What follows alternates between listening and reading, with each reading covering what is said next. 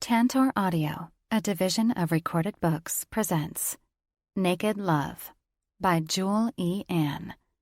Narrated by Stephanie Rose and Troy Duran. Chapter 1. You've ruined my life. The break of the ocean waves outside of my apartment does nothing to soothe my anger. His head cants to the side like he doesn't understand. Blue-gray eyes make a weak case for his behavior. I used to fall for that puppy dog look. Not anymore. That's it? You have nothing to say about ruining my life? You have nothing to say about your completely inexcusable, animalistic behavior? He shifts his large frame and scratches behind his ear before returning his focus to me. Emotion tingles my nose as more tears fill my eyes. I've worked so hard for this. My life was finally on track, and you've derailed it. Satan saunters off to the patio doors, leaving his back to me, thinking he can ignore me. I hope you're cursed with an eternity of anal itching, and I will make it my life's purpose to ensure you never find anything to hump again. Do you understand me? I hug my mangled hand to my chest. Eternal anal itching. No humping. He paws at the door. And stop scratching my door! Swarley whines. Why? I don't know. Nobody broke his paw today. Not all dogs go to heaven, and when I murder my sister's dog, he will not cross over any rainbow bridge.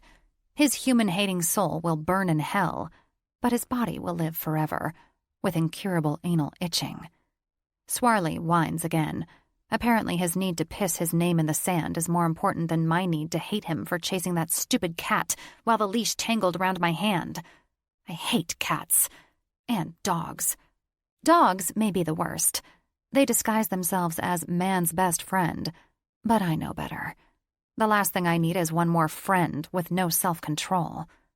Pain slices along my hand, shooting up my arm, as a cold sweat breaks out along my brow from the nausea settling into the pit of my stomach.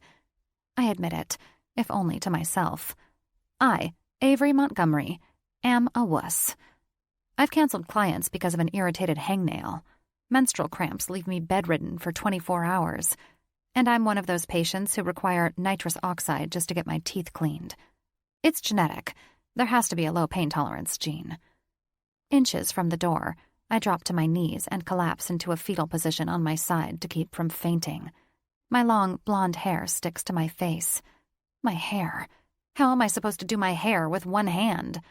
Bathe? Apply makeup? Latch my Chanel necklace or Tiffany diamond bracelet? Dear Heavenly Father, I know my relationship with you has been a bit parasitic. My bad. And I need to get my derriere to church. But if you could find it in your unconditionally loving self to give me the strength to not pass out, I swear to never use your name in the throes of passion again. Okay, I won't swear because I know you don't like that since I've sworn on the Bible one too many times only to have broken those sacred promises, but you get my point. I'm going to do better. I feel certain this is a coming to Jesus moment. The pain. It's so insufferable. The x-ray showed no broken bones, but I'm certain the extensive ligament damage is just as bad, if not worse. No amount of physical therapy will correct this. I'm ruined. Disabled at 29.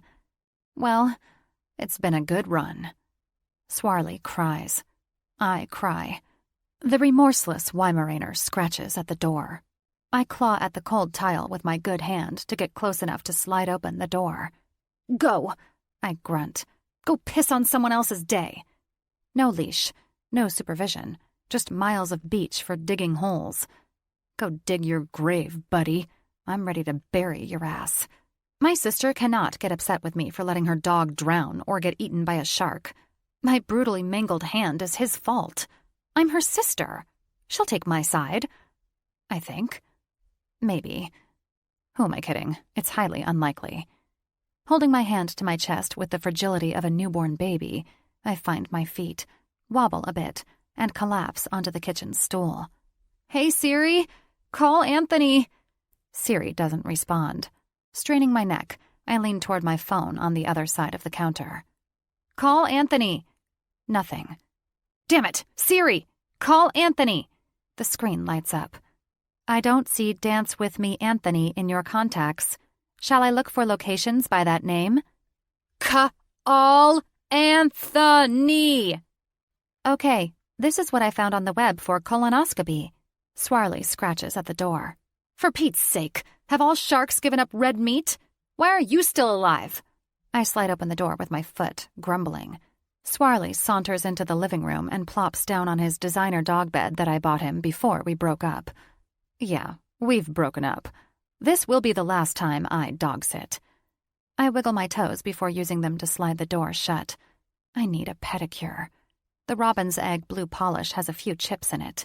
And it's been 2 weeks. 2 weeks since I've had one. Don't even get me started on the gnarly callus forming on my pinky toe. As the whirling nausea subsides, I shuffle around the counter to my phone and call Anthony. My everything. He's good at making money. You could never spend it all in a lifetime kind of money. And I like the challenge of trying to spend it all in one lifetime. We are a perfect fit. I went from a lowly massage therapist, barely scraping by each month, to managing LA's newest boutique spa that Anthony funded just for me, his angel. We've traveled the world together via private jet, luxury cars, and fancy yachts. Marriage is next. He's hinted to it so many times, especially when I've suggested moving in together. His parents are devout Catholics, and he wants to please them by doing things the right way. I can wait. Anthony, why aren't you answering your phone? It's almost 8 and I've had the worst day of my life. I need you to send a car for me. I can't drive. I sniffle. Swarley ruined my hand. A sob breaks from my chest because I'm in pain. My sister is gone. Anthony won't answer his phone. And I may never give another massage again. Swarley cocks his head at me. Maybe it's an apology. I can't forgive him. Not yet. At the moment, he's nothing more than another selfish male in my life, reacting on impulse with no consideration for my feelings. Except Anthony. He cares. It took many failed relationships, cheating asshats, and broken hearts to finally find a man who really cares about me. I think it's because he's older and more mature. He comes from a strong family, and I'm young, beautiful, and fertile. His words, not mine. Although I didn't argue with him. We're going to have 3 kids, a teacup poodle that doesn't need to be walked on a leash, a tummy tuck and boob job after our last child, and I'm going to be the center of my family's world. After an hour with no callback and no driver buzzing my door, I kick Swarley out to the sharks again, but he comes back unscathed. I dump some food into his bowl just before heading out to catch an Uber. Maybe my neighbor, Ronnie, will let him out later if I offer a free... No. Son of a biscuit. I can't offer a chair massage. Swarley robbed every bit of bartering power I have. A half hour later, I arrive at Anthony's sprawling estate, the castle where one day I will be his queen. The driver pulls forward so I can enter the code to open the security gate. I wonder if I will ever stop having these pinch-me moments that this is my life. Swarley's run-in with the cat probably ruined my chances of ever giving someone a good massage again. I will miss some of my favorite clients, but taking care of the day-to-day tasks around here will be a full-time job. Anthony? My voice echoes across the cathedral ceiling as I shut the front door. The grand marble entry gives way to an even grander split staircase. Miss Montgomery? Kim, Anthony's full-time cook, greets me in the foyer, curling a strand of shoulder-length black hair behind her ear. I envy her perfectly straight hair, flawless Asian skin, and shy demeanor. Her presence calms me. I hope when I move in here, Anthony keeps her here to cook for our family. She frowns as her gaze affixes to my wrapped hand hugged to my chest. Oh, dear. My sister's dog chased a cat on our walk. He didn't seem to care that the leash was wrapped around my hand. Supposedly, it's not broken, but I wonder if they read the x-ray wrong. It's the worst pain imaginable. Kim grimaces. I'm so sorry. Thank you. Me too. Where's Anthony? I tried calling him. He's in his office. Thanks. I take a few steps toward his office and turn back to Kim. You're here late? Mr. Bianchi requested I make some meals and freeze them since I will be on vacation next week. Oh, lovely. Where are you going? Kim's expression morphs into something between nervous and scared. I shake my head. Sorry, it's none of my business. I hope you have a nice trip. We'll probably eat out most of the time. I gesture to my hand. Clearly, I won't be doing any cooking. A constipated smile settles onto Kim's face as her head dips into a cautious nod. I knock twice on Anthony's office door. Come in. I ease open the solid cherry door. There's my angel. Anthony shuts his laptop and leans back in his leather chair behind the presidential-looking desk. He's 20 years my senior, but at 49, he's the sexiest silver fox I've ever seen. Okay, maybe the second sexiest silver fox I've ever seen. I once dated a guy in his early 50s who looked like the Pretty Woman version of Richard Gere, but with straight teeth and more muscle definition. He died unexpectedly during a routine procedure to repair a hernia. I wasn't in his will. Apparently, 3 months of deep-throating isn't enough to get as much as a pair of diamond and white gold cufflinks. Lesson learned. Anthony has an odd-shaped nose, like a 3-year-old's first attempt at molding putty, and it's a bit too big for his face. He tastes of thick, molten whiskey and the clashing flavor of spicy, full-bodied, hand-rolled Cuban cigars. I used to be more of a minty mouthwash kind of girl, but I've grown accustomed to his particular taste. Money. Anthony Bianchi Jr. tastes like money, and he treats me like a queen. I've tried the sweet, nice guy route. The jock, the teacher, the aspiring actor, the musician. I've tried the bad boy route. The tattoo artist, the wannabe rock star, the guy who always carried a gun but couldn't tell me why. They are all cheaters with no direction and clueless when it comes to knowing how to treat a woman. Angel, what happened to your hand? He stands and closes the distance between us. Don't touch it! I cringe, angling my body away from him. I'm not. What happened? Swarley happened. Where have you been? I shoot him a teary-eyed look. I called. You never answered. You didn't respond. Ingrid took me to the hospital. Ingrid? My head juts forward. Yes, Ingrid.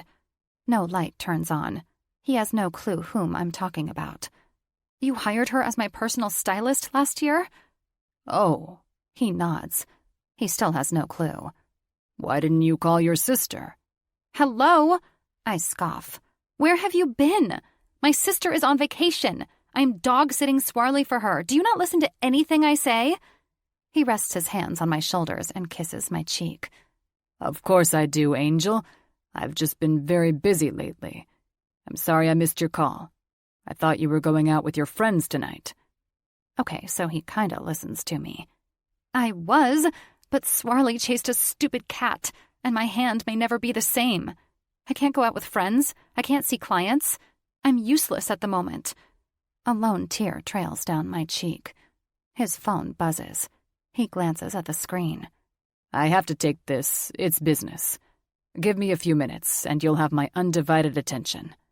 I nod, wiping the tear I thought he'd wipe away with the tender pat of his thumb, or kiss away with those full, ruddy lips. Never mind. I got it. He can catch the next one. After he slips out of his office to take the call, I collapse into his desk chair, relishing the buttery leather that molds to every curve. I bet it cost more than my first car. My phone chimes. It's my niece, Ocean, FaceTiming me. In spite of my horrible day, I grin. When I swipe to accept the call, the screen goes black. My battery is dead. Of course it is. Par for my day. Anthony's laptop is a Mac, so I flip up the lid to use his FaceTime to call her back. I click to shut out of the window he has open, but it doesn't close. It plays instead. It's a video. My body goes rigid for a split second before collapsing in on itself. The weight of utter shock and disbelief drags me to the depths of hell like an anchor off the side of a boat. That abused organ behind my ribs slows from the sludge of anger crawling through my veins. The only part of me that moves is the cold sweat beating along my skin and the bob of my throat as I try to swallow the truth. The truth? Anthony stuck his slightly bent dick into Kim, and he recorded it. My head eases to one side and then the other.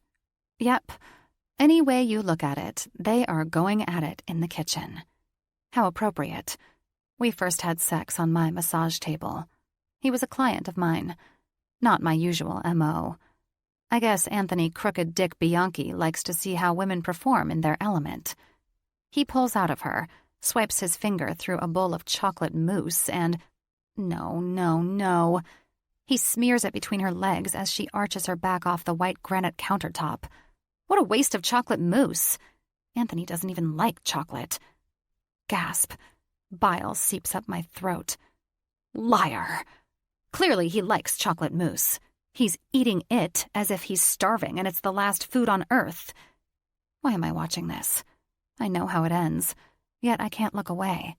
Even worse, my finger inches to the volume button. I tap it once, twice, 3 times until his moans fill the room, accompanied by Kim chanting, "Tony, Tony, Tony." Wait a damn minute. He told me his name is Anthony, like Saint Anthony. Period. Not Tony. No nickname. Avery? My head snaps up. I don't shut the computer. I don't mute the volume. Tony's jaw ticks, eyes wide and flitting between me and the computer. Spread them wider, my little angel. He grimaces at his recorded voice full of lust, and my eyebrows shoot up. Well, I was raised to believe there is only one God, but many angels. Kim's skin is beautiful. Some might say angelic. Moans and the intermittent slurping of St. Anthony enjoying his mousse keep us both entranced. Who will speak first? Me. I'll go first. So you do like chocolate, Tony? Avery? Anger purses his lips as he takes 3 long strides forward, slapping the laptop shut. I can't even. Nope. My world is gone. Swarley is off the hook. I can't even feel the pain in my hand at the moment. I can't feel anything. Disbelief is a long-lasting shot of anesthetic. Why were you snooping on my computer? I choke on a laugh as it attempts to break free. Why were you sticking your bent dick in Kim?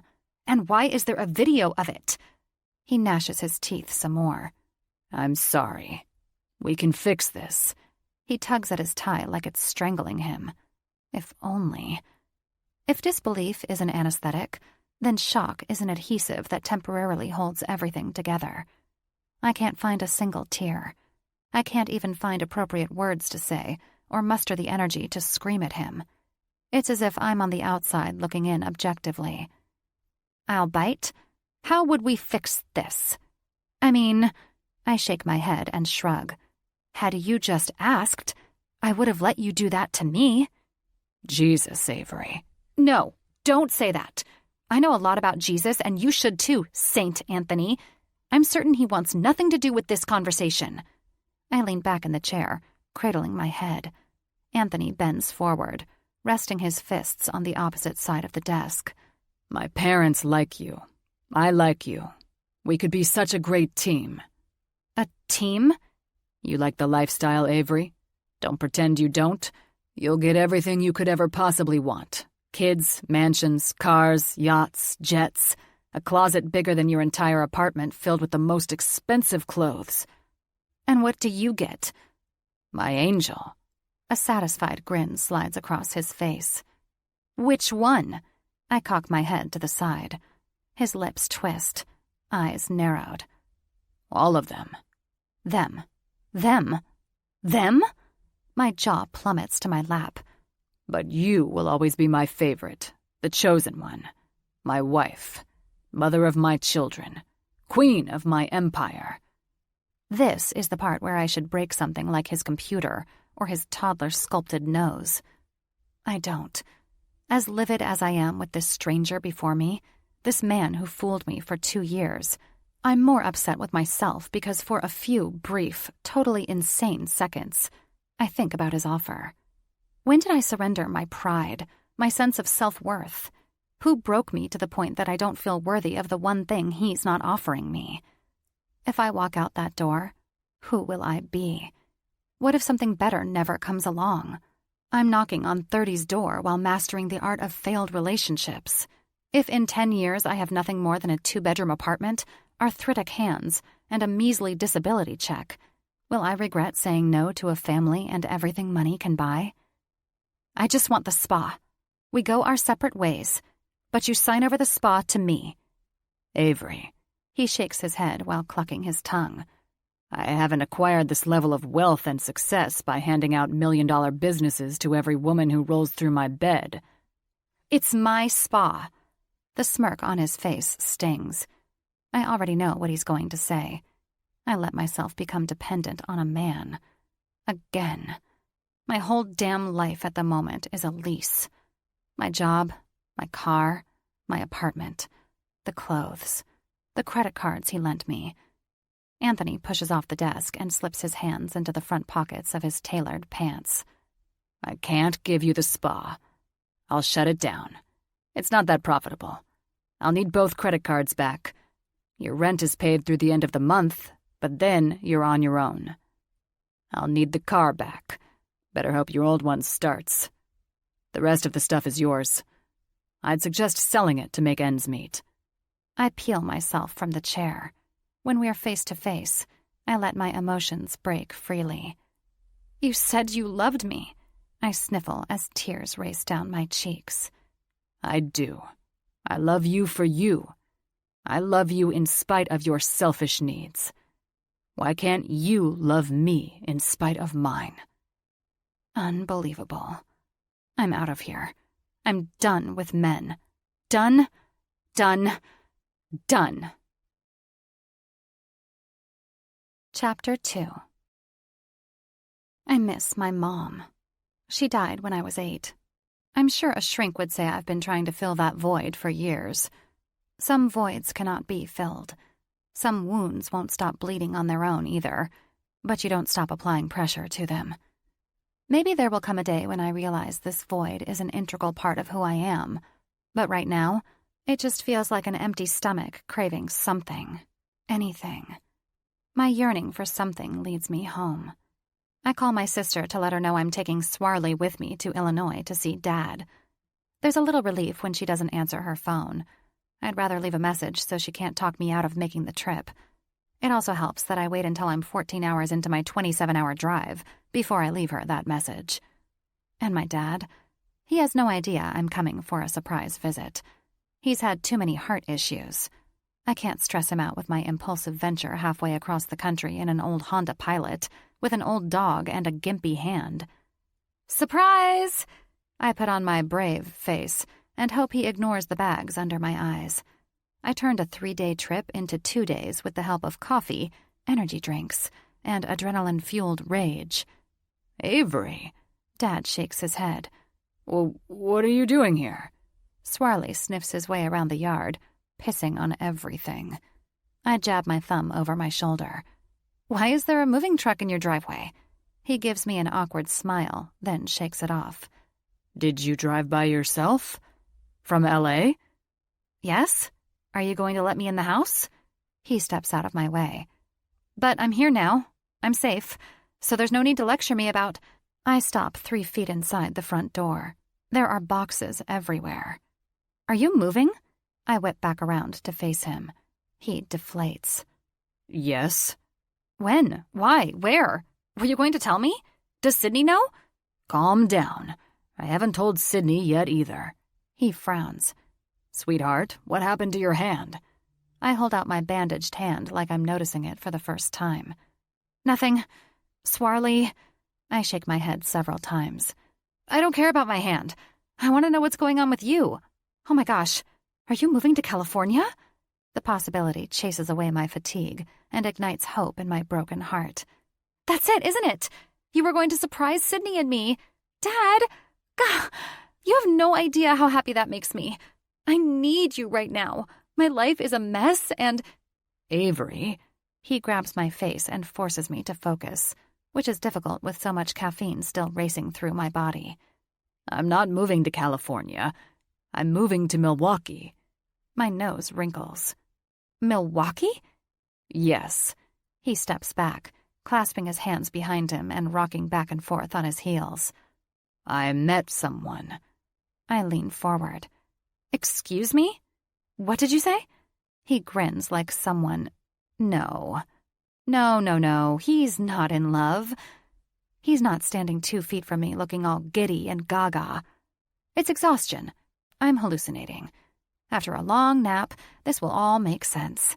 The moving truck will disappear. The boxes will vanish. My hand will be healed. And I'll have more than designer handbags and shoes to show for my 2 years with Anthony. Dee. He sighs while his mouth settles into contentment. What's a Dee? Not what, Avery. Who? Dee is the woman I met online. She lives in Milwaukee. You're going to love her. Wrong. I hate her already. She was in the Peace Corps for a little while, years ago. That's where she met her husband. He died 3 years ago. We connected through her church's chat room. Now she organizes mission trips. I'm going to go with her after we get married. What the actual fuck? Is it a brain tumor? Dad cants his head to the side. Is what a brain tumor? I laugh. This? The moving truck, the Dee woman, church chat rooms? Really? Oh, and let's not forget that you just said you're getting married. Married? I bite my lips together, feeling overwhelmed with everything. How long did the doctors give you? Massaging his temples, he stares at his feet. Avery, I know it's a lot to take in. Dee and I wanted to tell you and Sydney together, but the house sold so quickly, and I didn't want to tell you over the phone. It's just been crazy, but you girls are grown, and you have your own lives out in California. I only see you when I make the trip out there, and this relationship with Dee just sort of happened. I really believe God brought her into my life. You've had sex with her? Avery Lynn Montgomery, you are out of line. No, I haven't even met her face to face. I won't have sex with a woman until it's blessed by God. I stab the fingers of my good hand through my hair and tug at it. Oh my gosh, this isn't happening. You haven't met her? You're planning on marrying a woman you have never met? Dad, what is wrong with you? She may not even be a woman. You're going to get a dick up your ass on your wedding night. How can you be so irresponsible? Enough. I will not have you disrespect Dee. I will not have you disrespect me in my own house. I blink away the tears. This is all too much. What the hell is happening to my life? Avery, his voice softens. Come with me to Milwaukee. I know when you meet her, you'll see what I see when I video chat with her every day. I'm leaving in the morning. Just... He takes my good hand. Please. I haven't felt this way in many years. Dee is a guy with a big dick who likes to wear women's clothes. This won't end well. But he's my dad. Fine, I sigh. But my car is acting up. I fear it won't make it to Milwaukee. I'll check it out. At least if you follow me, you won't be traveling alone. He shoots me an accusatory look. We've come full circle. No, I roll my eyes. I'll just be traveling like a snail because you never drive the speed limit. The 5.5-hour drive takes us 8 hours by the time we stop every 30 miles for old man prostate issues. As luck would have it, my Honda Pilot completely craps out 2 miles from Dee's house. Dad calls to have it towed to the nearest garage, and we grab some coffee before arriving at Dee's. I'm nervous. As we walk to her door, he shoots me a stiff smile. He's in love with a stranger he wants to marry, and he's nervous about meeting her for the first time. Sounds about right.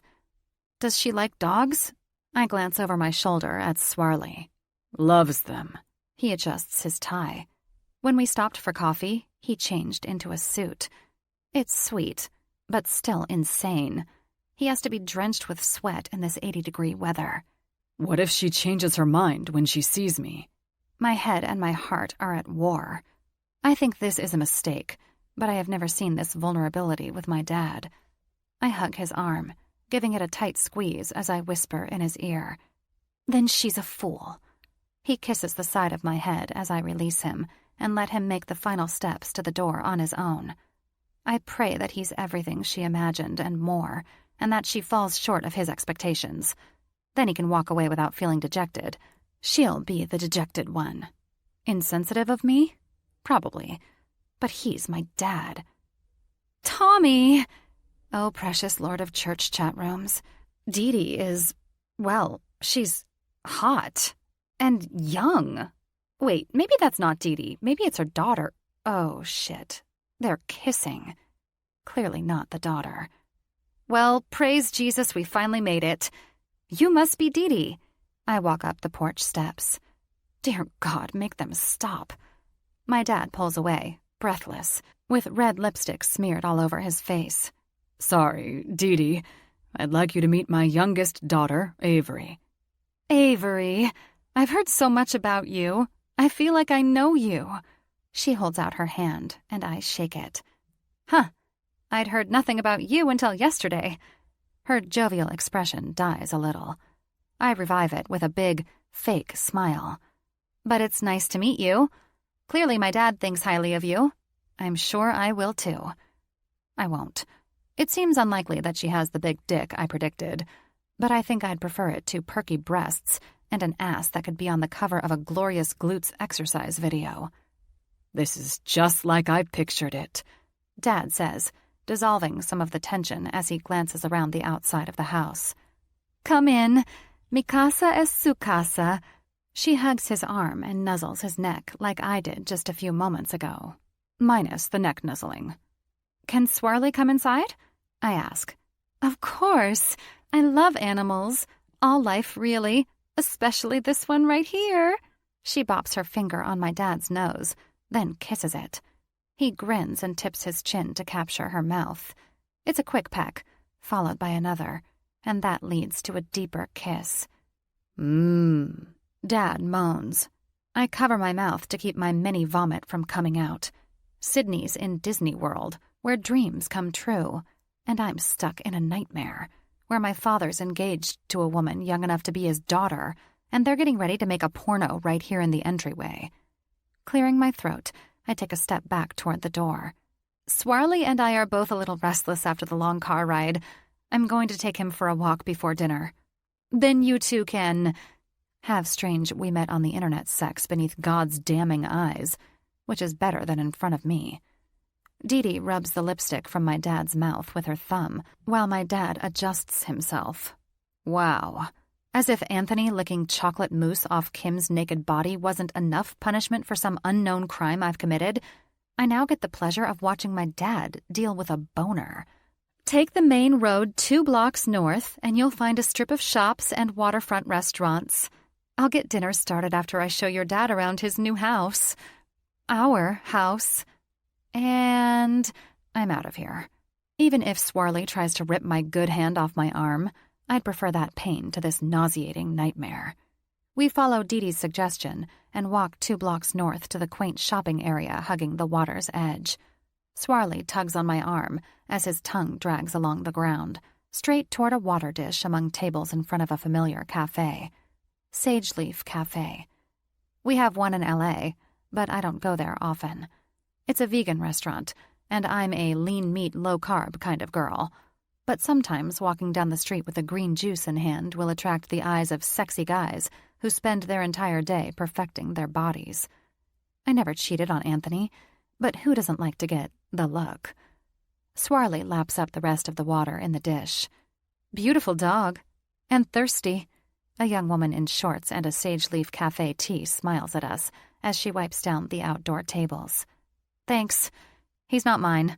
She collapses the sunshades on the tables, her dark, curly hair escaping the messy bun that looks like it's had a long day.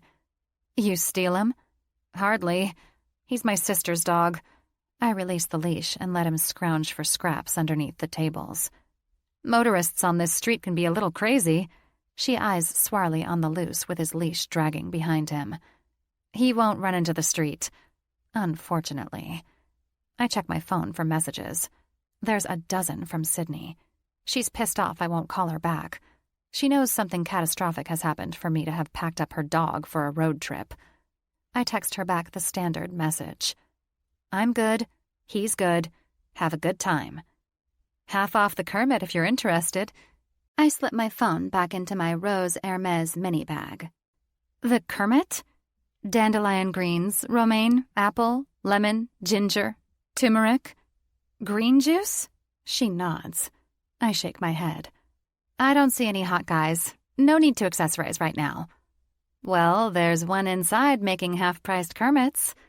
I'm not in the market for any guy. I've had my hand and heart destroyed in the past 5 days by the male species.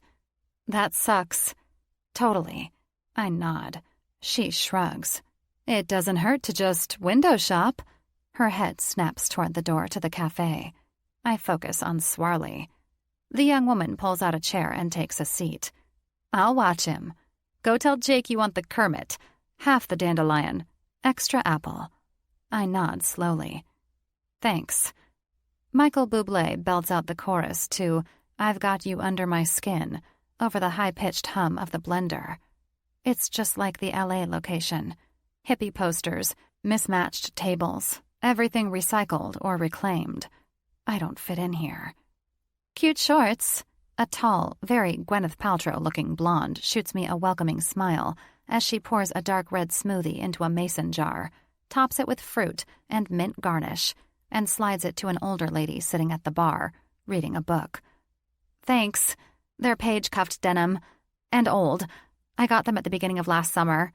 My boyfriend decided to screw his cook before I could acquire a new wardrobe for this summer. She laughs. I don't know anything about page-cuffed denim, and my wardrobe is from 5 years ago. And even then I got it from a secondhand store. But I'm sorry to hear about your boyfriend cheating on you. 5-year-old clothes from a secondhand store. I just want to hug the poor thing or take her shopping. Yeah, all men are lying, cheating, monkey-spanking dick cheese. The deep rumble of a man clearing his throat startles me.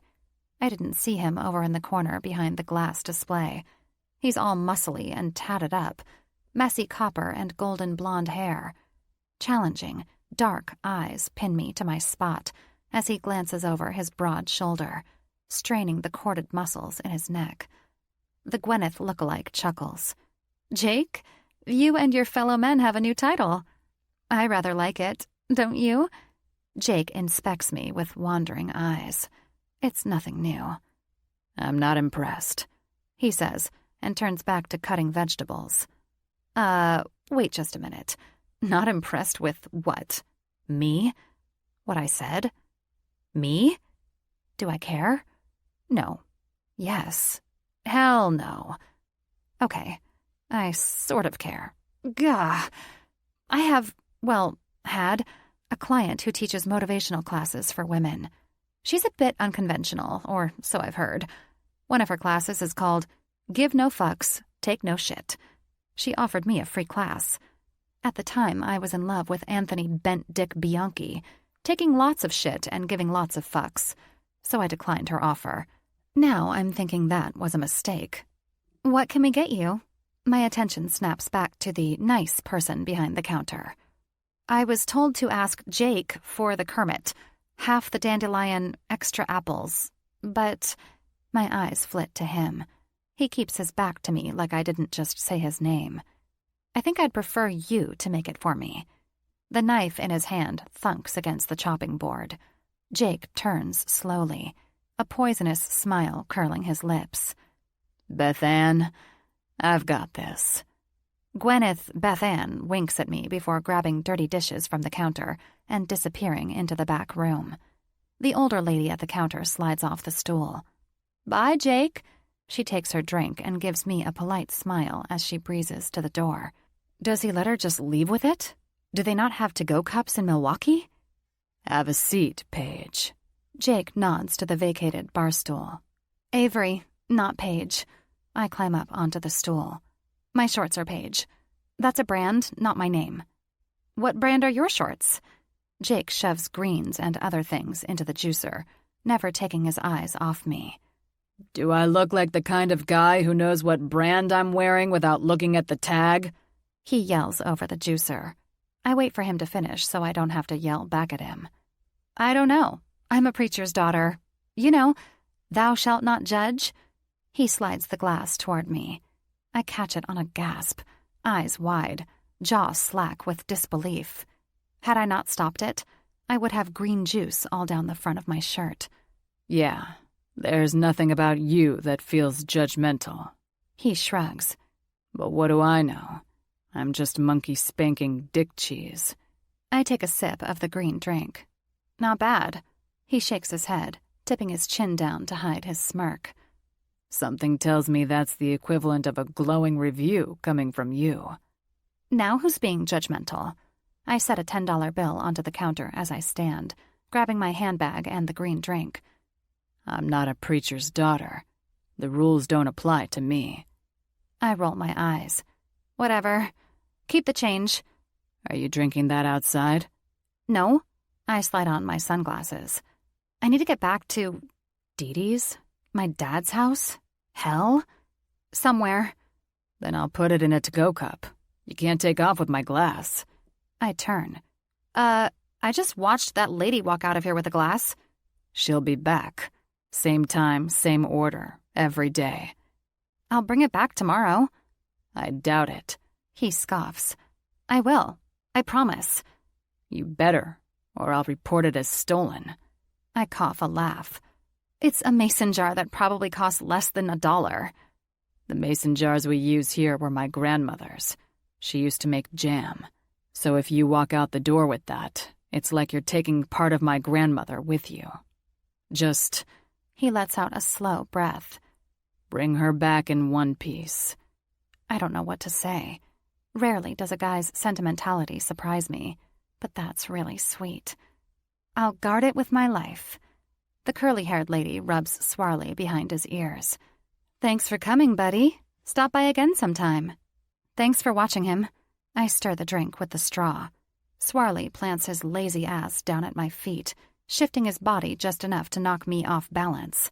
I stumble back a few feet. Crash. The jar of juice splatters and shatters on the ground. Swarley! Oh my gosh, no. I'm so sorry. He bumped me and I couldn't keep a hold of the glass because my other hand is ruined and... Hey, it's fine. Really. It was an accident. No big deal. Just watch out for the glass. She hunches down, hugging Swarley so he doesn't move. Jake, come here. Hurry. Kissing the side of Swarley's head, she baby talks to him. Don't want this handsome guy getting glass in his paws. His paws? I have green juice splattered all over my Tory Burch Riva flats. Jake gives me a hard look as he steps over the glass, picks up Swarley, and carries him away from the dangerous mess. I'm so sorry. She waves me off as we bend down to pick up the pieces. It's no big deal. It's a huge deal. I broke his grandmother's jar into 1,000,000 pieces.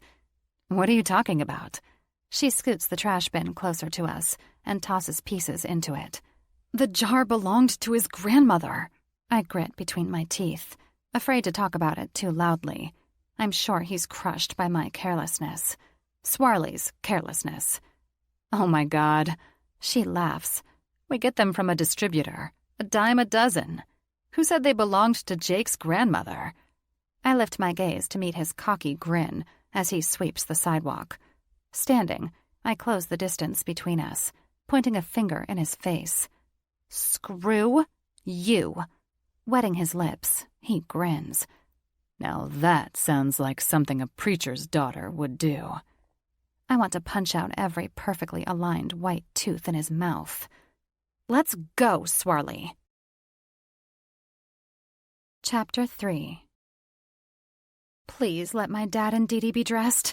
Please let Dee Dee be older than me by at least a decade. Please wake me up from this nightmare that's become my life. No such luck.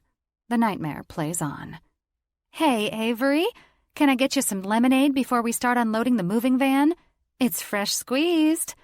Swarley makes friends with the maple tree and half of the shrubs along the front of the house, while I force a smile.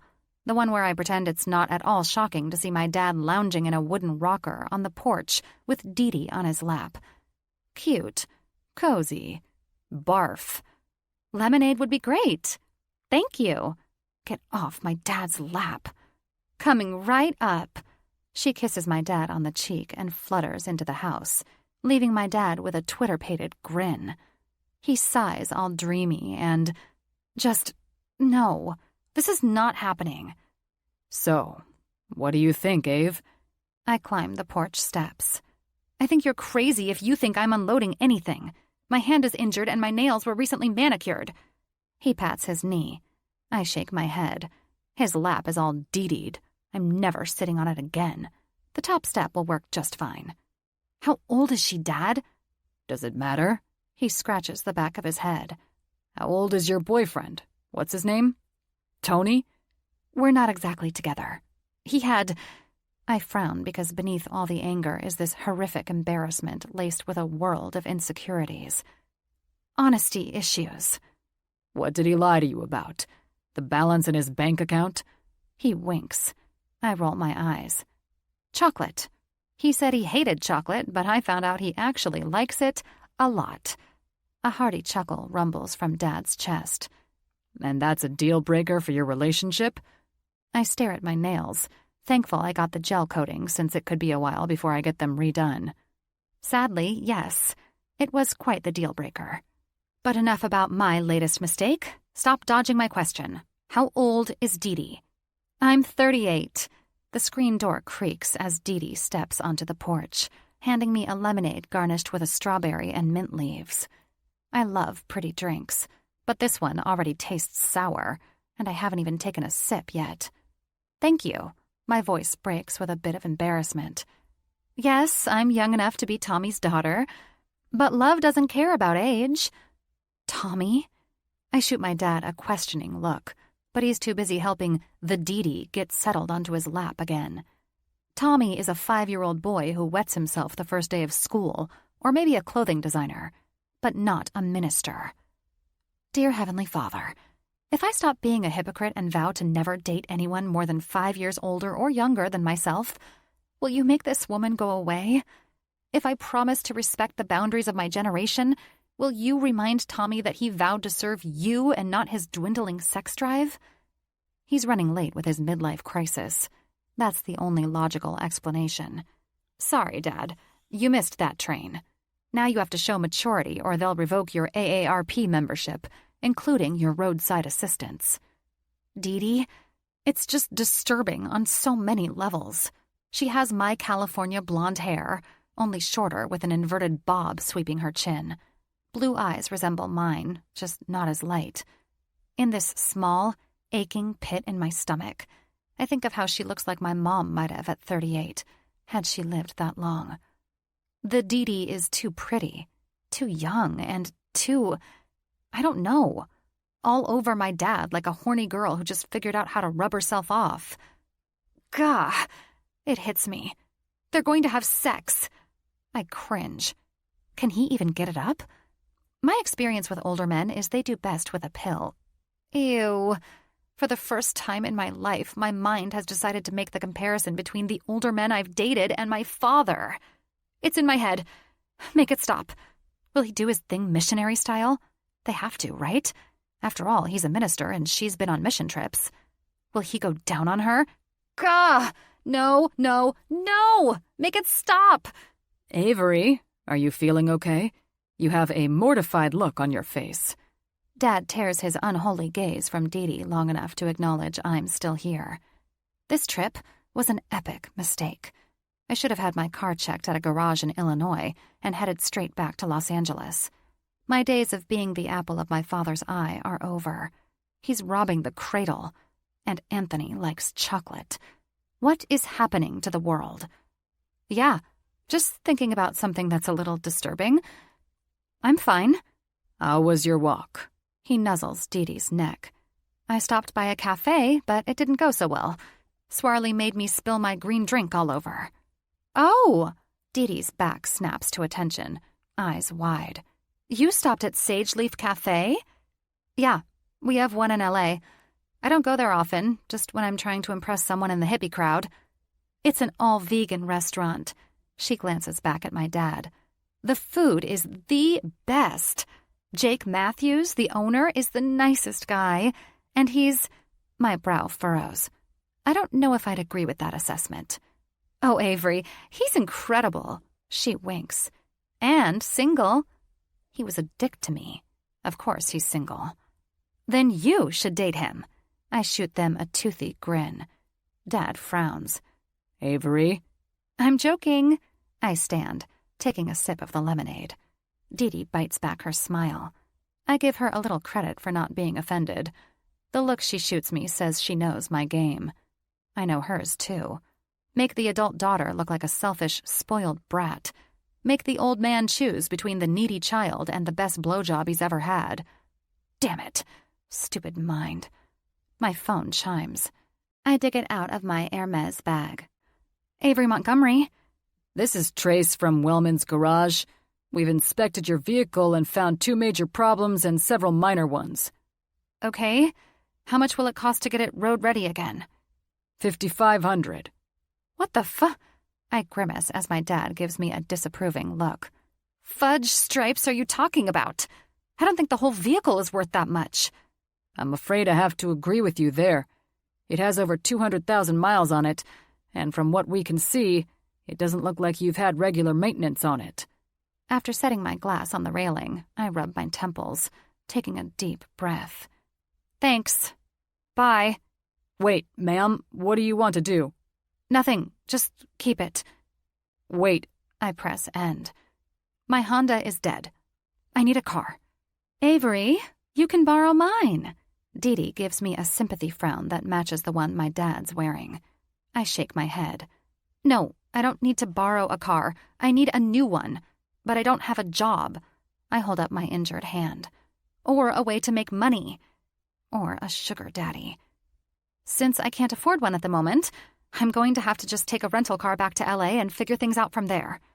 Avery, I don't want you driving all the way back there by yourself. I'm not at all happy that you drove to Illinois without someone with you. It's not safe for you to travel alone. I nod toward my nemesis. I have Swarley. An old dog. Not good enough. Maybe we should drive you home. No. Even Swarley jumps to attention at my adamant refusal to drive all the way to Los Angeles with my father and the Dee. My apology comes in the form of a stiff smile. Swarley likes to sprawl out, taking up more than half of the back seat. It would be a miserable trip for the 3 of us with him and all of my luggage. Avery, I'm not letting you go by yourself. Let's not worry about this right now. I'll get something figured out. Hitchhiking. Leaving Swarley behind and flying home first class. Slitting my wrists. Anything that doesn't involve road tripping with them. Dee, do you need help with dinner? Thanks, but it's all in the Instant Pot. Just 20 more minutes. Okay? I smile. Then let's, I jab my good thumb over my shoulder. Get your things unloaded from the van, Dad. Your hand. Dee removes herself from my father's lap. You go inside and rest, Avery. I'll call over a few neighbor friends to help out. We'll have this unloaded in no time. I have one good hand. I can carry some light stuff. Sit. She points to the empty chair that my dad vacated because it's a new law that he and Dee have to stay within fondling distance of each other at all times. Fine. I roll my eyes and take a seat in the chair, having had no real intentions of helping unload the truck. I'm trying to not pop any more pain pills for my hand, but it aches at the moment. 10 minutes later, half the neighborhood arrives to unload my dad's stuff. As the worker bees pass in and out of the house, I hug my injured hand to my chest so they know I'm wounded and not simply lazy. Hey, handsome dog. Fancy seeing you again. My head snaps up from my phone screen at the sound of Beth Ann's voice, one of the nice ones from Sage Leaf Cafe. She shoots me a grin while carrying a box up the steps. Hello again. Hi. Wow. Small world. You live in the neighborhood? She jerks her head to the side. 2 houses over. I love this neighborhood, especially Dee. She's the bomb. Before I can add my opinion on Dee being the bomb, Beth Ann continues into the house with the box. When she returns, she wipes her brow and leans against the porch railing. I'm Beth Ann, by the way. I nod. Yes, I heard Jake say your name. I'm Avery. She nods. How do you know Dee? She's my father's belated midlife crisis. My dad met her online. Oh my God, you're one of Tom's daughters? With a tight-lipped smile, I nod. Dee has been talking about him nonstop. She's so in love. I talked her off the ledge of a nervous breakdown the night before she asked him to marry her. Wait, She asked him?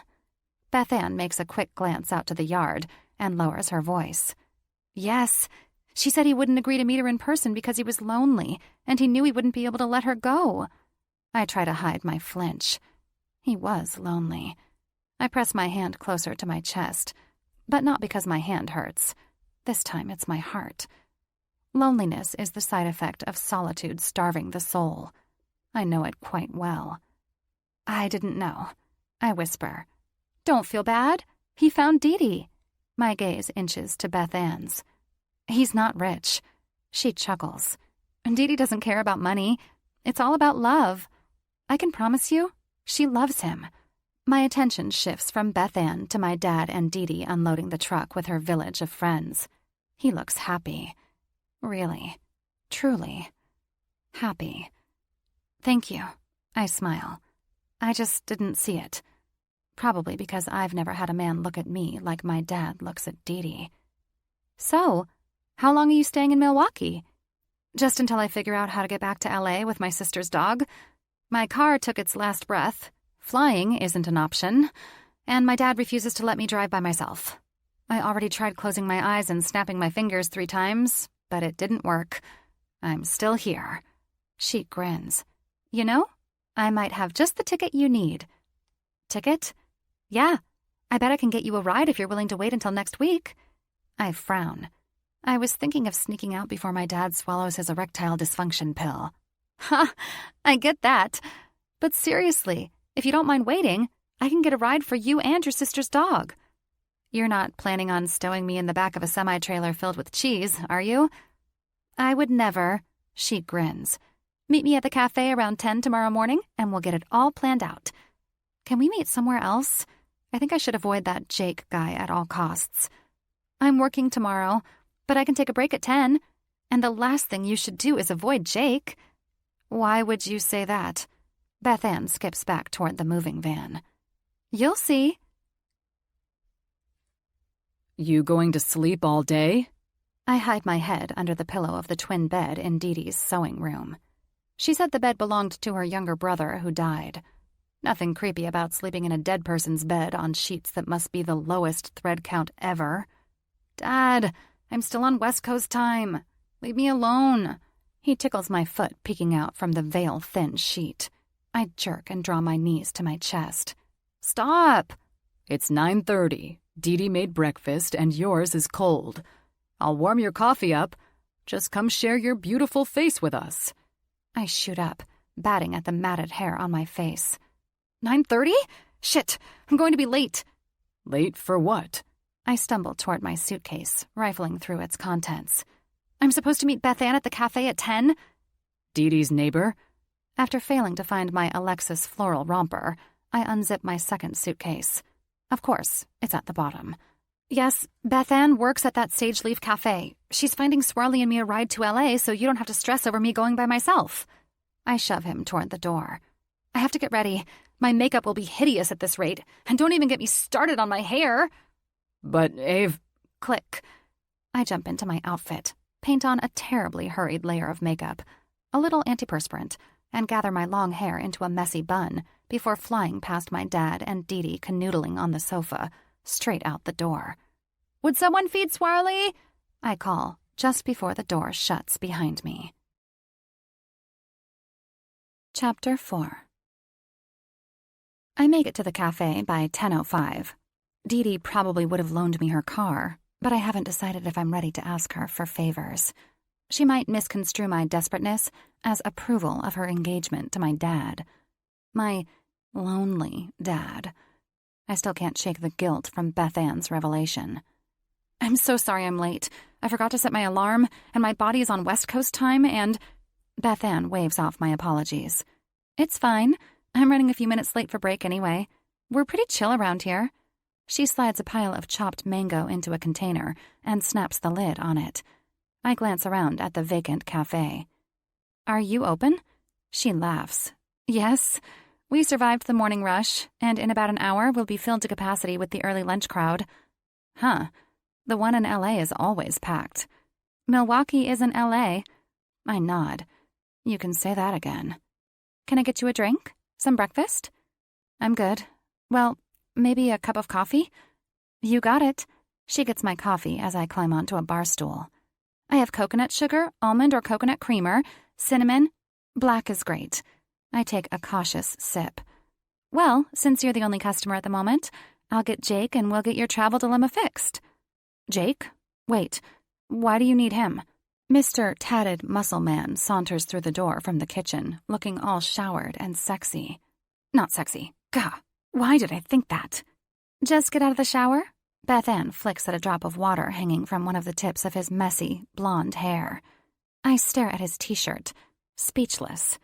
He glances down as if he doesn't know what it says. It's new, Paige. Do you like it? My gaze snaps to his.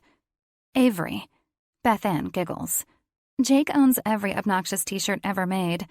He rubs his hand over his chest like he's caressing the words.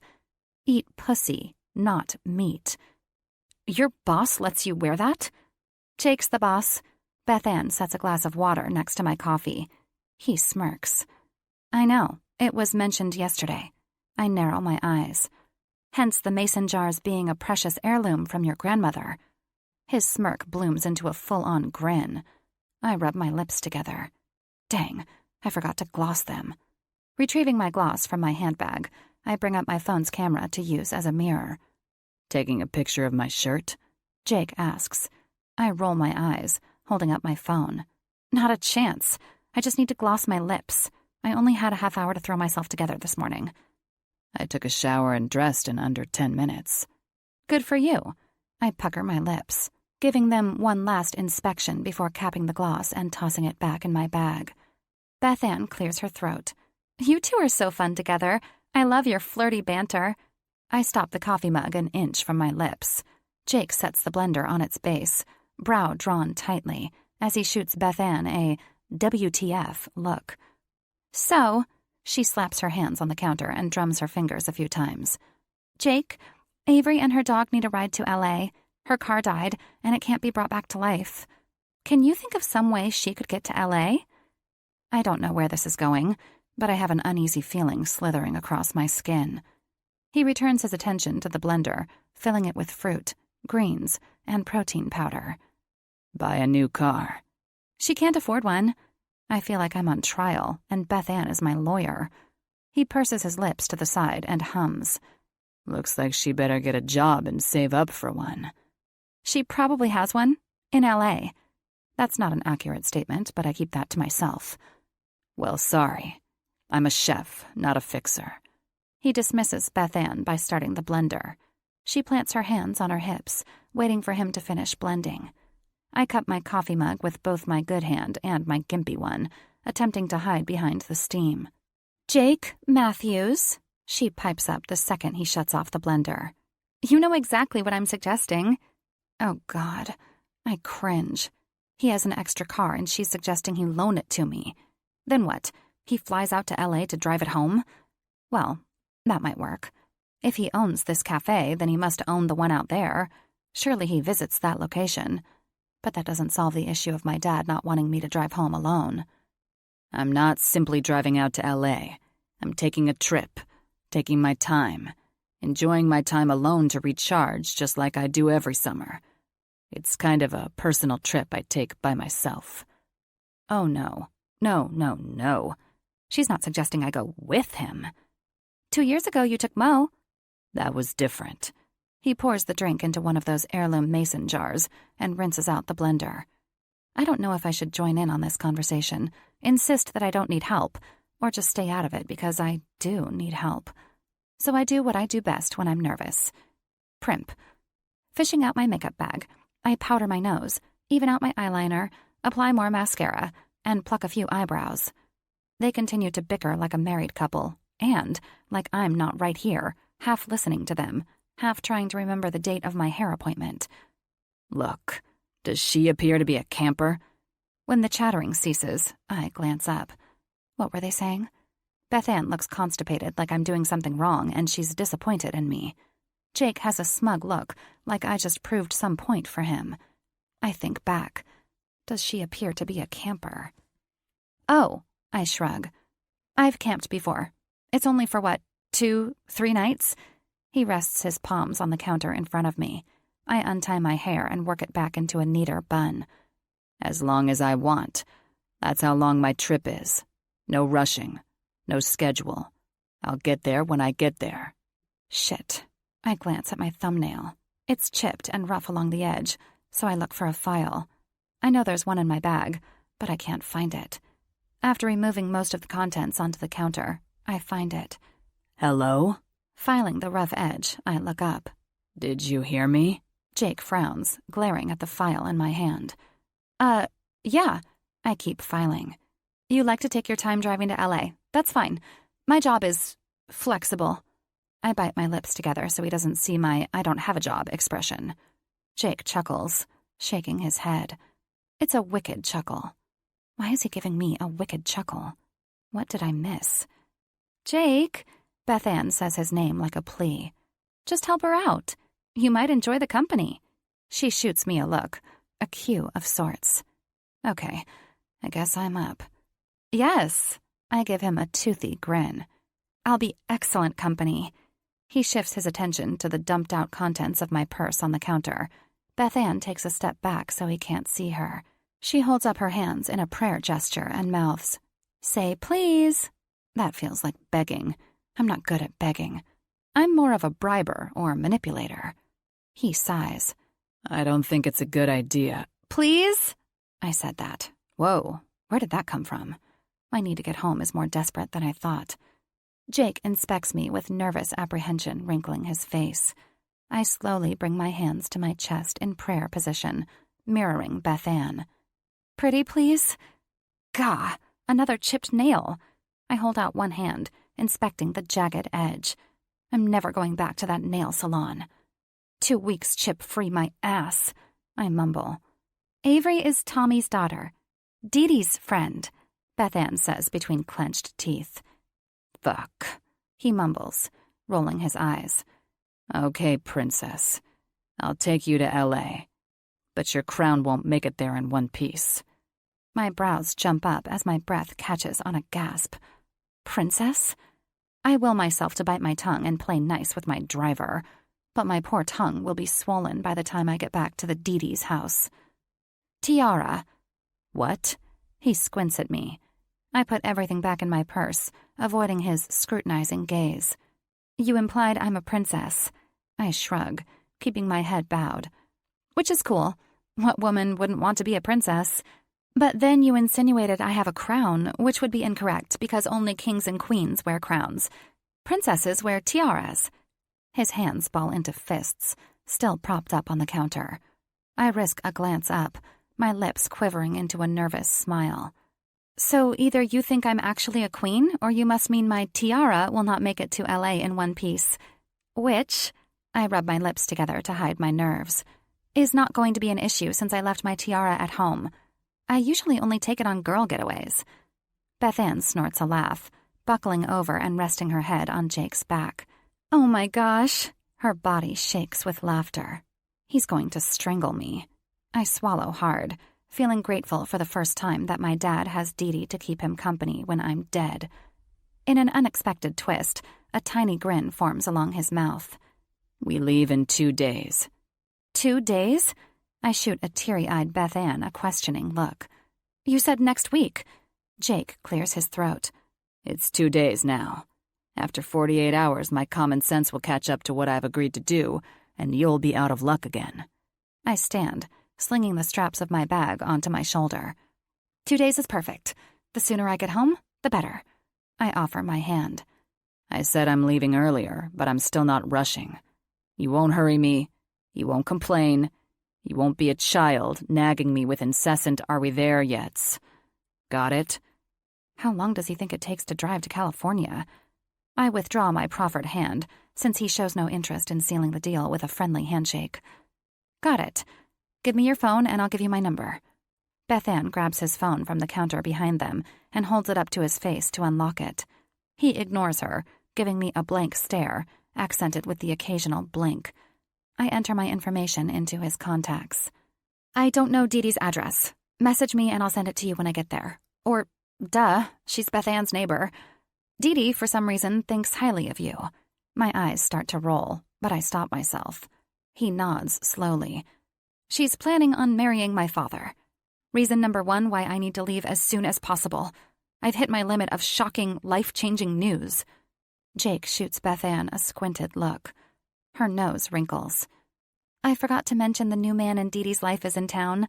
I helped him move him into our house yesterday. And they are getting married. Sorry.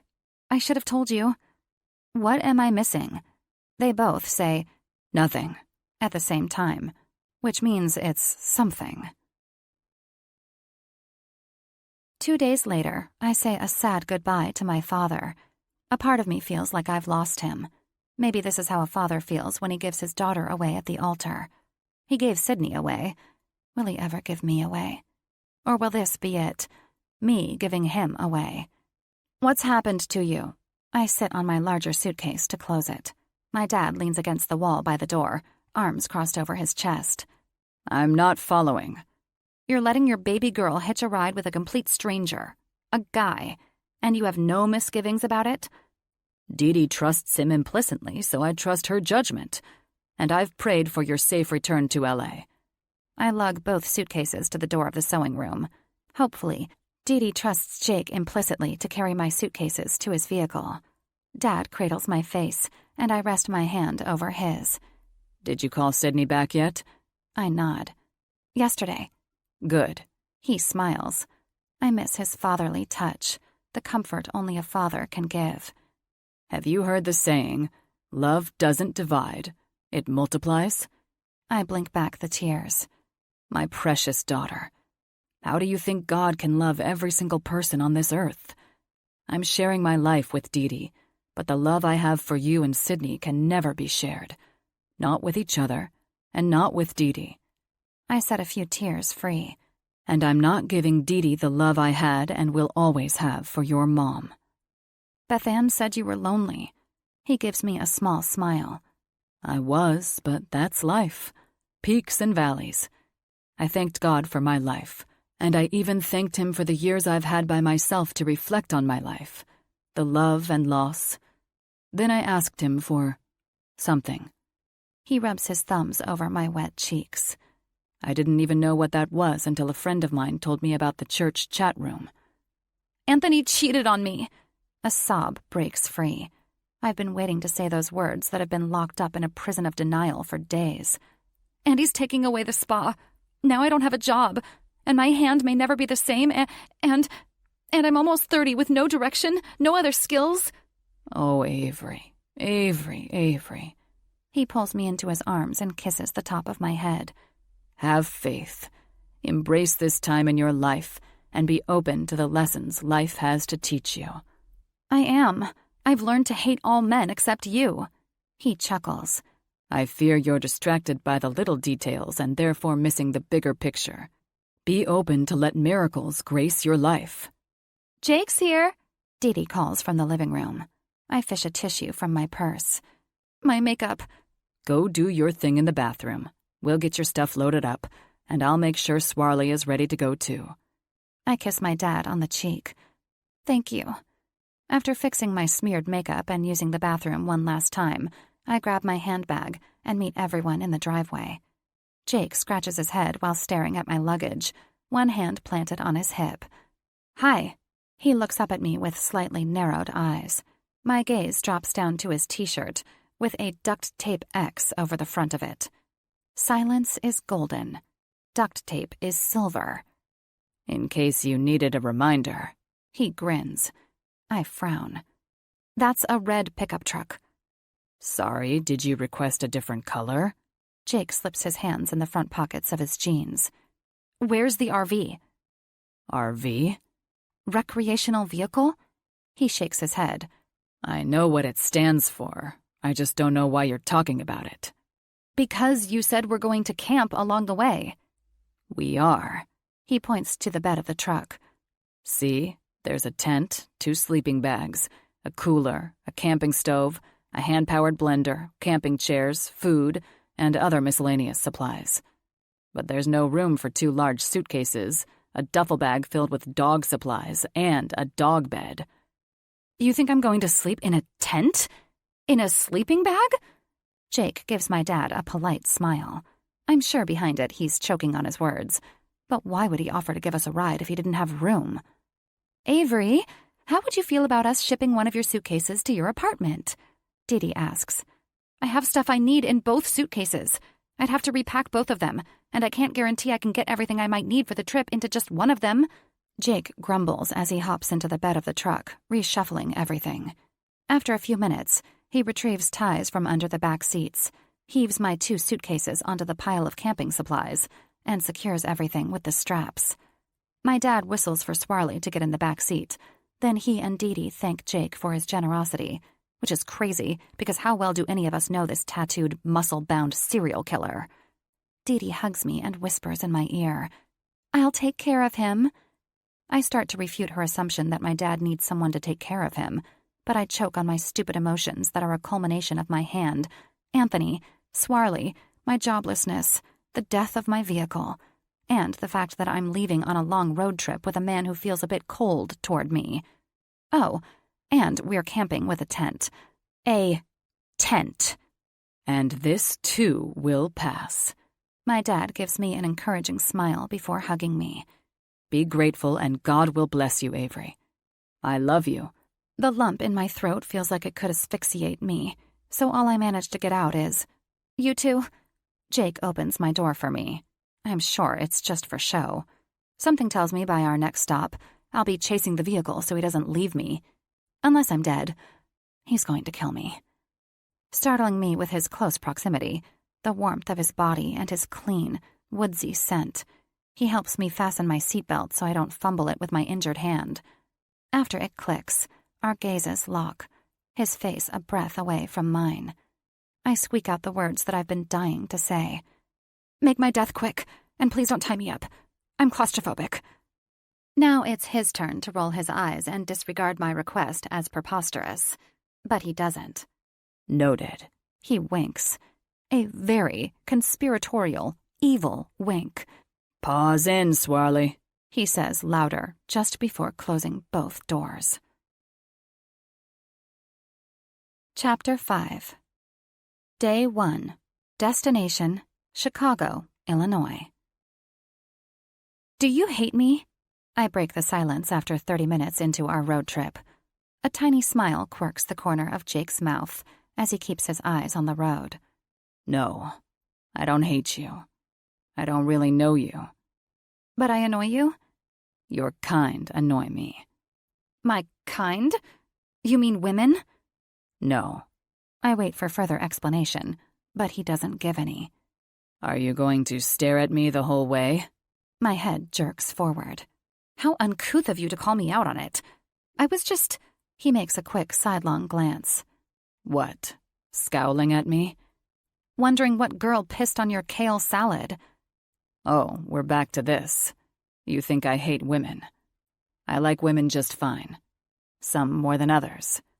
Some kinds more than others? Another amused purse of his lips. Yes, I suppose that would be accurate. I'm not stupid. Good for you. His indifference and perfect skin irritate me. I was valedictorian in high school. Jake drums his fingers on the top of the steering wheel a few times. I turned down a scholarship to the University of Illinois. Drawing in a slow breath, I wait for his response. No response. Did you go to college? Nope. Not even culinary school? Nope. Probably a good thing.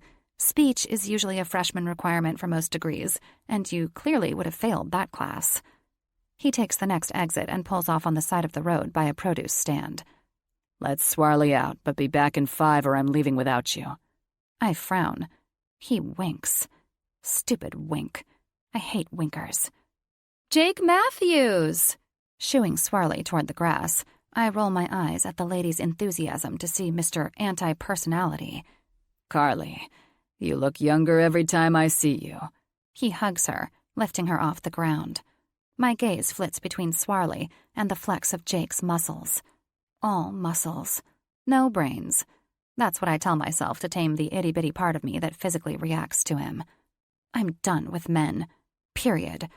I just turned 45, but I feel better than I did at 35. I like this. Carly ruffles Jake's thick, blonde hair. I bet all the girls like it. She winks. Great. Another winker. What you got today? He follows her to her produce stand. All the berries. Blue, black, strawberry, and raspberry. I also have asparagus and red leaf lettuce. Sold. He pulls out a wad of cash from his pocket, shooting me a quick glance, eyes squinted against the sun. I jerk my attention back to Swarley. Oh, Swarley, no. He pooped. I suppose it's better now than passing his lethal gas in the truck. I grab a poop bag from the back seat of the truck. As Swarley sniffs his way back to me, I cringe. He has a piece of poop hanging from his backside, suspended by a long hair, probably one of mine, that he ate. This dog hates me on every level, conscious and subconscious. Hi, I smile at Carly. Hi, darling. She gives Jake an inflated grin.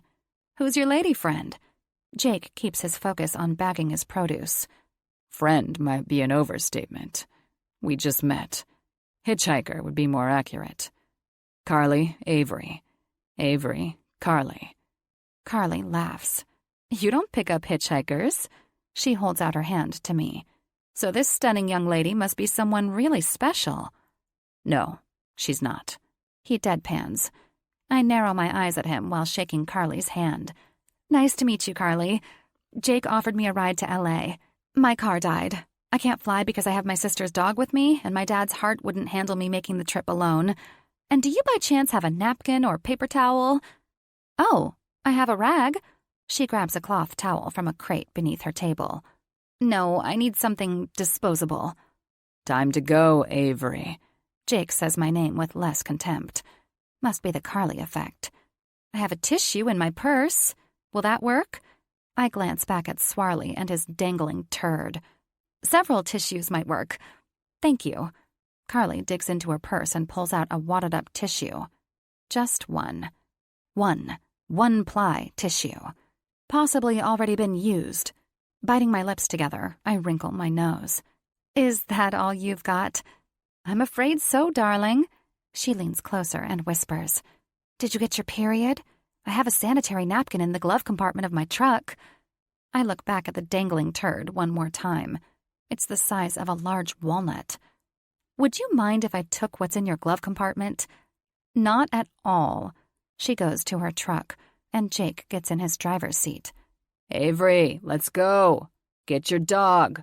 Just a minute. Carly hands me the wadded sanitary napkin. Thankfully, it's simply old, not used. Thank you. I really appreciate it. No problem. It was nice to meet you. You've got yourself quite the guy there. I find my fake grin. He's something, all right. Bye, Carly. I press the pad together in my good hand like a puppet. It slips out, falling to the ground, so I pick it up and remove the paper strip. The adhesive isn't the best, but it should keep it from slipping from my hand while I nab the dangling turd. Avery, in the truck or you're getting left behind. I said just a minute. I whistle for Swarley. He comes right to me. A miracle. Hold still. I rest my injured hand on his back to steady him while I move in for the kill. Hold still! He wiggles, arching his body to sniff the pad in my hand. I chase him in circles. Swarley, would you just stop and hold still? True to his evil nature, he wiggles more, whipping the turd every which way, making it impossible to nab it. What the hell are you doing? I glance back at Jake as I continue to chase the turd in a circle. He has a chunk of poop dangling from his backside. Do you really want him getting in the back of your truck with it? He crosses his arms over his chest, widening his stance. Hurry up. Hurry up? I step away from the chase, squaring myself to Mr. Not Helpful. He grins that perfect surfer grin, with his stupid perfect hair all perfectly messed up and that annoying twinkle in his blue eyes. I hate him. Yes, chop chop, Avery. He glances down at me with amusement gleaming across his face. My teeth gnash together. I have one good hand. I hold up my left hand and move my puppet pad in his face. A single eyebrow lifts up his forehead. Is that a period pad? Hold Swarley. I shoot him a narrow-eyed challenge. After a stare-off, I win. Jake brushes past me and hugs Swarley to his body. You've got 10 seconds before I leave you behind to work for Carly. I lift Swarley's bobbed tail and grab the hair-bound turd. Got it! I stand. Swarley dashes off to the truck when Jake releases him. I grin, feeling a mix of disgust at the turd in the folded pad and a twinge of triumph that I got it without any poop on my hands. Plop. The pad slips out of my hand, landing turd side down on the top of my sandaled foot. Ew! I jerk my foot, but the moist turd is stuck, and so is the pad. Ew, ew, ew! Get it off! Clean up and get in the truck. Jake saunters off, leaving me jumping on one foot while trying to fling off the turd and pad with my other foot. The growing crowd at Carly's produce stand watches in amusement. The burn of embarrassment crawls up my neck. I bend down and flick the pad off, leaving a smeared streak of shit on my foot and the toe strap to my sandal, my $300 Italian leather sandals. I stomp back to the truck with a permanent cringe of disgust affixed to my face. Jake rubs a hand over his mouth. The bastard is laughing at me. Don't speak. I reach over the seat and grab his water canteen. That's not... Shut it! I snap, shooting daggers at him with one look. I unscrew the lid and pour. Shit! Jake clears his throat. It's green juice. I see that. Where's my water? You didn't bring any. He pops a blackberry into his mouth.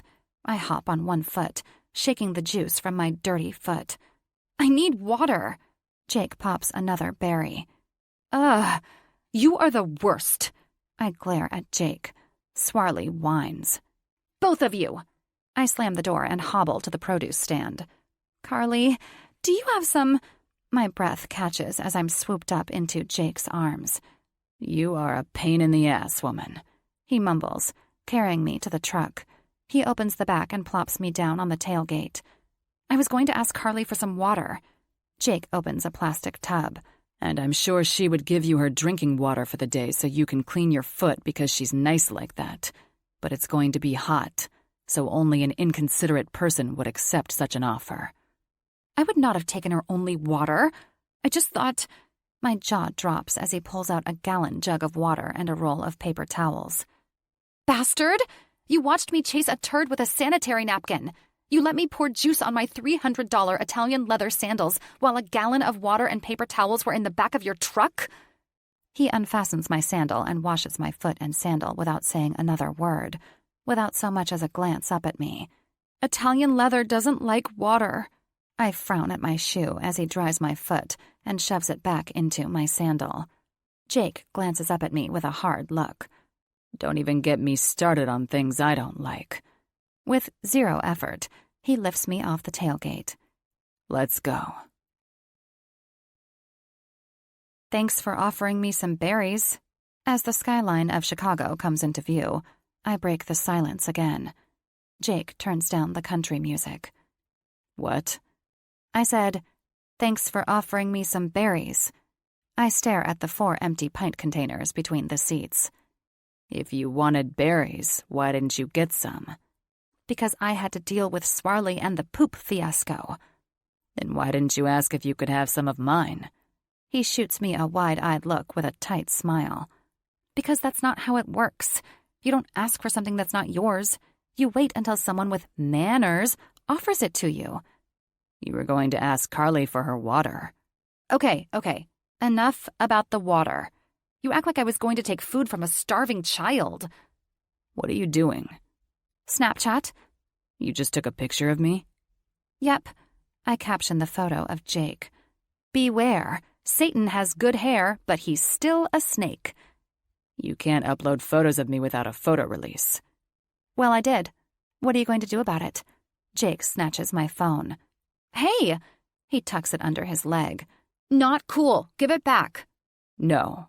Taking my picture without permission and posting it to Snapchat is what's not cool. I cross my arms and stare out my window the rest of the way to Chicago. Where are we? Grocery store. Go get what you need. He unlocks the door. What I need? Food, Avery. It's a grocery store. Or do you have a personal shopper who gets your groceries? No, my personal shopper, ex-personal shopper, mainly bought my clothes. Christ. He shakes his head. Aren't you getting anything? Where are we going for lunch? Chicago has some great restaurants. Did you call ahead for reservations? Am I just getting snacks here or what? Whatever you need to survive for the next 48 hours. I have a blender and I'll start a fire. You didn't bring a cooler, but I might let you rent some space in mine. He smiles. It's much sweeter than his words. Satan. Totally Satan. We're in Chicago. Why would we camp in Chicago? There are hundreds of hotels. Skip along, princess. I don't want to spend the whole day in this parking lot. My phone? I hold out my hand. He slides it out from under his leg. I drop it in my purse, pausing to gather my emotions that have been all over the place. Avery Montgomery. I hold out my hand. Jake stares at it, then at me. Let's rewind and start over. I fear your first impression of me was inaccurate. I just came off a bad breakup. If my anti-male vibe rubbed you the wrong way and therefore caused you to act a little douchey toward me, I understand. He nods slowly, taking my proffered hand. Jake Matthews. Nice to meet you, Jake. Thank you for the ride. You are a lifesaver. A tiny line creases along the bridge of his nose, a residual sign of his unease, his distrust. I don't let it faze me. This trip doesn't have to be miserable for either one of us. I'll show him every assumption he made about me is wrong. You're welcome. I grin. It feels good to smile. It feels good to start again on the right foot. I'll be quick. Are you sure I can't get you anything? I'm good. Thank you. Shedding the weight of the world, I inhale the summer air, toss my hair over my shoulders, and make my way into the store. 15 minutes later, I push my cart into the checkout line. The cashier scans my necessities, and I swipe my card. Declined. My lips twist. I try the card again. Declined. I'm from out of town. I should have informed my credit card company. The cashier gives me a sympathetic smile. I try another credit card. Declined. What is going on? I try every credit card. They are all declined. I try my debit card. I know I have enough money in my bank account to cover $70 in groceries. Nope. Declined. The voices in my head give my emotions a pep talk. Keep your shit together. Don't cry. Don't cry. Don't cry. Do you have cash? The cashier asks with pity in her hushed words. I have $30 in cash. When we stopped for gas, I was planning on getting more cash from the ATM. I'll just take the water. Food is overrated. I can live for days with just water. It's the perfect time for a cleanse. My skin will look almost as amazing as Jake's. Just the water? I nod, blinking back the tears. She calls someone from customer service to void the transaction and rings through just the water. I stop outside of the entrance, out of sight from Jake's truck, and call Anthony. Avery. He answers in a cold tone. What the hell have you done? None of my credit cards work, and neither does my debit card. Funny. I said those same words when I found my BMW trashed. You fucked the cook, you asshole. You're lucky I didn't do to you what I did to your car. I have nothing. I'm traveling across the country with a complete stranger, my sister's dog, and $30 in my purse. 20 and change after buying the water. How did you even get access to my account? My brother is your banker. All I had to do was show him my car. I'm going to sue his ass, Anthony, and yours too. Baby, we can make this all go away. I want you back. You have a place in my life. All you have to do is say yes. I'll get a driver to bring you and the mutt home. We'll get all this silliness with your bank account straightened out. It will be like it never happened. I stare at the water spots on my leather sandal and the chips in my manicured nails.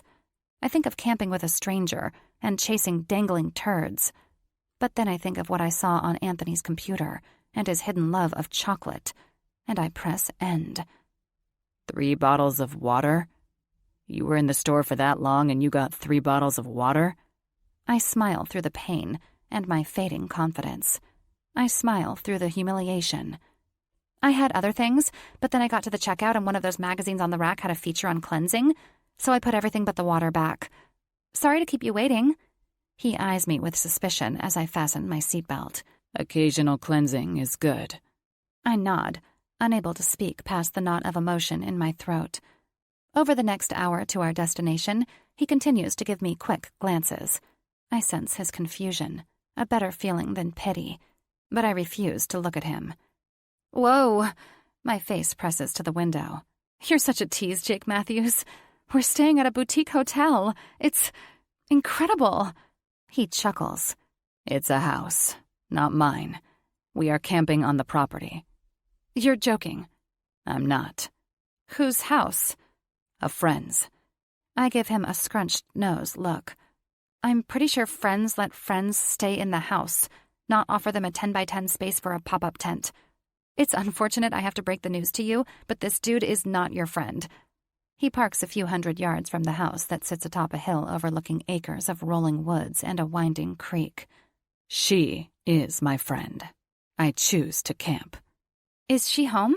I'd love to meet her, see the inside of the house, check out the guest bedrooms. Not home. He hops out and I do the same, letting Swarley out to roam. But you have a key to the house, right? Nope. What if there's a storm? A tornado? He smirks, opening the back of the truck. We'll kiss each other's ass goodbye. Here. I shake my head and hold up my hand as he attempts to pass a large bag my way. I can only carry light stuff. Doctor's orders. I see. He frowns at my hand like it's my fault I'm injured. Then take your suitcases. He plops them on the ground. Dude, those are Gucci. The wheels alone are probably $500.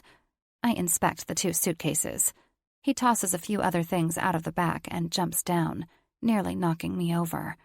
Oh shit, you scared me. I hold my hand over my chest. Don't be scared. He looks down on me like I'm dinner. I never thought I'd say the words, thank God he's vegan, but seriously, thank God he's vegan. We agreed. I won't tie you up to kill you. Another stupid wink. It's wrong for that shade of blue eyes to be wasted on a guy. I bet he can get any girl with just a wink. Good thing I've never been just any girl. We started from scratch, remember? The handshake? He nods slowly, his gaze making deliberate strokes along my entire body. Violating bastard. Owning a suitcase with wheels that cost $500 each severed our newly formed friendship. He shrugs, turning back toward the bed of his truck to grab the cooler. Did your preacher dad forget to tell you that there are starving people in the world? Thanks for the biblical shaming. I didn't realize my driver is holier than thou. I drag my suitcases through the grass, cringing as the wheels thunk against the uneven terrain, jarring my injured hand. I'm not your driver, or bellhop, or lightning shield. Then what are you besides terribly unmannered?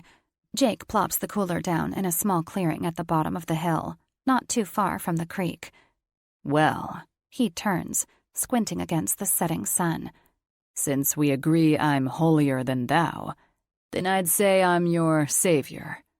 But don't worry. He heads back toward the truck. I'm not expecting constant praise and worship.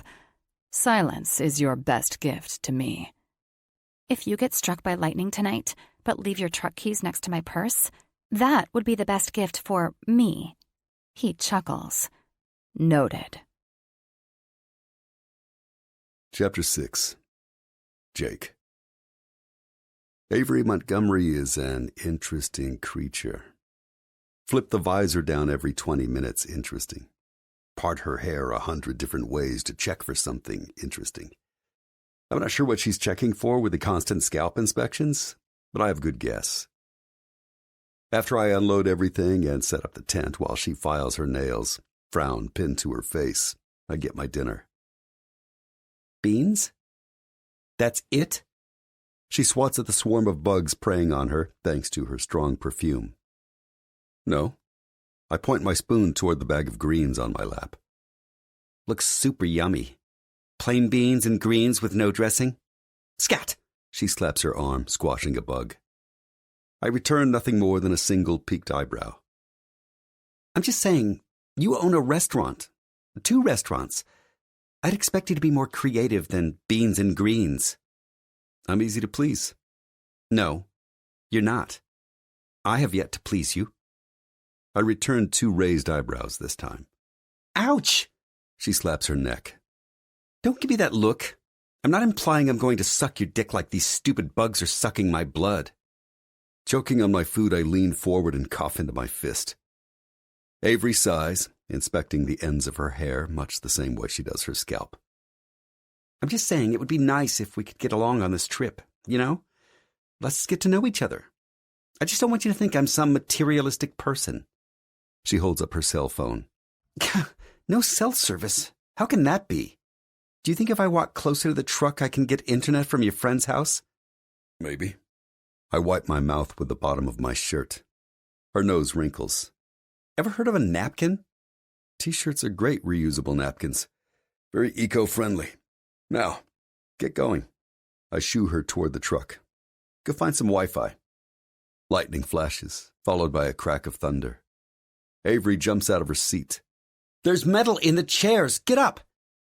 I glance around, taking another bite of my beans. Don't you mean leave my truck keys by your purse? This earns me an evil scowl. I was kidding. Whatever. I'm going to get some internet so I can message my dad and my sister to let them know I'm still alive. Okie dokie.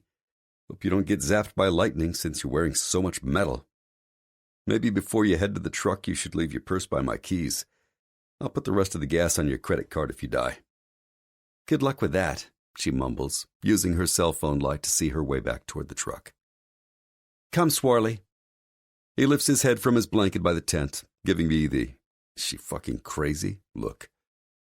I return the, yes, she's totally fucking crazy look, and we go back to what we were doing before she ruined my dinner by speaking. Swarley, now! Why does he need to go with you? To protect me. From what? Raccoons, badgers, skunks, snakes. I can go all night. Please don't. Just simply go. I could use a few minutes of peace and quiet. It's going to rain. I won't be long. Thanks for the warning. About the rain? About your imminent return. Ha, not funny. Swarley, get over here now. You owe me for chasing that cat and ruining my hand. The old dog lumbers to his feet. He must know she's the hand that feeds him, even if it's a gimpy hand. Sorry, buddy. Watch out for bears. I pat his head as he walks past me. Bears? Shh. I lean back in my chair, closing my eyes. My peace and quiet starts now. Don't say bears, then shush me. Are there bears around here? I'm from Illinois. I don't recall there being bears. I'm pretty sure the bear population around here ended in the late 1800s, but they anticipated a repopulation. Have there been sightings? I have no clue, but I now believe it's possible Avery may have told the truth about the scholarship she turned down. And just like that, she's becoming that much more interesting. Likeable? No, but definitely interesting. Go. I keep my eyes closed. There is no sound more beautiful than her fading steps, leaving me with my thoughts. I reclaim my solitude as the humidity reaches its breaking point, chasing the animals into hiding and leaving the tree leaves waiting idly for the storm. I had so few moments of this kind of quietude when I was younger. Now I crave them like I used to crave fighting, fatiguing my body, proving my strength, and silencing the demons. Several drops of rain hit my face, and before I can sit up straight, the clouds let loose. Dang, that was fast. I jump up, collapse the 2 chairs, slide them under the outer flap to the tent, and slip inside. Avery. I sigh. This is where I usually plop down on my sleeping bag and listen to the storm. Instead, I have to find her. Maybe Miss I Turned Down a Scholarship is smart enough to find her way back or take cover somewhere else until it lets up. Jake? Ugh! Maybe not. I unzip the tent. Rain surges inside. Why did I agree to this? Thunder booms, branches screech under the gusts of wind, and a dog barks. It's hard to see my hand in front of my face, let alone the path uphill toward the truck. Jake! Hurry! I follow the sound of Avery's cries for help, my pace picking up as my mind starts to go in crazy directions. Fuck. What if there are bears? What if a tree branch broke and landed on her? Will I explain this to her dad and Dee Dee? I should have gone with her. My need for a few minutes to myself overrode all other thoughts that might have involved going with her. Swarley runs up to me, barking while circling me and leading me to the steep embankment. I squint, unable to see her. Damn it. She fell over the edge. Avery? Jake! I track her voice. It's coming from further up the hill. As I jog closer, her silhouette comes into view. She didn't fall over the edge. Hurry! She points down the embankment. I inspect her drenched body from head to toe, not seeing any injuries. My shoe! Glancing over the edge, I catch sight of her sandal hooked on a broken root sticking out from the dirt. Get a rope before it blows off and lands in the creek. What? How did this happen? She turns, revealing mud and grass stuck to her ass and the backsides of her legs. I slipped and lost my shoe over the edge. Tough break, princess. I turn back toward the tent. Are you getting a rope? I chuckle as the rain starts to let up. No. Why not? Because I'm a chef and I can throw a few good punches, but a lassoing cowboy I am not. But what about my shoe? I stop and turn. You have 2 suitcases. Surely someone who owns a tiara must travel with more than one pair of shoes. Did I mention they are custom made from Italian leather? Her fight starts to dissipate into a drowned rat defeat. Yes, blessed by the Pope, Italian leather. Had you not had that poor cow killed to custom make your shoes, it could have dug its hooves into the ground to keep you from falling off the embankment. Don't be that person. You mean holier than thou? I wink and keep walking. Jake? What? For fuck's sake, woman, what do you want now? She lifts her shoulders. I can't walk with one shoe. I could step on something that could cut my foot. Do it for Dee Dee. I smile, clenching my teeth as I stomp back up the hill. Her nipples are happy to see me through her thin shirt and bra. She tugs the shirt away from her chest, cringing a bit. Jilly? I scoop her up in my arms. Shut up. Careful. This taxi runs on gratitude. I'd hate to drop you. Your other sandal could fall to the same fate as its buddy. A gentleman would never embarrass a lady in distress. I've heard fairy tales about these mythical creatures you refer to as gentlemen, but I'm not sure I've met any. Have you? Yes, she sighs, glancing away even though our faces are just inches apart. Wherever did you find one? Well, her face wrinkles as her lips twist. They exist. It's just all the good ones have already been taken. Let me know if you spot one on our trip. I set her on her shoed foot. Watch my hair. She gathers it gently in her hand as I release her. I duck into the tent. Yeah, about your hair. Let me grab some apple cider vinegar to rinse your hair before you get in the tent. Let me get in so I can get out of the rain.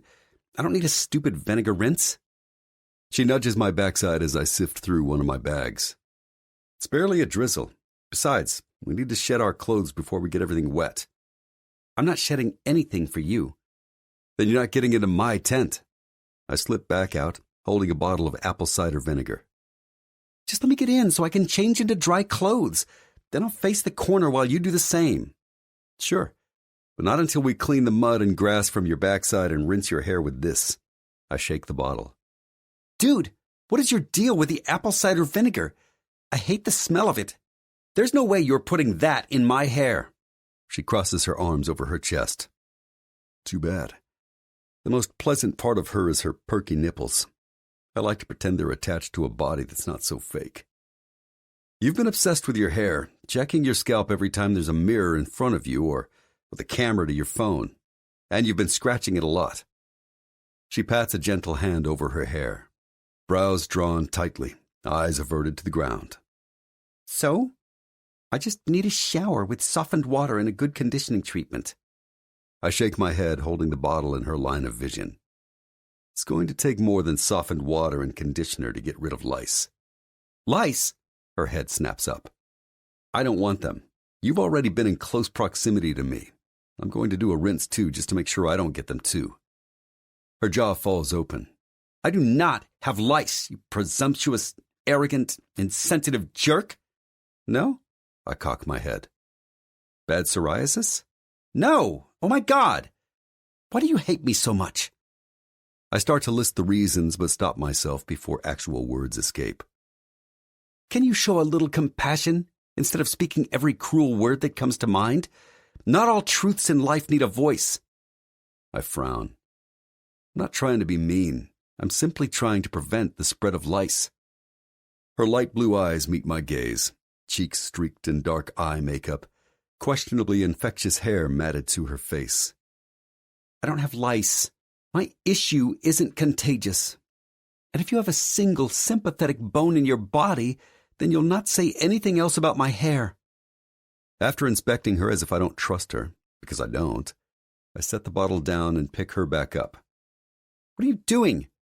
Taking you down to the creek to get the mud and grass washed off. For once, she says nothing until I ease her onto a large rock sticking out at the edge of the water. Thank you, she whispers. I nod once. Avery slips off her single sandal, stares at it, up at me, and back at her sandal. What's happened to my life? She mumbles, pitching the sandal down the creek. It's littering, but I don't mention it. This moment has a more significant purpose.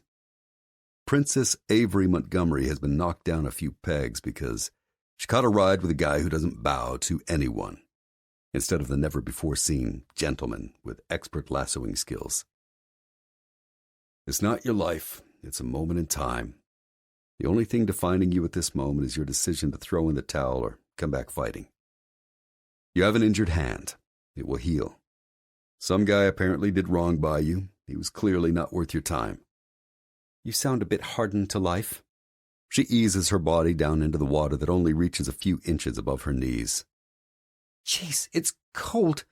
As she washes her legs, I splash water onto her back. Cold! She straightens like a board. I grin. It's not that cold. Avery smiles for a split second before her eyes narrow into revenge. It's not that cold, she mimics while plowing her hands through the water to splash me. It's cold, isn't it, Mr. Tough Guy? Don't start something you can't handle, princess. Enough with the princess. She whips more water in my direction. Last warning. I take a step toward her. Stumbling back, she continues to splash me. Last warning, she mimics again. A rush of adrenaline fills my veins. Avery, pampered princess, likes to play out of her league. Stop! Help! I flip her over my shoulder and haul her taunting ass a few yards down into deeper water, just above my waist. No one can hear your pleas. Should have thought about that before you poked the bear. Jake! She pounds my back. I heave her into the water. She goes under for a few seconds while finding her feet. Not cool, she gasps, wiping her eyes. I cant my head. Not yet. Not yet. What? No! She cries to the wild as I sweep her up again and drop her into the water. This is fun. A sentiment I never imagined having on this road trip. You're going to drown me, you big bully! I cant my head again. Better. Don't! She jerks back as I reach for her face. When she realizes I'm not going to pick her up, she pauses, letting me rub my thumb under her eyes to remove the last few streaks of black eye makeup. Much better. I wink. I'm not sure why you feel the need to put so much shit on this face of yours. It's... Her hands rest on my wrists. It's what?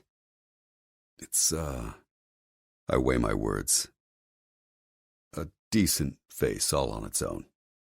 Decent? Her eyes widen. Decent, I grin. Let's go. Jake, no.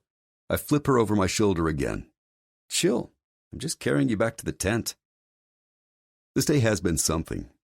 I'm not sure how to describe it. I've wanted to wrap my hands around her neck and strangle the diva out of her. but I can also say it's been a while since I've smiled like I just did in the creek with her. She steadies herself with my biceps as I set her on her feet. Strip before you go in the tent. Those big eyes inspect me again. I turn around. I'll give you 10 seconds before I turn back around, so you better get out of those wet clothes and get your naked ass in the tent. 1. Geez, do you never learn to count past 10? 2. I'm stripping, but it's not easy when I'm soaking wet. 3. She dives into the tent by 7. I glance back at the pile of her clothes, including her pink panties and matching bra. Behave, I whisper to myself. Can you dress as quickly as you strip? I don't mean to offend you, but you're good at stripping. Shut it, and don't you dare come in here yet. You have to let me decide what I'm going to wear before you count to 10 like a big boy. You're playing with fire. Can you just pretend to have manners for a few minutes? 60 seconds is my manner limit. Done. She peeks out of the tent wearing more pink, short shorts and a tank top, and a ridiculous grin. I start to shrug off my wet shirt. Oh, jeepers. She hides back inside the tent. Things I don't need to see. I smirk to myself. I'm ready when you are, she calls. Ready for what? You to come inside? I unzip the flap the rest of the way. I can't see you. Just when I'm certain things can't get any crazier, they do. She's perched in the corner in lotus pose on her sleeping bag with a pink satin sleep mask over her eyes. Just tell me when you're dressed. With my back to her, I pull up my gym shorts, sans underwear, halfway up my legs. I'm basically there. Okay. Oh, you are not dressed yet. She slaps her hands over her face, fumbling to get her mask back down over her eyes. Why would you do that? I slide my shorts up the rest of the way and pull on a t-shirt before hunching down in front of her to peel her hands away from her face. Avery exhales in relief until her gaze meets my t-shirt. My heart has no room for you, but the trunk of my car definitely does. Nice shirt. You know, a lesser woman would be offended by you wearing it in her presence. But you're definitely not a lesser woman, are you? No. Her timid reply holds no conviction. Well, I'm calling it a night. Her head jerks back. It's not even 9. I grab my toothbrush. I'm an early riser. Ugh, not me. She wrestles with her sleeping bag. We need to stop and pick me up a blow-up mattress. There's no way in hell I'm sleeping on the ground from here to L.A. Noted. I brush my teeth and fall like a tree onto my sleeping bag, while she fumbles with her shitload of stuff. Somewhere between her bitching about the temperature in the tent and the lumpy ground, I fall asleep. By 6 the next morning, she's snoring loud enough to wake every animal within a 5-mile radius. Naturally, I take a video of it with my phone. At some point, I will have to bring her to heel, and I think this little piece of cinematography will do the trick. Rise and shine. It's time to hit the road. She grumbles, rolling to her side. Oh, my back. Peeking out from under her eye mask, she inspects me. Did you shower? Bathed in the creek after my jog. You've jogged already? Yes. Get up. Let's go. I need a bathroom. A shower. The creek feels amazingly refreshing this morning. Avery sits up, fiddling with her hair again. I'm not bathing in the creek. And you can grab a shower at the next stop. Campgrounds with facilities. Pee. I need to pee, Jake. Why do you make me spell everything out for you? Oh. I hold up a finger and retrieve a gift for her from my plastic container. What the hell is this? She frowns as I hand her the gift. It's a feminine urination device. You can use it to stand up and piss. Basically, it's a portable penis. She pulls it out of the tube and looks at the directions. Huh. Looks pretty simple. I nod with pride. She grabs her pink silk robe and slides her feet into heeled slippers with feathers on the top. In all fairness, when she packed for her trip to visit her dad, she probably never expected to be sleeping in a tent. But seriously, heeled slippers? Brushing by me, she sniffs. You smell good. Like soapy good. I used liquid Castile soap in the creek. I'm not bathing in that creek. There's no way to get clean in dirty water. I shrug. Well, you sure think I smell clean? Avery takes off to find a spot behind a tree to pee. After a few expletives, she returns, flicking a funneled device at me. I let it fall to the ground since it's covered in urine, just like her inner thighs and silk robe. I've got pee all over myself, and there's no shower. I bite back my smile as she marches over to the creek. Want to use my soap? Yes, get the fucking soap and throw that stupid practical joke in the trash. Clearly a cruel man invented that. After she simmers off in the creek and dresses to the nines again for the second day of our trip, I load up the pickup while she pouts in the front seat, messing with her tangled and ratted hair. I need a shower so bad, she says for the 100th time. I'm disintegrating from the outside in. Taking off? I glance up and cringe as my friend, Addie, walks our way from the house. You forgot your razor. She holds up her hand with my razor. What the fuck? Avery whispers, kicking open her door the rest of the way. Oh. Addie's gaze flits from me to Avery. You have a guest? She holds out her hand to Avery. I'm Addie. Jake didn't mention you were with him. Did you need the shower inside too? My balls crawl up into my body for protection as Avery slowly turns toward me. Chapter 7. Avery plots my long, torturous death with one single look before returning her attention to Addie. I'm Avery, and I would love a shower. I would be forever in your debt for a shower. I'm certain I would sell my soul for a shower. Addie laughs. The shower is free. You can keep your soul and leave here debt-free. Sorry. I offer both women a tight smile. Where are my manners? Addie, Avery. Avery, Addie. Sounds like a rhyme. Addie smiles. Avery does not. Swarley whines. That's basically all he does. He spent most of the night under the outside cover of the tent, probably to avoid the warm fuzzies between Avery and me. He whined. Avery told him to get inside the tent. He refused. I stayed out of it. Not my dog, not my problem. Have you eaten, Avery? Can I get you something? Avery's on a water fast. I pull out her suitcases, not knowing which one has her bathing shit. Avery lets Swarley out of the back of the truck since we're clearly not leaving for a while. I was yesterday, but I'm breaking the fast this morning. If it wouldn't be too much trouble, I'd be happy with a banana or a handful of crackers. I'm starving. Addie nods toward the house. I think I could do better than a banana and a handful of crackers. I'm a little surprised Chef Matthews didn't offer you something from his stash. I roll my eyes as Avery tugs her suitcases toward the house. Jake, manners. Don't make her lug those suitcases. Addie punches me in the arm. Avery's very independent. Avery releases the suitcases and keeps walking without a glance back. I'm really not. Swarley, go lie down. She points to a shady spot before she steps to the front door. Addie snickers as I grab the suitcases, holding my breath to keep from grumbling. Top of the stairs to the left, Avery. Towels are in the warmer. Help yourself to soap, shampoo, absolutely anything. I'll start making breakfast. Thank you so much. Avery gives Addie a genuine I owe you my life smile. But when her gaze lands on me, nudging her toward the stairs, she narrows her eyes, jaw muscles working overtime. I smirk. I'm not claustrophobic. You can tie me up before you kill me. Have you ever tied a man up, Avery? In spite of her obvious hatred toward me at the moment, her lips fight what I know is a grin. Anything else? I set her suitcases just outside of the bathroom door. After making a slow inspection of the bathroom, she turns back to me. Your friend has good taste in decor. I lean against the doorframe. She does. Except when it comes to friends.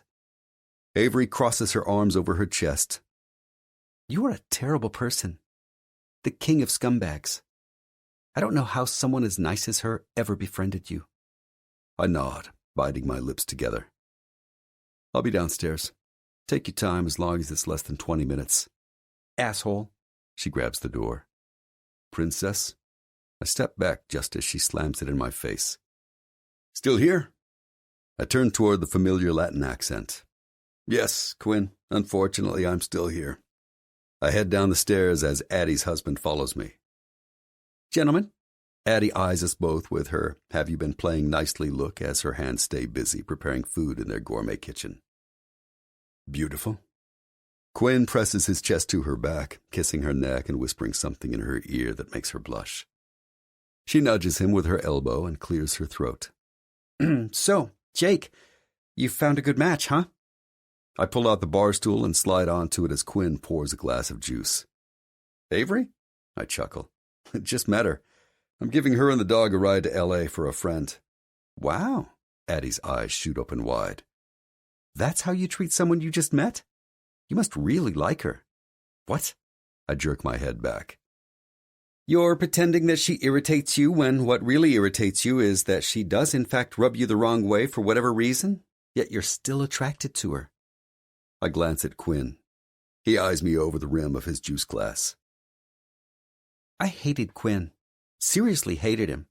Addie twists her lips. Thanks a lot, baby. He sets his glass in the sink. I'll be in my office. Let me know when the kiddos wake up. She shakes her head. It's summer. I don't think we'll see them for another hour or so. You're happy. I smile. Addie matches my smile. Deliriously. But you know this, so stop trying to change the subject. What subject? You and Avery? I lace my fingers behind my head. There is no me and Avery. I've known her for 2 seconds. She's a diva. I prefer the dog to her. But I feel indebted to a friend, so I'm sacrificing my summer road trip to chauffeur them to L.A. She's pretty, Addie smirks. She's fake-looking. Does she have a boyfriend? No. Yes. I don't know. What does it matter? Irritation strains my words. Addie returns her attention to the plate she's assembling with fruit, avocado toast, tomatoes, and sprouts. Oh, man, she's way up under your skin already. This is going to get really good. You should message me with updates. So, remind me again why you're home. Nice diversion, Jake. I told you, Elena didn't want to miss her friend's birthday party, so we agreed to wait another day. Oh, yeah, that's right. So, how are the kids? Jake, you're such a guy. They're fine. We're fine. And don't think we're done talking about you. She slides a plate in front of me. But first, I'm going to go check on Avery. Avery. Avery? Addie knocks on the door. I open it, wrapped in a white robe that was folded like new next to the shower. I hope you don't mind. I tug at the sash to the robe. That's what it's there for. She tucks her long blonde hair behind her ears. It looks a lot healthier than mine. Jake made me bathe in the creek. I can't tell you how amazing that shower felt. I ease the towel off my head. Jake's got a great personality. He's such a jokester. Jokester? I glance at her reflection in the mirror as I work the comb through my hair with cautious strokes. I'm not sure he's joking. Thinking back to last night in the creek, I mentally smile. That was fun. A kind of fun I hadn't had in years. Does he joke with you like that? Would he make you bathe in a creek? Addie rubs her lips together. I had a different relationship with Jake years ago, and yes, it was playful. I paused the comb. Different? It was before I married my husband, Quinn. We broke up for a while, and Jake, who worked for me at the time, was exactly what I needed at that point in my life. He made me feel young and carefree. We had so much fun together. She's good with words, particularly saying everything and nothing at the same time.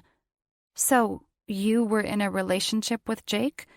Yes, a casual one. I nod slowly, resuming my combing. I just got out of a relationship. Anthony wanted to marry me. Oh, I'm sorry. What happened? He lied to me. Said he didn't like chocolate. Addie's forehead wrinkles. Did you find his chocolate stash? No. Caught him eating chocolate mousse. In the kitchen. Off the naked body of his cook. Oh. That's... I shrug. Pretty much the story of my life. Whether she wants to hear it or not, I back up the truck and dump my entire saga onto her. If my sister Sydney were here, she'd be my sounding board, therapist, and surgeon to put my life back together. By the time I finish doing my hair, makeup, and filing my nails, Addie has the whole story. I'm very sorry, Avery. I draw in a deep breath, feeling so much better for finding a sympathetic ear. The shower and well-lit mirror to do my makeup helped, too. Thank you for listening. It's not the end of the world. I'm just in a rut. Come on, let's feed you. And don't let Jake ruffle your feathers. He has his own issues, but I thought when he gave up fighting, he let those go. Apparently, you've unintentionally brought a few to the surface again. I follow her down the stairs. Fighting? Yes, he was an underground fighter, ultimate fighter, something like that. I'm not an expert on it, but I watched him send a guy out on a stretcher. Not my thing, but it was kind of... She glances over her shoulder and winks. Hot. Well, great. I'm traveling with someone who has no issue beating another human within inches of their life. If I didn't feel I could be that next human, I might share Addie's assessment of Jake's strength being kind of hot. Wait, Addie stops at the bottom of the stairs. Yeah?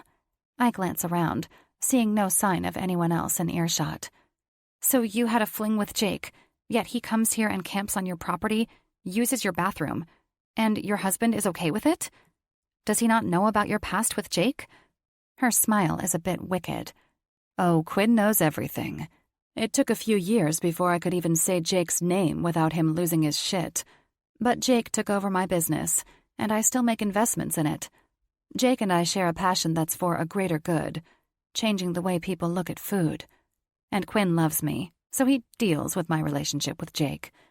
I think their relationship has finally hit lukewarm, but I'm guessing that's where it will peak. Mom? Addie looks up the stairs with a smile that I've seen 1,000,000 times before on my sister's face. It's the mother smile. Elena, good morning, sleepyhead.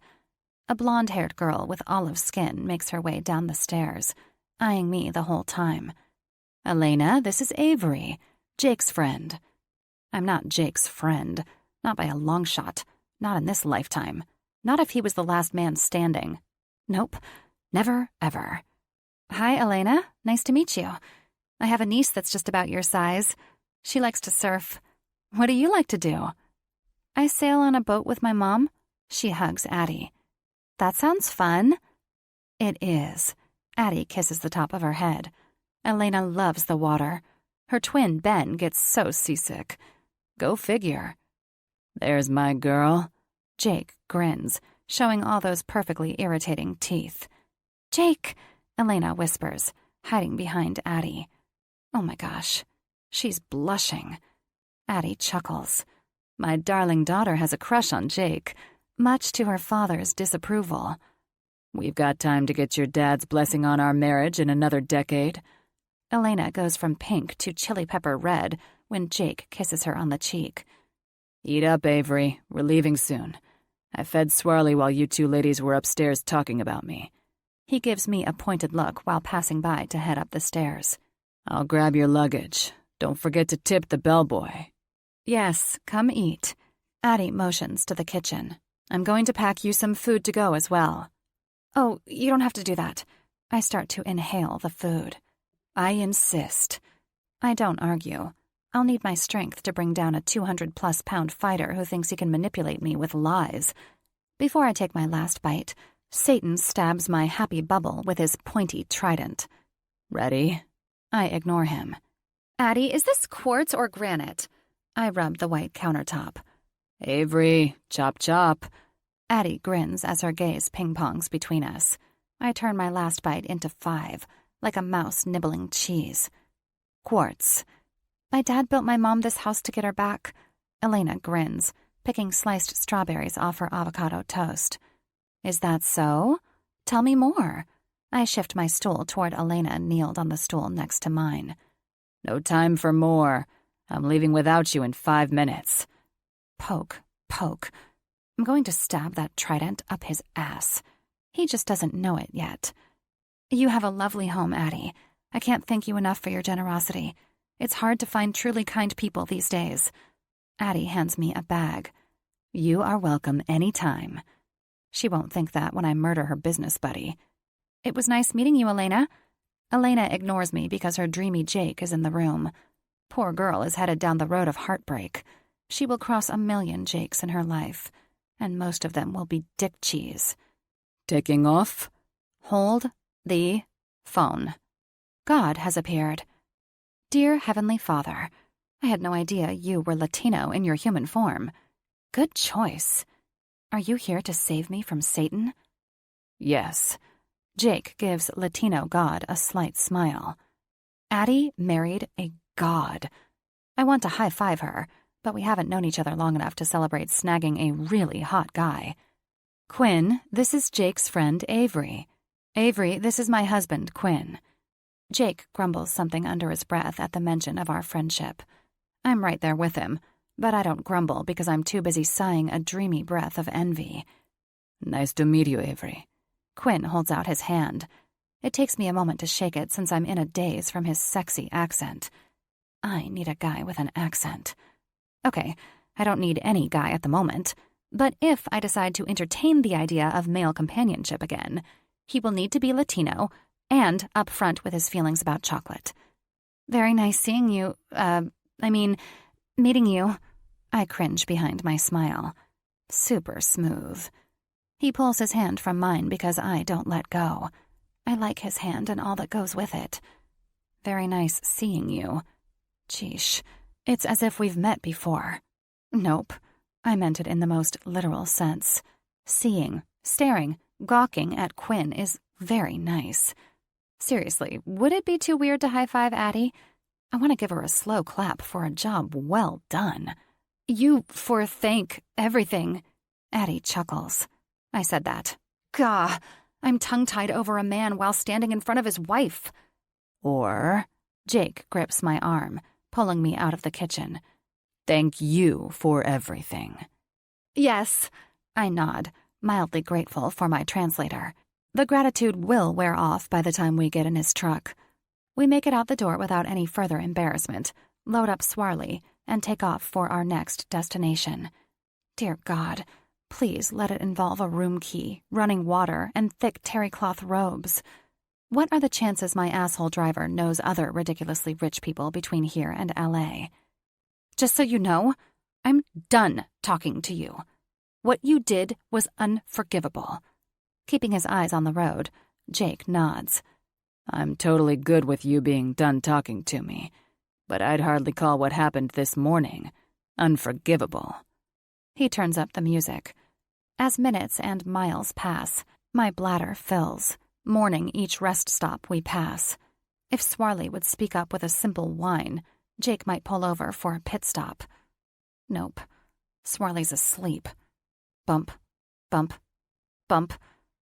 After 4 hours, we hit a stretch of road that's in need of new pavement. I could ask him to pull over, but I made a vow of silence until he apologizes to me. If I urinate in his truck, will it expedite his apology without me saying more than, oops? When the St. Louis Arch comes into sight, he pulls off the main road, takes a few dizzying lefts and rights before pulling into a gas station. My bladder cheers, while my dignity wipes sweat from its brow. I jump out, waddling into the building as quickly as I can without springing a leak. Don't worry, I'll let your dog out. I don't have enough bladder control to acknowledge Jake. Maybe he can read my mind. Yes, Jake, let Swarley out, and I won't piss all over your truck. Fair trade? I think so, too. Ladies' room? I flash the cashier a tight smile. Unisex restroom, just one. Side of the building. Gah, side of the building. We're in a major city. The restrooms should be inside the building. I make a U-turn. Ma'am, you'll need the key. He holds up a key attached to a chain, attached to an old steering wheel. It looks like something from a vintage car, or maybe even a tractor. It's huge. I grab the steering wheel and drive myself to the side of the building. Jake glances up from the grassy area by the street, where Swarley sniffs for the perfect spot to mark. Jake rubs his hand over his mouth. Go ahead, Jake the jerk. Laugh all you want. I don't care. Nothing in the world matters at this moment as much as the emptying of my bladder. No toilet seat liner. No place to hang my purse or the steering wheel. Screw it. I slide my purse strap around my neck, do the same with the steering wheel, shimmy out of my denim shorts, and plop down on the germ-infested toilet seat. Oh, my God, I whisper, closing my eyes. This feels better than my last orgasm. After peeing out an entire swimming pool, I reach for the toilet paper. None. Why doesn't that surprise me? I don't have a single tissue in my purse, so I'm forced to shake and go. Wash my hands. Shake them dry as well because, yep, no paper towels or a hand dryer. Opening the door with my shirt protecting my hand, I let it close behind me. Then I work the steering wheel back over my head to lock the door. But, damn it! It catches on my purse strap, so I twist it free, trying not to damage the strap.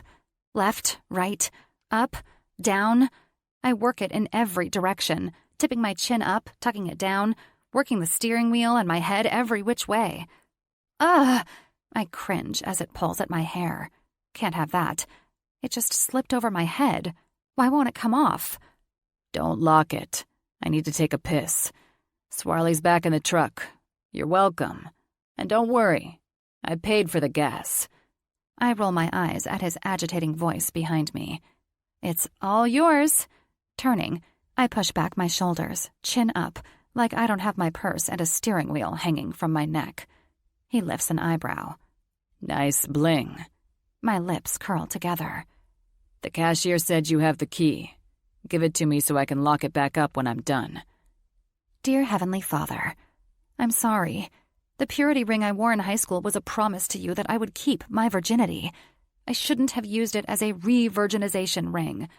If I wasn't supposed to give my body to another until later in life, would it have killed you to delay the onset of puberty? Totally not putting all the blame on you, just thinking aloud.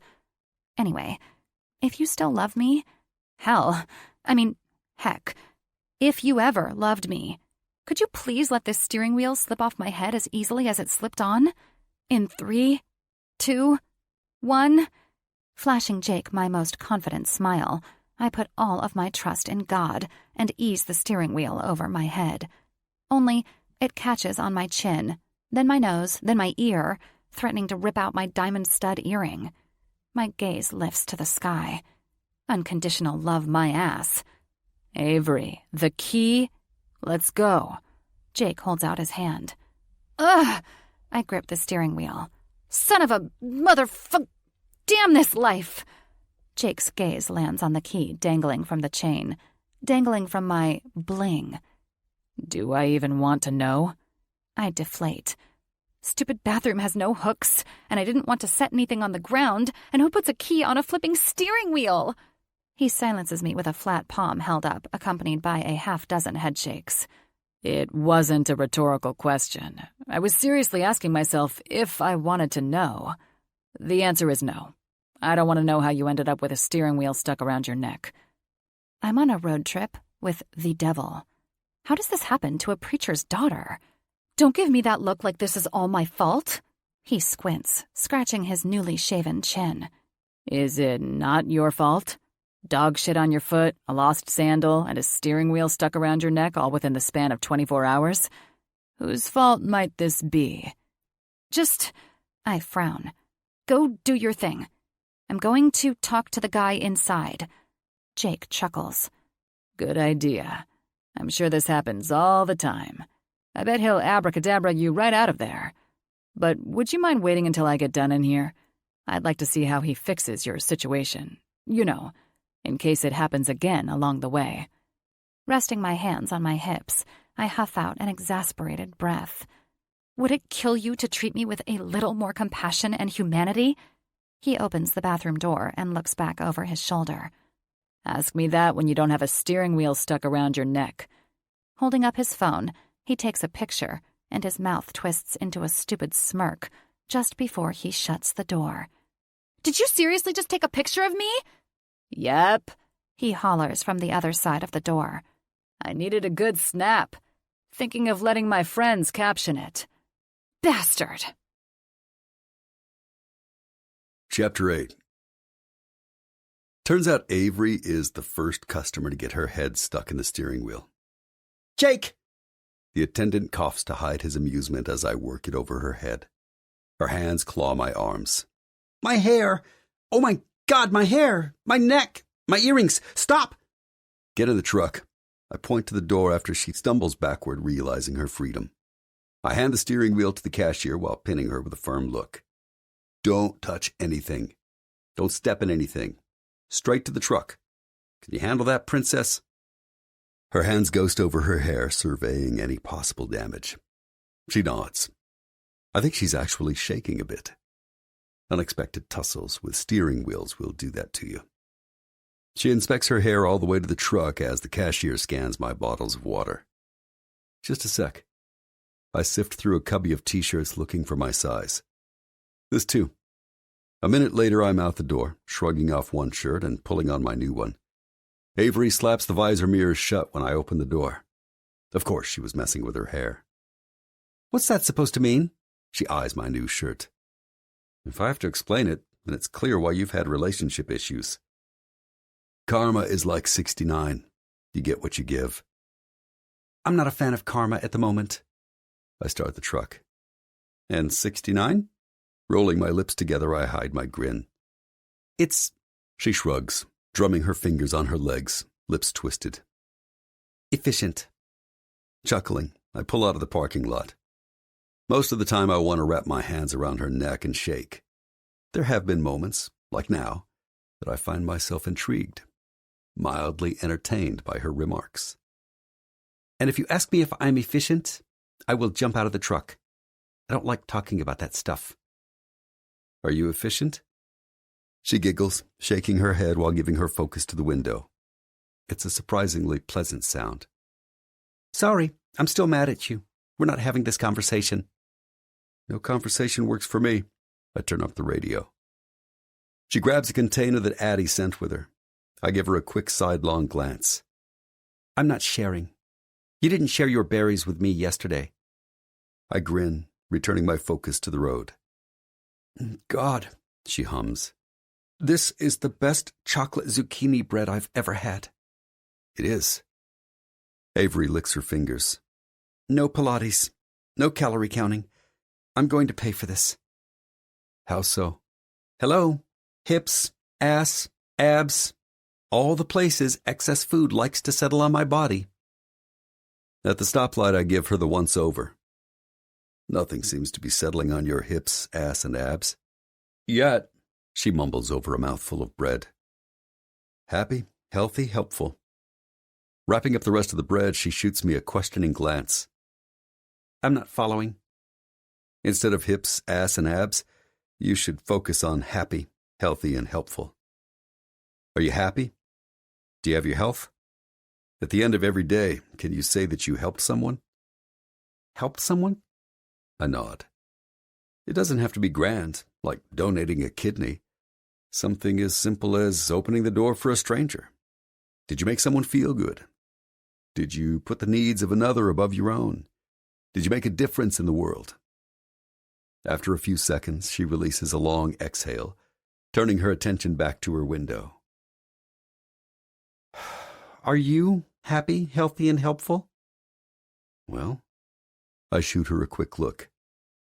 There's a stranger in my passenger seat and her dog in my back seat. I'd say I'm quite helpful. I exercise every day and eat real food. Yes, I'd say I'm healthy. I pull into an angled parking spot in the downtown. And happy? Are you happy? Turning off the ignition, I shrug. I'm content. Shutting the door before she can respond, I glance up at the partly cloudy sky. Happy? 2 out of 3 ain't bad. My phone vibrates. Dee Dee. Hey, just wanted to thank you again for taking Avery and Swarley back to L.A. You are a kind human, Jake Matthews. Please never forget that. Dee Dee, I mumble, walking around to the other side of my truck. I'm enduring this for you. Only you. Opening Avery's door, I hide my gritted teeth behind my tight-lipped smile. Sup, princess? She rubs her lips together, focusing on her reflection in the visor mirror while capping her lip gloss. Freshening up. For what? For getting out. By the way, where are we going? She uncaps a tube of mascara. No. I grab it from her hands, shove it back in her makeup bag, and toss the makeup bag into her fancy purse. We're grabbing lunch before setting up camp. Nobody here cares about the color of your lips or the length of your lashes. Get out. Flipping the visor up, she turns toward me, still rubbing her lips together. Her gaze scans up and down my body, pausing an extra few seconds on my arms. Funny. You seem to feel the need to mark your skin, to express yourself outwardly to the world, yet I'm a princess for wanting to fix my makeup. I grin. A real one. Why? Hell if I know. Lifting my arm between us, I twist it to show her some of my self-expression. Why do you wear so much makeup? I glance up at her as she inspects my arm. My lips are pale, Avery murmurs, tracing her finger over the script on my arm for a brief second before her hand balls into a fist as if I burned it.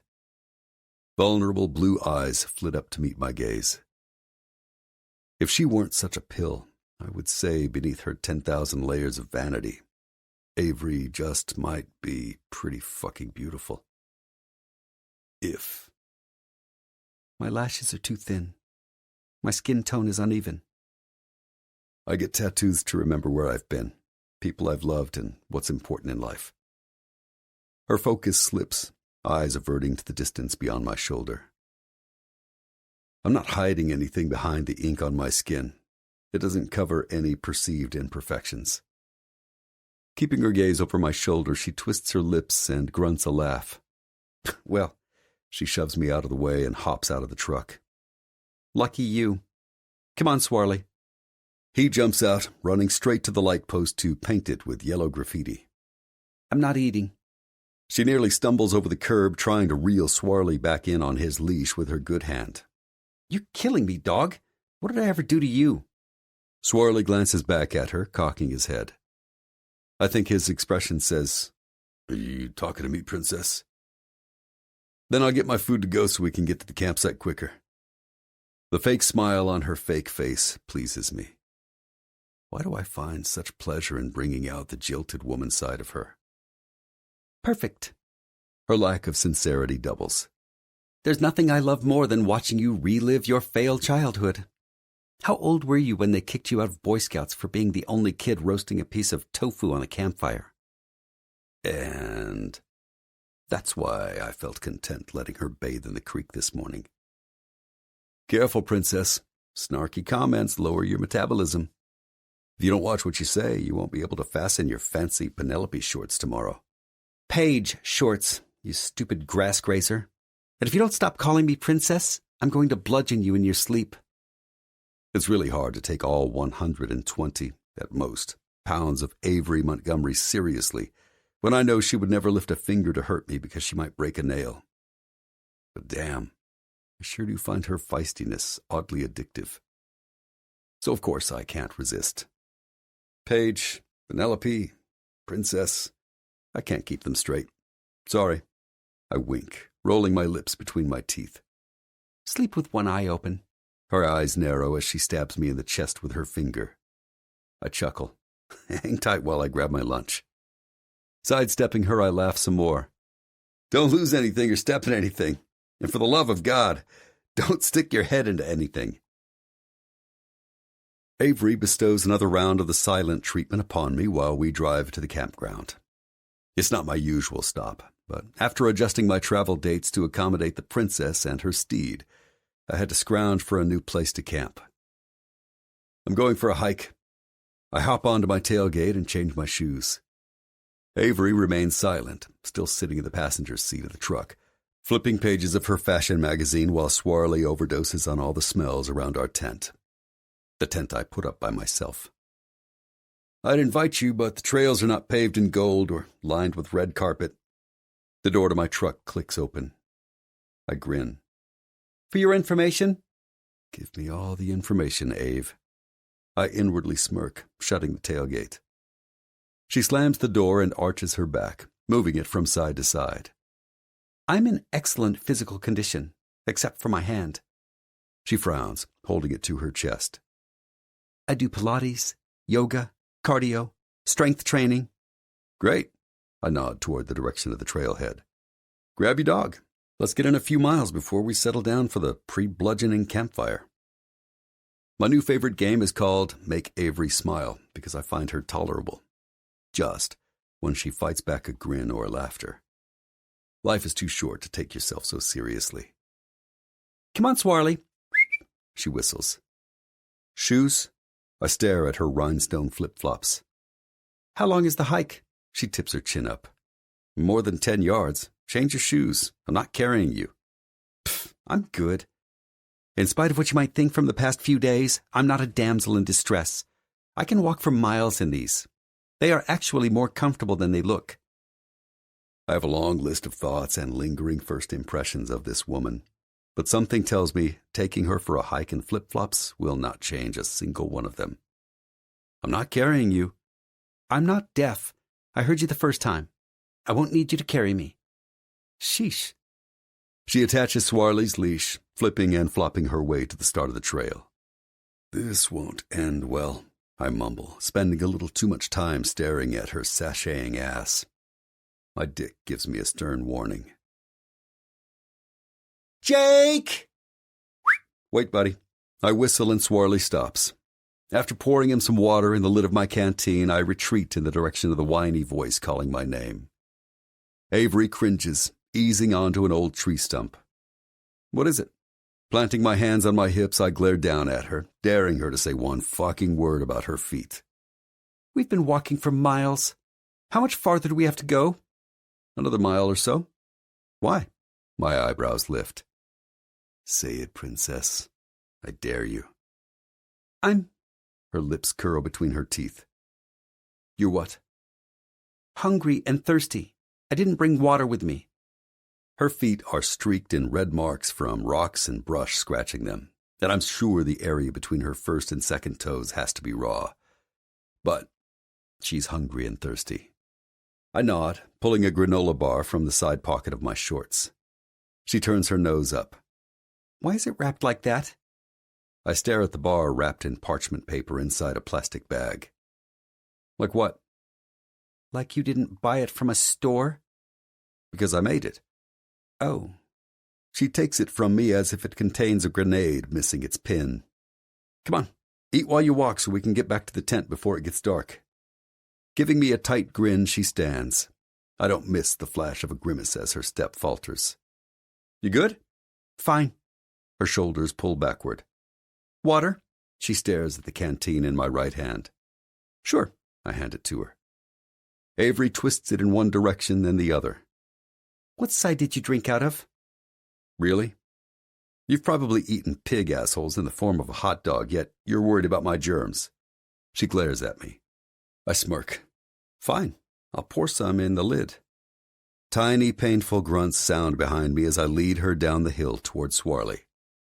Wait, no. Dude. Her nose scrunches as I start to pour water into the canteen lid. Did you let Swarley drink out of that? Yes. I gave water to your dog since you didn't think to bring any. You're welcome. So if you are truly thirsty, then you will have to make the tough decision. I hold up the canteen in one hand and the water-filled lid in my other hand. My germs or Swarley's? Her gaze flits between my two hands. You know, extending out my hand with the lid, I withdraw one of her options. I don't want your pig asshole germs, and he's your dog, so if you want the water, you'll have to drink it from the lid. Tipping up the canteen, I take a long swig. I do not have pig asshole germs. She tries to snag the canteen from my hand, practically hugging my arm in the process. Give me a drink. I turn in a circle, keeping the coveted prize above her head as she chases my hand like a dog after its tail. Give me a drink. Stop being such a big jerk. I stop. She stumbles over my feet. With my free arm, I catch her, holding her to my chest. She pants, eyes wild with adrenaline and maybe a little fear. Don't hurt me, she whispers. I flinch. Has someone hurt her? Physically hurt her? Searching her eyes, I look for the answer. I don't see it. I might kill you, Avery, but I won't hurt you. Her unblinking eyes widen. I grin. It'll be quick and painless. Releasing her from my chest, I hold up my 3 middle fingers. Scout's honor. After several long seconds, she blinks. I offer her the canteen. Slowly shaking her head, she clears her throat. Is it true you had opponents leave on stretchers after fighting you? Do I want the upper hand? Do I need it? Yes. My toothy grin does nothing to bring color back to her face, except her lips. Whatever the hell she put on her lips still shimmers red. Keeping her gaze locked to mine, she wraps her hand around the canteen just above mine and pulls it to her mouth. Gulp, gulp, gulp. After draining the rest of it, she steps back, breathless, with a drop of water running down her chin. Did you feel bad? No. Well, maybe in the beginning. But I learned to let those emotions go. Why? I shrug. I didn't jump those men in an alley and beat the shit out of them. It's a sport. There are winners and losers. One of us was going to end up face down. That's just how it works. Do you still do that? I shake my head while rubbing my thumb along her wet chin. Avery pulls back, rolling her lips together and feathering her fingers over the spot where my thumb touched her face. Can I be honest with you? She bats her eyelashes. Bats her eyelashes. What the? No. Swarley, let's go. Turning, I let Swarley lead the way down the hill. You don't even know what I'm going to say. Avery chases after us. I do. I pick up my pace. Jake! Nope. But Jake! Not happening. My feet hurt. Not happening. Her shoes skid against the loose rock behind me. Flip-flop, flip-flop. I'll pay you. I stop, turning slowly. How much? She hops on one foot while rubbing the other, then changes feet. $20. I grunt a laugh. $20? To carry you a mile? I bet you spent at least $50 on those stupid shoes. She murmurs a quick response. I don't hear it clearly, but I'm fairly certain she said, $200. I'll carry you half the way for $100. Avery traps the corner of her lower lip between her teeth, nose wrinkled. 20 is my limit. Your limit, huh? Don't even get me started on my limits. With a quick whistle, I bring Swarley back onto the trail. At the end of the day, don't you want to be able to say that you helped someone? Princess, I keep walking.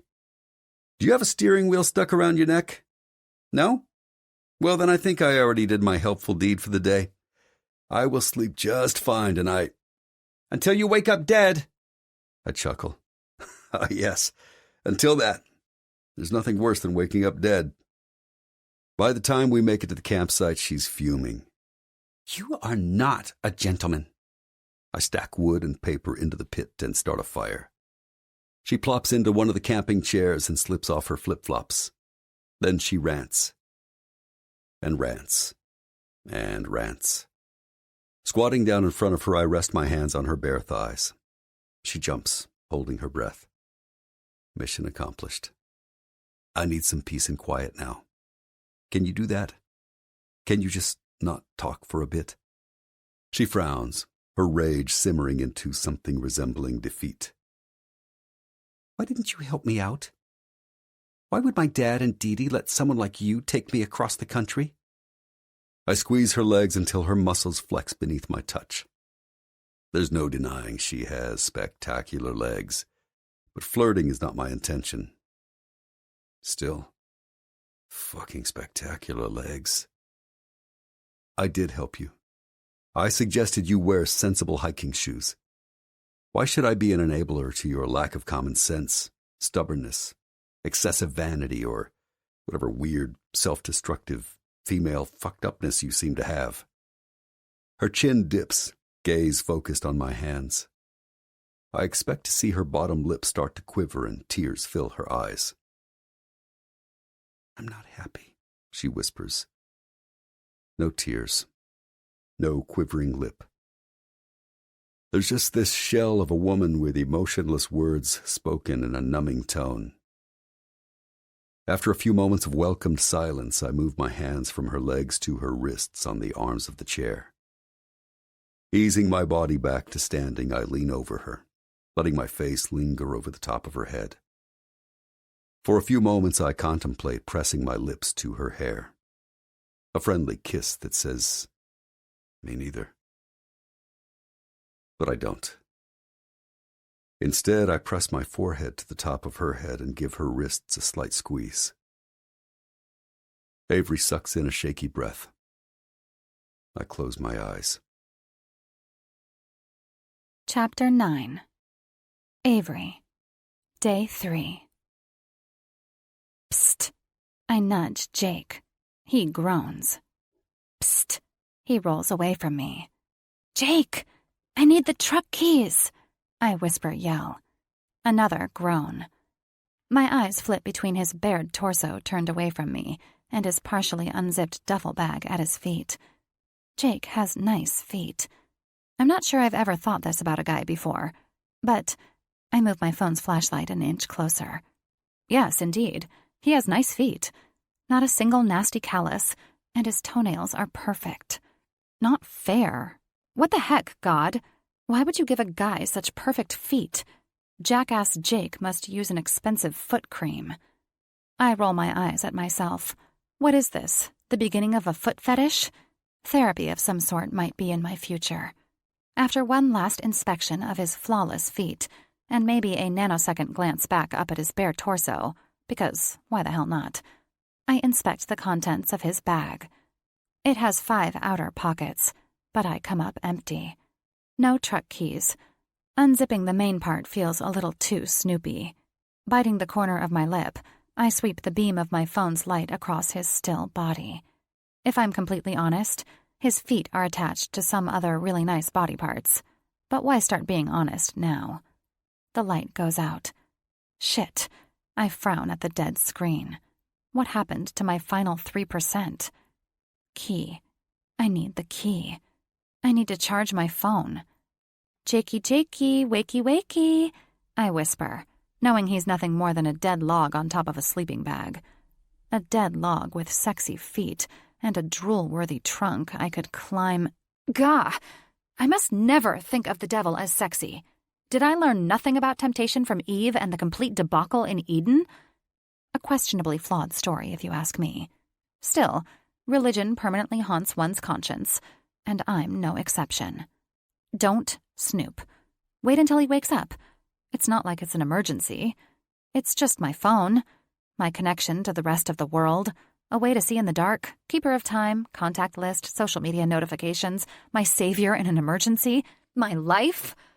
Muzzling my conscience, I dive into the main compartment of Jake's duffel bag, the way a police officer would break open a door after a 911 call. It's filled with clothes, but within 10 seconds, I have all aforementioned clothes strewn all around me. No keys. A jingle startles me, and my head whips back, but it's just Swarley. Don't! I warn in my sternest whisper as he abandons his spot in the corner and plops down on my sleeping bag. Get off! He shakes his head once. I realize how crazy that sounds, but it's true. Swarley is not your average dog. He's a demon, much like Jake, out to destroy me. He can do things like nod and shake his head, as well as rip my poor hand apart when he sees something worth chasing, much like Anthony ripped my heart apart when he discovered that chocolate does, in fact, taste amazing. Fucker. Before my herbivorous travel buddy wakes up, I start shoving his clothes back into his bag, taking a deep inhale. What's that smell? It's good. Really good. Herbaceous? Woodsy? Maybe piney, but we're not amidst that many pine trees here. Bringing one of Jake's shirts to my nose, I take a whiff. Oh, that's nice. Son of a bitch. Sexy. Soft feet. And amazing detergent. Eat the shiny red apple, Eve. I'm not going to eat his shirt, but I indulge in one more sniff before. Why are you smelling my underwear? Shit! I jump, tucking the shirt behind my back. Jake jackknifes to sitting so his face is inches from mine. Those deep blue eyes alight from the shard of moonlight filtering in from the tent's vent. They narrow a fraction as he inspects me kneeled next to his legs and his open duffel bag. My phone is dead. I breathe out past the booming of my racing heart. Your phone is dead? I nod slowly, staring at his mouth that's pulled into a firm line, fighting something that resembles a smirk. And? I gulp down an ocean of saliva. And I need to charge it. I can't look away from his mouth. It's nice, too. For fuck's sake. Therapy. Lots of therapy. And? He inches his head to the side a fraction. I was looking for the key to the truck. In my bag? I nod, ripping my focus from his lips to meet his gaze. Jake surrenders to a cocky smile. Asshole. His gaze dips to my mouth, and it does very unwanted things to my body, specifically to parts of my body that are supposed to be on strike from giving a single shit about any man. But it's dark. Yes, I say with a ridiculous raspiness to my voice. So you're sniffing them out, specifically in my underwear? What? I jerk my head back. Playful eyes find mine, underscored by a gotcha grin. No, you sicko. Then what's behind your back? Nothing. My spine grows an inch. He's not going to make me squirm. Anymore. Avery? He says my name a syllable at a time as he inches closer. He's going to kiss me. Why is he going to kiss me? I hate him. And men. And tattoos. And vegans with freakishly soft feet. My heart stops, and the air in my lungs freezes as his cheek brushes past mine. Of course my stupid nipples boing out because they just don't know any better. God, he smells good. It's not just his clothes. My lips part, and my eyes leaden as his lips ghost next to my ear, and his hand slides along my arm. Every inch of his naked torso radiates heat, and it's igniting mine. Give me my underwear, he whispers. It takes my mushy mind several seconds to realize he's not going to kiss me or seduce me. Not that I want him to do either. I don't. My nipples are just being rebels.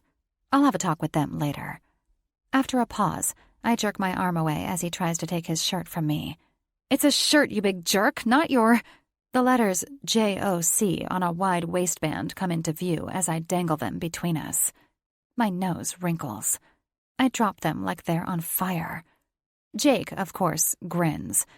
The dirty ones are in the side pocket if that smell does it for you even more. I die. Not like a peaceful passing. More like a slow, torturous death, where the murderer insists on embarrassing his victim before inching the tip of a knife into his victim's carotid artery. Nothing about you does it for me. His eyebrows slide up his forehead as his gaze dips to inspect my chest. You sure about that? Mother trucker. I'm cold. You have sweat along your brow. It's a cold sweat. It's like 80 degrees in here. I have a sluggish thyroid. His grin grows a fraction as his gaze dips to my mouth again for a brief second. You should sprinkle kelp on your food. Where's the key to the truck? What do my underwear smell like? I squint at him, desperate for a really good comeback. I need one. He's been one step ahead of me this entire trip. I need to get the upper hand, just once. Vegan farts? No, that won't give me the upper hand. Ass crack cologne? No, that's dumb. Dick cheese? Maybe. Putrid pubes? No, I'm not sure he has them. Maybe he's shaven in that region. I direct my gaze to just below his abs. It's too dark to say for sure, but I'm certain there's a teasing of a happy trail. Surely that thing doesn't end in a barren convergence of skin, 2 low-hanging sacs, and a bobbing appendage. Biting my lips together in contemplation, I glance back up at him. Stop staring at my boobs. Stop staring at my junk. Oh my gosh. I climb to my feet, finding the center of the tent where I can fully stand. You are so full of yourself. I was not staring at your junk. I was just seeing if you had... He lies back, propping his head up on a bent arm. It does nice things to his abs. Avery, you suck. If I had what? Junk? Hair. There, I just said it. He runs his other hand through his thick head of hair. My nipples are screwed. I used to have a shaved head, but I've had hair for several years. My teeth work side to side. One chance. I just need one good chance to get the upper hand, but he snags it every time. But that's not the hair you were looking for, I'm guessing. The key, Jake? He grins, scratching just below his navel at the start of his happy trail. It goes all the way. The key. Now. The sun's not up. I'm not letting you start my truck. There are other campers nearby. You don't need to make noise and fill the surrounding air with exhaust. Settle in with your dog and you can charge it in a few hours. I glance back at Swarley, now sleeping in my spot. I need to pee. I'll be back later. I shove my feet into my flip-flops. Or not at all if I can find a kind soul to take me to the nearest airport. My sister will pay you a lot of money for returning Swarley to L.A. Jake sits up, pulling on a tea and grabbing a flashlight. Your sister can keep her money. If you find this kind soul, then I'm certain they will figure out a way to get your sister's dog back to her. Where are you going? I ask, as he stands close to me. Too close. I'm taking you to the toilet up the hill. I know how to get there. He moves past me and unzips the tent flap. I'm sure you do. Then why are you taking me? I follow him out of the tent and chase his long strides. Because there could be a few strangers in this camping area that are not kind souls. I stumble on a rock and catch myself before landing on my face. I took a self-defense class. I have skills. Jake stops, letting me make it out in front of him, strutting all of my confidence. Ah! My scream muffles in his large hand as he covers my mouth with it and restrains my arms to my sides with his other arm snaked around my body. I wriggle and scream, but I go nowhere, and my screams are muted to nothing more than a soft, pulsing hum. Show me your skills, Avery, he whispers in my ear. All of my attempts to twist free, headbutt him, elbow his ribs, basically anything, are thwarted by his solid body encasing me like a concrete tomb. What if a kind soul held you like this? What would you do? Let me tell you. Unexpected tears sting my eyes. You would shit your fancy pants, ruin your manicured nails trying to unsuccessfully claw at Mr. Kind Soul's arm. Then you would end up tied to something cold while he made you feel absolutely anything but sexy. You'd long for the days of Dick Cheese buying you expensive shit, then using you for a good lay. Before I blink out a single tear, he releases me, takes my hand, and pulls me up the hill to the toilet. False confidence is dangerous to your health, your self-esteem, and your entire soul. You need to be something a hell of a lot more than a compilation of expensive labels. He lets go of my hand at the door to the shithole with 4 wood walls and no sink. I swallow back the pain and the fear and push open the door. With my back to him, I shrug. It was a free class. 2 hours. I had a crush on the instructor. He told me I was a natural at self-defense. He said I had good moves. Jake grunts a laugh. I'm sure he did. Men tell women whatever it takes to get into their pants. When the sting of the truth starts to hurt, I step into the nasty stall, hating that the walls don't go to the ground or block the sound of me peeing. I can't see anything. He points the flashlight into the foot gap at the bottom of the wall. Thank you. I almost choke on the words, but he walked me up the hill and now he's holding a flashlight for me. What do you say? I hold a squat to prevent from touching anything as I tinkle. You're welcome. I roll my eyes. I'm not talking about the flashlight. What do you say to women to get into their pants? Again, no toilet paper. How did I forget to grab a few tissues? I shake and pull up my panties and pink silk night shorts. I open the door, feeling all kinds of disgusting. No toilet paper. No sink. Who lives like this? Aren't there laws that require a sink with a toilet? Maybe only flushable toilets. Flushable toilets. Best invention ever. Jake stands from his squatted position where he held the flashlight for me. What? He shakes his head. Don't shake your head. Why were you looking at me like that? Is it my hair? I smooth both palms over my fragile locks. I need my hairdresser like a heart attack patient needs a heart surgeon. Hairdresser, stat! What's up with your hair? He inspects my head with the light like I had done to his perfect feet. Only I don't think the grimace on his face has anything to do with my perfect hair. Why are you messing with it all the time? Scratching your scalp all the damn time. If not lice, is it psoriasis? A yeast infection? Jeez! I shove the light away. I told you not to mention my hair. Don't talk about it. Don't look at it. And whatever you do, don't touch it. He brings the light back up to my head. Stop! I try to shove him away again. Fair is fair. You were inspecting my feet for a really long time. I don't need a mirror to know that all the blood has drained from my face. How the hell does he know that? What? I whisper. Taking one step closer, he aims the flashlight between us so his flip-flop-clad feet are illuminated. When you were searching for the keys, you stopped to stare at my feet and... He smiles. The rest of me. My jaw unhinges. You are so full of yourself. I was not looking at any part of you, especially your ugly, stinky feet. I cross my arms over my chest.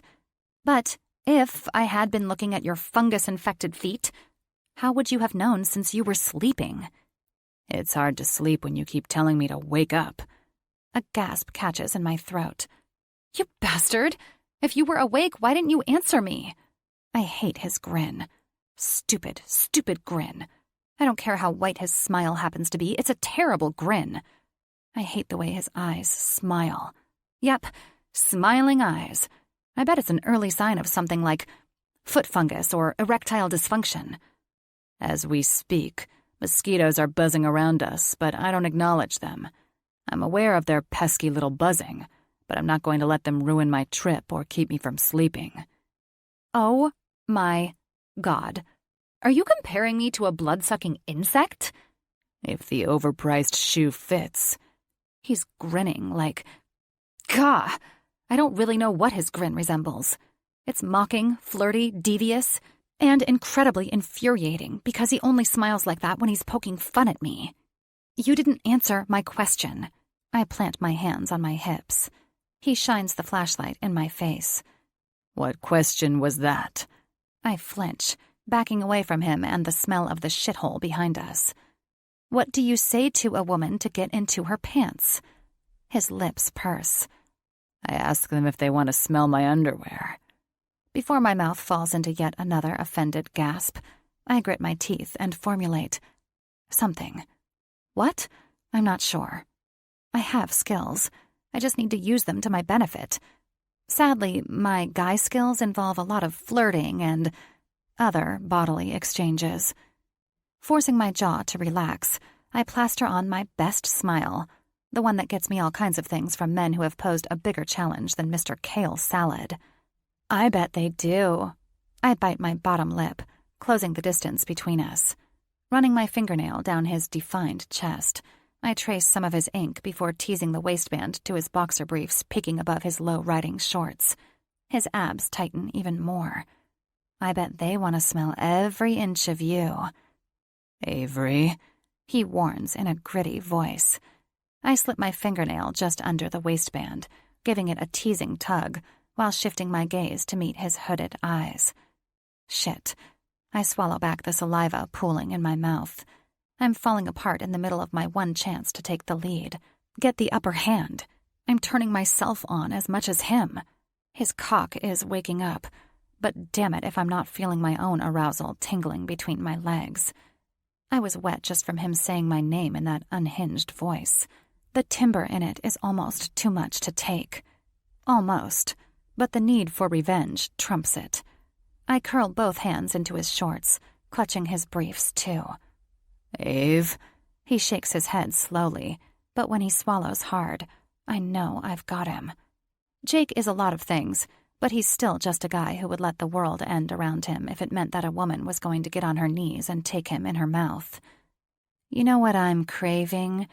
Jake. I lace each word with as much seduction as I can, which isn't hard because I'm so damn aroused. His lips part, and I know he can't even speak. Yeah, I've got this. I give him a sexy, sly grin. Revenge. Yanking as hard as I can, I pull down his pants, snatch the flashlight, and run like chased prey to the tent. Oh my gosh, oh shit, oh! Panic inflames my veins as I navigate the uneven terrain while thinking of what I just did. But more than that, what I just saw. Holy Batman. I saw Jake's junk, and it's not at all junky. It's almost as perfect and big as his feet. When it sprang free, it nearly poked my eye out. Skidding into the tent, completely breathless, I zip it shut and punch the air 100 times in celebration before shoving Swarley off my sleeping bag and sliding into it until just my eyes peek out of the top. I did it. I'm the queen, not a princess. Queen don't mess with me, Avery. My lungs hold my breath hostage as twigs crack beneath the approaching footsteps. Not even the thick sleeping bag hides the visible shaking of my body. I'm nothing more than a bundle of adrenaline and hormones. Horny. I'm so horny, I could hump an inanimate object like Swarley does. Light flickers and Jake unzips the flap and picks up the flashlight that I accidentally dropped while hurrying to get inside here. How old are you? He pins me to the ground with a stern glare. I don't blink, but what he can't see is my grin, and it's every bit as big as his stupid, ridiculous, making fun of Avery grins. 5? Are you 5, Avery? He shrugs off his tea. I allow one blink to prevent my eyes from drying out. Depanting someone is not really a 5-year-old prank. It's probably more of a 13-year-old prank. But I don't actually correct him because I've never pulled someone's pants down out of revenge. Had I done it before, then I surely would have known to keep my face at a safe distance from the springy appendage. After I refuse to give him more than a blink, he eases onto his sleeping bag and shuts off the flashlight. Avery? I contemplate giving him any sort of response, but after a few seconds, I hum a questioning response. Ah! I gasp, then yelp as he grips my sleeping bag and pulls the whole thing, with me trapped in it, onto his body, so we're nose to nose, and the head of his still erect cock nudges the apex of my legs. I swear cocks are natural pussy homing devices. I'm claustrophobic, I say on a panicked whisper. My arms are trapped. I can't move. Still, I'm desperate to widen my legs an inch for very shameful, once a hussy, always a hussy reasons. Jake's nose brushes mine as his minty breath invades my personal space. Or maybe it's his personal space. Things are a bit weird at the moment. I'm not sure whose space we're occupying. When you least expect it, I'm going to pull down your pants and sniff your panties. Probably in public. You've been warned. Understood? Oh my God. With as much ease and at the same lightning speed that he snatched me from my spot, he returns me to the ground next to Swarley. Chapter 10. Day 4. Ozark National Forest. Jake buys a new t-shirt. I used to be a people person, but you ruined that for me. Day 5. Ozark National Forest with hard water, deteriorating hair, and 7 out of 10 fingernails chipped, ripped, and cringe-worthy. Jake buys a new t-shirt. Scratch and sniff. Dumbass. Day 6. Ozark National Park. Shitty cell phone signal. We don't leave the campsite. I contemplate slitting his throat or my wrists. Day 7. Still in the freaking Ozarks. I have never been so disheveled from my witchy head to my calloused toes. We make a food run. Thank God. I had to swing another fasting session because I ran out of Addie's snacks. In all fairness, Jake offered me some of his food, but with the looming threat of losing my pants in public, I couldn't risk getting anywhere near him or his food. Jake winds us through the mountains to a small grocery store.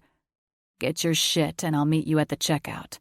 I'll roll down the windows, but I have a feeling Swarley could go into a barking frenzy no matter what. Maybe.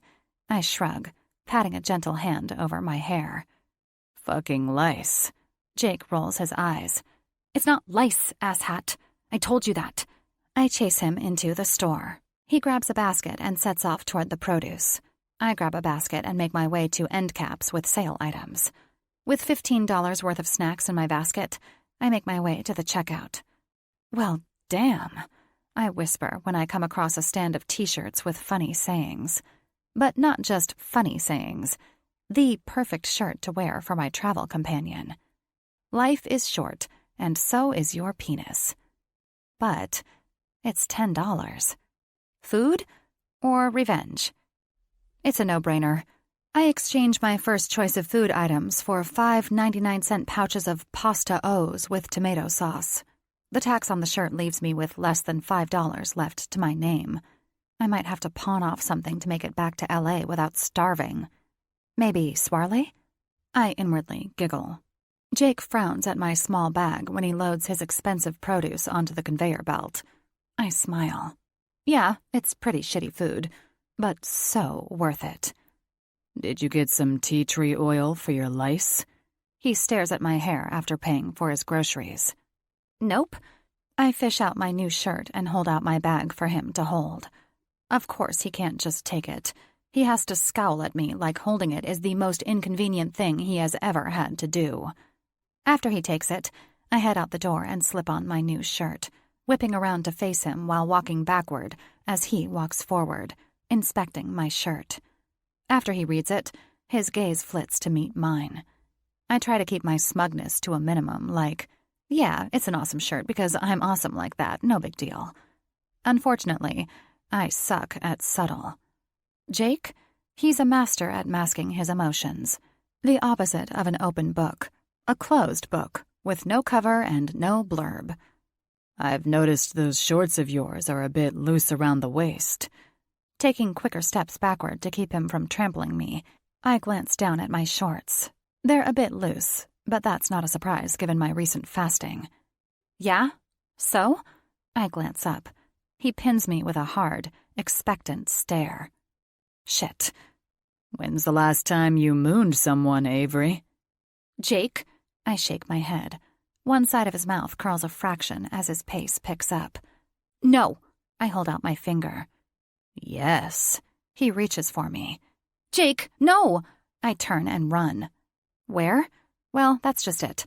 I have nowhere to go but in circles around the parking lot. But he is not pulling down my shorts in the parking lot of a grocery store. His steps gain on me. Help! Shh! He laughs just behind me. Stop! Don't! I'm going to fall in these heels! Shh! Jake's hand snags the back of my shorts. My fingers clench the waist of them as he pulls me to a stop and drags me back to the truck, wedging them up my ass in the process. Jake! Shh! Stop squealing like a damn pig. I'm not going to pull your pants down. Yet. I wrap both of my hands around his wrist, tugging at his firm grip on the back of my shorts. He opens my door to the truck and tosses the bags in next to Swarley. After he shuts the door, he releases me. I jump into my seat and fasten the seatbelt, hoping it aids in keeping my pants on me. Resting his hand on the top of my door, he inspects me with that indiscernible look for a few moments as I start to mess with my hair, then decide to just keep my hands idle on my lap to prevent him from making some stupid comment about lice. Can't say I've ever chased anyone around a parking lot before. He bites his lips together. Screw him. I am not going to mirror that stupid grin he has on his mild to moderately handsome face. We are grown-ups. Playing chase is something 10-year-olds do. He's reduced me to an adolescent again.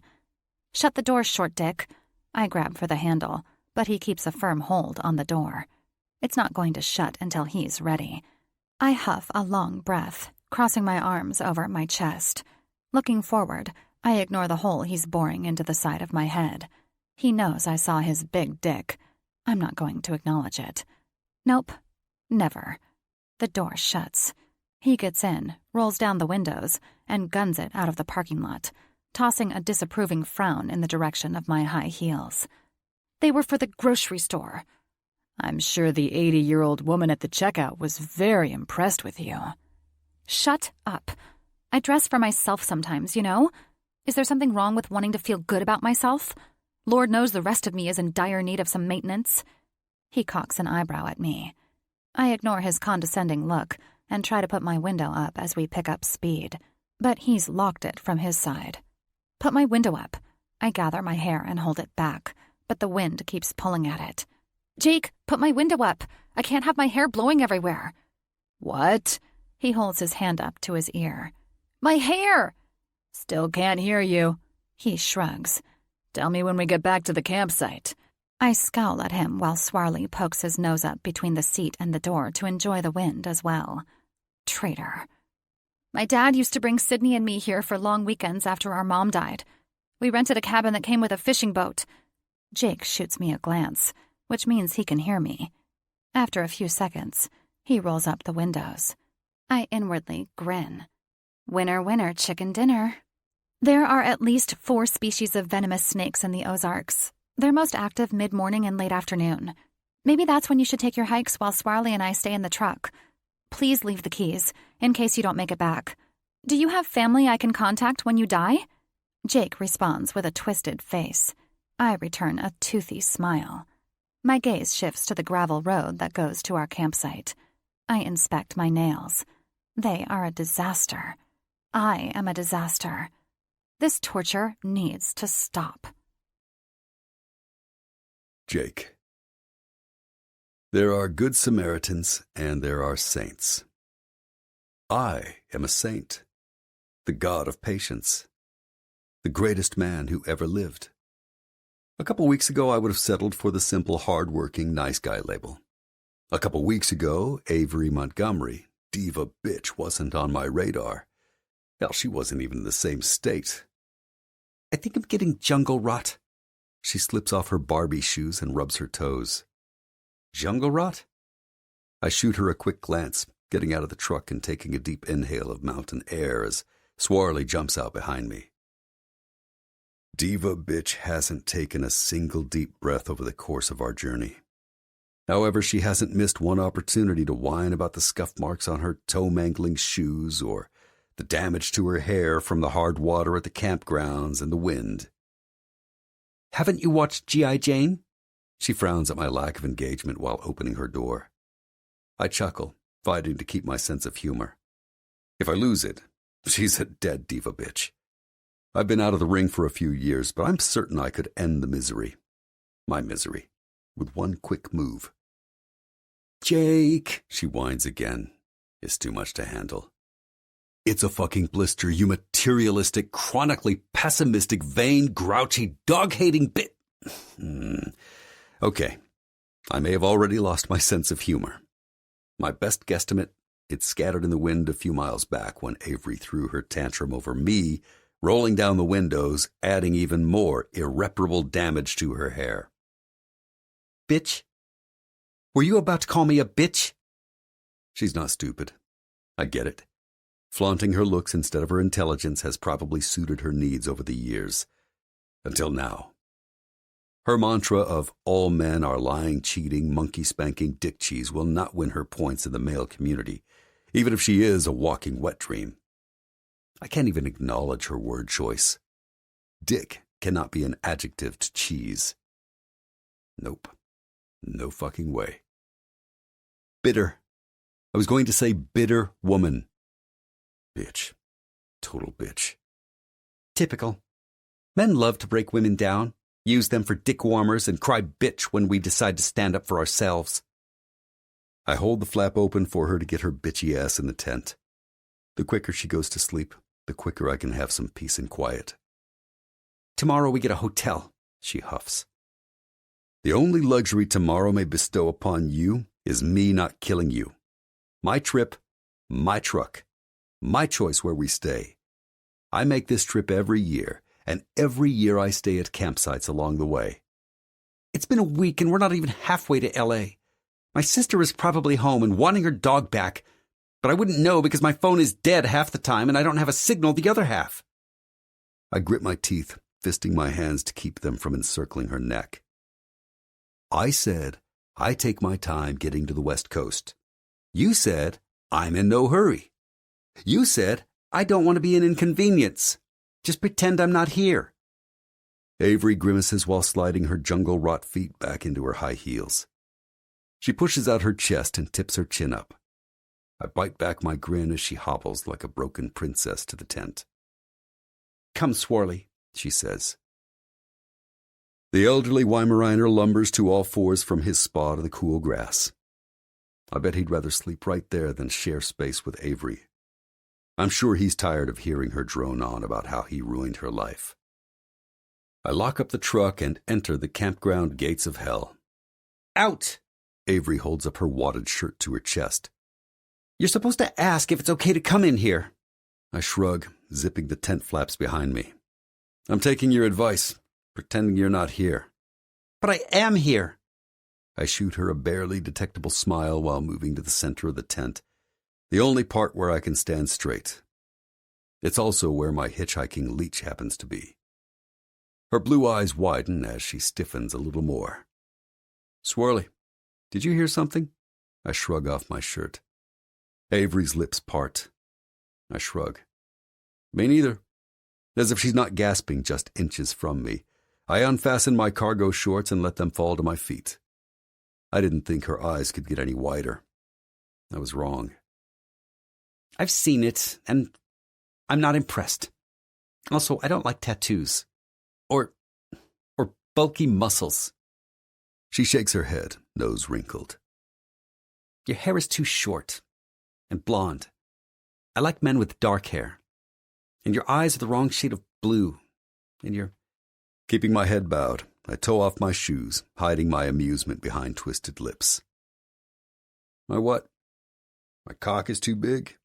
I glance up as the horror intensifies, reddening her cheeks. Her jaw unhinges. "Listen, short dick. I want nothing to do with your cock. Or any cock ever again." Thank God. My cock threatened to hold its breath until it turns blue and falls clean off my body if I even think of sticking it in your battery acid-lined I stop myself, clinging to the tiny bit of control I have left. Another gasp. Can she really be that shocked? Cunt? Is that the word tripping out of your mouth? You are the most vulgar man I have ever met. Really? She's from L.A. I'm not vulgar. This infuriating woman just brings out the fighter in me. I need to let this go and take the high road. Sorry. Lady bits? Vajayjay? Hoo-ha? Quim? Vagina! Vagina, vagina, vagina, vagina! She balls her fists. I lift a single brow. Okay. I bow. Good night, your royal vagina.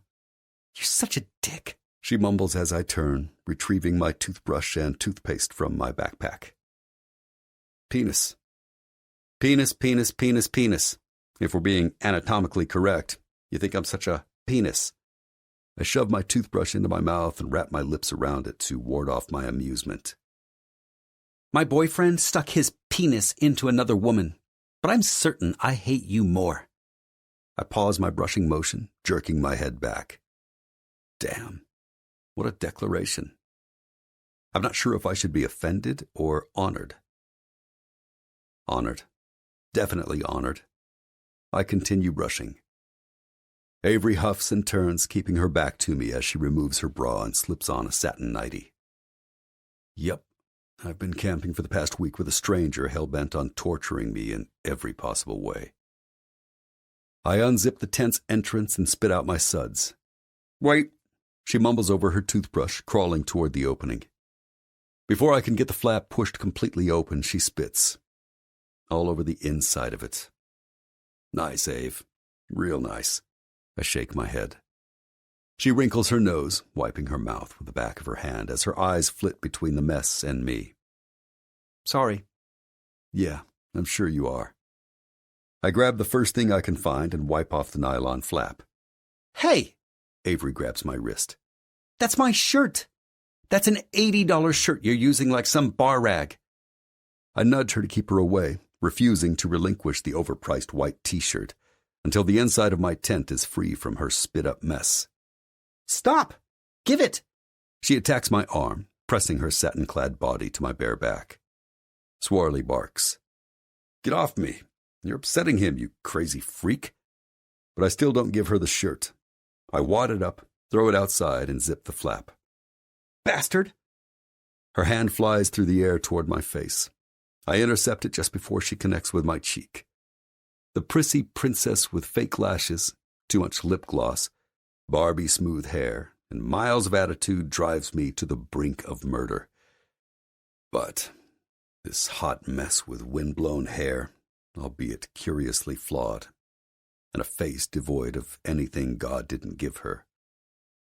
She's fucking beautiful. Wild. Lawless. Lively. So damn sexy. Get my shirt. Now! I nod to her taped fingers. I think it would have hurt you more than me. Get my shirt. The grin on my face feels incredible. Let it be. Avery dives for the door. I stand on my knees and block her with my body, holding her to my chest with one arm around her waist. She shoves my shoulders. Ave, breathless with anger staining her sheets crimson, she huffs out a long exhale just inches from my mouth. Let it be, I repeat. It's...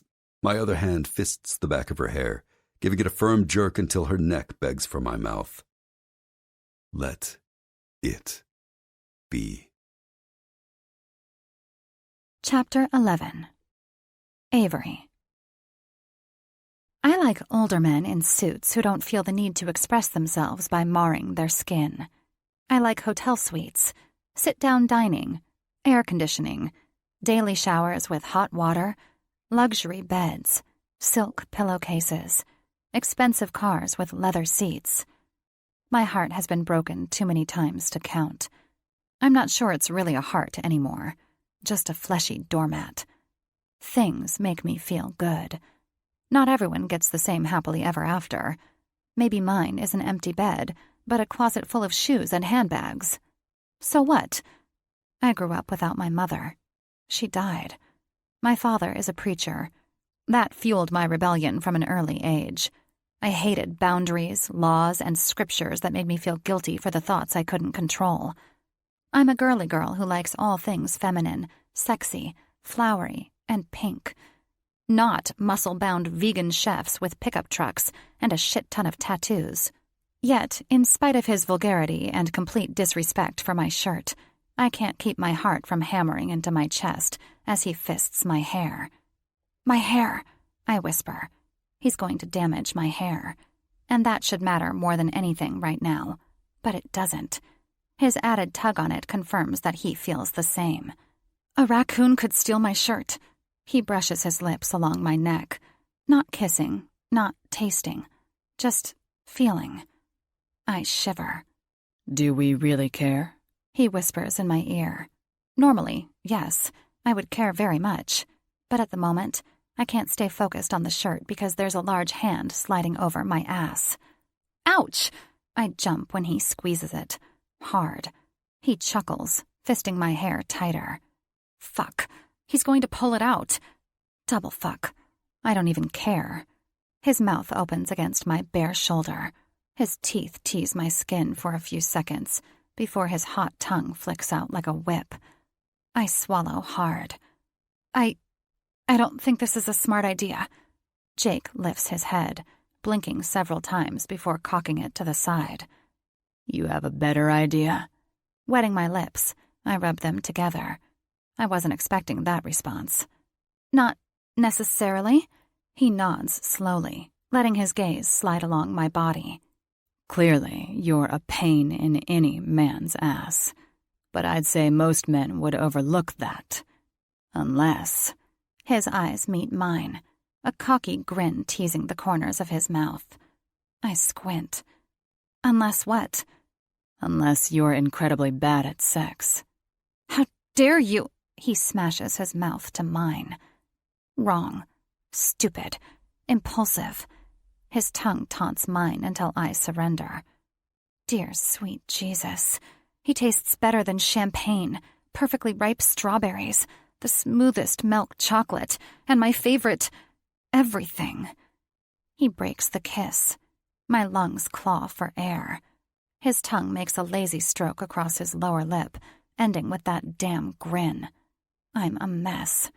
What's he smiling about? I'm not bad at sex, I whisper between breaths. No.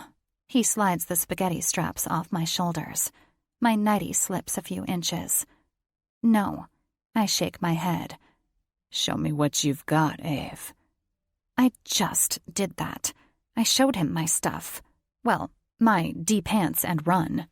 Maybe that didn't count as sexy in his book. My smile twitches. Why are you calling me Ave? Figured you preferred it to diva bitch. I scowl. I still hate you. He chuckles. I wouldn't have it any other way. Bastard. Sexy, delicious, irresistible bastard. Jake holds his hands out to his sides. Let's see it, Ave. Do your worst. What the hell? I wait, but he remains on his knees, statuesque. I slide off my nightie. His eyes follow with curiosity. Maybe. Or is it disinterest? Gah, I don't know. Men have seriously messed with my head, chipping away at my confidence.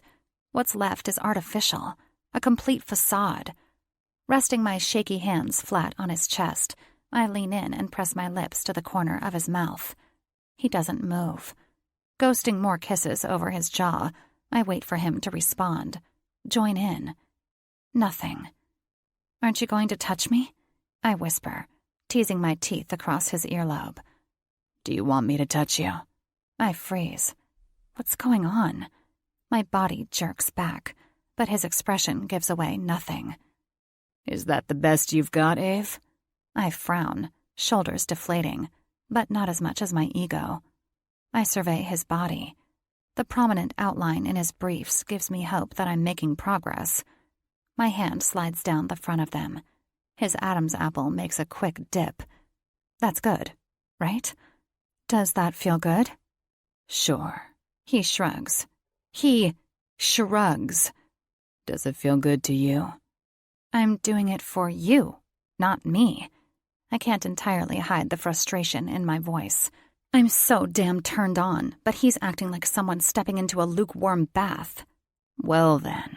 His hand clasps my wrist, pulling it from his briefs. You're doing it all fucking wrong. Shoving both of my arms behind my back like I'm under arrest, he dips his head down and teases his tongue over the swell of my breast. I feel chilled and ready to overheat at the same time. He dips lower. My back arches as he flirts with that invisible string that sends a thrumming pleasure right between my legs. I seethe in a quick breath. A soft groan rattles in his chest. That teases that invisible string, too. You see. He trails his lips along my chest, seeking my other breast. The art of sex is all about selfish pleasure. You like what I'm doing. He palms my breast, flicking his tongue over it until my legs pinch together to fight off the need to moan. But I'm not doing it for you. He lets go of my hands and hovers his lips over mine. I'm doing it because I want to taste you. Because I want to hear you whimper. Because I want to feel you squirm. That gives me pleasure. I nod slowly, but I can't find one word that's a suitable response. He grabs my ass and lifts me, guiding my legs around his waist, my arms around his neck, so he can lay me down on his sleeping bag. Kissing me with an unhurried pace, he reaches behind him and unhooks my legs from his waist before tearing his mouth from mine. And he sets my feet on the ground and slides off my panties. When my tongue goes here. Oh, God. My hips jerk against the 2 fingers he shoves inside of me. It's because I'm so fucking hungry. His tongue goes there, and he hums like I'm the best thing he's ever tasted. Gone. I'm gone. Lost in the bliss of pleasure given by Satan himself. I curl my fingers into his coppery hair and hold him to me as I throw my head back, speaking to a god I'm certain wants nothing to do with my orgasm gratitude. Jake. Where are you going? Avery lifts onto her elbows as I pull on my shorts. We're not having sex? I grin, shaking my head. I don't have a condom. It was your idea. How can you not have a condom? I shrug. It was a gamble, but I felt the odds were in my favor that I wouldn't need one. Her mouth falls open. What? You thought I would fail?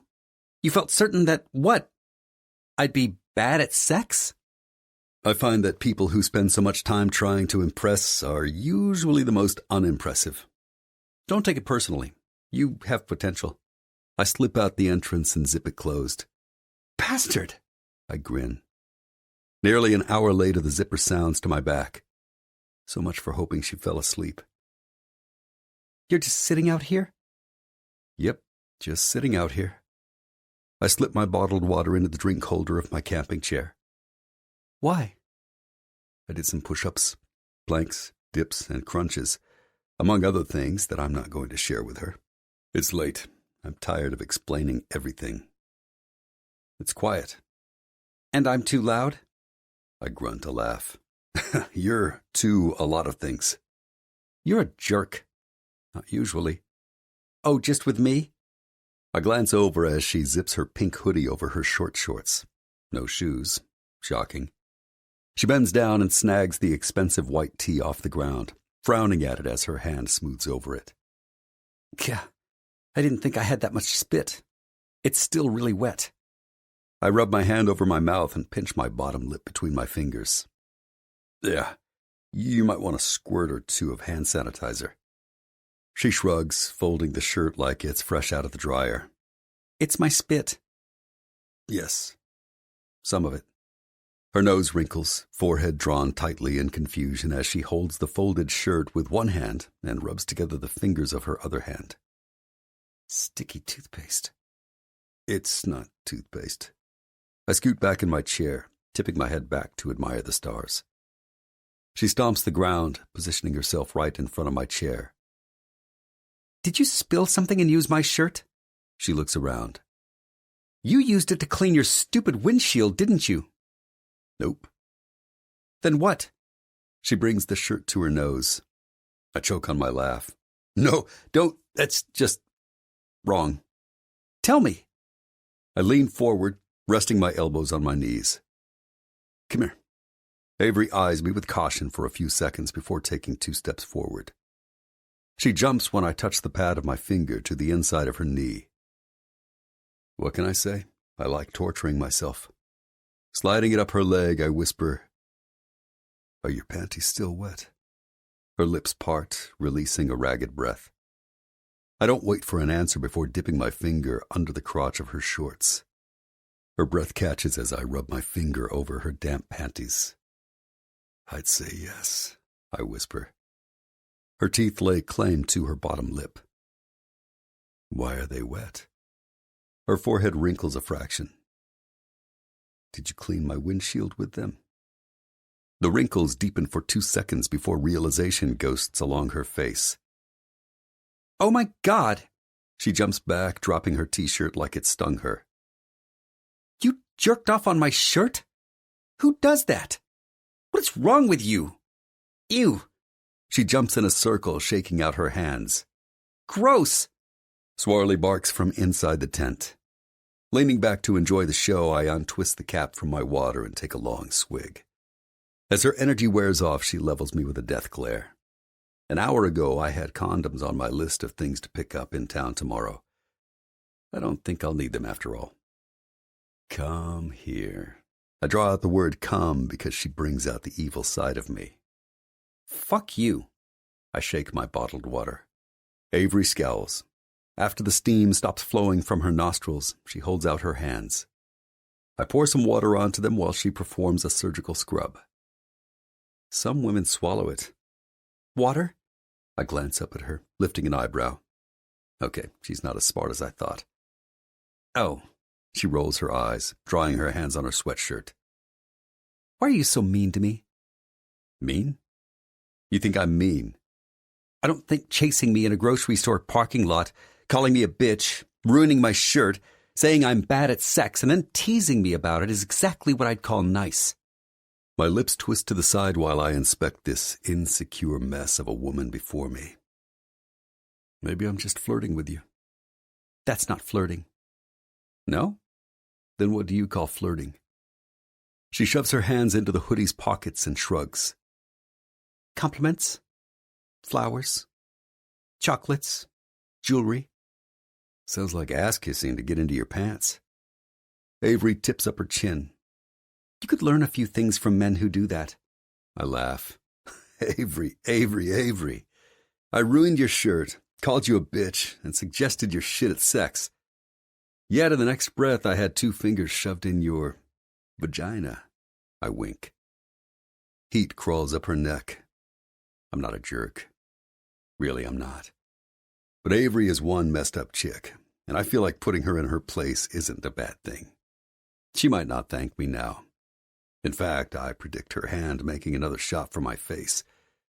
But someday, she might thank me when she finds a guy who doesn't treat her like a doormat, because she demands respect that can't be bought with elaborate gifts, and her self-esteem reaches deeper than fake eyelashes and designer clothes.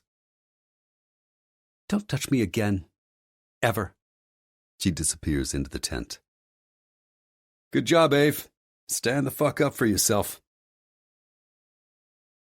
Chapter 12. Avery.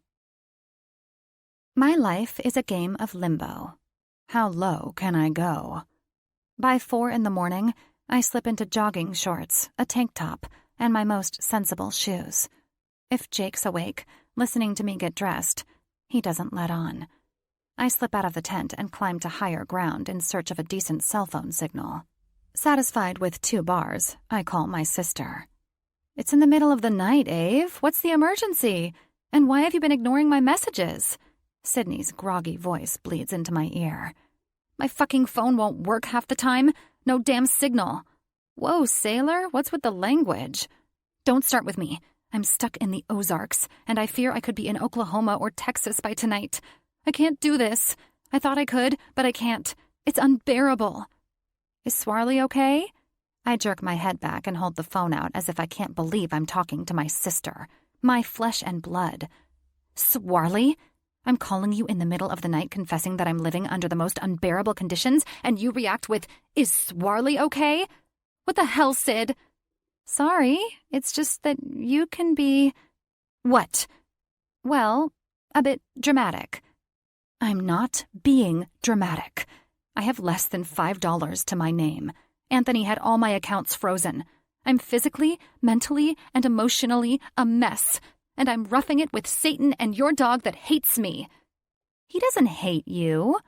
I bite my lips together. She doesn't know about my hand. I didn't want to ruin her trip with my grievances, but desperate times. Before I left LA, he chased a cat while I was walking him, and he ruined my hand. Major ligament damage. I may never work again. Too much? Maybe. Oh, Ave, no. I don't want you to feel bad or responsible. It was an unfortunate situation, but it's put me and your beloved dog on the outs of sorts. I'm just, well, I've hit rock bottom. I thought I could make it to LA with Swarley and Satan, but I can't. Ave, Lautner has a bad stomach bug. I think he caught something toward the end of our trip. Otherwise, I'd see if he could meet you somewhere, bring Swarley home, and let you fly back to LA. But I can't leave the kids with him, and I don't want to pack them up for another long trip. If it's a true emergency, you should check with Dad and Dee Dee. Dee Dee? I say slowly. You know about the Dee Dee? Sydney chuckles. All of us video chatted a few days ago. She's pretty great. I'm so happy for Dad. They're going to make a trip to California after they get married. We should plan a surprise party or reception type thing for them when they come to visit.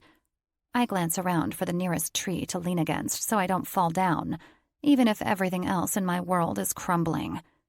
My life is shit, I say with a shaky voice as tears sting my eyes. Is it that Jake guy? Dee Dee told us he's incredibly kind and trustworthy. She and Dad feel confident that you couldn't be in better hands. He's a terrible person. I don't know what Dee Dee sees in him, unless... I cover my mouth, swallowing a bit of bile. Unless what?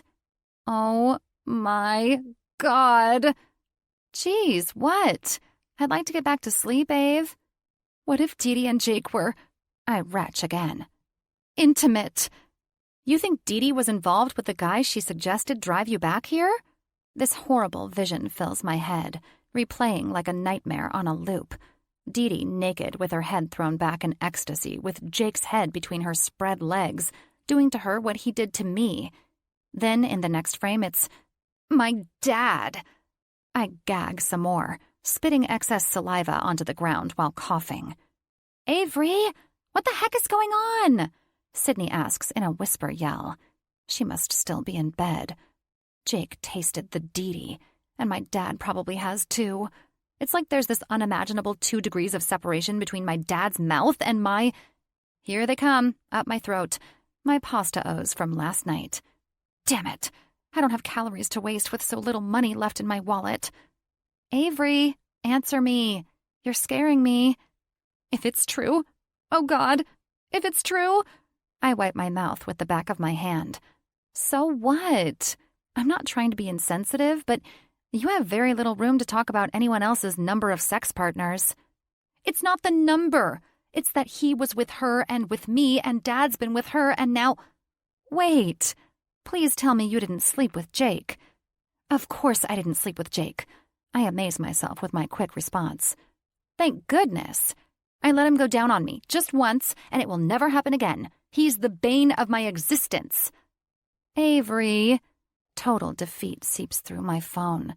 She's disappointed in me. A real shocker. I'm disappointed in me. I'll send you some money. Just tell me how much. But I can't come get Swarley. If you're too stubborn to ask Dad and Dee Dee, then I don't know what to tell you. You shouldn't have left L.A. with Swarley until we got home. I had to leave. My life was falling apart. Anthony developed a craving for chocolate, one I couldn't satisfy, and I wiped the streams of tears from my cheeks. I needed someone, and you were gone, so I went to Dad. You're going to have to explain the falling apart and chocolate craving later, but I'm truly sorry you were in need of someone and I wasn't here for you. I know it's not her intention, but she makes me sound so needy. Gah, am I really that needy? Did she always feel like I needed her to fix shit in my life?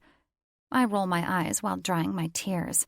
Clearly the middle-of-the-night phone call proves that theory correct. Ah, good. My gaze flies over my shoulder. He's awake. Fabulous. You're up, Jake continues, stretching his arms over his head in one direction, then the other. And dressed for a quick hike. What a nice surprise. Let's do it so we can pack up and hit the road. After I look for as many physical flaws in his body as I can find, too many tattoos is all I can find in this lighting, I point to my phone planted against my ear. I'm on a call. Where's Swarley? He marked the area and went back into the tent. Jake nods to my phone. East Coast, I hope. If you're calling California, I bet whoever is on the other end of that call really hates you right now. Oh my gosh, he's adorable. Sydney laughs. I don't hate you, Ave, but I don't hate him either. Sorry. And good to know someone's keeping track of my dog. Yeah, I agree, sis. Even his voice is obnoxiously annoying. Avery, stop. I didn't say... Love you too. Gotta go. The money, Avery? How much? No worries for now. I'll let you know. I press end. Were you awake when I was getting dressed? Of course. He covers his yawn with his fist. You just like to play dead? It's better than being dead. In your case, I disagree. Ouch. He presses a hand to his chest. Let's go. I start marching off. This way, Ave. Huffing while coming to a stop, I pivot. He smirks. Fuck the hike. Let's take a jog. I have a lot of energy and anger to burn off. Now we're talking. He grins.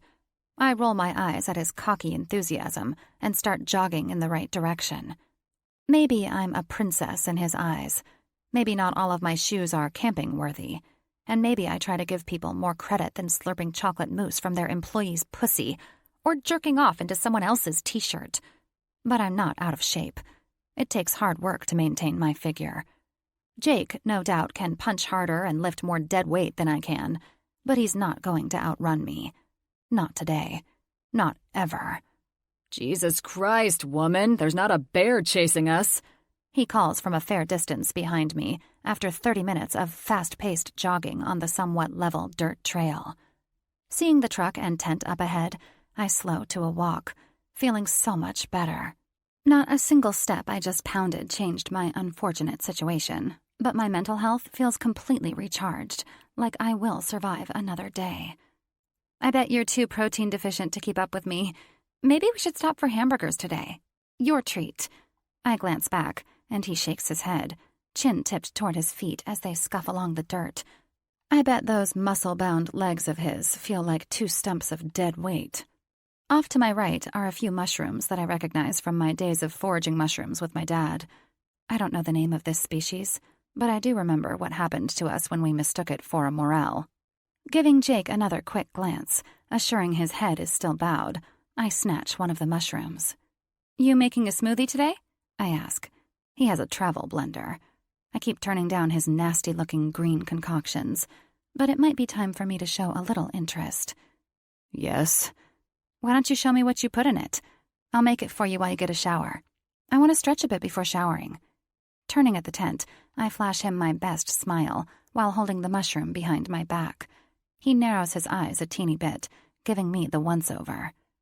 You're hungry. You want me to share my smoothie today. Am I correct? Yes, I'm starving. But I'll again forego food to have an opportunity to take the lead.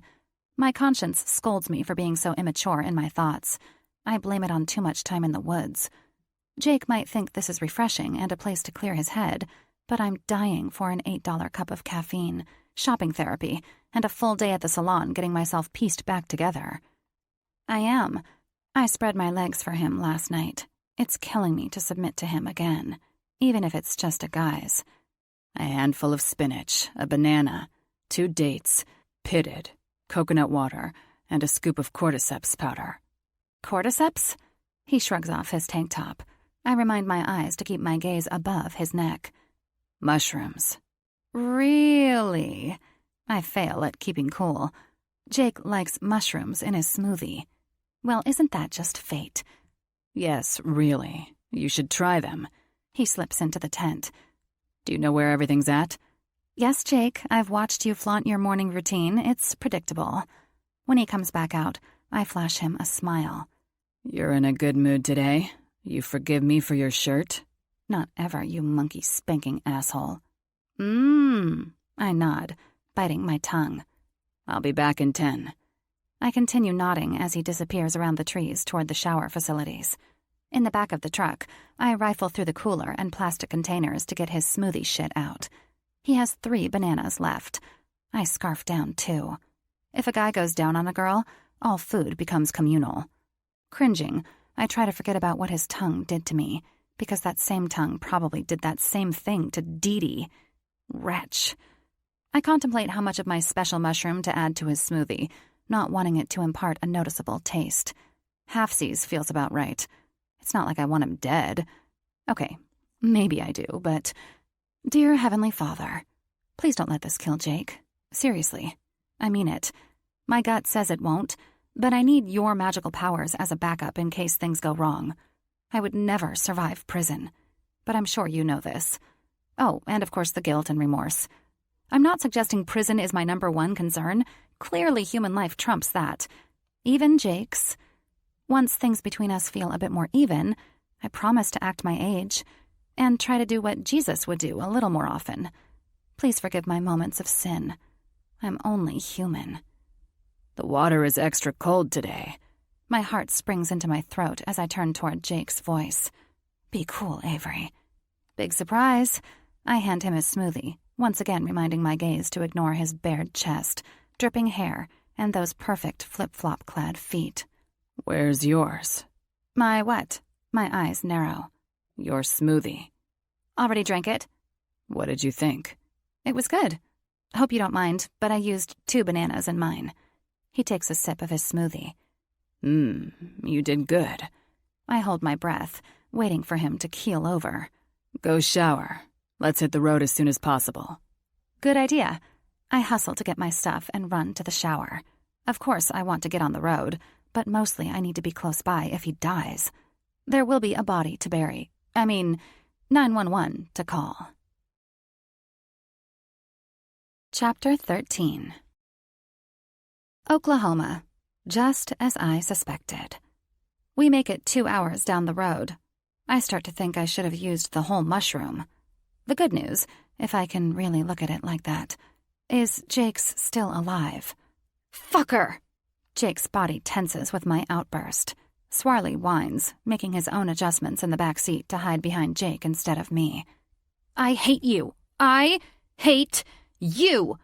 I roll down my window and throw my phone out into the ditch. Avery. Jake rolls up my window. Clenching my teeth, I will away the tears. Anthony fucking asshole, chocolate mousse liar, cheater, hateful man doesn't deserve my tears. Ave. Jake rests his hand on my leg. This brings out the tears. I don't want his kindness and sympathy. He had my cell phone disconnected, I whisper, swatting at my tears. Jake squeezes my leg.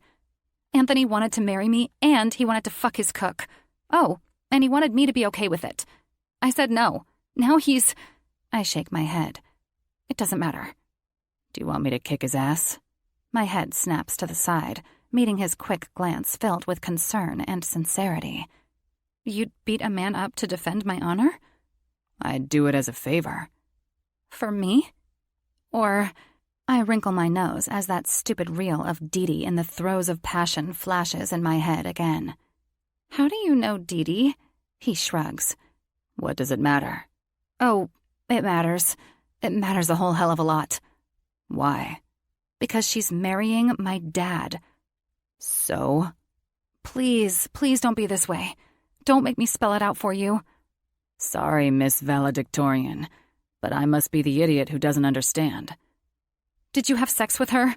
My voice booms, but I'm not sure why. I blame it on Anthony and his uncouth way of handling a breakup that's his fault. Jake waits a few seconds. It's a yes or no answer. There's no reason to wait, unless he's formulating a lie. I'm trying to figure out how my sexual history is relevant to you or your dad. It's a yes. I cuff a hand around my neck as if I can manually keep the vomit from coming out. If you did to her what you did to me, and she's going to be my stepmom, and my dad has probably put his mouth where you put... I retch. Jake pulls off the road. Get out. Don't you dare vomit in my truck. I jump out, bending over into the ditch. Nothing comes out, even after a few more gags that make my eyes water. This is payback, that bitch named Karma, for all the men I've slept with who have daughters close to my age, or younger. This is what I get. Life is cruel. Gentle hands pull back my hair. I reach up to stop him. I know. Be careful with your hair. I nod, standing straight when I'm certain those 2 bananas are not coming up. I didn't have sex with Dee. Jake whispers in my ear, sliding his arm around me just above my chest. He pulls me back against him and kisses my shoulder. It's kind. I didn't know he could be kind. It's intimate. I didn't think I wanted to feel intimacy with him or anyone. We didn't have sex, but you... I can't say it. I haven't been physical with Dee. Is that what you want to know?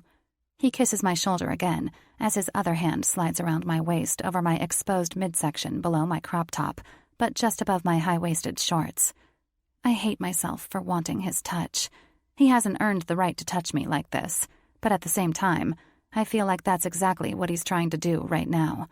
If there were other cars passing by, they'd have to wonder what's going on. But Jake loves the roads less traveled, so I doubt anyone will drive by unless they are lost. Ave. His lips move to my neck. I'm sorry. I'm in who knows where, Oklahoma, falling apart from the inside out, with a man who plays me emotionally and physically like no man before him. Buried beneath layers of self-loathing, resignation, and the total whiplash from my life hitting a brick wall, I let myself take the affection that's being offered. Jake, I swallow, weak in the knees and breathless. Dee said you're trustworthy and kind. I need that Jake. Can you show me that Jake for one day? Yes. He turns me in his arms and kisses me. It's possessive, but not entitled. I feel wanted. but not guilted. I grab his shirt and hold him close to me.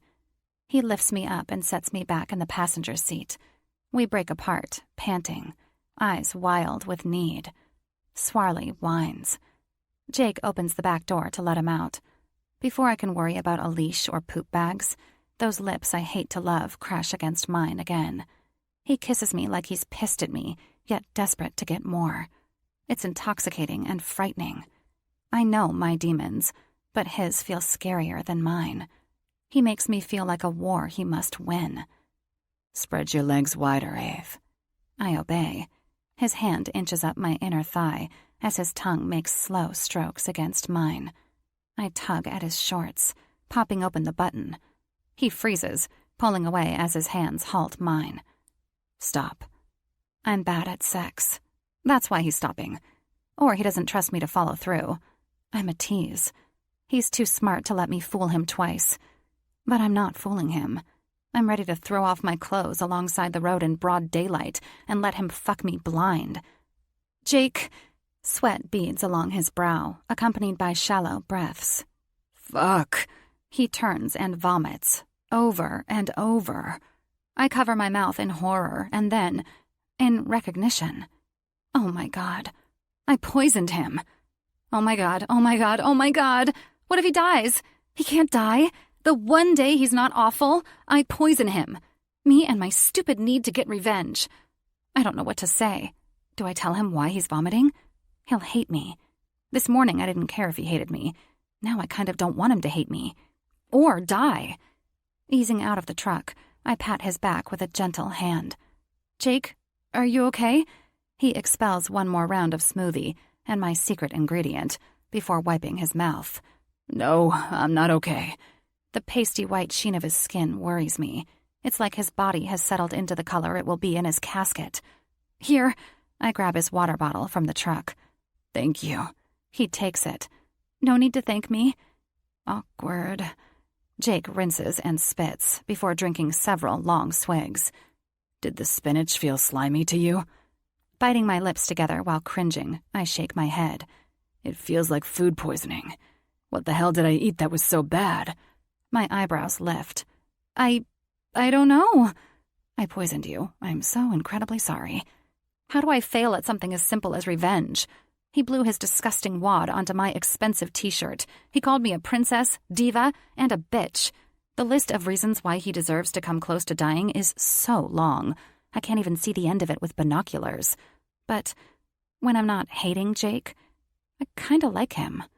We have to go. Get Swarley. Go? Just do it. He walks around the truck, hunchbacked. I get Swarley in the truck, and Jake fishtails back onto the main road. You're, going a bit fast. 80, 85, 90. Holy shit, we're burning down the road at 90. Jake, I think you should slow down. With a permanent grimace, he shakes his head. Within minutes, we pull into a gas station. I'm not sure it's even open or still in business. Jake nearly falls out as he opens the door, then hightails it around the side of the building, buckled over and waddling like he has something stuck up his ass. Swarley whines. Shh, I know. It was wrong. I bite my chipped thumbnail, nose wrinkled. Please don't die, I whisper. 15 minutes later, Jake emerges from the side of the building, looking like a corpse. I'll drive. I hop out and hold open the door.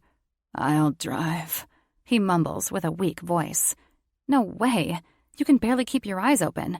Food poisoning can be very serious. We can't have you vomiting while driving, and we don't really know that it's poisoning. Food poisoning, that is. On a shallow sigh, he nods and climbs into the passenger seat. Let's find the nearest hotel, he says as I buckle into the driver's seat. Who knew all I had to do was poison him to get linens and an actual shower? Terrible thoughts. Who celebrates poisoning someone? Okay. I restrain my slight enthusiasm. Jake falls asleep while I pass up the nearest hotel that I'm certain is the kind that only rents by the hour. When I find a chain name that I recognize, I park the truck and tap his arm. We're here. Peeling his eyes open, he grumbles. Get a room. Any room. Okay. I wait, holding my purse.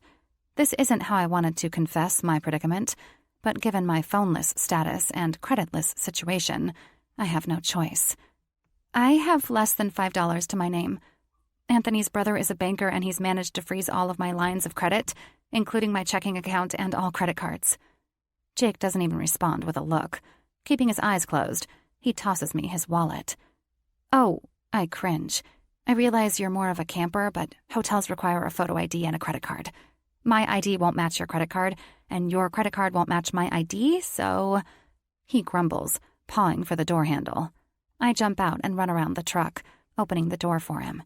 Draping his big arm around my shoulders, I help him into the lobby.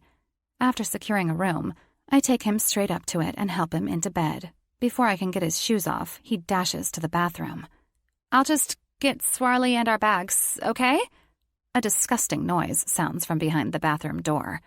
I'm not sure which end is releasing the toxins, and I don't want to know. Jake spends the rest of the day in the bathroom, refusing to let me in except to hand him water, a toothbrush and toothpaste, and a bag that has activated charcoal. He's such a Boy Scout, always prepared to be poisoned with mushrooms. Gulp. Hey! I jump out of bed, muting the TV. Are you feeling better? What can I get you? I ordered room service. I point to a tray of food. Most of it's gone because 2 bananas. Taking a deep breath, he shakes his head. No food. Collapsing onto the other bed, he rests his arm over his forehead. I'm empty. Nothing else can come out of this body. You're going to live, right? I think so. Thank God. What can I do? You need to hydrate. Coconut water? I'm not thirsty. His voice is weak like the rest of him. He's this pile of muscle and tattooed skin, but I'm certain I'm stronger than him right now. You have to hydrate. I'm going to get you something. Stay put. I grab my purse. You have no money, he murmurs. I don't. No money, no phone. My wallet. I nod even though he can't see me.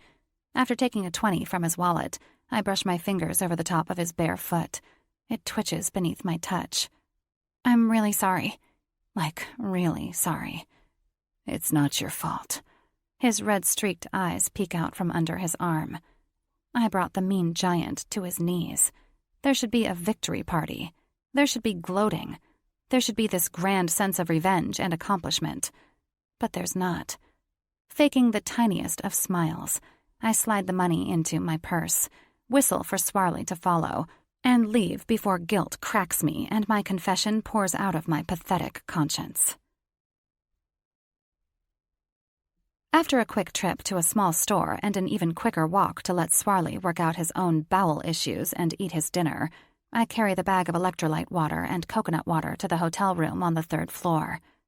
Go lie down, I whisper to Swarley upon seeing Jake curled onto his side, sleeping.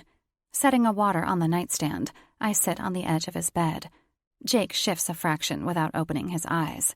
My hand moves to his face, my palm hovering over his cheek for a few seconds, giving me a chance to admire his soft skin, marred with only a few pearly scars.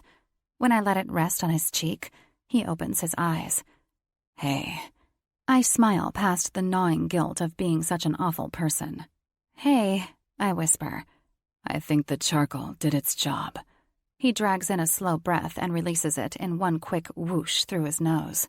Does that mean you're feeling better? Stretching out, he nods. What time is it? 10:15. Since you're feeling better, I'm going to jump in the shower. I jab my head toward the coconut water. Hydrate. Yes, Dr. Montgomery. Something resembling a grin plays along his lips. I try to mirror his kind sentiment, but I can't because I poisoned him. Gah. Don't wait up for me. I'm not getting out of the shower until I've drained all the hot water. Grabbing my clothes, I give him a don't give me shit about it look. Do I want to know what you do in the shower? He scoots up to a 45-degree angle and laces his hands behind his head.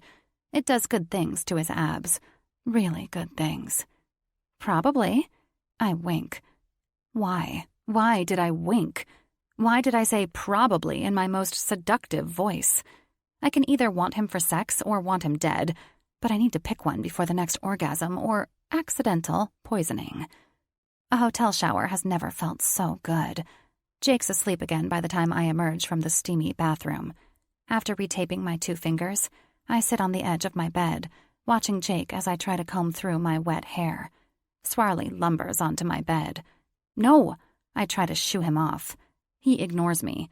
The second I snuggle into my spot, I smell dog breath and feel it warm and moist against the back of my head. Not cool, Swarley. Throwing off the covers, I sit up. There's room in Jake's bed. Maybe he's out of it enough that I could catch a few hours of good sleep and crawl back in the flea bed before Jake wakes up. Making the stealth transition from my bed to Jake's, I manage to get positioned next to him without him stirring. Sleep takes me quickly, and I don't move an inch until morning. Jake. She's all over me. A leg over both of mine. Her head's using my chest as a pillow, and she's drooling on me. But her right hand, it's on my junk, and yeah, my junk is pretty damn hard because of it. However, that's not the most disturbing part. There are chunks of blonde hair on my chest and neck, and they are not attached to her head. Ave? She readjusts, which involves her right hand clenching around me over my briefs like a bike handle. At this point, I'd be fine with her riding me, or even a good hand job. But my fear is she's going to wake up and somehow blame this on me. Avery. Her hum doesn't convince me that she's really awake. Oh my God! She leaps from the bed, making Swarley jump out of her bed, whining. Okay, she's awake now. Rolling my lips between my teeth, I lift my eyebrows. Avery stares at my erection, rubbing her fingers together. I didn't come on her hand, but it was headed in that direction. When her gaze slides up my body, the horror that my dick just gave her is dwarfed by the ugly mask of total Armageddon destruction morphing her face. Yes, Avery, your hair is falling out. Why? I don't know. Oh my God! Her hands inch toward her head like she's afraid to touch a single lock. Something tells me God's not listening to her. Maybe the line's busy. I imagine he has more pressing matters like starving children, genocide, and global warming. Avery's hair is really nothing when looking at the bigger picture. I don't think she's seeing the bigger picture at the moment. Snatching the clumps of hair from my chest like frantically grasping for scattered money on a sidewalk, Avery hugs it and runs to the bathroom. Avery. The door slams shut, followed by more pleas to God and indecipherable mumbling, possibly even a few sobs. I'm not sure where my faith stands right now. My youth was pretty shitty, so I'm not too close to God anymore. However, I get the impression Avery and God have been on the outs for a while. Why? She cries. I'm sorry. I sit up in bed, smirking. She's apologizing. Her naughty list must be long. Downing the bottle of water she left by my bed, I choke on the last ounce as she continues to repent. I shouldn't have poisoned him. What the actual fuck? Tossing the empty bottle aside, I take 3 long strides to the bathroom and slam my shoulder against the door while simultaneously trying to open it. Unlock the door. What did you just say? Poison? Did you poison me? Avery sobs more. Open the fucking door before I break it down. Don't kill me. Please. I'm sorry. My hair. It's my life. Why does God hate me? I'm not going to... I can't finish that thought. Truth? The door is going to open one way or another, and when it does, I'm going to kill her. He hates you because you're a vain, self-centered bitch and a goddamn attempted murderer. I didn't want you to die. Her grief shifts from total despair to anger. I just wanted you to stop being so mean to me. Well, killing me would accomplish that, wouldn't it? Avery rips the door open, eyes red and swollen, cheeks drowning in tears, but fire flaring from her nostrils. If I wanted you dead, you'd be dead, she shoves my chest. I grab her wrist and twist her arm around her back, bringing us chest to chest. What did you give me? Nothing. Stop. I fist her hair, possibly pulling out more of it. Let go of my hair. Let go of my hair, please. Please. I anticipate a cop knocking at our hotel room door before too long. Nothing doesn't make me vomit and shit until everything inside of me feels raw. Mushroom. Part of one. She whispers like it's her last breath while her free hand tugs at mine, tangled in her clusterfuck of hair. You picked a random mushroom and put it in my smoothie? It's barely detectable, but she nods. You have no moral limits. She blinks, releasing another tear. I want to tie her up and let her completely fall apart, draining all the evil and vanity from her materialistic soul. Instead, I release her. She melts down the door to the ground, pressing her hands to her head as more sobs fill the air. Pull yourself together. We're leaving. I pack my stuff and hers while she sits on the bathroom floor in the same spot at the bottom of the door. She hasn't moved, but her crying stopped 5 minutes ago. You think someone died and all hope is gone. My loyalty to Dee Dee starts to wane as I realize I'm going to have to take our stuff out to the truck, along with her dog, then carry her pathetic ass out as well. But I do it. Good thing I didn't die. Who the hell would take care of her? A shaky breath rattles her body as I scoop her up and set her on the bed. I'm not going to wrangle shorts onto your limp body, so I found this dress in your bag. I hold up the black sundress. She stares blankly at it. I remove her nightie. Her hands cover her breasts. Really? I know what her most intimate part looks and tastes like, yet now she's showing some modesty. If only she could be a little more modest with her emotions. She cringes when the dress catches on her hair or nest or whatever we're calling that situation on her head. Am I carrying you, or can the broken princess walk? She stands, staring at her feet, wiggling her toes in her flip-flops. I didn't take the time to find matching flip-flops. If that matters, then she'd better snap the hell out of this. This ends today. I grab her hand and pull her out to the truck. 45 minutes later, with a refueled truck, we pull into a strip mall. Avery hasn't said a word. I should do flips over it, but her constant sniffling is worse than her bitching. Cheer up, Buttercup. I lift her out of the truck. She stares at her feet, shoulders curled inward. You're going to look like $1,000,000, or according to the sign in the window, $14.99 by the time we leave. Her head eases up as I pull her by her hand into the building. No, she tries to pull away. Yes, I tighten my grip. What can I do you for? The perky, purple-haired girl asks. Her hair is falling out. I need you to make it stop. No. Avery's fight comes back. I still don't let go of her hand. I'm not doing this. She looks around, using her whole weight to try to pull away from my hold. What is this place? Her head shakes continuously. Savvy Saving Salon. Purple hair smiles. No. Hell no. I can't let you touch my hair. I grip my teeth behind my smile, getting in my fucking annoying little princess's face. Here's the deal. You get a haircut right here, right now, and I take you all the way to California. You have another ridiculous meltdown, and I leave you here. No ride, no money, no phone. What's it going to be? Another sob escapes Avery. I'm so numb to it at this point. Purple hair sticks out her lower lip. Oh, no. It's okay. I'll get you fixed up. I promise. I drag Avery toward the chair. She shuffles her feet like a death row walk, eases into the chair while hiccuping on another sob, jerking her hand away from me while Purple hair puts a cape around her. Looks like someone hasn't been taking care of her hair extensions. Purple hair sticks her lower lip out again, giving Avery puppy dog eyes. It's his fault. Avery shoots me a scowl. We've been camping. It's okay. I'm going to fix you right up. Great, you do that. I have a dog to feed and walk. The bell at the top of the door jingles when I push my way out of the cloud of estrogen and sheer male hatred. An hour later, the door jingles again. I look around for Avery. No Avery. She's in the bathroom with my nail polish remover. Purple hair grimaces. She's been in there a while. I had to take quite a bit off. I told her short hair is in. I think she looks really cute. Avery's locked herself in the bathroom again. Just great.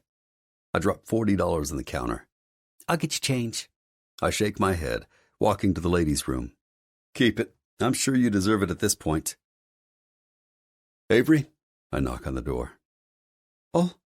Almost. Her voice sounds strained. Done. The door swings open. No more tears. No more fire breathing. Just Avery with layered, chin-length hair. No makeup. No polish on her fingernails or toenails. Just Avery. She stares at my chest, but I'm not wearing a special shirt for her. What is she staring at? Much better, I smile, but she doesn't look up at me. Let's go. She follows me, still scuffing her mismatched flip-flop-clad feet along the ground. I open her door for her. She doesn't look at me. I get in. Nothing. I don't sense she's mad at me like she was when I left her to get her hair cut. This Avery is just sad. Insecure? I don't know. She angles her body away from me, one foot covering the other with her toes curled and both of her hands fisted and locked between her legs. Lunch, my treat. Any place you want to go? I'm not hungry, Avery murmurs barely above a whisper. She grabs her purse and digs through it. After a few seconds, she closes her eyes and deflates. Her phone. I think she just remembered she doesn't have one. Her hand slides along her hair, stopping at the end by her chin. She swallows hard, returning her attention to her window again and sliding her hands back between her legs like she's hiding them. I turn up the radio, searching for a station she might like. Then I just drive. Welcome to Texas. Drive friendly, the Texas way. We pull into a campground about 15 miles out of Amarillo. Avery doesn't sigh. She usually sighs when we pull into the campgrounds. Come, Swarley, she says, sliding out of the truck. I don't recognize her voice. It's timid and lacking any sort of confidence, sass, or that signature princess snoot. Again, I should be jumping for joy that she's not being her annoying self, that she's not trying to poison me again. But I'm not. After erecting the tent and starting a fire, I make us both dinner, a can of veggie chili. I'm sharing my dinner tonight. Still, she doesn't look at me. Her attention remains on the fire. Her posture in the camping chair mimics how she sat in the truck, her whole body folded in on itself. I set the bowl of chili beside her and sit across the fire from her, eating my dinner and trying to figure her out. But more than that, I'm trying to figure out why I feel the need to understand her. I know why she drives me insane. I know why I want to see her knock down a few pegs. I know why my dick betrays me around her. But hell if I know why I feel this need to fix her. When the fire dies to small glowing embers, I whistle for Swarley to get in the tent. Avery doesn't move. I set the bucket of water next to her chair instead of extinguishing the rest of the fire. She doesn't resist me when I lift her from the chair and sit my butt down with her cradled on my lap, her cheek resting on my chest. I press a hand to the side of her head and kiss her soft hair. My favorite songs are acoustic. Just a piano or a guitar and a voice. Sometimes I don't even realize how much I like a song until it's stripped down. The words mean more. The emotions are magnified. It's like the stars.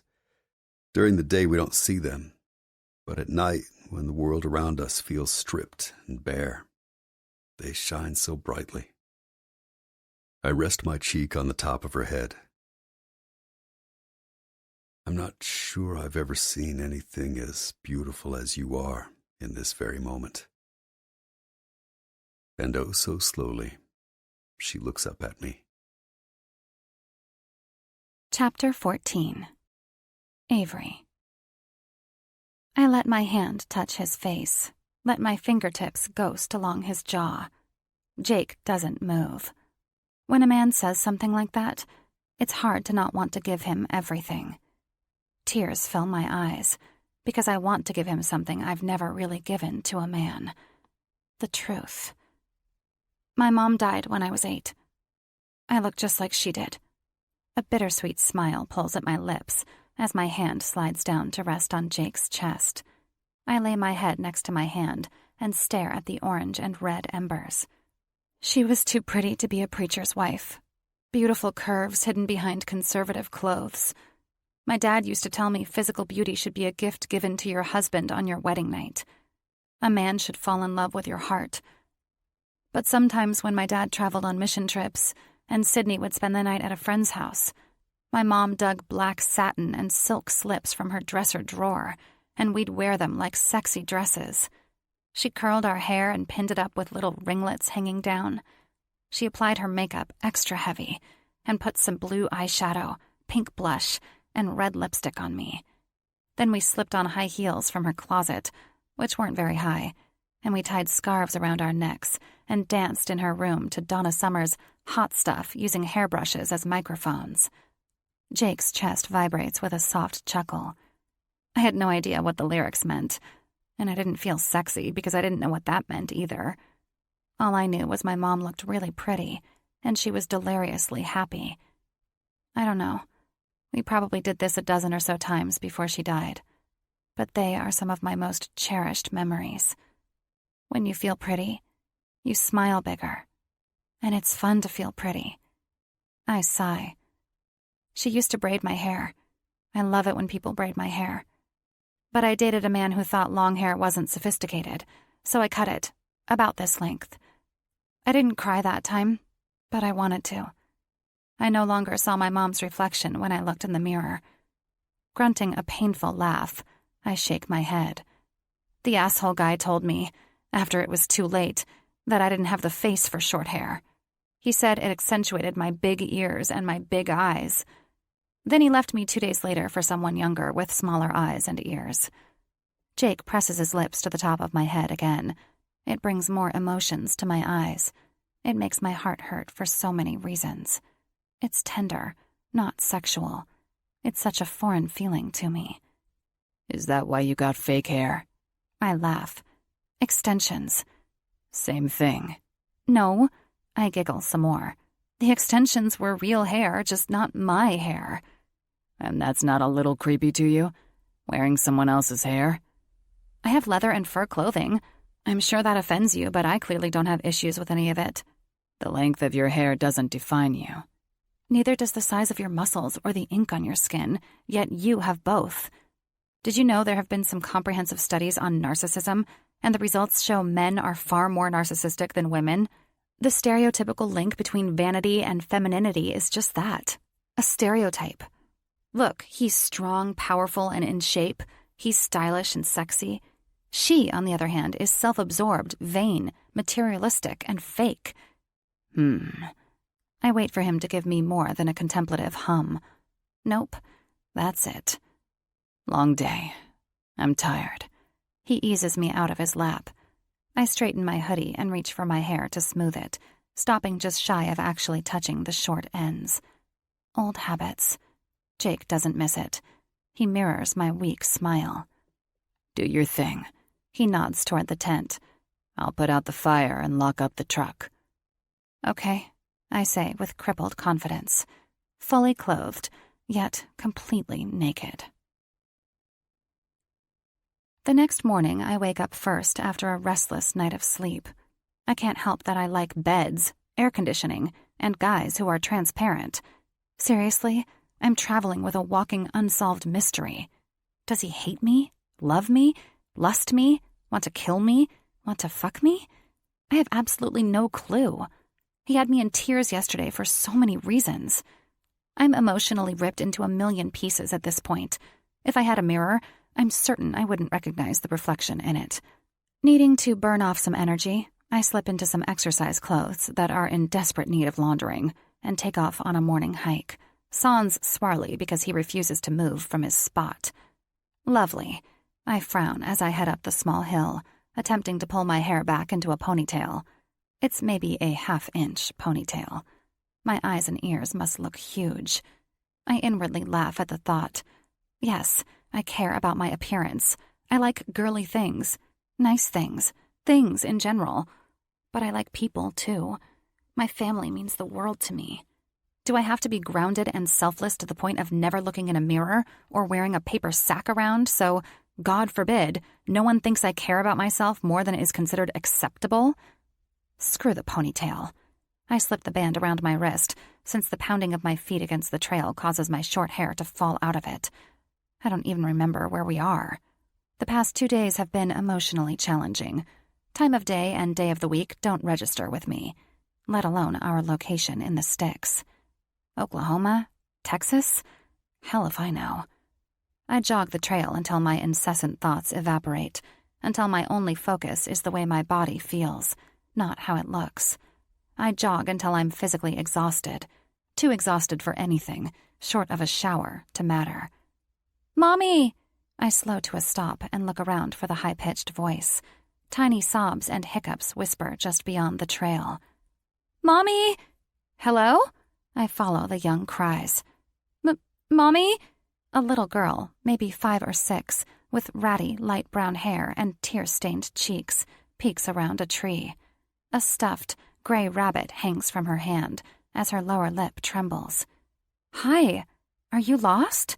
She nods, hazel eyes wide and unblinking. A ways back, I turned around to head back to the campsite, so I'm guessing we're a 1/4 mile from it.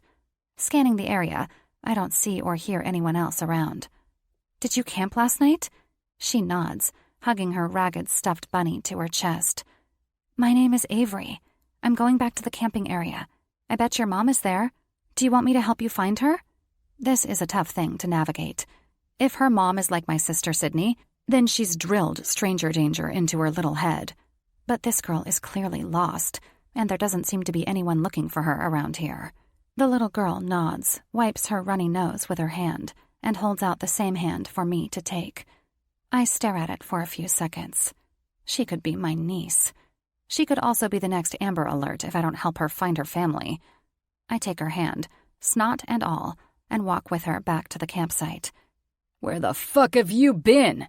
A large, bearded man in jeans, a white tee, and a leather vest tosses his cigarette aside and grabs the girl by her arm, yanking her away from me without giving me so much as a second of eye contact.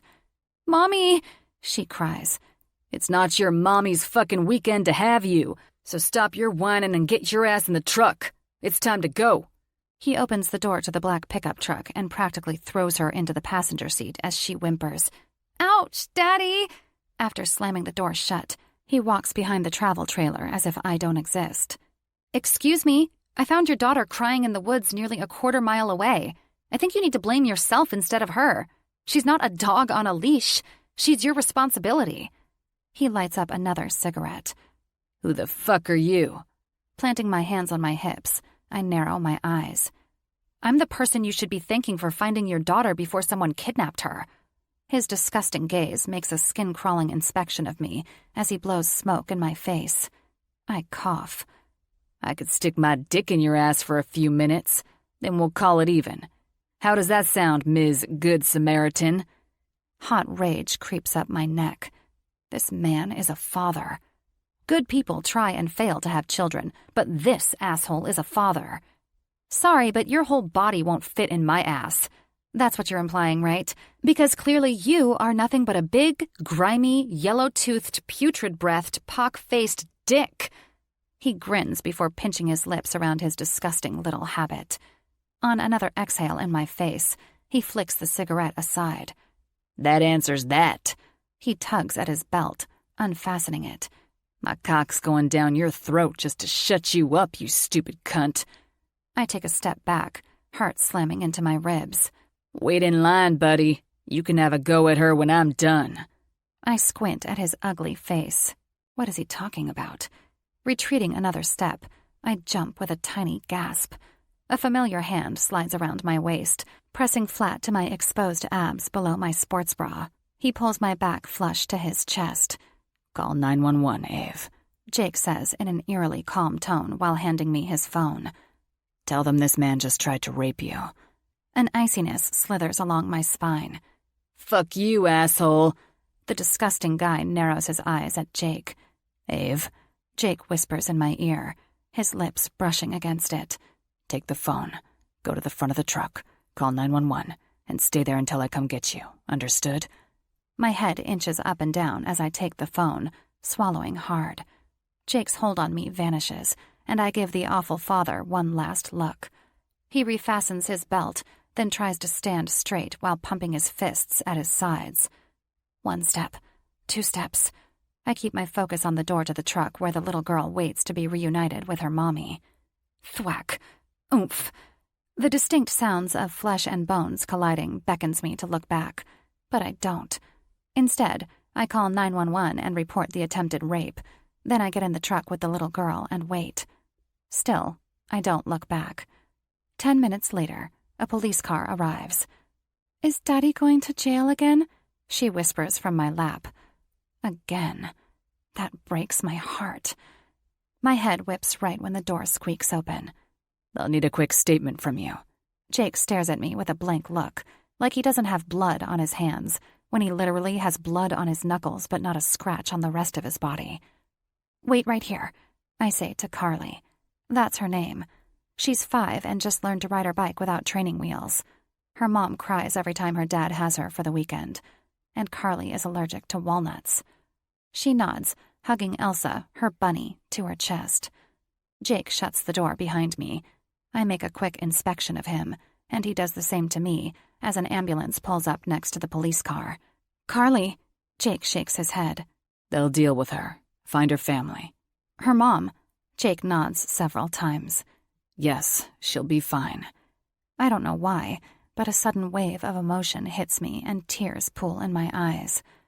Jake keeps his blood-covered hands at his sides and leans down, putting us at eye level. You're fine. Okay, just tell them exactly what happened. Okay, I nod once. The police officer asks me a few questions. There's some back and forth between Jake and the moaning asshole on the gurney. Sure, he's the one leaving on his back, but he threatened to rape me, and he threw the first punch at Jake, which apparently he didn't land. By the time we're done and everyone has agreed that no charges will be filed, the ambulance leaves. There's another vehicle here with a lady helping Carly into the back seat. She gives me a shy wave with a smile. Wow, her dad was just hauled off in an ambulance and she's smiling. That proves how truly awful he is. Jake leaves me staring at the departed car. Let's go, Ave. Beating a man up because you felt the need to run off on your own is not exactly how I wanted to start my day. What? Are you serious? I jogged to catch up to him. I went for a run. I didn't run off. The little girl was lost in the woods, so I helped her back to the campsite. It's not my fault her dad happened to be a total asshat. And you didn't have to beat him up so badly. Jake grabs soap and paper towels out of the back of his truck and marches over to the spigot outside of the primitive facilities. He scrubs the blood off his hands. Seriously? You're mad at me? You're my responsibility, Avery. I don't want to deal with you getting raped or murdered. That's not the call I want to make to Dee Dee and your father. Avery, why are you saying my name like that? And for the record, I was dealing with that prick. He scrubs his hands harder. You were watching him get his dick out. He was 100 pounds overweight. I could have outrun him. Jake shuts off the spigot, shrugs off his gray t-shirt to dry his hands, and pins me with a narrow-eyed scowl. He could have had 5 other buddies just around the corner ready to gang rape you. I cross my arms over my chest. His daughter was in the front seat of his truck. Too late, Ave. You've already proven you're too smart to act this fucking naive. He makes his way back to our tent. I'm a grown woman. Stop making me feel like an errant child. You're my responsibility. He opens the tent. Swarley ambles out to sniff around and find all the areas he needs to mark. Maybe you didn't hear me. Maybe you think I'm a child. Maybe you don't understand that being a smart woman means I know what I'm doing. I follow him into the tent, crowding the middle where we can fully stand, while he grabs another shirt from his bag. Maybe you should find something better to do with your mouth than nip at my ankles and yip-yap at my back. He turns around, invading my personal space. Not that we really have any personal space. Tents are pretty much the anti of personal space. His gaze drops to my mouth a split second before he kisses me. No! I pull back. I haven't brushed my teeth, and my lips are dry. My hand cups my mouth. Jake's eyes widen a fraction. A smile creeps up his face as he drops his chin to his chest and shakes his head. This is why you're bad at sex, Ave. My hand falls from my mouth. I am not bad at sex. I'm just a little self-conscious and considerate. Don't you want to kiss someone who has fresh breath and doesn't smell like they just jogged 5 miles? His lips twist. I want to kiss those lips. I really do. But my breath probably smells worse than Swarley's. My skin has to taste like a salt lick. With no makeup on, he'll be forced to stare at the bags under my eyes because I'm sleep-deprived. You're one designer handbag short of most every woman alive. I frown. His head cocks to the side. You're also one spontaneous act short of perfection. That's... I clear my throat. Quite possibly the most heart-stopping words anyone has ever said to me. I'm going to go for a hike since you didn't wait for me. He slips one arm in his t-shirt. I grab the shirt to stop him. His gaze homes in on my hand. Everything feels so jumbled in my body, so vulnerable, so naked, yet so alive.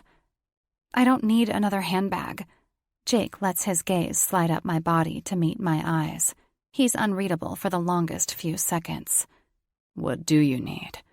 I drag my teeth over the corner of my bottom lip, narrowing my eyes into a tiny grimace. I need you to turn around for 10 seconds while I wrestle out of this sports bra. It's the least sexy thing you'll ever see in your life. So let's spare you of that. Jake's white teeth peek out from his swelling grin as he drops his t-shirt to our feet. Lift your arms. I shake my head. He raises an expectant eyebrow. I sigh and lift my arms, angling them toward the very center of the tent. Jake ghosts his fingers over my ribs, making me shiver. He smirks, sliding his fingers under the tight elastic and pushing it up over my breasts. My breath catches, and I hold it as his gaze makes a slow inspection of me before meeting mine again. He doesn't look away until the bra is almost to my elbows, covering my face. Jake, I seethe in a sharp breath when his warm mouth claims my left nipple. It shoots an immediate need right between my legs. Even though I can't see past my bra, I pinch my eyes shut, dizzy from the desire he's ignited inside of me, and equally horrified that he's tasting the salty, dried sweat on my breasts, just inches from my smelly armpits. Jake Matthews strips me from the inside out, magnifying every self-perpetuating belief that I've ever had about my flawed body. I want to shrink, vanish from his touch. I want to cry. But I did that yesterday. Jake still called me beautiful. Jake! My voice trembles along with the rest of my body as he sucks and drags his tongue over my other breast. Yes, Ave. I'm not going to cry today. I don't need another handbag. Today, I need to be his perfection. Folding my arms inward, I grab my bra and tear it the rest of the way off. The insecure part of me wants to stand here and wait for his approval, wait for him to tell me what he wants me to do next. I don't. My mouth crashes to his. I don't taste him. I devour him. My hands claw at his back and shoulders. Even my injured fingers bend into his skin, feeling no pain. Is that the best you've got, Ave? He taunts my thoughts. My tongue battles his.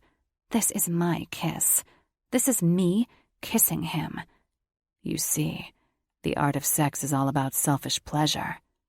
I don't want him to want me. I simply want him. You like what I'm doing, but I'm not doing it for you. I'm doing it because I want to taste you, because I want to hear you whimper, because I want to feel you squirm. That gives me pleasure. Breaking our connection, I kiss my way down his neck as my fingers curl into his chest before I take his hand and guide it into the front of my exercise shorts. My fingers press over his, using him to give myself selfish pleasure. Fuck, Ave. He rasps with a weakness that is not a Jake I've experienced before. My other hand works the prominent muscles of his back, massaging him. This I know I can do as well as anyone else. I knead each muscle all the way to the inside of his shorts, where he's not wearing anything underneath. My fingers find all the firm lines of his perfect ass, eliciting a deep groan from him. My lips pull into another grin along his pec muscles for a brief moment before my teeth sink into them. This sets off a chain reaction. He rocks his erection into my stomach and slides his middle finger inside of me. I clench my hand over his, biting him harder on a soft moan. That's my girl. He bends his finger inside of me as I lift onto my toes to claim his mouth again, because I crave him the way he craved me. We kiss until neither one of us can stay standing for one more second. He slides his hand out of my pants and holds onto my head, keeping our mouths connected as we sink to the ground. It's desperate, but perfectly slow at the same time. We just kiss, him hovering above me rolled on top of him, and us intertwined on our sides. Naked from the waist up, with his chest pressed to mine and our mouths insatiable, we make out. I have never, ever just kissed a guy for this long, like we're having sex with only our lips and our tongues. It's sensual, erotic, and passionate. Passion. At least that's the word that comes to mind. I've never experienced anything like this before, but I have to believe this is passion, a completely uncontrollable emotion, the moment when mind and body collide into something indescribable. Our heads tilt in every direction, my palms pressed to his stubbly face, his tangled in my hair. For the first time in the past 24 hours, I don't miss my hair. Jake doesn't just say I'm beautiful, he makes me feel beautiful with his whole body. When passion explodes into undeniable need, I move my hands down his chest, letting my lips follow. Our lust-drunk gazes meet as I slide off his shorts, tasting him like he tasted me. Ave. He tugs on my hair like he's in pain. I glance up as I release him from my mouth. Standing, I slide out of my jogging shorts and panties. Jake sits up and grabs my hips to bring my center to his mouth, making me weak in the knees as my eyelids grow heavy. Jake Matthews, I say through my stolen breaths. I love your mouth. He closes his eyes and palms my ass like he's never enjoyed anything more in his life. When I'm ready to convulse and collapse onto him, he brings his hands back to my hips and kisses his way up my body while guiding me down onto his lap. It's almost everything, almost perfection. But not quite. I pull away from his mouth and lift onto my knees. Without a second of hesitation, a moment of doubt, or a breath of uncertainty, he fists his cock and positions it between my legs. I slide my fingers through his hair and kiss him as he pulls me completely onto him. We share soft moans. We share tender touches. We share the best sex of my life. Chapter 15. Jake. Avery Montgomery is my new favorite acoustic song. The sounds she makes when she's completely out of her skin with desire and out of her mind with need. It's fucking incredible. I'm sleeping with the enemy, she mumbles into my neck, her naked body covering mine. Did I mention she's my new favorite blanket, too? I'm the enemy. Yes. She lifts her head and hands me a pathetic frown. You're the school bully who calls me names, pulls my hair, snaps my bra, then gives me chocolate. And I'm the gullible girl who lets said school bully fill me up because I like chocolate. Avery twists her lips. Well, I don't like chocolate anymore, but I used to. I chuckle. Now I'm the school bully and you're the girl who lets a guy fill her up for chocolate? Avery. God, I hope it was more than just a bag of candy from a vending machine. I'm just kidding. She rests her cheek on my chest. Her fingers trace my tattoos. Liar. I pinch her sides. She jumps and giggles, rolling off me. Who was he? Choir boy? Quarterback? Math geek? Avery rolls to the other side of the tent to get away from me, giggling the whole way. I crawl toward her. No! She grabs my pillow and hugs it to her chest like it can protect her, but her back is pressed to the side of the tent. She has nowhere to go. Swarley barks outside of the tent. I hold up my finger to my lips. Shh, you're upsetting him with your schoolgirl squealing. Then stop prowling toward me like that. Avery pulls the pillow up so just her blue eyes are peering over the top of it. Like what? I snatch the pillow away from her. Eek! Swarley barks. Shh. I hook her waist and drag her to me. She grins as I hover above her. It makes that thing in my chest hurt because I think I fucked up. In my effort to strip her down to just Avery, I may have gone too far. Gave her too much of myself. Avery widens her legs, positioning my newly aroused dick right at her entrance. When she pulls her knees back, I feel her wet and warm against me. Again, she says on a breathy whisper. My conscience screams to get out of here. Buy her a plane ticket to L.A. and deliver the dog at a later date. Right now, that screaming conscience falls on deaf ears. Again, I push into her as our mouths collide.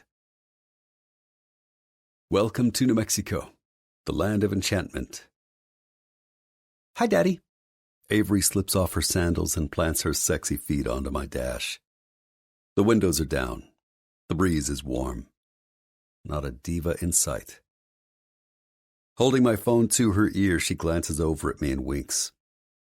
Yeah, she's going to ruin me. We're in New Mexico. No, my phone battery isn't dead. The whole thing died. There was an incident, but I don't need it. How's Dee Dee? She says Dee Dee's name like she's sucking at a piece of hard, bitter candy.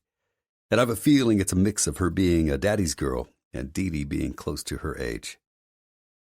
Jake's fine, I guess. I give her a sidelong glance with a raised eyebrow. Avery smirks, keeping her gaze pointed at the road ahead. Oh, she's going to wear an actual wedding dress? That's interesting. Her smirk drops into a solid frown. Even though it's just the two of you and witnesses? She picks at the frayed hem of her jean shorts. After a few more uh-huhs, okays, and I supposes, she says, I love you, in a very honest way, and ends the call. Just to be really, really clear, you've never been intimate, sexual, flirty, or anything like that with Dee Dee? Avery glances over at me. Have your lips ever touched any part of her body? You really want to have this conversation? Jake, you lied to me. Ew. An exaggerated shake shimmies her whole body. It's cross-contamination. You can't do what you've done to me and have a history with my dad's fiancée. It's all kinds of wrong. I laugh. You realize you've done a few things to me, too. But I didn't screw your mom's boyfriend. She wrinkles her nose. That's my bad. Your parents are probably happily married. I'm not seriously suggesting she has a boyfriend, and I certainly haven't slept with him. Oh, God. At least I hope not. My mom is not alive. Avery covers her mouth with her hand and shakes her head, closing her eyes. Shit. I'm sorry. I just shouldn't speak. I should stop talking indefinitely. It's fine. She doesn't respond for several miles. I must not have sold the fine so well. Can I ask how she died? I clear my throat, keeping my eyes on the carless road in front of us. She was sick. Oh, I'm sorry. Cancer? That's how my mom died. I shake my head. Not cancer. Oh, I hate that this is so fucking hard. I always thought it would get easier. It hasn't. Years of physically fighting away the demons, and I'm still filled with anger when I think about it too long. She battled depression. Avery nods slowly, not saying a word for several miles. Finally, she breaks the silence. How long ago did your mom die? I was 14. What do you remember about her? If I don't want to talk about this, does that make me an asshole? I know you shared about your mom, but... No, doesn't make you an asshole. Avery's reassurance sounds anything but reassuring as I hand over $5 for parking. I bite my tongue from making up a million reasons for why I don't want to talk about my mom, since the real reason isn't ready to come out. By the time we reach Santa Rosa, Avery seems to be fine, I think. She's hard to read when she's so quiet. Are we good? I reach over and squeeze her leg after I shut off the truck. Yeah, everything is fine. She returns a tight smile. I scratch the start of a beard growing along my jaw. Her fine sounds like anything but fine. Avery unfastens her seatbelt and tosses me a smile. It borders on a cringe, clearly a forced smile. So, what are we doing here? What is Blue Hole? It was once known as Blue Lake. It's just a blue gem in the middle of the desert. Great place for scuba diving, but we're just going to cool off for a bit since it's insanely hot. She nods slowly. I don't have a swimsuit. I'll grab your sports bra and shorts from this morning. They'll work. You let Swarley out. Avery nods slowly again, face tense with apprehension. Bringing her out of her comfort zone is my new high. After Swarley does his thing, we do a quick change into swimming attire, grab towels, and put him in the truck with all the windows down and his travel bowl full of water on the floor. It's blue. Really blue. Avery's eyes widen as we approach the rock cliffs around the swimming hole. Together, I give her hand a squeeze. What? Wait. She tries to pull away. I'm an ease-it-in sort of girl. Yeah, I know. I smirk. She rolls her eyes. But this is not an ease-it-in kind of lake. It's a heart-stopping, take-the-plunge kind of lake. Her head shakes. Nope. I like my heart beating. Ave, I don't release her hand, no matter how hard she tries to wriggle out of my grasp. No. Yes. No, she shrieks when I toss her into the lake and quickly follow her. Oh my God! Oh my God! Cold! Cold! Cold! She slaps at the water, making her way to the edge. Not gonna lie, it's cold as fuck. A crisp 65 degrees. I grab her waist and pull her back out. Jake! Shh! I laugh. Lie back and float. Cold. Her teeth chatter. 30 seconds. I relax my body and float on my back. She does the same thing. I close my eyes and just breathe. This is the good stuff in my life. My hand brushes hers, and I latch a finger to hers so we drift as one. 30 seconds pass. Then several minutes pass. She'll never admit it, but she knows it too. This is the good stuff. Time's up. She swims to the edge and we get out. Avery hugs herself as I grab our towels, wrapping her up first. Your lips are blue like the water. I fist the towel by her chin, keeping it wrapped tightly around her. Evil. You're pure evil. I envelop her in my arms and kiss the cold from her lips, sucking on them until they're warm again. I'll warm you up. Hypothermia? Nah. I squat down and slip her flip-flops on her feet. When I stand again, her eyes shoot to mine, a bit wide. Were you checking me out? I cock my head to the side. She shakes her head. I think you were. You've seen me naked. I wasn't. And even if I was, so what? I think she has an actual smile on her face, but it might just be a residual grimace. Let's go dry out in the sun. I'll grab something to make for lunch. We can eat over at the park. I clasp my index finger with hers and guide her to the truck just as another vehicle pulls in next to us. As the couple gets out, I stop, tugging on Avery to stop too. She glances back at me with confusion wrinkling her brow. Let's go over to the shop, I mumble, turning back the other way. What? No, I'm cold. Jake? A gratingly familiar voice says my name. I stop and close my eyes, releasing a long sigh. How the fuck did this happen? Son? I turned slowly. Call me that again, and it will be the last word you speak in this lifetime. He shuts the door to his black SUV, slipping a baseball cap on over his black and gray hair, pulling the toothpick from his mouth. He lets his gaze sweep over Avery, a slight grin tugging his lips. I want to kill him. Ave, get in the truck, please. Ave, is it? Is that short for something? He asks, his fucking smirk doubling. Avery's wide-eyed gaze bounces between us. Avery. Jake, nice to see you. Grinding my teeth, I ignore the woman rounding the vehicle. It's been too long, the sperm donor says. Funny. I take my towel and wrap it around Avery's waist because I'm not going to stand here and watch this man stare at her. I was just thinking it hasn't been long enough. You still baking? He enjoys this, mocking my profession. How does one go from a fighter to a baker? He's a chef. Ave, I grab her hand and tug it toward the truck. Don't correct him. He's too fucking stupid to remember anything. I'm Francine. Franny. She holds out her hand to Avery. I still don't look at her. Are you Jake's wife?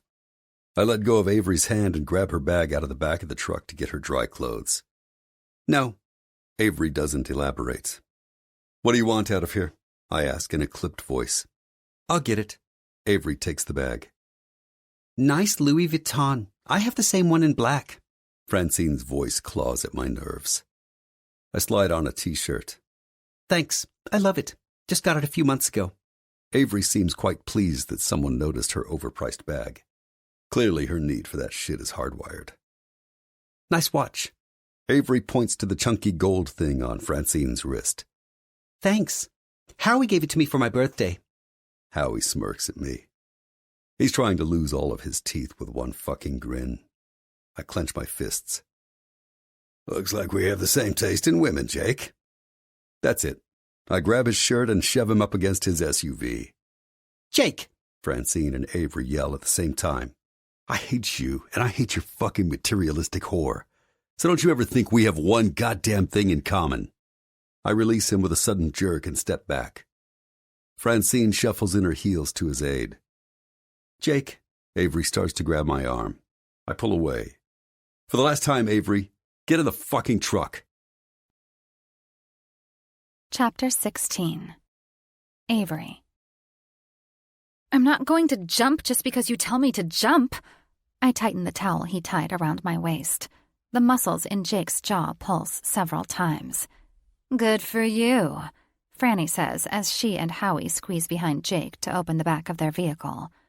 Jake gives them a quick glance over his shoulder. I'm sure he's scowling even harder at them as they get their wetsuits out of the back. His dad scuba dives. I find that very cool. Good seeing you, Jake.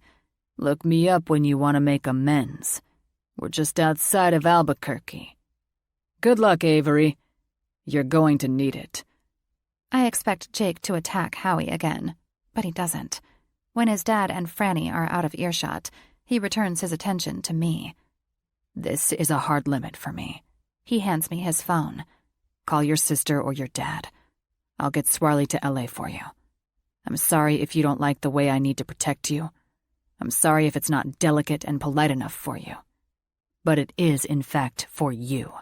He pushes his phone into my hand, punctuating his point like a fist punched into my heart. You wanted me to stand up for myself, and now that I'm doing just that, you want me to submit to you? I take his phone. I'm not the enemy. Jake walks around the truck and grabs his wallet from the bag behind the seat. He retrieves some cash from it. I shake my head. I don't want your money. He tries to shove it toward me. You're not going to get very far without it. I stare at it. Please, I whisper. Please what? He exhales a sharp breath. I look up, feeling on the verge of either laughing hysterically or crying. Please get in the truck, Avery, I say, setting on a simple, defeated shrug. That's it. One tiny word. Turning, I toss his phone on the driver's seat and grab my clothes from the bag I unzipped a few minutes ago. After slipping on a sundress, I worm my way out of my impossibly tight and wet sports bra and bottoms. Then I slip on my panties. Before I can turn back toward him, his hands slide around my waist, hugging my back to his chest as his lips brush along my ear. Please, forgive me. Blinking back the pain, I drag in a shaky breath. Francine. I remind you of her. That's why you hate me. You're not her. I turn in his arms, leaning back to get a clear look at his face. No, I'm not. But do you really believe that? Or do you have to talk yourself into seeing past the part of me that is like her? His gaze falls to the small space between us. Sometimes silence feels like the coward's truth. It's fine, Jake. You fucked me good today. Hope that helped you work out some of your issues. I know I figured some shit out today. My days of trusting men are over. At least my fancy bags and expensive shoes make me look good. Men are so much worse than anything materialistic. You say the right things for the wrong reasons. You lie to get what you want. You make me look bad. You make me feel bad. There's nothing wrong with my taste in fashion. It's my taste in men that's fucked up. I push his hands off my waist and climb into the truck. Swarley rests his snout on the console like he's trying to show me some sympathy. How ironic that my canine nemesis has become my source of comfort. I run my hand over his head, and he sighs. I don't care that Jake's still standing at my open door. There's no way I'm looking at him. After a few moments, he shuts the door. Anthony and I were together so much longer than I've known Jake. We discussed marriage. He said he loved me. Yet this hurts more than the chocolate incident, because I allowed Jake to see me emotionally stripped. It's embarrassing. It's degrading. It's just fucking painful. When he gets in the truck, I angle my body away from him, keeping my gaze affixed to the road outside my window. Do you want to stop for lunch? He asks after several hours on the road. I don't acknowledge him. We stop for Swarley. I get out, not giving Jake a single glance. Not a single word. We drive until after dark, making one more stop for Swarley to get out of the truck and do his business. When we do stop for the night, it's a small motel in Sedona, Arizona, instead of a campsite. Still, I don't give him a glance or a word. Even my hunger wanes under the shadows of my anger. Swarley and I sleep in one bed. Jake sleeps in the other bed. The next morning, I wake early, slip back on my sundress, and catch a pretty spectacular sunrise from the wood bench outside our door, while Swarley sniffs the surrounding area. When the sun hits its halfway point on the horizon, the motel room door opens. I lift my knees onto the bench and hug them to my chest, trying hard to ignore Jake in his jeans and naked, inked chest. I try to ignore his sexy, messy morning hair and his scruffy and equally sexy face. He stands directly in front of me, blocking my view and replacing it with his well-defined abs and low-hanging jeans. Blink. Blink. I'm not going to look at his face. Nope. He can block my sunshine in every sense, but I'm not going to acknowledge his existence. He squats in front of me, resting his hands on my bare feet, sans toenail polish. As soon as I get back to LA, I'm going to get a mani and pedi. I'm going to get hair extensions. And I'm going to sell some jewelry to buy new clothes because I like that stuff. Screw Jake and his bullshit. I don't want to be his perfection. It's an impossible role. I'll take the designer handbag. I just wish his touch stopped at my feet. It would make it easier to step on it, to walk away. Why do I have to feel the ache of his touch behind my ribs? Please, he whispers. My eyes betray me. They meet his gaze. It's so sad, just like the slope of his lips. Please what? His forehead rests against my bent legs. Please everything. Just, please. This is messed up, Jake, I say slowly, with little fight left in me. I remind you of a woman you obviously despise. My fingers find their way to his hair. When I run them through his thick, blonde strands, he lets out a soft sigh. He's in pain, but I can't fix him when I'm still scattered in so many pieces. And as much as he might like to put me together to fit the mold he desires, I can't bend that way anymore. Good job, Ave. Stand the fuck up for yourself. You said that to me. So this is me, standing up for myself. I have no job, no money, no car, and I probably won't have a home by the time we get to LA. But I'm going to stand up, even if the only thing covering my naked body is an itty-bitty piece of self-worth. Jake lifts his head. I hold my breath as he gives me an unreadable expression. Bravery isn't a trait. It's a few moments of time where we pretend that we're not vulnerable. My chin tilts up a fraction. If he doesn't say something soon, my bravery will slip, and once again I'll be nothing more than a hot mess. You don't want to go home. I narrow my eyes. I hate camping. But that doesn't mean you want to go home. You could be home by the end of the day. I could hang out with Swarley and enjoy the peaceful camping I'm used to every summer. Your dad would expedite your trip home if you just asked. So would Dee Dee. So would your sister. Yet here you are, with me. My gaze drifts over his shoulder to the unquestioning sunrise. It just does its thing. It doesn't ask why we need it. Why can't Jake just do his thing and take me home? Why can't he be the unquestioning sun, guiding me home? I shrug. You could have driven me to any airport along the way and put me on a plane to LA with the promise of delivering Swarley. Yet here you are, with me. Letting my focus return to him, I swallow hard. I'm not sure either one of us really has a damn thing to give the other one. Yet here we are, on this road trip, marking time, delaying the inevitable. Jake's sad face finds a hint of a smile. Here I am, with you. He pulls my feet off the bench, scooting me closer to him so his torso wedges between my legs, our faces just inches apart. We have nowhere to go, I whisper past the lump of fear in my throat. His gaze finds my mouth, and it sends a tingly feeling to the rest of my body. We have lots of places to go, Ave. Just know where we need to be. Know where we need to be. That's liberating and sad at the same time. When did my existence become so inconsequential? Why me? I don't completely fall apart into an I'm everything you despise mess.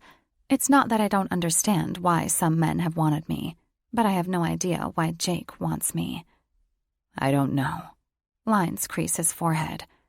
I need more than that. Anything, really. It can be the sex, which, since I'm obviously so bad at it, I don't know why it would be that. He smirks. Are you bored? Am I a frivolous challenge? Is this a lesson you're trying to teach me? Revenge? Jake's head inches side to side. Then what? I push at his chest until he stands and steps back. Running my fingers through my hair, I sidestep him enough to put him behind me because I don't know what to do with this pull I have toward him. It feels dangerous to my heart. You're not the guy who needs a date to take to fundraisers. You're not old and desperately searching for something, someone to make you feel young again. I'm not a tree-hugging girl who works part-time at an animal sanctuary. You're the sexy guy who could have that girl. I turn back to him, letting my arms fall limp to my sides. You could have someone who shares your dreams. You could probably have any girl you want. So it makes no sense for you to want me. He rubs his lips together, nodding slowly. True. I wait. Nothing. That's it? Really? I cough a laugh and shake my head. A toy. I'm just a toy to you. Retrieving my room key from my pocket, I open the door. Swarley follows me inside. I grab his bowl out of his bag and fill it with a cup of food. Then I get him water from the bathroom faucet. Jake observes me from the door to the room, his back leaned against it, hands resting in his jeans pockets. I don't know, Ave. I laugh again. Yes, Jake, I got that loud and clear. Rifling through my bag, I look for something clean. I have nothing that's clean. Perfect. I like that I don't know. My eyes close, feeling the warmth of his bare chest pressed to my back, his hands sliding around me possessively like they did yesterday. What if we can't explain it? He continues.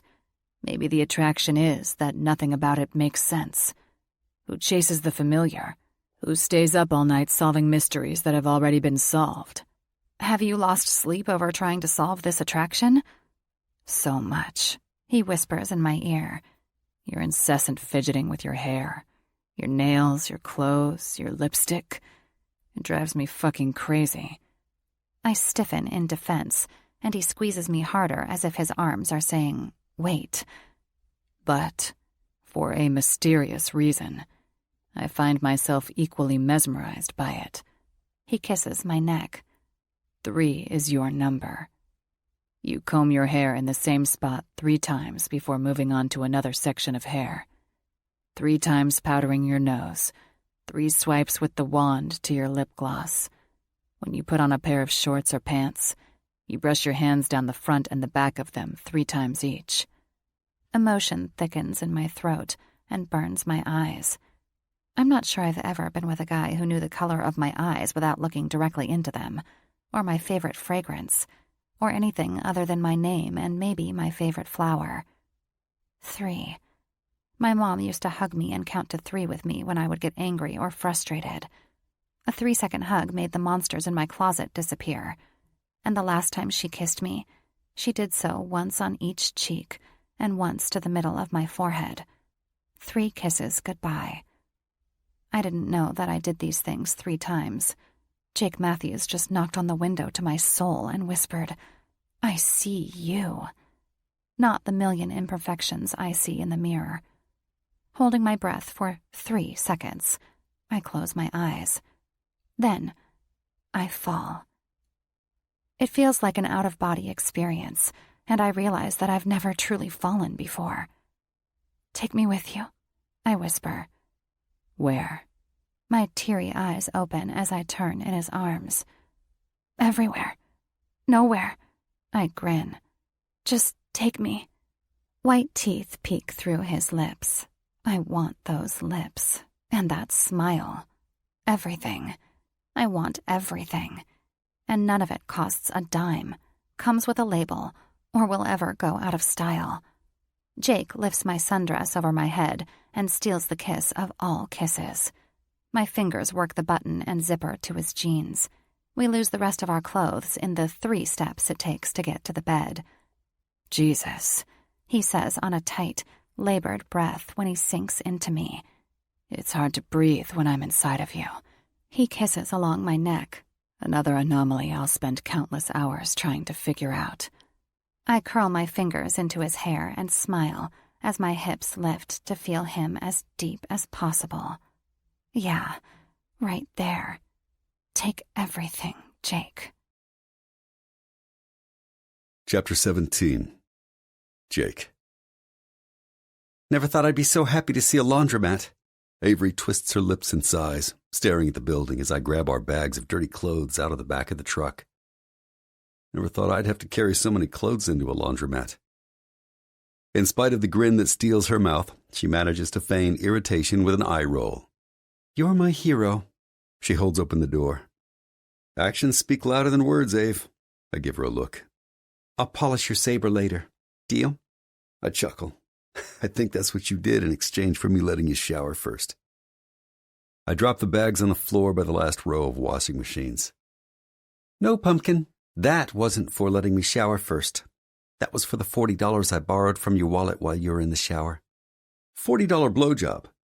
That's a little steep, considering I'm driving your fine ass to California. Can I ask what you're doing with my $40? Avery starts sorting clothes into several washing machines. She has domestic skills. Why does that surprise me? I keep my shock to myself. I'm going to pay you back. The blowjob was just interest. An older lady an aisle over gives us wide eyes. Still doesn't answer my question. I slip money into the slots. It's a surprise. She makes a separate pile with just her bras and panties. I resist the urge to slide it onto the floor and roll around in it. Instead, I play to our audience of one. Bringing a pair of Avery satin and lace panties to my nose, I take a long, slow inhale. There they go.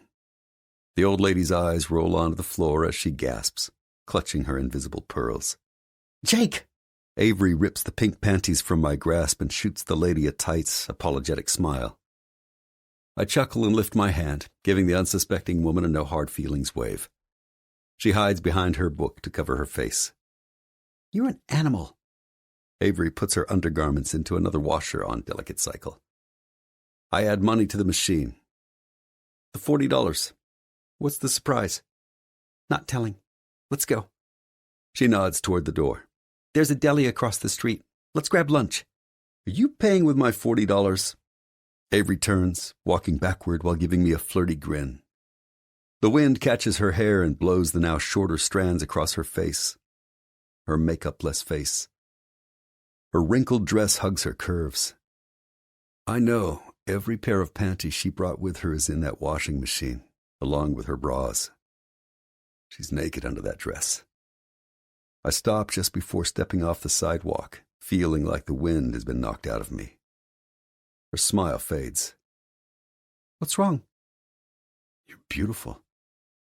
Avery gives me a nervous smile, then shakes her head, averting her gaze. Whatever. Not all blowjobs will involve a $40 loan. I don't react to her insecurity, no matter how much I hate it. Instead, I wait for her to really look at me. I wait for her to see the absolute truth in my words. Don't. Her head inches side to side. Why? Her wavering self-esteem fills her eyes with unshed tears. It's tragic. Because I don't see it. Not now. Not when I'm such a mess. Her hands ring together as her shoulders fold inward like a wilting flower in need of water at a day of sunshine. It's not your hair or your dress. It's the way you rub your lips together to hide your smile. Or the way your teeth break through because you have to smile. It's the little lines that form in the corners of your eyes when you do smile. It's not that your eyes are blue like the sky. It's that when you look at me like you are right now, it's a truly beautiful day. And it's pretty fucking incredible to be the recipient of that look, that glimmer in your eyes. Her lower lip quivers just before she turns her back to me. I give her a minute because I'm not done stripping her down. But that's good for today. I don't care what you say, she says after clearing her throat. I'm getting a sandwich with tons of meat and cheese, no veggies, extra mayo, and a bag of cheesy ranch and bacon-flavored chips. Stepping off the curb, I wrap an arm around her shoulders, pulling her back to my chest and kissing the top of her head while she takes another moment to wipe the emotion from her eyes. Okay, Ave, I chuckle. Okay. She draws in a shaky breath, pushing some confidence into her spine. I'm glad we got that straight. Me too. I take her hand and guide her toward the restaurant. We grab lunch and perch on the truck's tailgate to eat it in the scorching sun. Terrible idea. Swarley stretches his legs before begging to get back in the shade of the back seat. My dad cheated on my mom. I stare at the busy road beyond the parking lot, legs swinging from the tailgate while eating my hummus wrap. He asked for forgiveness. She gave it to him. He did it again. Told her it was because she'd let herself go. She got pregnant when I was 8 and lost the baby before it was born. I just remember her being sad all the time. She fed her grief with food. He fed his with other women. The things he said to her, the way he made her feel, I hated him. Now there's not a word strong enough to describe how much I despise him. Avery stills her swaying legs and drops the last third of her sandwich into the paper bag. I should have just gotten into the truck, she whispers. No, I blow a quick breath out of my nose. That's not why I'm telling you this. I was angry. I think I'll always be angry. But can you fucking believe it? I grew up outside of Los Angeles. My dad left 4 years before my mom died. Just left. As a 10-year-old, I didn't really know what that meant. She said he was angry, that when he cooled off, he'd be home. He came home 4 years later. With fucking Francine. I laugh. It still hurts. God, I think it will always hurt. He brought his whore to my mother's funeral. It was the day I found out that I could land a punch, that I could break someone's face, that I wanted to break someone like that. And after all these years, having no idea where he lives, we run into him at a fucking swimming hole in New Mexico. What are the chances? Avery rests her hand on my leg. Did you have to live with your dad after your mom died? No. I grunt a breath of sarcasm. I lived with my uncle, my dad's brother. He was more like a cousin to me because we were only 8 years apart in age. He'd just gotten an apartment in L.A. after being abroad for 2 years. After the incident at the funeral, everyone knew there was no way I was going to live with my dad and Francine. She was 20, 6 years older than me. Skinny, big boobs. And she had it all on display at the funeral. My mother killed herself because she'd gained over 100 pounds, was morbidly obese, and diagnosed with diabetes. My father never missed a chance to make her feel ugly and worthless. Kids at school made fun of my mom before she died. I hated them. I hated my dad. I hated every person who reminded me of the women he slept with while my mom ordered takeout and cried herself to sleep. Avery starts to slide her hand off my lap, but I grab it. Don't. My gaze remains fixed on the busy road. You're not her. You're not them. You're not my revenge. I think you're saying that because I'm here, out of my element. But you didn't feel that way the day I walked into your cafe. Had we not been forced to be together for this long, you wouldn't have asked me out on a date. You wouldn't have given me a second look because, upon that first look, all you saw was another Francine. And all you saw was another guy who would break your heart. Monkey spanking Dick Cheese.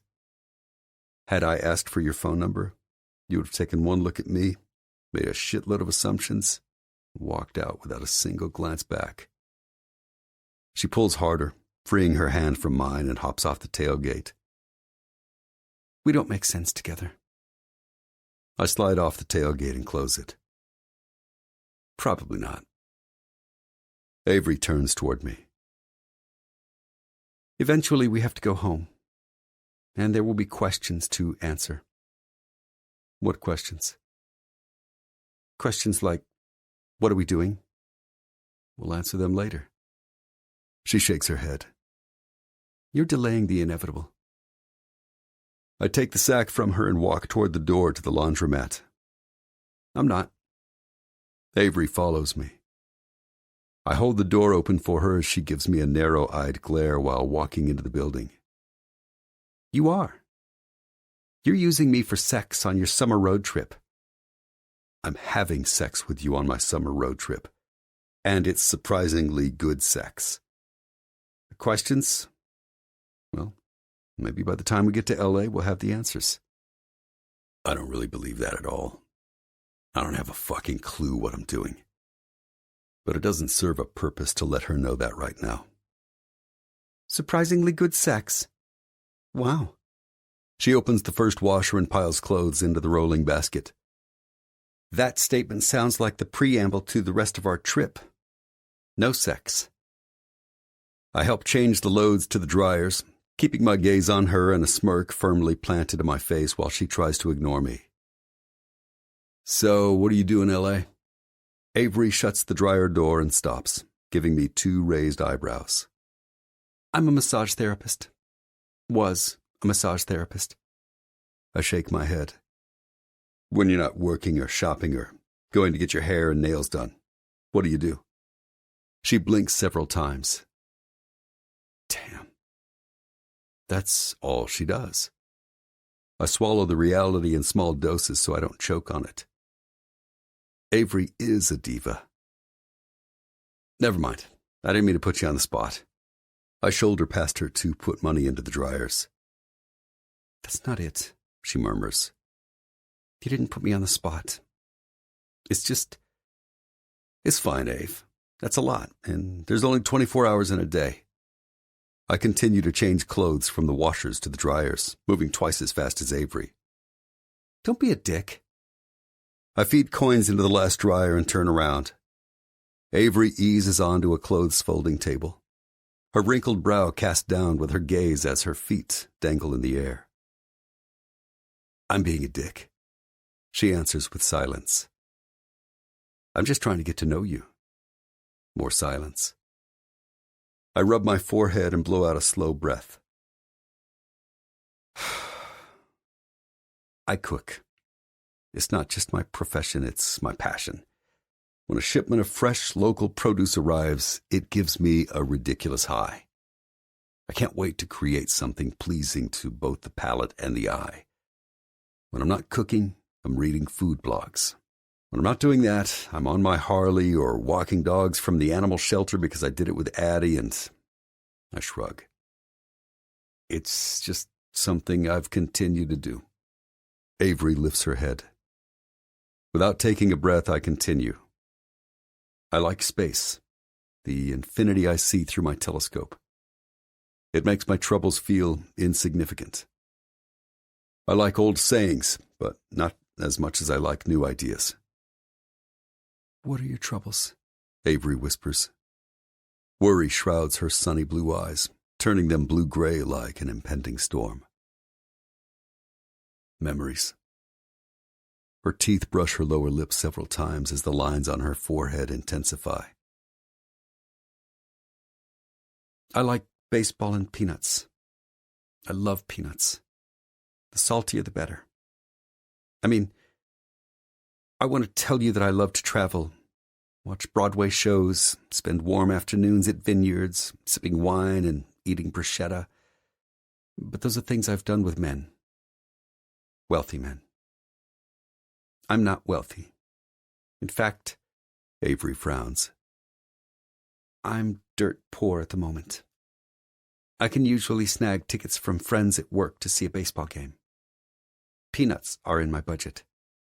And when I'm by myself, alone, I wait.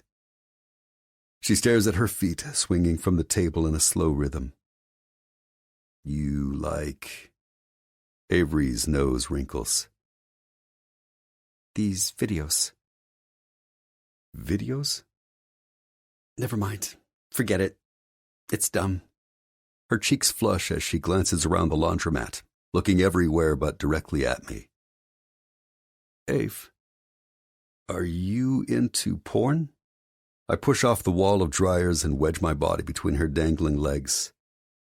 Giving me a head shake, she presses her lips into a firm line and continues to survey our surroundings. My hands squeeze her legs, forcing her mouth into a tiny smile. If you don't tell me, I'll be forced to think your favorite pastime is watching porn. What if that's it? She halts her wandering gaze, focused on mine. What if all I enjoy is shopping and long afternoons at the salon? What if I've never stuck a dime in the red kettle at Christmas time or paid it forward? What if my favorite foreplay is watching other people have sex? Does that deflate your tree-loving heart? Does it take a little more effort to get an erection for me? I grin. Her eyes narrow. This isn't funny. You need to find a sliver of goodness in me to justify what's happening between us. And the truth is, you're just like every other guy I've dated. You want my body, but you, Jake Matthews, have this nagging conscience. You have a reputation for being a nice guy who does the right thing. And nice guys doing the right thing don't settle for someone like me. I can strip her down, take her apart. We can sort through the pieces. But she needs to decide how to put things back together where they belong and what she no longer needs. I can't be a part of what makes her whole again. People don't fill voids, even if they create them. Leaning forward, I ghost my mouth along her jaw to her ear. Tell me about the videos. I know they're not porn. I kiss her earlobe. I think it's something very unsexy. Yet, I kiss her neck. Something tells me it's going to make my whole damn day. She shivers as her shaky hands lay claim to my arms. Jake. My name falls breathlessly from her lips. My hands ascend another inch up her legs as my lips remain idle against her soft flesh. Tell me, Ave. Her fingers curl into my biceps. Documentaries. I like watching documentaries. Especially the True Facts series by Z. Frank. He shares crazy but mostly true facts about various animals in a Morgan Freeman-like narration. It's hilarious and completely inappropriate because he often fixates on genital facts. But I laugh myself into a giggle fit every time. And this is why I'm on the road to nowhere with this woman, and with no incentive to rush a single moment. I get to see something I'm sure no human before me has ever truly seen. It's pretty fucking incredible. Real sexy, huh? Insecurity. I hate the insecurity in her voice. Wrapping my arms around her waist, I lift her from the counter. Jake. I silence her with a hard look 2 seconds before kissing her. With no knowledge of what's in the back of the laundromat, I walk us toward 2 vending machines down a small hallway, ending in a staff-only door. It's a little dark and a lot cramped, but I don't need any lights or much space to make my point. Her sundress. Her sans panties body. It's almost wrong to not do this right here, right now. I wedge us into the 4-foot space between the 2 machines, pin her back to one of them, and free myself from my jeans. Messy, disheveled, giggles at animals' genitalia jokes Avery has me very hard at the moment, and completely out of my mind. Jake, not here. Her protest evaporates into the musty air between us as I fill her with every inch of my cock. We kiss, tongues making desperate jabs into each other's mouths as her hands ball into tight fists filled with my hair. I growl. She tightens her grip. I slide my hands to hold her bare ass as I fuck her harder, rattling the vending machine, attempting to infuse some sense into her. She's worthy of whatever the hell she wants in life. We all are. Her legs tighten around my waist as I pick up the pace. What is she doing to me? When did my despise morph into such an uncontrollable need? I feel like a horny teenager possessed with the need to get off all day long. The front door creaks open. Jake! Shh! I kiss her harder, fuck her faster. 2 vending machines hide us in a dim hallway. 80s music stutters out of old speakers to block our noise. We've got this. And even if someone heads toward us, I can't stop. It's not just me. Avery rocks her pelvis in a clawing rhythm to get off before time runs out. That's all it takes for me to release. God damn! I bite her neck to muffle my pleasure. No! Avery yanks my hair again, hips grinding frantically as I still. Let it go, I chuckle, thrusting into her several more times as my right thumb finds her clit. Yes, yes, yes, she whispers out of breath.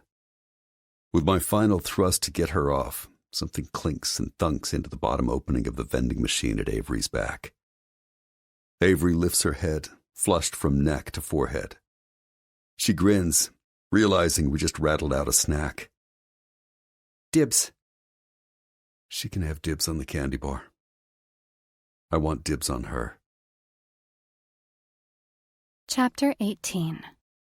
Avery. Swarley won't eat his chew stick. Twisted in my seat, I frown at a drowsy Swarley, as we make our way to the Grand Canyon. It's hot. He's probably just tired. Jake gives me a quick sidelong glance. It's buffalo and honey, his favorite. He always scarfs it down. I'm worried something is wrong with him. Well, I can call a friend of mine. She's a vet, moved from LA to Flagstaff 2 years ago. She?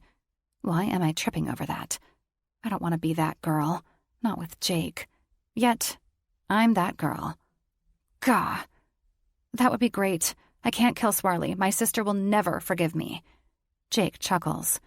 Killing someone's dog is pretty unforgivable. So is poisoning them. So is depriving someone of a proper shower. Poisoning and shower deprivation. Yeah, those are on the same level. Don't be bitter. I slide off my sandals and prop my feet up on the dash for 2 seconds before my gnarly, unmanicured feet frighten me into dropping them back to the floor. Don't be self-conscious. He hands me another quick look with a knowing smirk. I want to go home, and yet I don't. Everything will change when we get to LA. How can it not? I live there. Jake lives in Milwaukee. That's a lot of miles to solve. Your mom, is she why you eat the way you do? Is she why you take such good care of your body? I grunt a laugh. That's actually odd if the answer is yes, because you were a fighter. You let people beat the shit out of you. That's the opposite of taking care of your body, right? I was the guy beating the shit out of other fighters. But thanks, Ave, for assuming I suck. He grabs my knee and squeezes it until I jump. Why does Jake the fighter turn me on? I'm not a violent person, nor have I ever been into watching any sort of fighting. I don't even care for action movies. Yet the idea of Jake winning fights makes me squirm in my seat. Well, that and the memories of the laundromat. Why? Was it for the money? I grab his hand on my knee and bring it to my lips, kissing his knuckles one at a time. The money was good, but no, that's not why I started fighting. My uncle was a fighter. When he saw me spiraling out of control after my mom died, he trained me, put me in the ring, and told me to fight the demons. I did. I fought my father, the memories of my mother losing herself, the kids who made fun of her right in front of me. Everything. I just kept knocking everything down. I was never going to use food the way my mom did. I was never going to take another snide remark from my father. I needed total control of my life. And vegans are in control? He laughs. Sure, and that explains why you're such a hot mess. You consume too many angry animals' spirits. They're pissed off about being slaughtered and having their udders pumped to the point of bleeding. Ew, too far. Jake laughs more. Sorry, probably a tad too far. Can you love me even if I eat said slaughtered animals? I slap my hand over my mouth. Oh my God. I shake my head, mumbling through my cupped hand. Not what I meant to say. Your life, Ave, not mine. Your journey, your conscience, your beliefs. Not mine. He fails to acknowledge the L word I just flung in his direction. I don't know if I should feel relieved or terrified. I twist around when Swarley makes a noise. Oh my gosh. He vomits on the seat. Jake, he's sick. I unfasten my seatbelt and wedge my body behind the console to flip up his blanket so the vomit doesn't run down behind the seats. Okay, calm down. I'm pulling over. Jake veers onto the shoulder. Thankfully, we're not on a main road with heavy traffic. He hops out and opens the back door. Swarley struggles to get out, so Jake helps him. Oh no! I cover my mouth as Swarley retches again, but very little comes out. He probably got into something that's upset his stomach. Jake squats next to him and strokes his back. Call your friend. Call her now. My stomach clenches like an angry fist as panic sends my heart sprinting to keep up with the fear that something is not right. Swarley is not a young dog anymore. Grab my phone. He stays next to Swarley. I get it and push the voice command button. Call Megan, Jake says as I hold it close to his mouth. Megan. I now have a name for the irrational jealousy that's on my horizon. It rings on speaker 3 times before she picks up. Hey, sexy! Yeah, I hate her. After she fixes Swarley, I will kill her to eliminate my competition. Friend. Addie is his friend. He had sex with Addie. Doesn't he have any male friends? Look at him. Of course all his friends are women who willingly sleep with him. And they stay friends. Will we be friends when whatever this is ends in L.A.? Hey, Meg, are you home today? Depends. Are you coming to visit me? As a matter of fact, I'm 30 minutes away, but I need a favor. Is it sexual? I raise my brows, returning a tight smile as Jake tosses me a grimace. Funny. No. Am I laughing? Come on. Throw me a bone or boner. Now she laughs. It's a terrible laugh, and I'm not being catty or biased. Really. Totally kidding, Jake. But single life sucks. I never should have gotten married. The asshole just sucked all the good years out of me, and now I'm used goods. I don't have time to feed your ego, Meg. I need a favor. You sound serious. Swarley retches again, but nothing comes out except tons of drool dangling from his lips. I'm traveling with someone. She has her sister's dog with her, and she's worried he might be sick or something.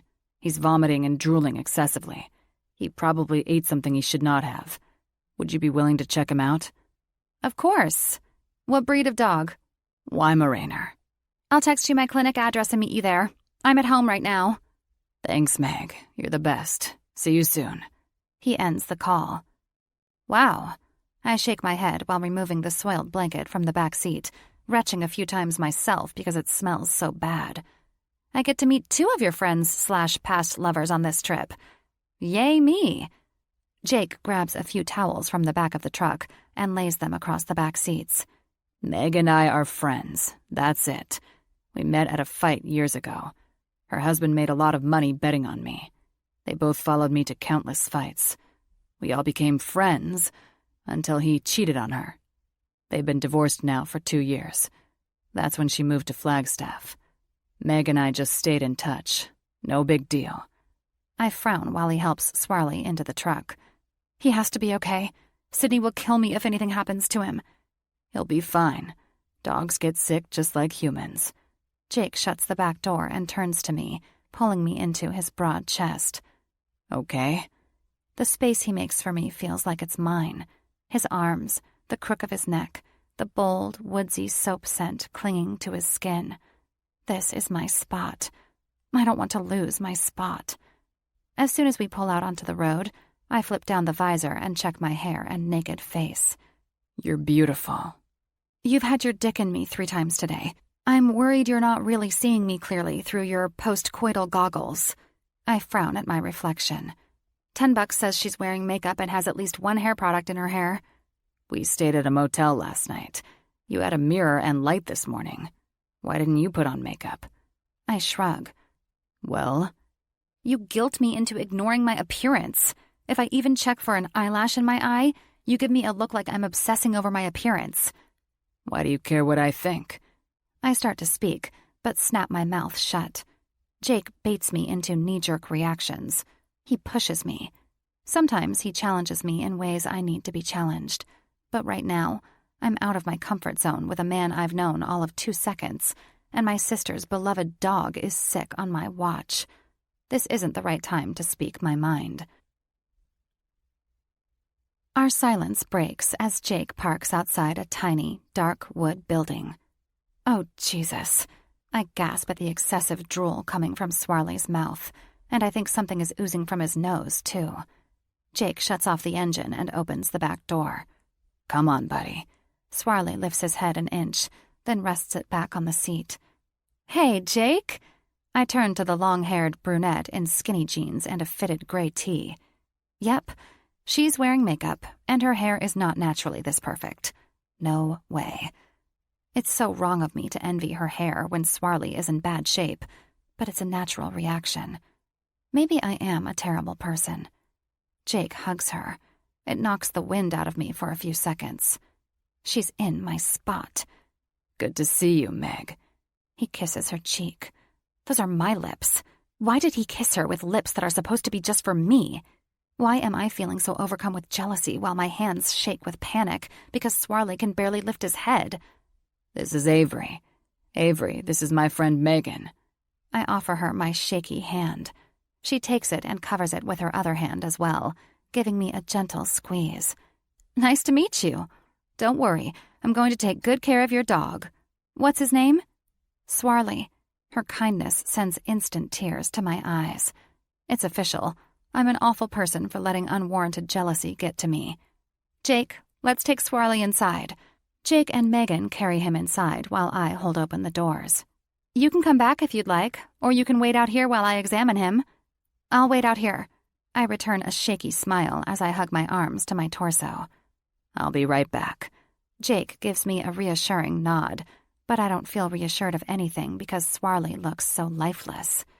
Don't die, don't die, don't you dare die on me, I chant to myself while pacing the waiting room. You owe me for injuring my fingers. I curl the fingers of my injured hand and pump them into a fist several times. The pain is gone, but I can't completely bend them all the way. They are stiff. I took off to my dad's house instead of staying home and going to physical therapy. It's all Anthony's fault, and Swarley's fault. But I can't blame him for anything right now because I just need him to not die. As for Anthony, he can choke and die on a chocolate-covered pussy for all I care. Is he going to be okay?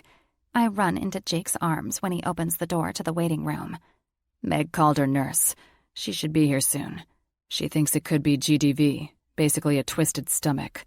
He's probably going to need surgery. Oh my God! Tears escape my burning eyes. I cry for my nemesis. I cry because I have to call Sydney and tell her I failed her. I cry because Swarley was the only one there for me right after Anthony cheated on me. I cry because he's old, and I'm really, really scared. Shh. Jake frames my face with his strong hands and kisses the tears from my cheeks. Meg is going to fix him, okay? His lips brush mine, and I nod before kissing him. And that's what Megan does. She performs surgery to untwist Swarley's stomach while I make the phone call I don't want to make. Hello? Sydney answers. It's me. I bite my lips together and take a slow inhale to keep from falling apart. Avery, where are you? Would it kill you to check in a little more often? I get that you lost your phone, but clearly you can call. She's in mom mode, worried, and angry because I made her worry. I'm sorry. Are you okay? Where are you? I'm fine. I walk to the opposite corner of the waiting room to distance myself from Jake. I don't want him to see more of my insecurities and shame. We're in Flagstaff. Wow, that's not exactly on the route to LA. Listen, I don't mind you spending your summer vacation camping with Jake, but we'd like our Swarley back. Ocean keeps asking about him. That's what I'm calling about. I fist my hand at my mouth and swallow hard. He ended up with a twisted stomach. GVD? Avery, he has GVD? Where are you? Tell me he's okay. Tell me... He's in surgery. I wipe a tear that escapes as I stare out the window. Jake's friend is a vet. He's in good hands. Text me the address. We'll get there as soon as we can. Don't let him die, Ave. Her voice breaks. I choke on a sob and nod, but I can't speak. So I end the call. Jake's arms wait for me. What would I do without him? Hours pass, and we shift in 100 different directions, fighting the stiff waiting room chairs. On a long sigh, I turn toward Jake with his head resting in his hands, hunched over with his elbows planted on his knees. I'm sorry, he says with complete defeat.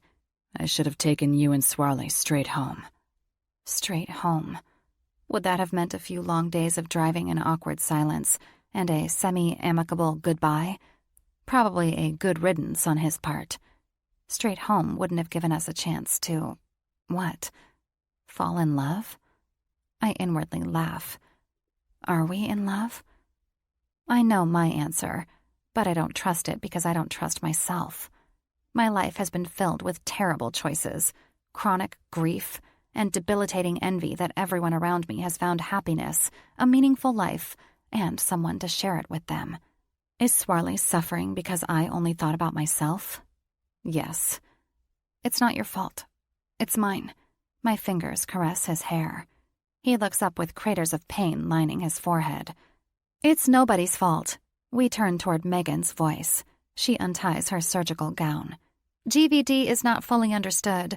There are precautions you can take to lessen the chances of it happening, but some dogs have it happen despite all cautionary measures. Don't blame yourselves. The surgery went well, but we'll need to monitor him closely for a couple days. If he makes it through the night, that's a good sign. More emotions burn my nose and eyes. If he makes it through the night. Thank you. Jake stands and hugs Megan. I remain idle, suffocating under so much guilt. Maybe, just maybe, it's not really anyone's fault. But it happened on my watch, and I'm not sure Sydney will see it as simply an unfortunate, unpreventable happenstance. Thank you. I managed to choke out 2 words and offer Megan another handshake where, once again, my hand shakes on its own. You're welcome. There's really nothing to do here right now. Why don't the 2 of you go back to my house? Grab a shower, make yourselves at home. I'm going to stay here tonight with Swarley. I can't leave him. My sister is on her way. Is she driving? Jake asks. I assume so. They'll have to take him home, so... He slides his arm around my waist. Then it's going to be hours before they arrive. Let's go back to Meg's. We'll come back before they get here. And you'll call if anything changes? Megan nods and returns a sad smile. Why is her smile so sad? Is there something she's not telling us?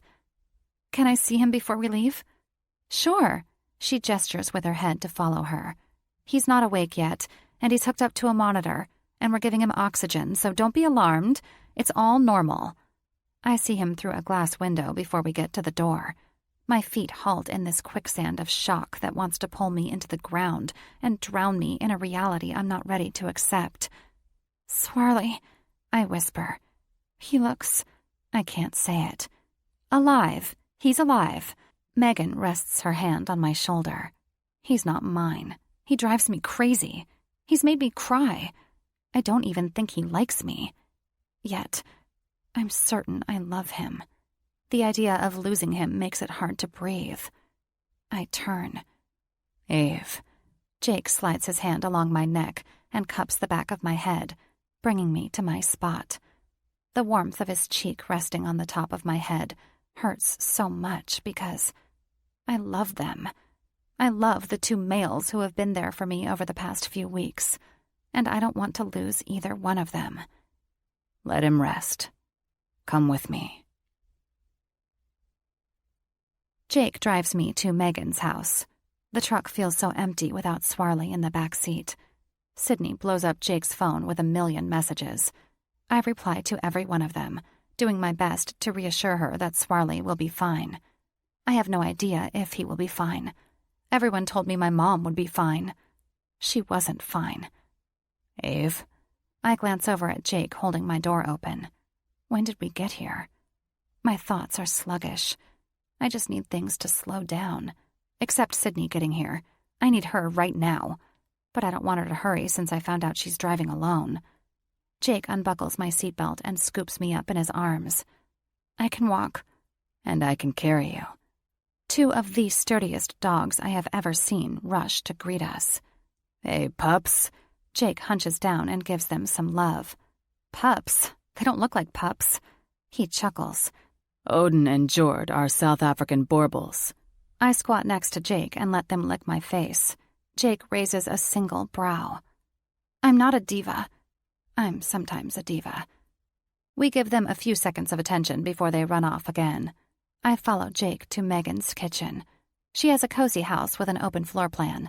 It's painted in shades of white and gray with soft green and gold accents, and dog toys are scattered on the tile floor. I'll make us something to eat, and we can take dinner to Megan since she'll be there all night.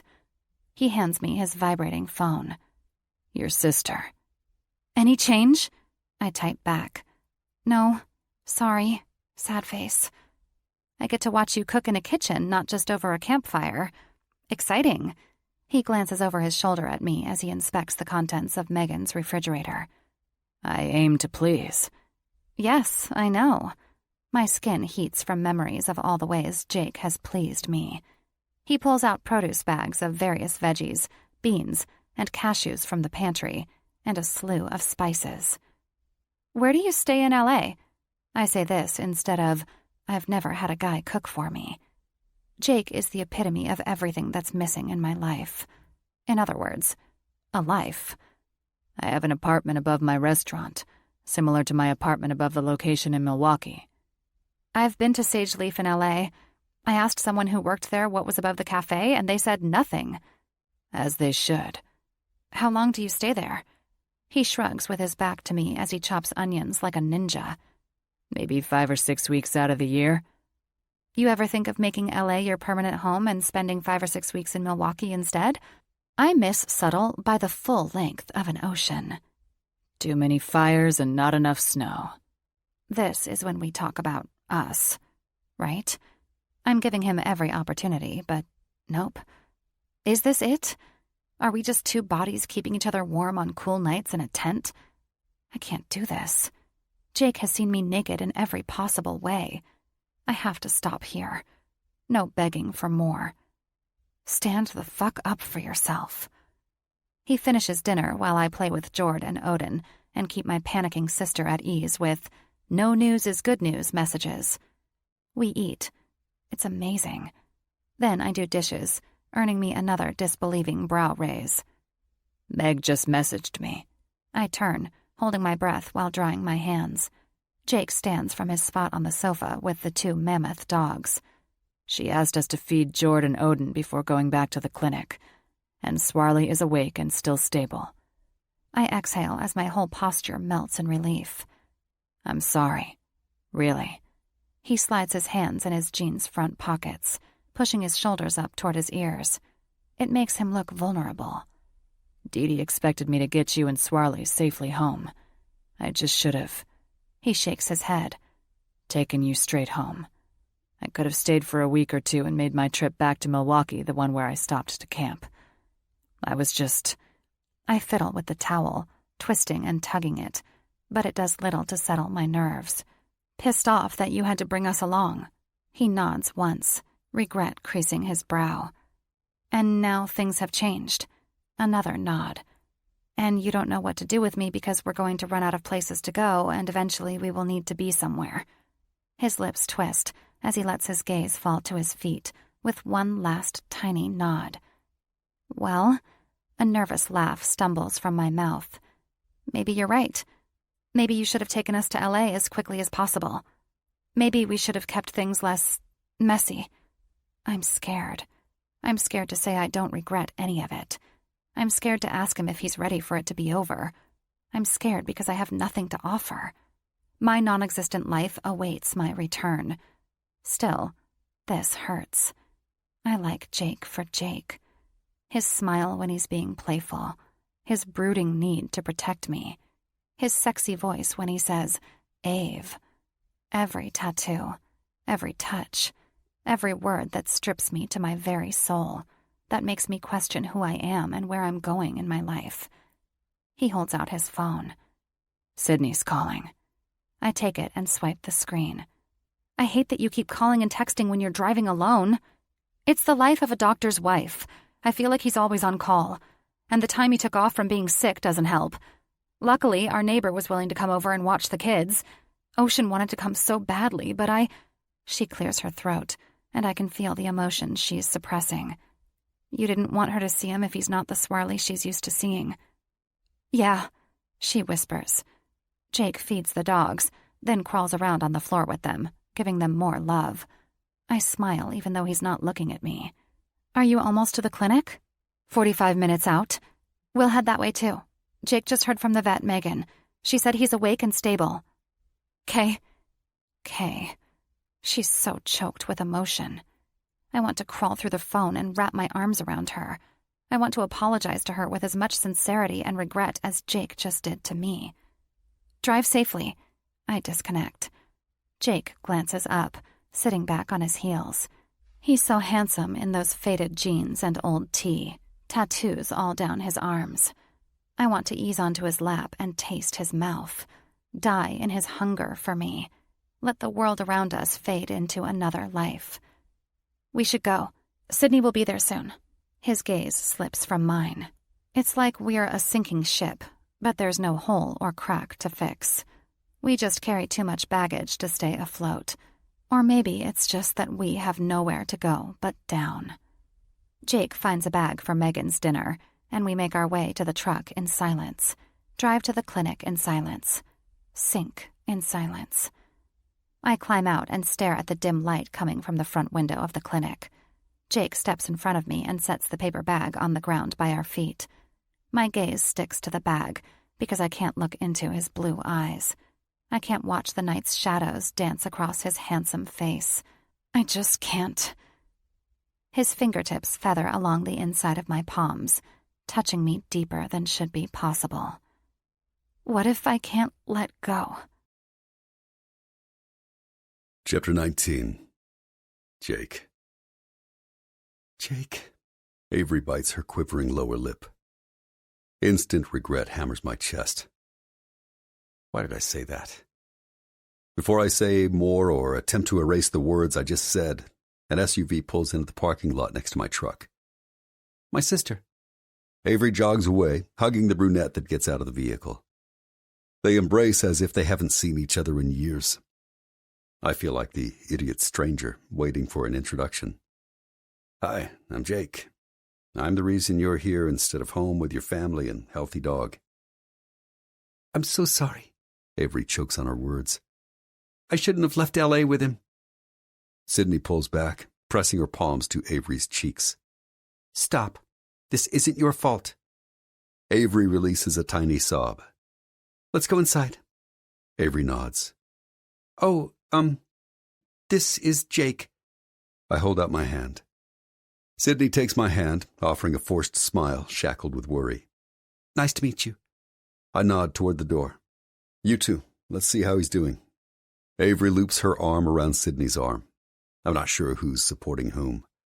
I hold open the door and Avery gives me a sad smile. Megan shuffles into the waiting room with a cup of coffee in her hand.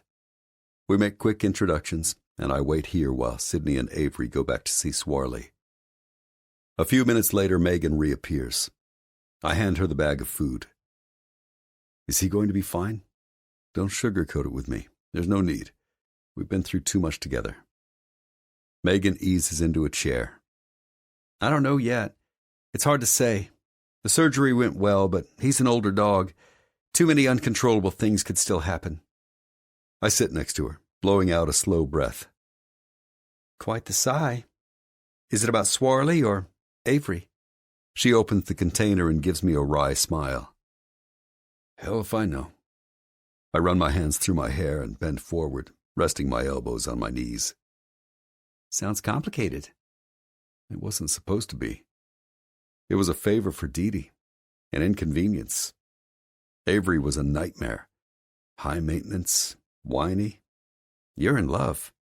Megan taps the fork on her lower lip. You're crazy. I saw you with her earlier. The tender side of Jake Matthews. The way you looked at her. Really, the way you couldn't stop looking at her. Steve used to look at me like that. She's... I rest my forehead in my palms. Beautiful? Sexy? Blonde? Just like you? She nudges her arm into mine. She's nothing like me. She's nothing I thought I'd ever like. Avery's... I blow out another sigh, shaking my head. She's stereotypical and completely blindsiding at the same time. It's messing with my head. She's Francine 1 minute and my mom the next minute. I don't know if I should embrace her vulnerability or run from her vanity. Megan grunts. Jake Matthews, that's your problem. You see her this black and white, two-dimensional way. And that's not fair to her. You don't need to embrace her vulnerability. You need to feed her spirit. And don't run from her vanity. Simply admire her beauty in all its perfect and flawed states. Love her as a whole, not just the parts you find worthy of love. The hell, Meg? What happened to my bitter friend who threatened to cut off her cheating husband's junk? When did you channel your inner Gandhi? She chuckles. I had my sink or swim moment. Drown under the weight of my anger and hatred, or let it go to save myself, to free myself. I let it go. I nod several times as her words hang in the air. I saw my father, very unexpectedly, at a stop in New Mexico. Francine, too. I'm not sure I would know how to coexist with him in a world where I don't hate him. Why? I shrug, massaging my temples. It's just always been my way of coping with my mom's death. Megan rests her hand on my leg. I wait for more of her voice of reason, but she remains silent. Sometimes no words are the best words. Avery. He's been with me through the most defining moments of my adult life. Sydney speaks after 15 minutes of nothing but tears and soft whimpers while stroking Swarley's head. I continue to give her space, hanging back a few feet so she and Swarley can have their bubble of privacy. Her whispered confession draws a new round of tears from my swollen eyes. Words of comfort and reassurance congest in my throat. He'll be fine. But will he? He's had a long and wonderful life. So what? We'll still miss him every day. I'm sorry I took Swarley with me, but then I wouldn't have made this trip with Jake. Why can't the blade of regret be smooth, quick, and painless? Why must it be jagged and messy? Why must it rip and tear with such unforgiving pain? Hey, Megan's soft voice draws our attention away from Swarley. She observes the monitor and gives Sydney a tiny smile. I'm staying all night. You can stay too, or you can go back to my place with Avery and Jake. I'll need to keep him here for a couple more days. I suggest you consider getting sleep while you can, so you're well rested when it's time to take him home. Sydney's forehead wrinkles as she gazes at Swarley. I'll call you if there's any change. Swallowing hard, Sydney clears her throat. What if something happens and I can't get here in time? Megan rests her hand on Sydney's hand, stilling it on Swarley's head. Do you have other children? Other children. Megan's good. She doesn't dismiss the obvious. Swarley is one of my sister's children. Yes, Sydney whispers. Then you know that you can't be everywhere, and every goodbye should mean everything. Sydney's lower lip quivers as she nods once. Do you need another minute? Megan asks. Sydney nods again before lowering her head closer to Swarley's ear. Megan slides past me to exit the room. I can't bring myself to move out of her way, or say a word, or make my lungs take another breath, until I see Sydney's lips move, whispering something to Swarley, and it breaks my heart. Excuse me. I brush by Megan and her nurse standing just outside of the room, then hurry to the waiting room. Ave. Jake stands. My body crashes into his. I squeeze him, burying my face into his neck. Don't let me go. A sob breaks, rattling my ribs. Don't whisper something in my ear and let me go. Not like Sydney is doing to Swarley. Not like my dad did to my mom. Not like every man who has claimed to love me. Love me, Jake. Not for now. Love me forever. He cradles the back of my head with his hand. My body slides into the hard, familiar curves of his torso. And when my heart knocks on his chest, reaching for his heart, I lose myself. Dreams blur. The familiar becomes the unknown. Life feels suffocated by death. We can go. Jake releases me as I turn towards Sydney, wiping my eyes only for them to refill with tears when I see my own sadness multiplied in the tears on her cheeks. It's out of our control. His fate is in God's hands. I swallow the lump of reality lingering in my throat and step away from Jake to hug my sister. She's so much stronger than I will ever be. That's what Dad said about Mom, I whisper. Sydney nods. I'll call if there's any change. Megan's gaze sweeps around the waiting room. It's hard to walk away, so I wait for Sydney to take the lead. She does, and Jake rests his hand on the small of my back to usher me out the door behind my sister. Towels and bedding are in the hall closet. Thanks, Meg. Jake replies. I'm going to drive Sydney. I turn to Jake as we reach his truck. Good idea. He nods, taking my hand to give it a quick squeeze. I'm never getting a dog, I whisper as Sydney distances herself, bringing her phone to her ear, probably checking in at home. Jake's lips curl into a doleful smile. They're terrible creatures. I shake my head. They're impulsive and needy. They piss all over stuff. They lick their butts and beg for food. They whine and bark. And then they... I pinch the bridge of my nose to push away the emotions burning my eyes. They give you this look. Stupid puppy dog eyes that they never grow out of. They rest their snout on your leg and just look at you, always reminding you that when everything else in life fails, they will be there for you. They listen and never interrupt. They come when you call. They're always loyal. To the very end. He's not dead. I return a tiny nod. But he's old, and... I fight past this stupid ball of pain choking me. He looks tired. My mom looked tired. Sydney says, "I love you" to someone on the phone. I clear my throat. "See you at Megan's?" Jake nods as he bends forward to kiss my cheek. It's incredibly intimate, like a whispered promise that doesn't require a single word. Like Swarley gave me when I needed it the most. Inside, I smile. Is Jake my Swarley? Can he hurt me but still love me? Can he be loyal? That would be a first for me. I take the key fob from Sydney and nod for her to get in on the passenger side. "I'm so incredibly sorry," I say as we follow Jake's truck out of the parking lot. "You have no reason to apologize for this," Sydney exhales, staring out her window.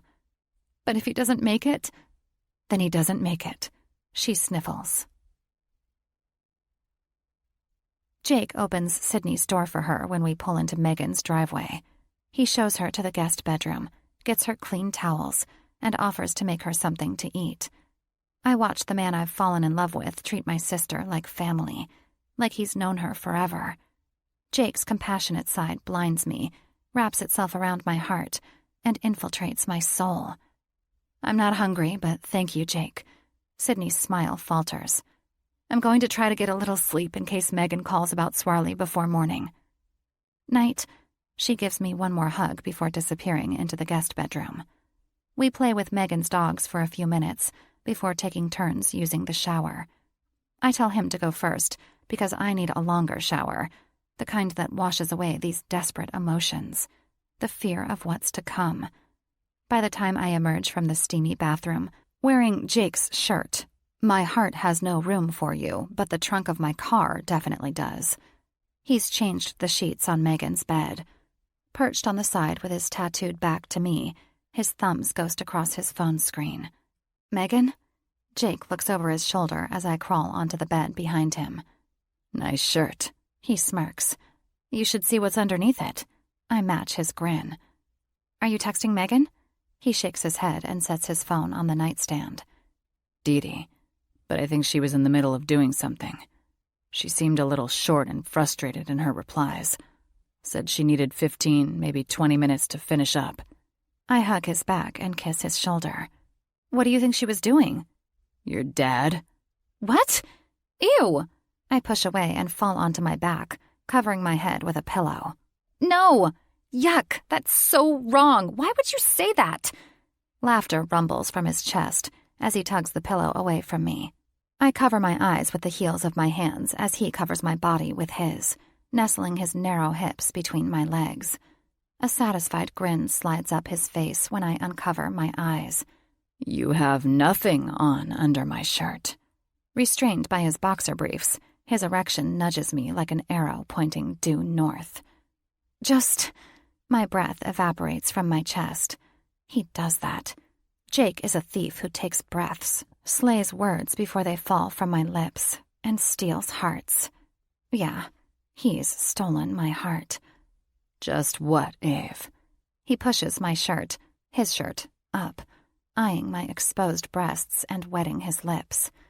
Raw masculinity delivers his words. Even on a whisper, his deep voice reverberates along my skin. Commanding, arresting, seductive. I shiver with anticipation seconds before everything burns with need. Jake doesn't just reside in my head and my heart. He lives in every cell of my body. "I'm not bad at sex." He grins. It's arrogant for 2 seconds before his eyes shine with something that feels like adoration. Maybe even love. "No? Would you like to back that statement up with proof?" My head eases side to side. "I want to give you a massage." "A massage?" His thick eyebrows lift up on his forehead a bit. Yes, I'm good at it. I want you to know I'm good at something. Your fingers are injured. I hold up my hand, bending and flexing my fingers several times without pain. But a stiffness remains. They may never be the same, since I left town instead of visiting a physical therapist. But I'm fine. After several slow blinks, his grin returns. Jake? I close my eyes on a weak protest as he plants open-mouth kisses along my neck, rocking his pelvis an inch that draws a sharp breath from my chest. I'm serious. He takes his time dragging his skillful mouth up my neck, along my jaw, halting at the corner of my mouth. The Jake effect feels like what I've always imagined resurrection to feel like, minus the throbbing need between my legs. Dear Heavenly Father, please forgive me for thinking of you and an orgasm in the same thought. But if we're not meant to have this kind of pleasure, a lot, then why give women a clitoris with over 8,000 nerve endings? Double what you gave the penis. Sometimes I feel like we just walk around trying to act normal, human, when all we really want to do is have an orgasm because it's the best feeling. Why make it so amazing? And if it's only meant for reproduction, then why does it feel good all the time? Why not make it feel good only when the body is primed to reproduce? Did you mess up? I mean, you created the world. The world. Surely you could have put this pleasure mechanism on a timer. Why leave cookies in a cookie jar if we're not supposed to eat cookies all the time? On that note, my research has led me to discover that a lot of the animal kingdom masturbates, so what's up with that? I thought humans and their insatiable sexual needs possibly stemmed from the fiasco in the Garden of Eden, but that doesn't explain the animals. Anywho, just things that will need to be explained when I see you someday. Ave? Where were you? Jake whispers, feathering his lips over mine. Just talking to God. His eyebrows knit together. About Swarley? Yes. I'm going to hell. But that's not a newsflash. On a sympathetic sigh, he rolls to the side, pulling me into his body for a hug. I feel like an ass for trying to seduce you while your mind is clearly on Swarley, where it should be tonight. Rubbing my lips together, I leave my focus on my hands pressed flat to his chest. If I look at him, he'll know. He'll see my lies, my perversion, my sins. Do you pray for him to live, or do you pray for him to find peace as well as your sister and her family? I'm a terrible person. I pray that God will provide him with a soft blanket to hump in his afterlife. I'm going to hell, I whisper. No, why would you say that? He slides a leg between mine, bringing us even closer. I push away. Naked and on your stomach. His lips twist into a restrained but sexy grin. One sec. I fetch a towel from the bathroom and toss it to him. Cover your goods with this. I turn my back and retrieve lotion from my bag. He chuckles. It's playful, and I could listen to it forever like a song that speaks to the heart, making it overflow with bliss. My ass. Is that what you're calling my goods? And is there a reason you have your back to me? Squeezing my legs together, I clear my throat and cross my arms over my chest. I'm trying to be professional.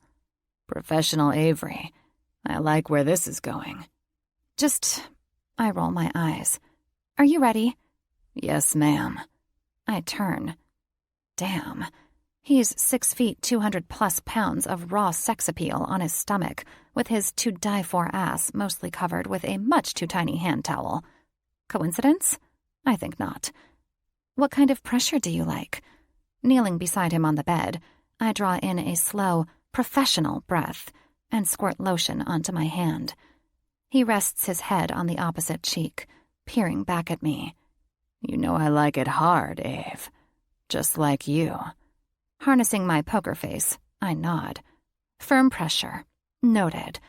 He smirks, but I cling to my stoic expression, even if I'm drowning in my own arousal in other areas.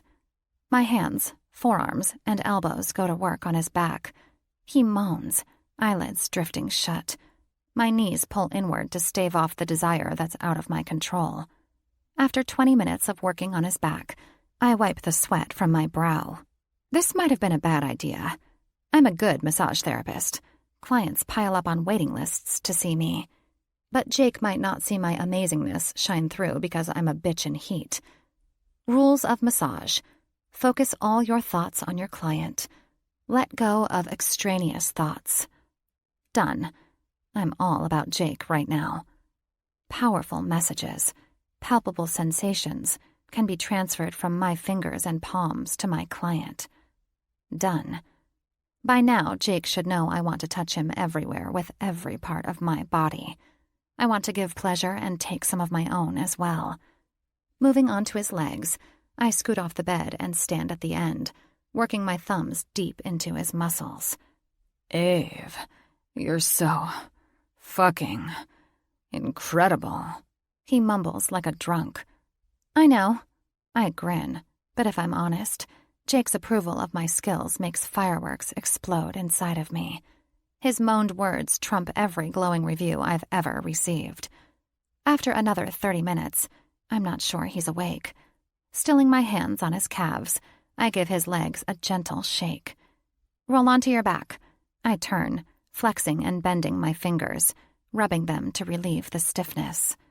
Ready, he says. Oh! I cover my mouth, eyes wide. Jake grins without opening his eyes. I was wrong. He's far from being lulled to sleep. He's very much awake. I toss a pillow over his midsection because the towel lost the battle with his stiff cock. After I work my way back up his body, I kneel just above his head, massaging his scalp. His eyes blink open. He just stares at me with an unreadable expression. I lose the stare off and look away while my fingers continue to make tiny circles. Come closer, he whispers. I pause, meeting his gaze again.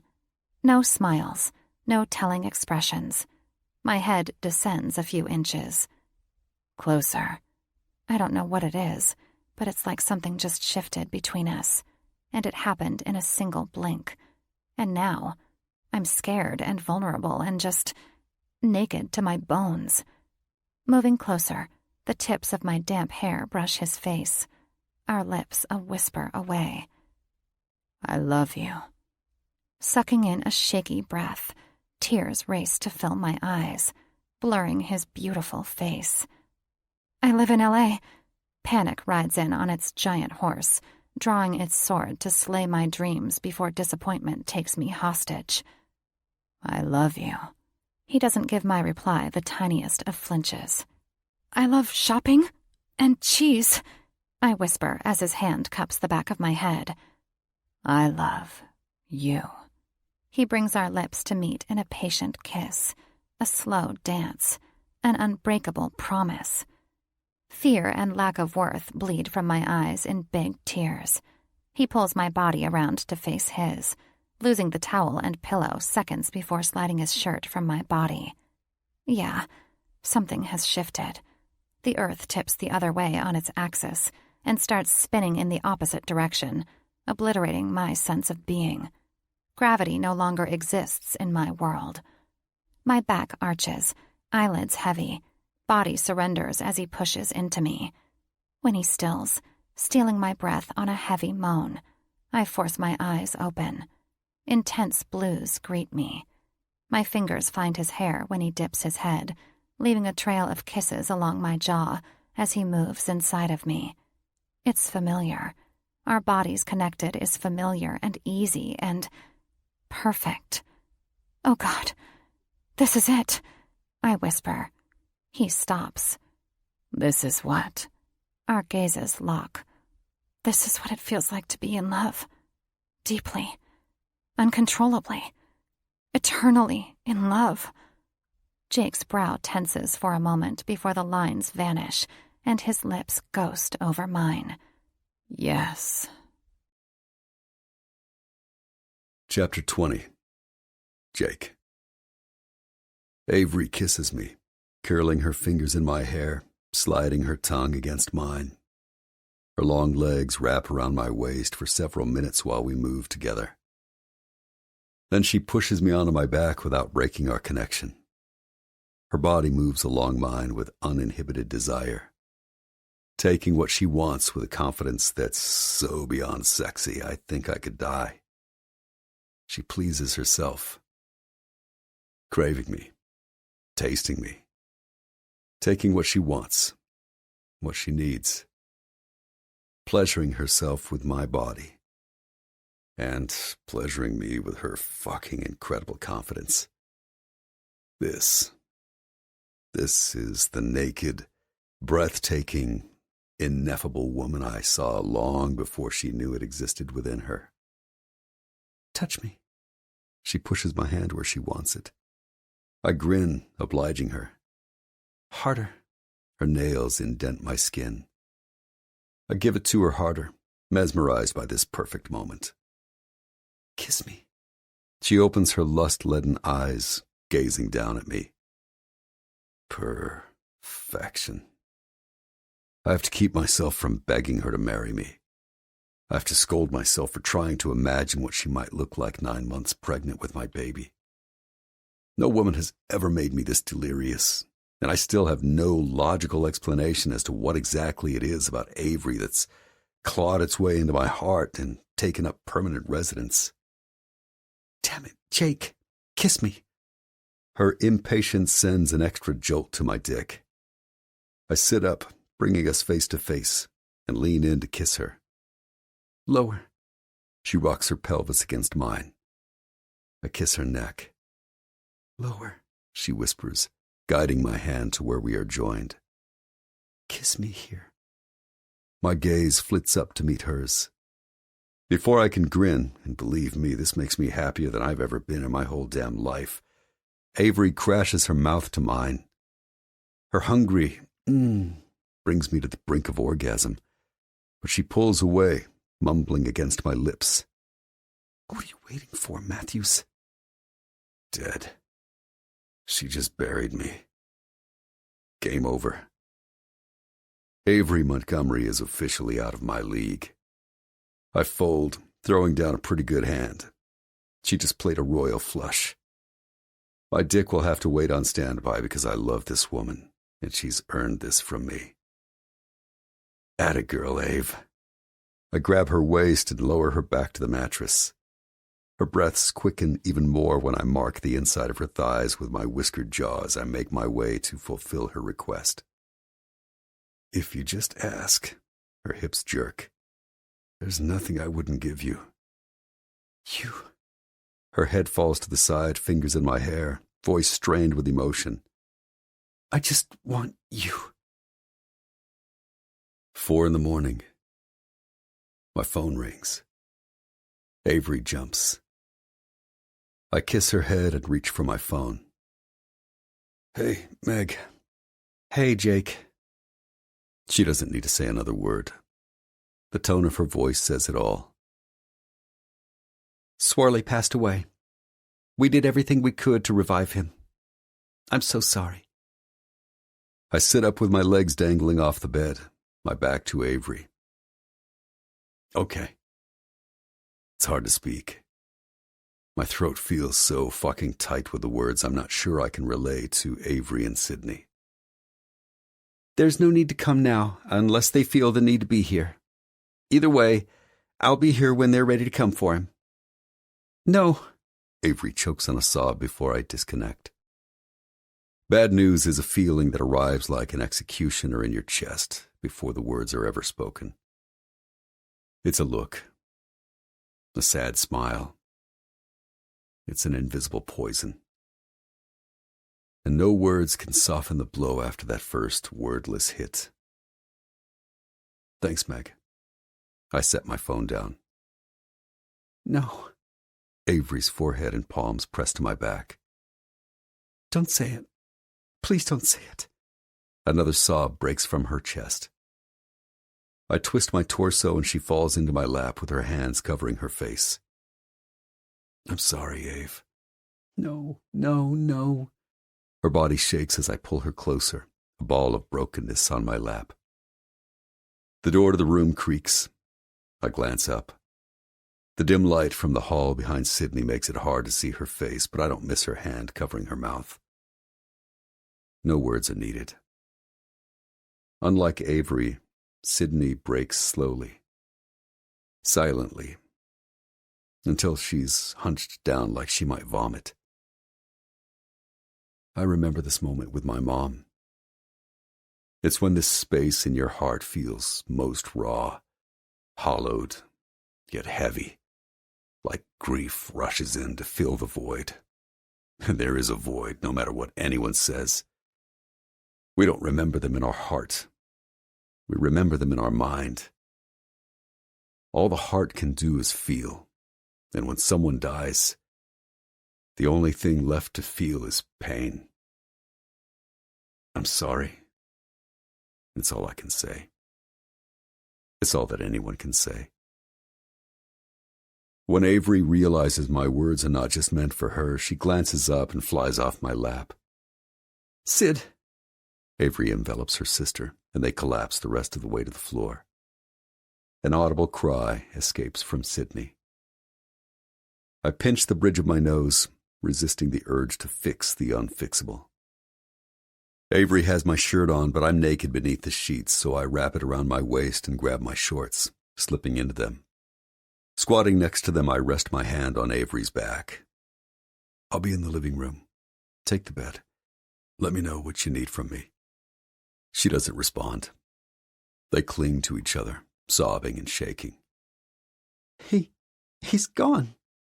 I cringe, rubbing the back of my neck as Sydney's words bleed behind me. Easing onto the sofa, I bring up Dee Dee's number and hit the green button. "Jake?" Dee Dee answers on the first ring. She's in a different time zone and an early riser. "Oh my gosh, I forgot to call you back. Was it important? It's early there. What's wrong? Something must be wrong. Please tell me nothing has happened to Avery." Swarley died. A few seconds of silence steal the line. "What?" It's barely a whisper.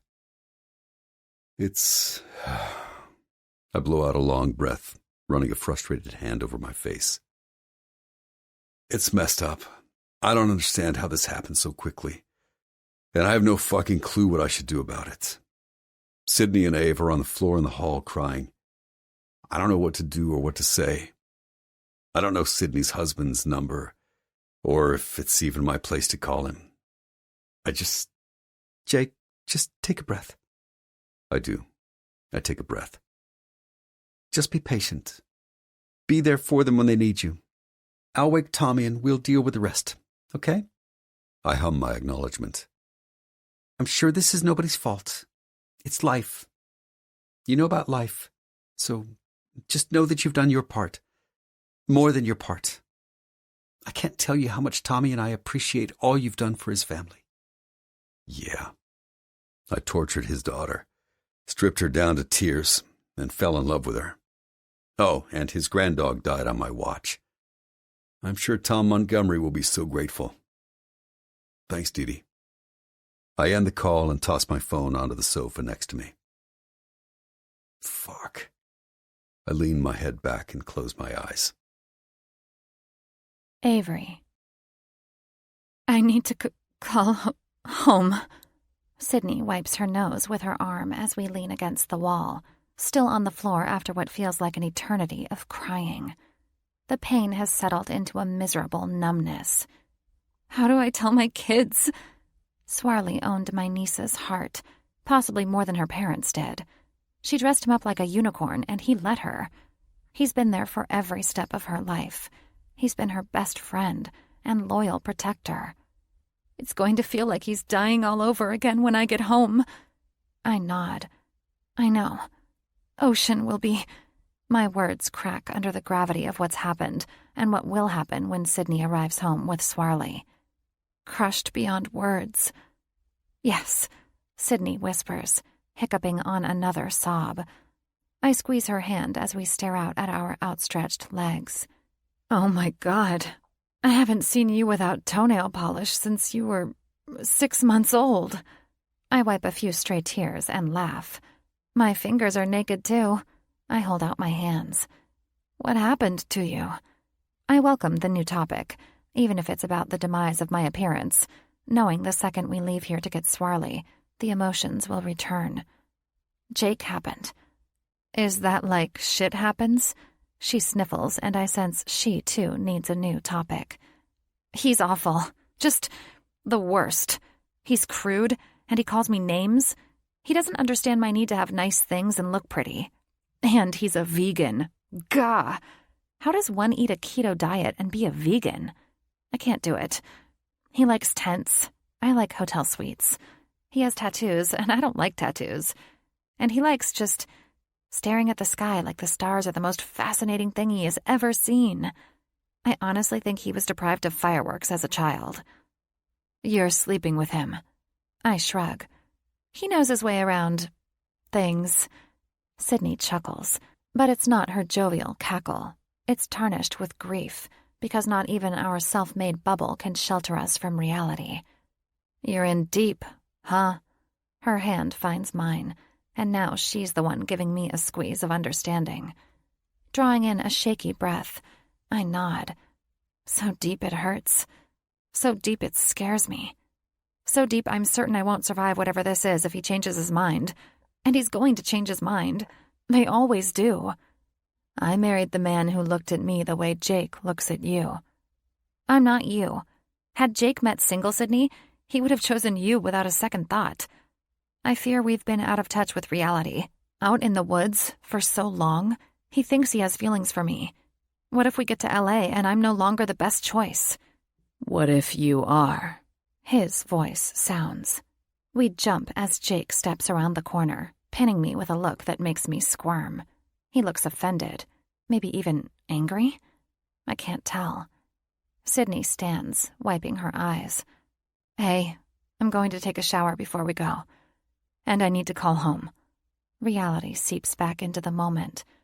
Jake nods and shares a sympathetic smile with her. When she squeezes past him, he returns his attention to me and holds out his hand. I take it, and he pulls me to my feet, peering down at me like he can reduce me to ashes with his evil stare. He wins. My gaze slips to his bare chest.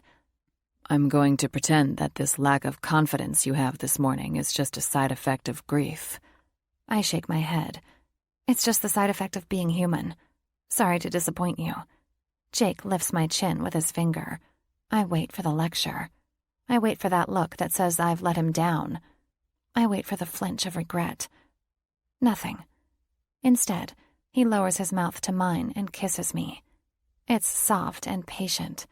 It's a reminder of the words that were exchanged last night. Tears find their way down my face. He pulls away and wipes them with his thumbs. Swarly? I shake my head. Jake. He smiles, and it's real. It's real. You going to shower? I shake my head again. Showers are overrated. Besides, I like how you smell on me. Jake brushes his lips along my cheek, stopping at my ear, eliciting visible chills along my skin. Me too, he whispers. I hug him. He lifts me up and carries me to the bed. Jake's physical strength is quite possibly the sexiest thing I've ever experienced with a man. I've felt financial security, a strong social standing, showered in gifts, but never just raw, strong, all-man sex appeal. Jake is just... sigh. He sits on the end of the bed. Are you going to drive back home with your sister? I think you should. Biting my lips together, I nod several times. You're probably right. She's going to have Swarly. I don't want her making the drive alone. I'll follow you. Yeah? I can't hide my spark of excitement. Ave. He shakes his head like my questioning him is somehow ridiculous. I can't help it. Wanting something this much is not just scary. It's impossible to breathe when you're so close to having everything. Jake's a world I never knew existed. He's my favorite surprise, my guiltiest pleasure, the dream that finds a place in reality. Just as I open my mouth to ask Jake for some reassurance that we will find a way to really be together, a photo on the far wall of Megan's bedroom catches my attention. What's that? I climb off his lap and take slow steps to the gray-framed photo. It's Ranger, Megan's husky. She and her ex-husband rescued him from an abusive home. Ranger died a week after their divorce. Jake presses his chest to my back and wraps his arms around my waist, resting his chin on my shoulder. My dad was wrong. Sometimes God does give you more than you can handle. What happened to his eye? It's hard to speak without the ability to breathe, but I managed to get 5 words past my airless lungs. Previous owner shot him with a BB gun.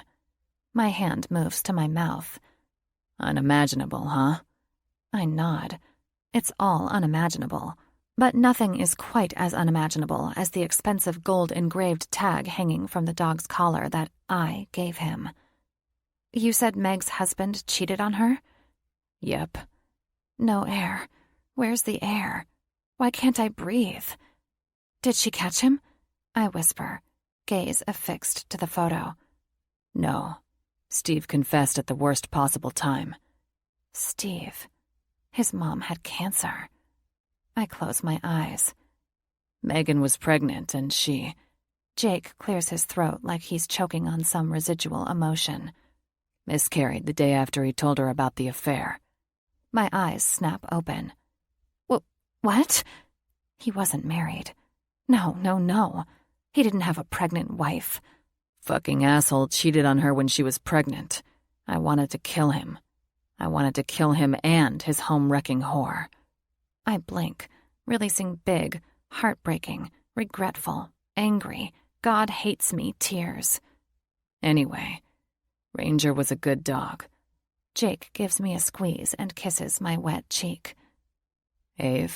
He turns me toward him. This time I don't hide from him. My teary gaze stays on his contorted face. I'm sorry. I said too much. Swarley was a good dog, too. If I lie, we will never be real. And I don't want the lies. I want love. Real. Honest. Soul-consuming. Naked love. His mom had cancer. Cancer. I shake my head and back away. Jake's brows pull together as he cocks his head. Who? What are you talking about? He had to move away to take care of his mother. He told me not to wait. He said sometimes life just happens. Ave, I'm not following. Who said that? The tears won't stop, but I don't look away. God, maybe he'll see how blindsided I was by this. He'll see the truth. Ranger was a stray dog he found at the park. Ranger lived with Steve's mom most of the time. A therapy dog. I continue to shake my head as I repeat the lies I was told. He wasn't married. He had never been married. Realization softens Jake's brow as disbelief, shock, ghosts along his face, dulling the life in his eyes. Home-wrecking horror. Avery. His tone loses all kindness, all the love. It's cold, the kind of cold that feels like a knife against my skin. He said he loved me. He said one day he wanted to marry me.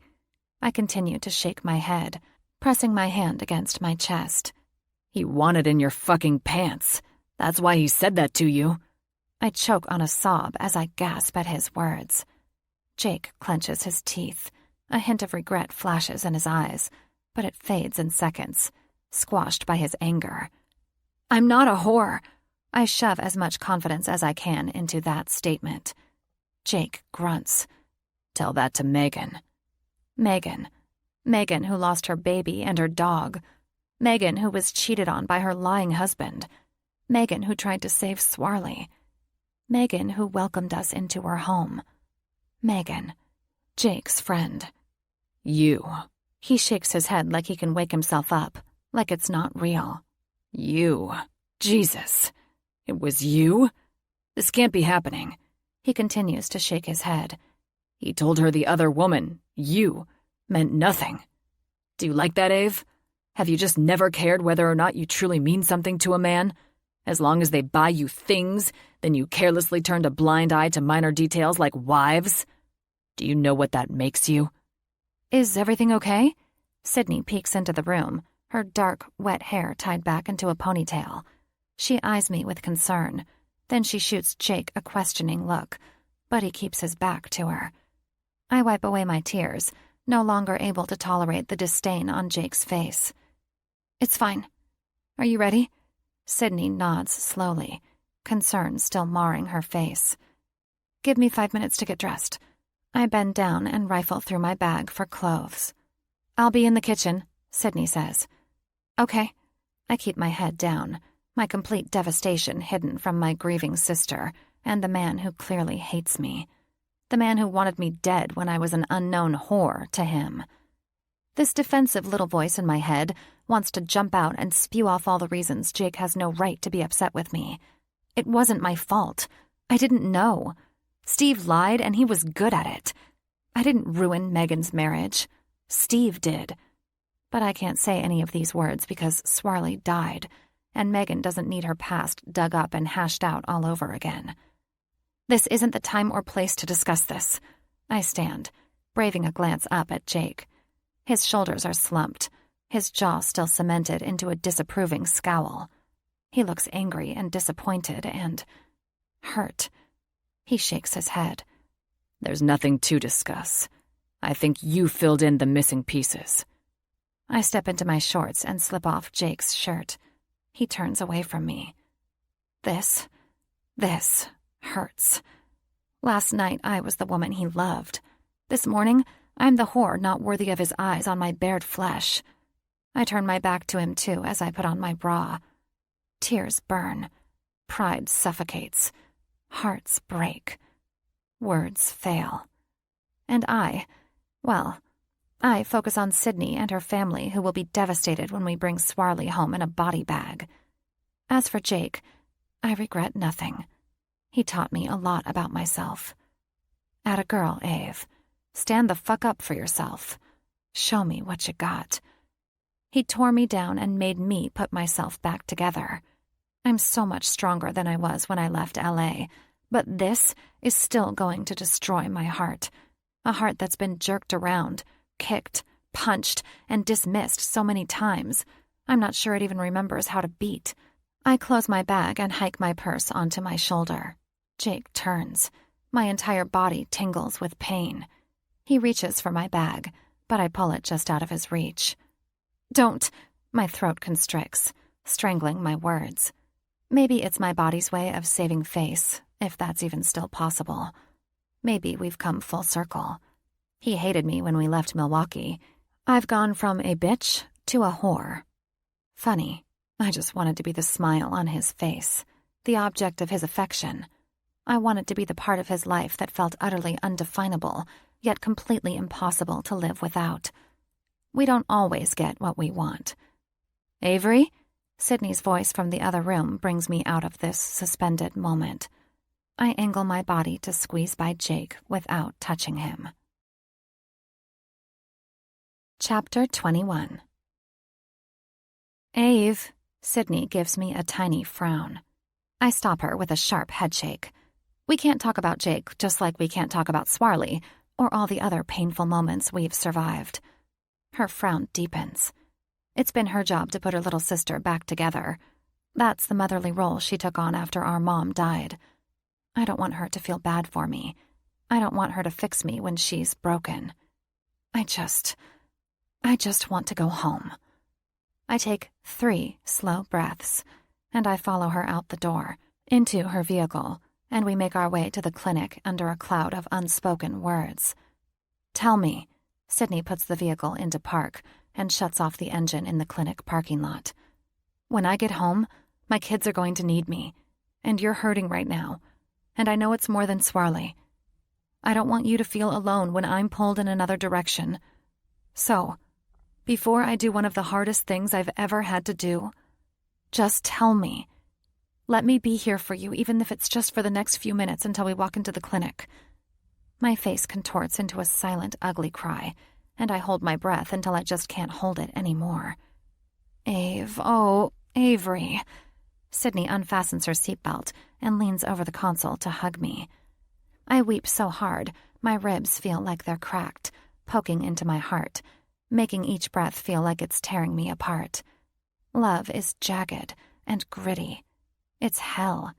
It's suffocating.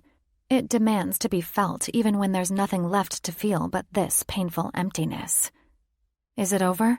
I keep a tight hold on her and nod. Are you sure? My lips tremble with each stuttered sob as I nod again. You'll tell me why, right? Someday, but not now. All right, but I need to know that you're going to be okay.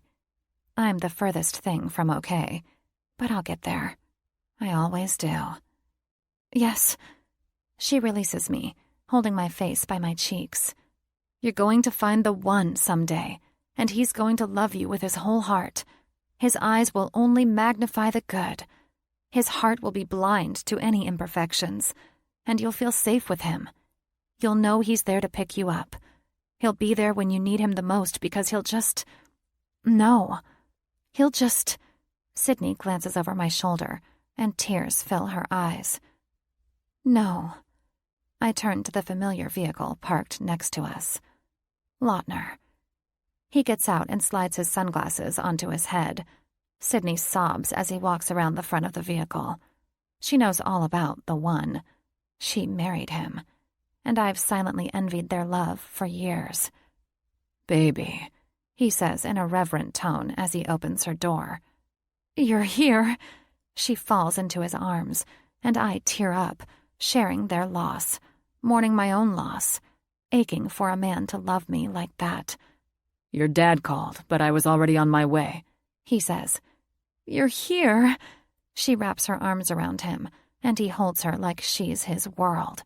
All the stars, the oceans and mountains, the air he breathes. Of course I'm here. The kids?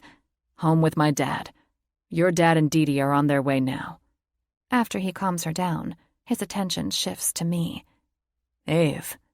Pool guy. I find a small smile for him. You okay? I nod. She's not. Sydney pulls away, wiping her eyes. I am. I shrug. I will be. Jake's truck pulls in 2 spaces to the left of us. He gets out of the truck and introduces himself to Lautner like nothing has happened between us. I get out of Sydney's Lexus and head to his truck, using this opportunity to get the rest of my stuff out of it while he's distracted with Lautner. Unfortunately, the distraction doesn't last. I'll get it.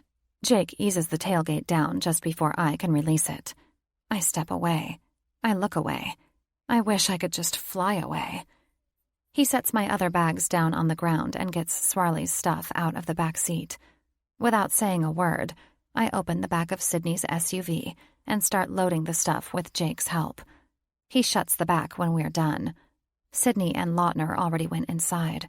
I assume they'll ride together with Swarley in Lautner's vehicle, while I follow them in Sydney's Lexus. I'm not going to tell Megan. Jake slides his fingers into the front pockets of his jeans. Nothing good can come from it. I blink several times as I process his words, but really it's his tone that says the most. He's genuinely angry with me.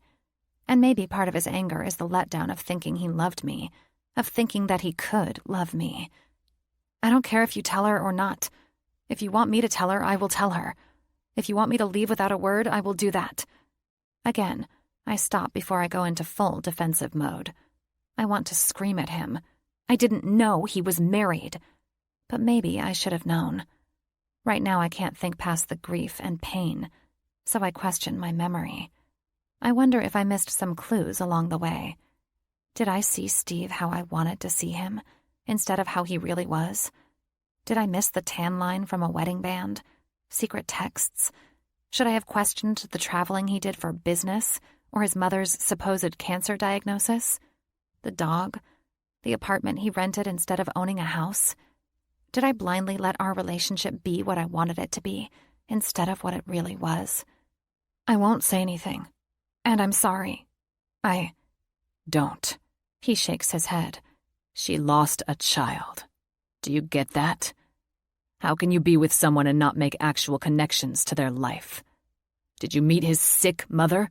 Did you meet his best friend? An uncle? A coworker? The only reason you should have agreed to let me give you a ride was because of my relationship to Dee Dee. There was a connection. That meant you knew I didn't have a hidden life.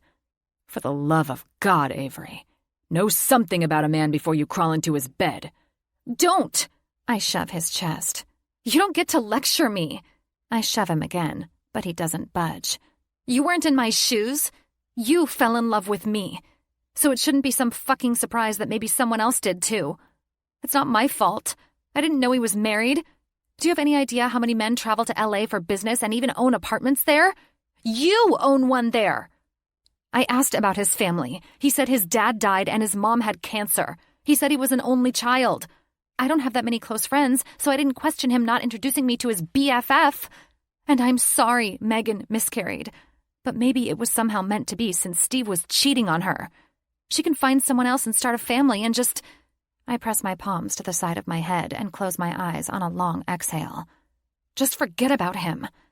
When I open my eyes, Jake clenches his fists and his jaw. There's not forgiveness in his eyes. It wasn't my fault. Why can't he see past this? She was 22 weeks pregnant. He told her about the affair, and then he left. She asked him to leave, but still, he fucking left her. Need I say where I suspect he went?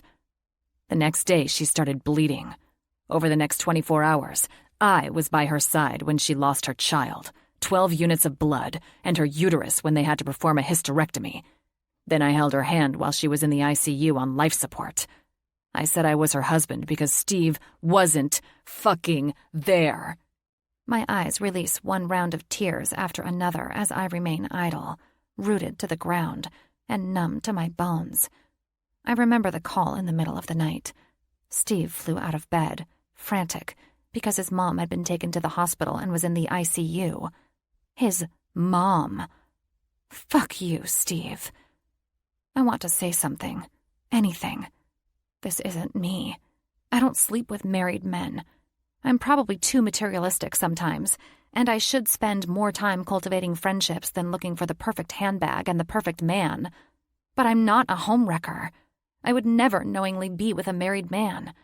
I'm a lot of things, not all of them good, but I am not that woman. I'm not Francine. Ave, ready? I turn toward Lautner's voice as he carries... Oh, God. Swarley's in a black bag in Lautner's arms. Sydney silently weeps as she opens the back door to his vehicle. Megan steps outside and wraps her arms around her body. She looks tired and mournful, kind and innocent. I turn back toward Jake. Before this trip, I would have been a slave to my ego and coddled my wounded pride. I would have bit my tongue and hopped in the vehicle, content with no goodbye, jaded by yet another failed relationship. Jake changed things. I'm not that Avery anymore. The car door behind me closes, and I hear the heart-ripping sob of Sydney. We'll survive this, baby, Lautner says to her as he gets in on his side. I don't have to see them to know that he's holding her, loving her, and being the one for which all other men should strive to be. He forgave her of so many things. His love never wavered. They were stronger than bad days, bad decisions, and bad timing. I want a love like that. Clenching Jake's shirt in my fists, I lift onto my toes and kiss the angle of his jaw next to his ear. Thank you. He swallows hard, hands limp at his sides. I step back, seeing something resembling true emotion, painful emotion, in his reddening eyes. I turn and make the 5 steps to Megan. Thank you. I offer my hand to her. She pulls me in for a hug, squeezing out several tears. I'm so sorry I couldn't do more. My reply can't wedge its way past the aching heart lodged in my throat, so I just nod and hope she knows I appreciate all she did. I embrace her tighter, praying she'll remember this moment if Jake ever tells her the truth. I'm so incredibly sorry. I hope we get to spend more time together under better circumstances next time. I release her and find a tiny smile. There won't be a next time. This isn't a love story. It's a tragedy of the heart. Rolling my lips together to muzzle the pain that's screaming to be heard, I wipe my tears and nod. Lautner starts his car. I tap on his window, and he rolls it down. I don't have a phone, I whisper, because anything more than this will involve me vomiting my heart. He hands me Sydney's phone. The code is 870-100. I swat away more tears and take the phone, giving a quick glance to the black bag in their back seat. Swarley. Jake stands on the edge of the curb as I get into the driver's seat of Sydney's Lexus. I slip on my sunglasses, fasten my seatbelt, and start the engine. But I don't look his way. As soon as I back out of this parking spot, I can let go of these emotions. I can try to breathe, even if it hurts. I just need to hold it together for 10 more seconds. 10, 9, 8, 7. I start to back out. Bang! I brake. Jake's hand is pressed to the window. He closes his eyes and curls it into a fist, his chest expanding like he's taking all the oxygen from the air. His hand slides to the door handle, and he waits, blinking open his eyes and giving me an expectant look. I put the car in park and unlock the door. He opens it and emotion fills his eyes. Why did it have to be you? His hand cups the back of my head, and he kisses me. 5, 4, 3, 2, 1. I release a muffled sob as he kisses me. Just as quickly as his lips crashed to mine, he peels them away. Bye, Ave. Chapter 22. Sydney and Lautner send me home when we get to L.A., leaving me with a temporary phone and Sydney's Lexus. They want time alone with the kids to break the news about Swarley. I don't argue. I'm nothing more than an empty vessel with a pulse. Watching Ocean react to Swarley's death would end me completely. Your stuff is gone. I glance back at my neighbor, Dave, as he steps out of his apartment across the hall and locks his door. What? I turn my key and open the door to my empty apartment. A sigh escapes my mouth, a slowly deflating tire. This should cue the tears, but I don't have any more tears. I gave them to Swarley and Jake. Then I drained the last few drops of salty grief on my way home. Home? Where the hell is that? 3 days ago. That fancy-suited guy of yours arrived with a small moving crew. Everything was gone in just under 2 hours. Honestly, I was afraid to ask, but I thought maybe something had happened to you. I even checked the obituaries yesterday. Glad you're not dead. Well, that makes one of us, I murmur. I overheard the manager out here yesterday. They're changing the locks tomorrow. There goes your deposit.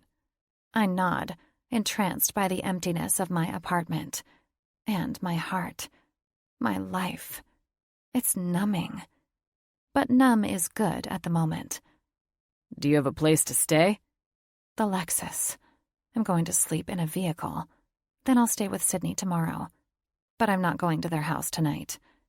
Leather seats. No bugs. It will be a huge upgrade for me. Avery, if you need a place to stay for a few nights, Randy is out of town until next week. You can crash in his room. Everything. Anthony took everything. Jake, well, he took all the intangibles. Avery? Dave dangles a key in front of my face. Yes, no? You look like a zombie. Listen, it's up to you, but I have to get to the hospital for a soul-draining 24-hour shift. Leather seats versus neighbor's likely old mattress and a shower. Shower, I whisper. What? I shake my head, trying to bring it above the surface to keep from drowning in my ugly reality. Yes, thank you. I'd be so grateful if you'd let me stay tonight. I'll go to my sister's tomorrow. Cool. He hands me the key. Make yourself at home. I muster the closest thing to a smile that my lips can form. Thank you. Taking his key with my left hand, I drop my apartment key from my right hand. It clinks on the hard floor.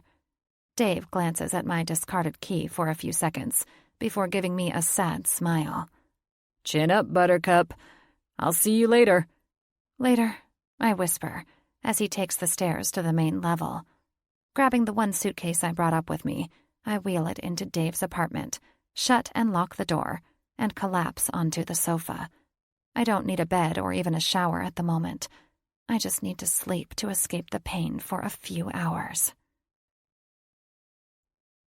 The next day, we say a final goodbye to Swarley with a proper burial, a tree planted next to him, and lots of tears.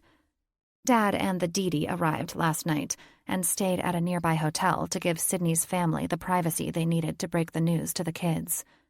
They planned on getting married before making the trip to California, but life tends to laugh at plans. It's presumptuous of humans to think we have one bit of control over what happens in life. I may be a little angry at the moment. We are going to the beach. Lautner took a personal day. Thought it would be a good idea to spend the day with the kids. Take some pictures. I haven't had my camera out in a long time. Dad and Dee are staying here, but you should come with us.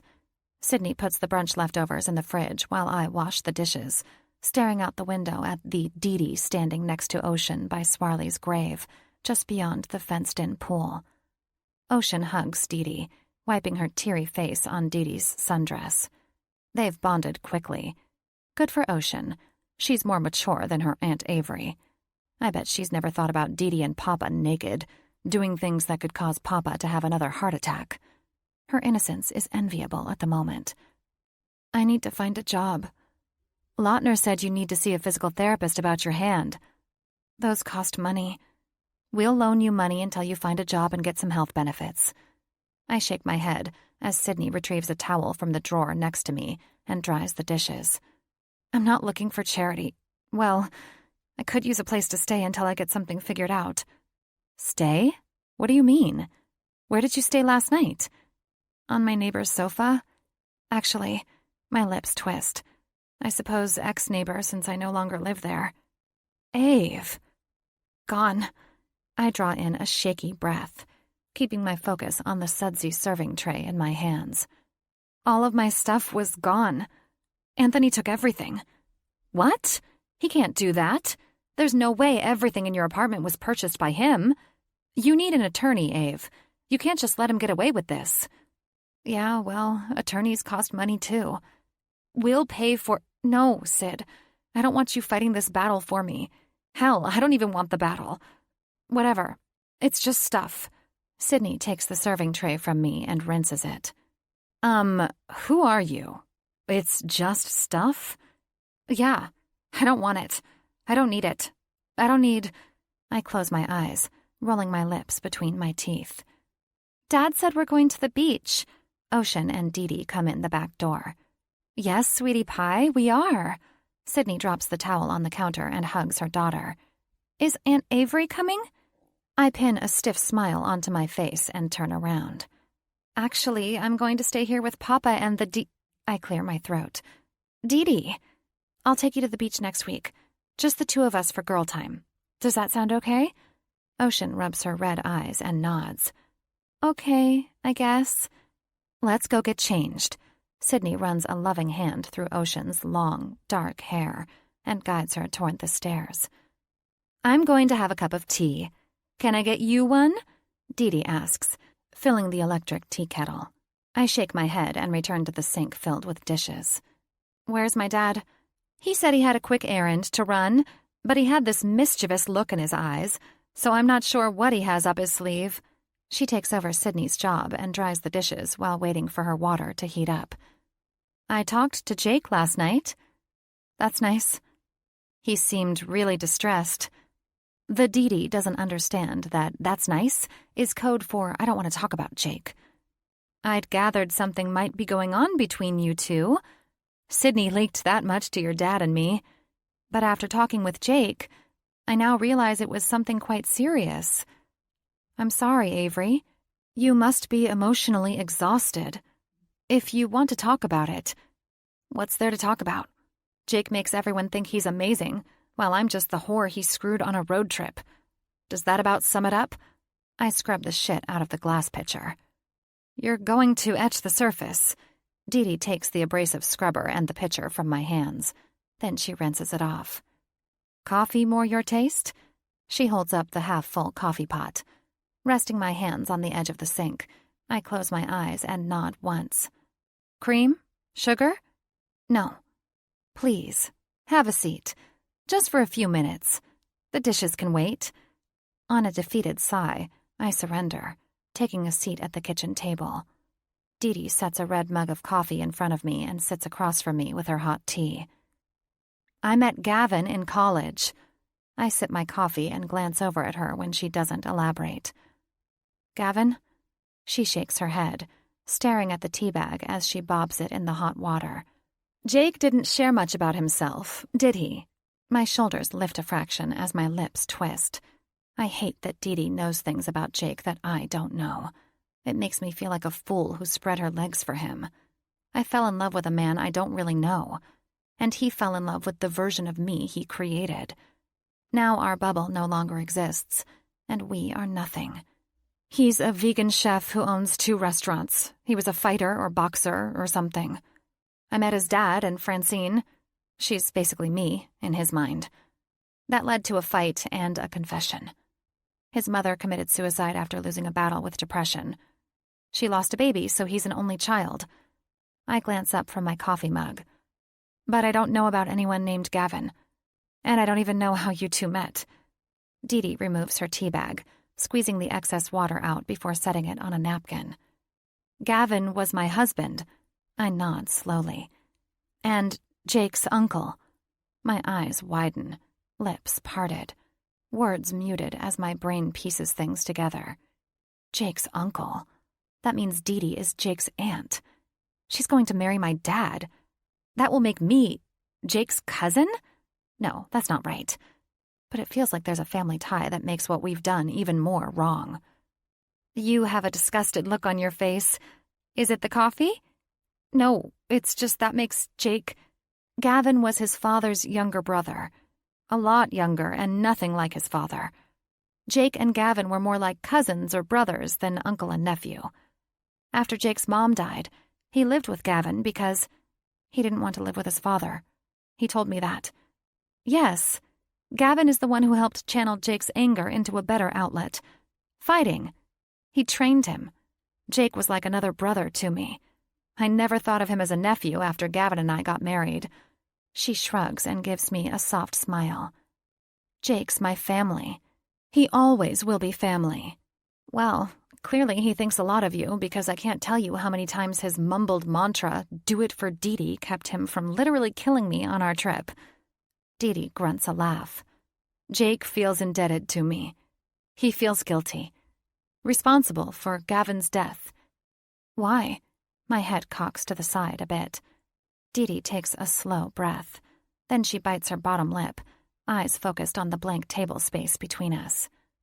They went to a fight to watch a mutual friend. I stayed home to pack for a mission trip we were supposed to take the following day. Her gaze meets mine. Time hasn't erased the pain.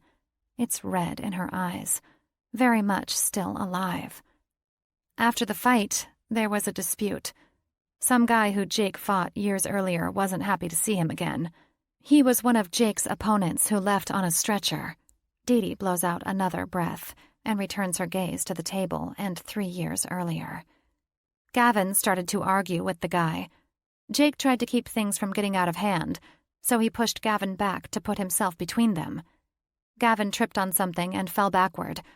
He hit his head on a concrete ledge of the next level of seating. Dee Dee shakes her head slowly. No cut. No bump. He didn't lose consciousness. Got up on his own and dusted himself off like it was no big deal. Seemingly unscathed. Jake suggested he get checked out by a doctor, but Gavin said he'd taken much harder hits to his head when he was a fighter. She's the Dee Dee, stealer of my father, haunter of my Jake fantasies. Yet, I can't keep my hand from reaching for hers, giving it a gentle squeeze. Dee Dee smiles at our hands. He came home, showered. I looked at his head, but it looked fine. He was fine. Fine. Her face contorts into a grimace. Until he wasn't. He got this severe headache and felt dizzy. His words were confusing. I called Jake and told him I was going to take Gavin to the hospital. He told me to call 911. Her words come out shaky.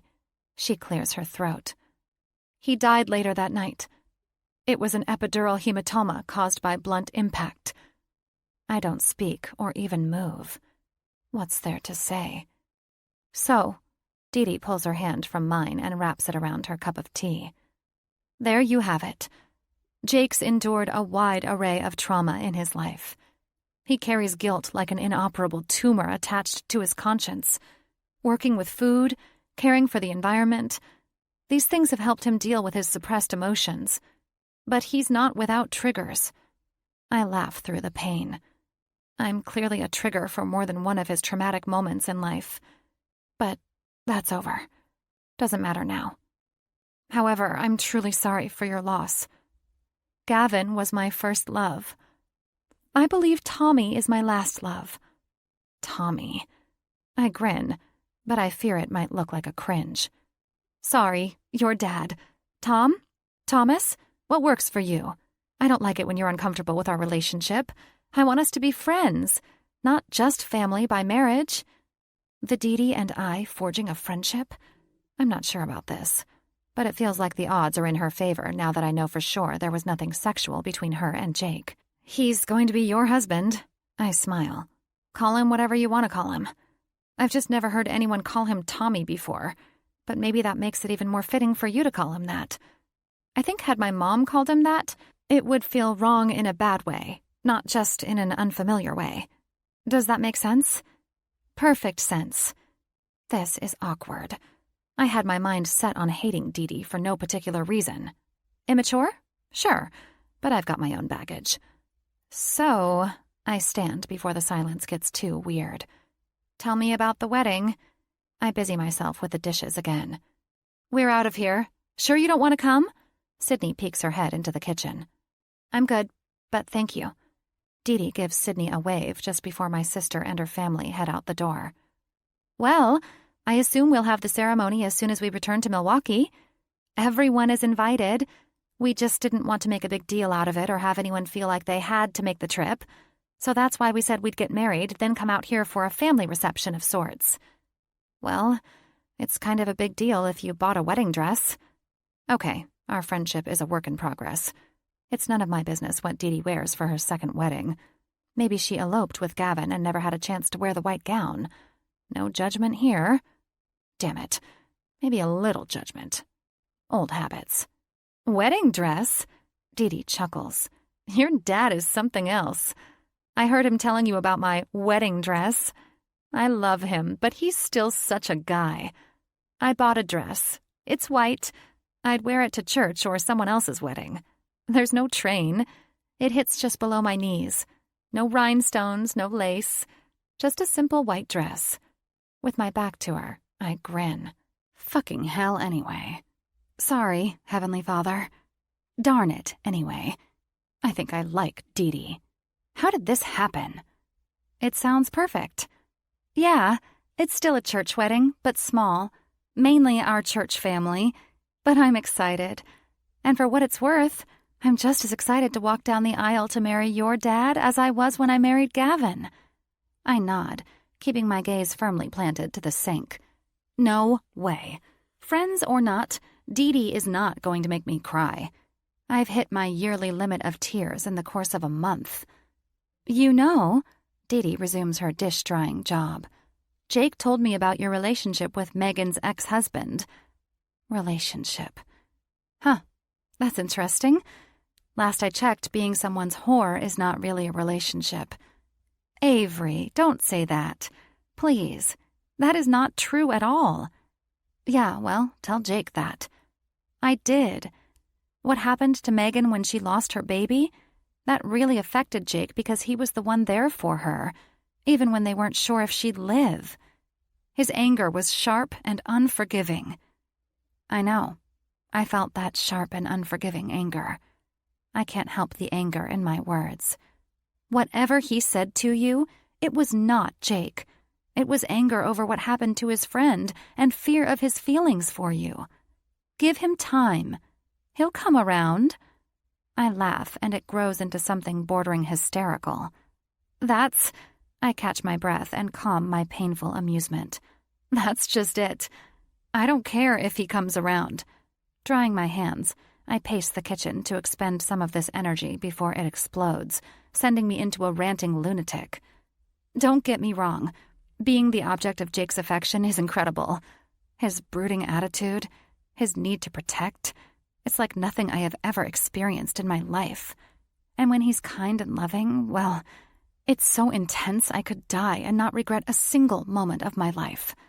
But when he's not nice, when he's degrading, when he's, as you say, not Jake, I feel stupid.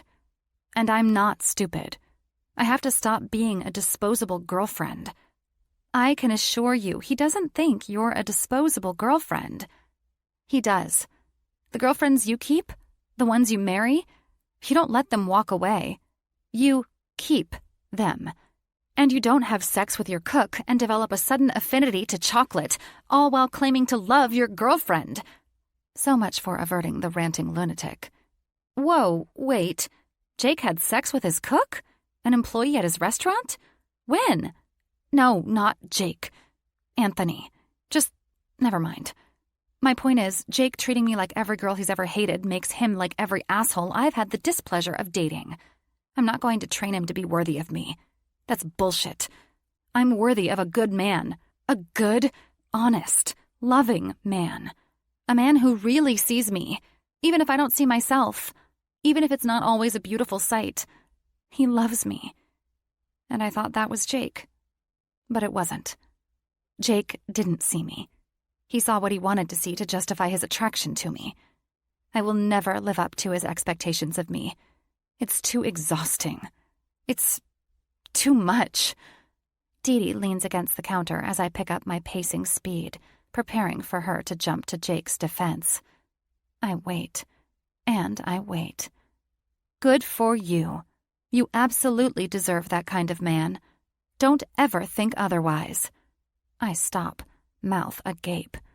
More waiting. And Dee shrugs. And nothing. You're not going to sing Jake's praises and convince me to forgive him if he comes around and wants my forgiveness? Nope. Honestly, while Jake is family in my heart, I try to let him make his own decisions.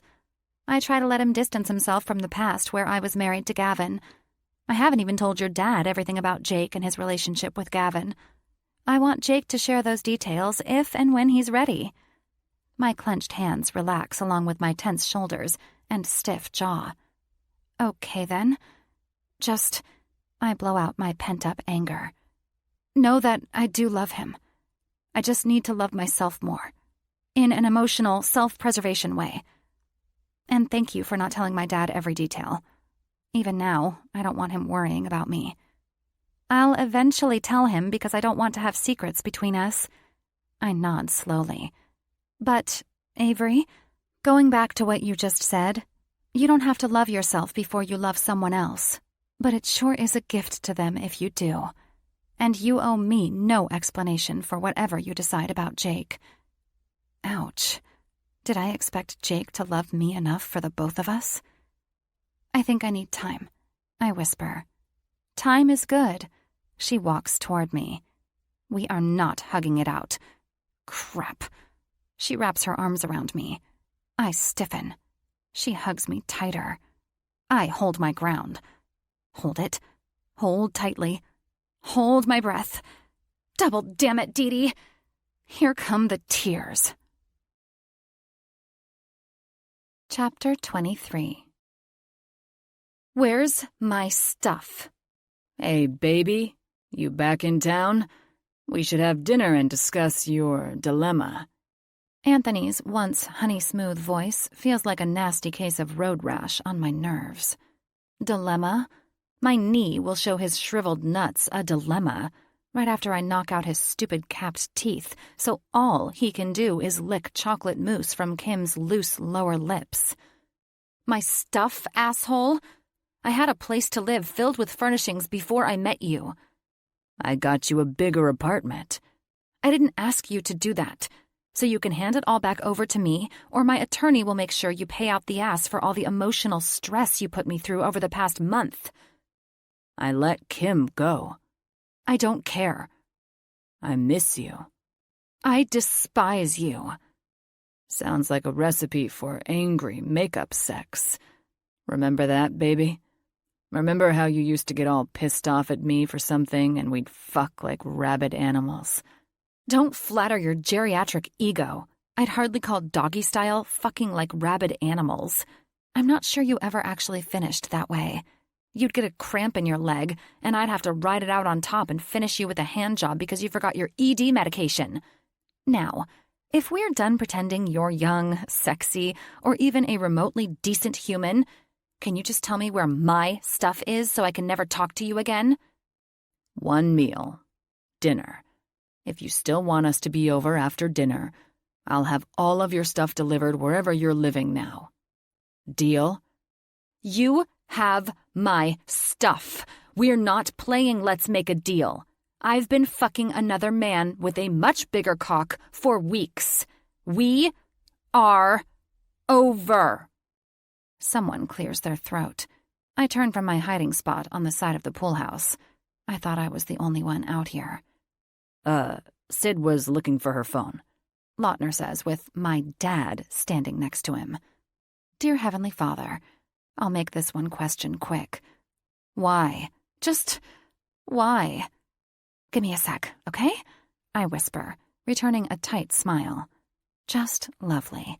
My brother-in-law, Mr. Perfect, and my minister father now know about my extracurricular activities on my road trip and the approximate size of Jake's cock. Lautner nods. Dad scowls. I roll my eyes and turn my back to them. Baby. Nope, not your baby. Not having dinner with you. Just going to call my attorney as soon as I hang up, which is right. I glance over my shoulder to make sure the eavesdroppers have scattered. Fucking now. I press end. 3 nights with my sister and her perfect family is too much. I need a place of my own. I need out. I need space. I need quietude and freedom from constant, sympathetic glances. My loving family goes silent when I walk in the house, all eyes on me. Sorry. Here's your phone. I set Sydney's phone on the end of the kitchen counter. No big deal. I just need a phone number out of my contacts. Is everything okay? I frown at my dad and Lautner. They divert their gazes. Cowards. Tattletales. Homeless, phoneless, carless. Yep, I'm great. Everything's great. So, what's the plan for dinner? We're going out. Lautner made reservations. It's sort of a rehearsal dinner. Sydney smiles, giving our dad and Dee a warm expression. Rehearsal dinner? Dee opens the top of a shipping box that's on the kitchen table. Tommy arranged to have my dress shipped here. She holds up the white dress. It's pretty, but she's right. It's not a wedding gown. Dad rests his hand on Dee's lower back. We're getting married tomorrow. I arranged everything. It's at a small church near Lautner's hospital. An old pastor friend of mine. It's his church. He's agreed to marry us. Everyone watches me like I'm the final say in this plan. I'm not. I don't have anything at the moment. Are these people really going to entrust me with blessing a wedding? All righty then. I smile. A collective sigh spreads across the room. Sheesh, am I really that bad? Everyone scatters like there are a million things to do to beat the clock. Grab your purse. We're going for manis and petties in 10 minutes, Sydney says just before leaving the kitchen. I can't afford it. My treat. I don't want it. I cringe as Dee and my dad look at me, and the scattering bodies freeze. Clearing my throat, I paste on an apologetic smile. I just mean, I'm giving my nails a break from polish. They haven't seen freedom in years. Sydney nods slowly. Just a mani and pedi? You can do that without getting them polished. I feel so stupid and lost and out of my mind because Jake messed me up. Sure, that would be great. Thank you. Dad kisses Dee on the cheek, then me on the head before leaving the room. There's one other thing, Dee says like she's getting ready to end my already fragile existence. Gosh, this is hard. She rests her hands on her hips and stares at her feet. What is it? Just say it. As long as you're not planning on leaving my dad at the altar, then we're good. My father passed away the year before Gavin died, and my mom lives in Florida, but she's afraid to fly. My brother died, and my sister lives in Germany. Oh, Dee, I smile. Of course I'll be your maid of honor. Oh, she returns a stiff smile.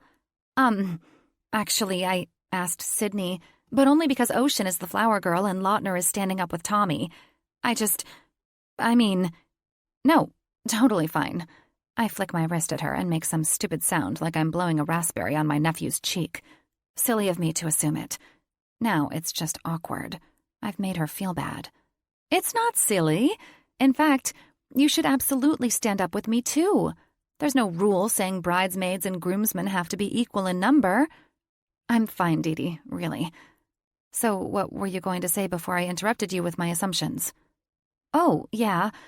I asked Jake to walk me down the aisle. I don't react at all. It's like that moment you step in gum or dog poop and you just freeze, too afraid to assess the damage. I'm not trying to put you in an awkward situation. I worried about asking your dad about it, too. He didn't know the whole story with Jake and Gavin, but I told him everything last night, and he's good with it. So, nope. I managed to squeeze out one word without blinking or even moving my jaw. It's fine. Yay me. 3 stiff, constipated words. Are you sure? It's just that he's here in LA, and he's the closest thing that I have to family around here. Slowly, I reach around and pull the stick out of my ass. Once my body relaxes, acclimating to reality, I reach for Dee Dee's hand. It's your day. Despite what my family may believe or even what you've witnessed since we met, I have self-control. I can be in the same vicinity as Jake and not make a scene. I can be amicable. Controlled. Medicated. Partially drunk. Whatever it takes. Oh, thank you, Avery. Dee Dee attacks me with a suffocating hug. Thank you, thank you, thank you. And she releases me. It's actually 1 day and 1 night. He'll be at the rehearsal and rehearsal dinner tonight. It's his birthday today, too. I smile and swallow past the lump in my throat. I know it's his birthday. After snooping through his wallet to find out his age, I discovered his birth date. And I stole/borrowed $40 to buy him something nice. That was the $40. I still have it. Never got around to finding that something nice. Good. Fine. I grit my teeth. Stupid emotions. You're sure? I nod. Sure. Great. Let's go to the salon. Oh, and we're going to stop by Dress Barn. Tommy and I want to buy you girls new dresses for tomorrow. Dress Barn. How is it possible to feel completely broken and yet stronger than ever at the same time? That's the war battling inside of me at this very moment, as I can't make myself get out of the car to walk into the church. Come on, Avery. Ocean waves me out of the car as she holds open the door. I return a nervous smile. Sweetie, go inside with your dad and brother. Avery and I will be inside in a few minutes. Sydney kisses Ocean on the head, then slides into the back seat next to me. Do we hate Jake? My eyes narrow at her. She rests her hand on mine. You never told me exactly what happened between you two. So, he's here as Dee Dee's family. I won't knee him in the nuts or anything, but I just need to know if we hate him. I'm Team Avery, with or without an explanation. Damn you. I glance away, fighting back the tears. Not today. Today, I just need you to tell me to pull up my big girl panties, plaster on a fake smile, and be on my best behavior for the good of the family. Fine. Don't cry. I don't want your mascara running. I grunt a laugh. I'm not wearing mascara, or lash extensions, or foundation, or... fuck. I'm wearing a tiny bit of eyeshadow and lip gloss. Oh, well, you look amazing. I turn back to her. She shrugs. You were the lucky one who inherited Mom's natural beauty. If Jake's the one who helped you see that, then maybe we don't hate him. No way. I'm not giving that asshat credit for anything. We hate him. That's the law today. Got it? I grab my purse and fish out my makeup bag. Sydney? I pin her with a firm look. We hate him. You asked. I've confirmed it. Now go inside and get the hate vibe going. I'll be in as soon as I fix my face. Her eyebrows shoot up her forehead. Okay. she mouths while easing out of the vehicle. I unzip my makeup bag and get to work. By the time Ocean knocks on the window, a good 20 minutes later, I'm satisfied with my transformation. "Hey, girly girl, did they start without me?" I hop out, making sure I don't rub up against the vehicle in my white pants and black sleeveless blouse. "Not yet, but everyone is waiting for you." I follow her into the church, blinking my right eye several times and pressing my extensions back into place. I think the adhesive went to shit on the trip. Probably too many days in the hot truck. They're not my favorite fake lashes, but they work in a pinch. Just barely. "Hey," Sydney smiles, waiting for me just outside of the sanctuary. "I see you did a little more than fix your makeup." I smile through my dark red lips. "It's on your teeth." Sydney's nose wrinkles. I rub my finger over my teeth. "Better?" "Sure. You, went extra smoky with your eyes. Interesting choice for a wedding rehearsal at a church." She loops her arm around mine and guides me into the church. "It's past 5.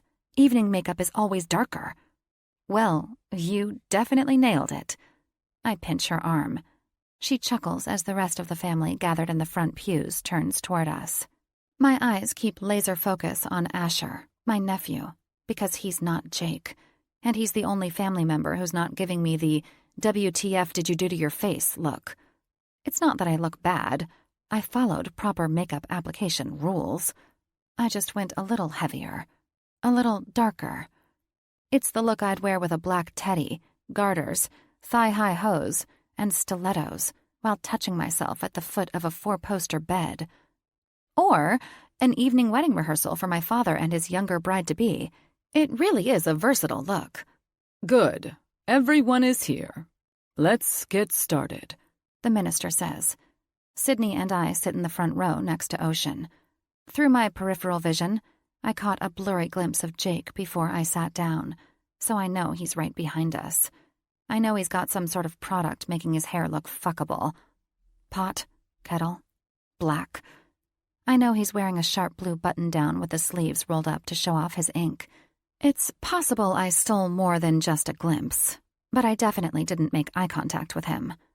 The minister chats it up a bit about how he knows my dad. Then he gives a brief summary of the ceremony before we do an actual test run. 1 groomsman, 2 bridesmaids. I'm such a third wheel. Luckily, my uncooperative eyelashes make it easy to keep my gaze at my feet the whole time as I dab my watery eye and keep pushing the lashes back into place. I managed to survive the 45 minutes without making eye contact with Jake, or anyone else for that matter. "Avery?" Lautner smirks, holding open my door as we load up to head to the rehearsal dinner. "Shut it," I scowl. He chuckles.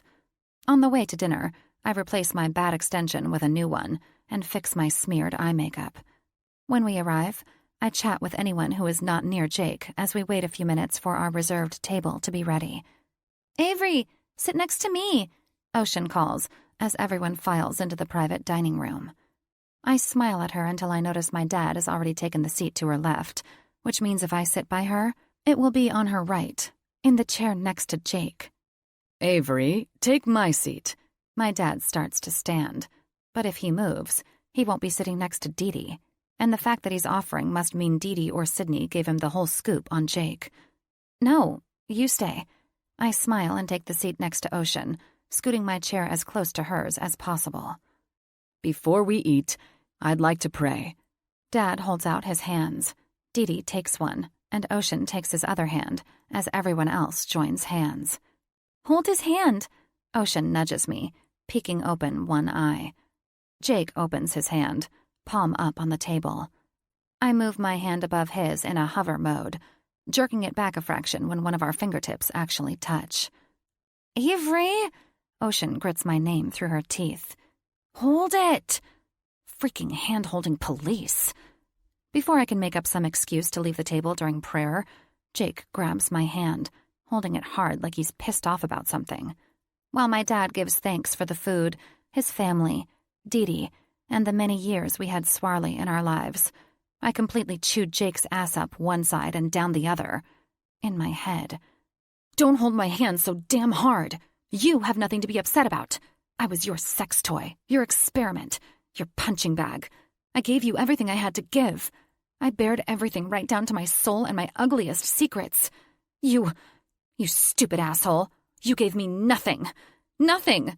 So stop holding my hand so fucking tight. In your name we pray. Amen. I open my eyes and rip my hand away from Jake. He has the audacity to give me a questioning look, like he has no idea why I'm acting like he has the plague. Hi, he says in a soft voice, followed by a kind smile. No. He doesn't get to say hi to me like some stranger. He doesn't get to be kind with his smile. Awful words were said. Hurtful assumptions were made. Hearts broken. Dreams shattered. Jake holds my attention without saying another word. I hate that he has that effect on me, and the way everything and everyone else in the room disappears. The moments we shared replay in my head. We had good moments. The best moments. Why did it have to be you? I whisper. Jake's smile fades.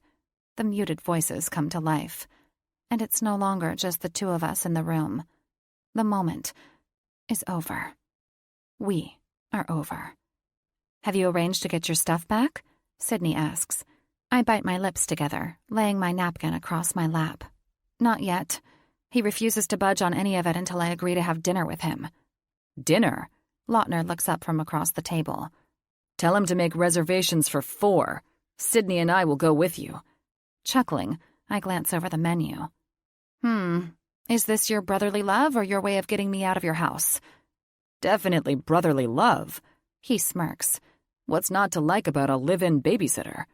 Everyone laughs as I shoot him a teasing scowl. Well, I don't think Jake's laughing.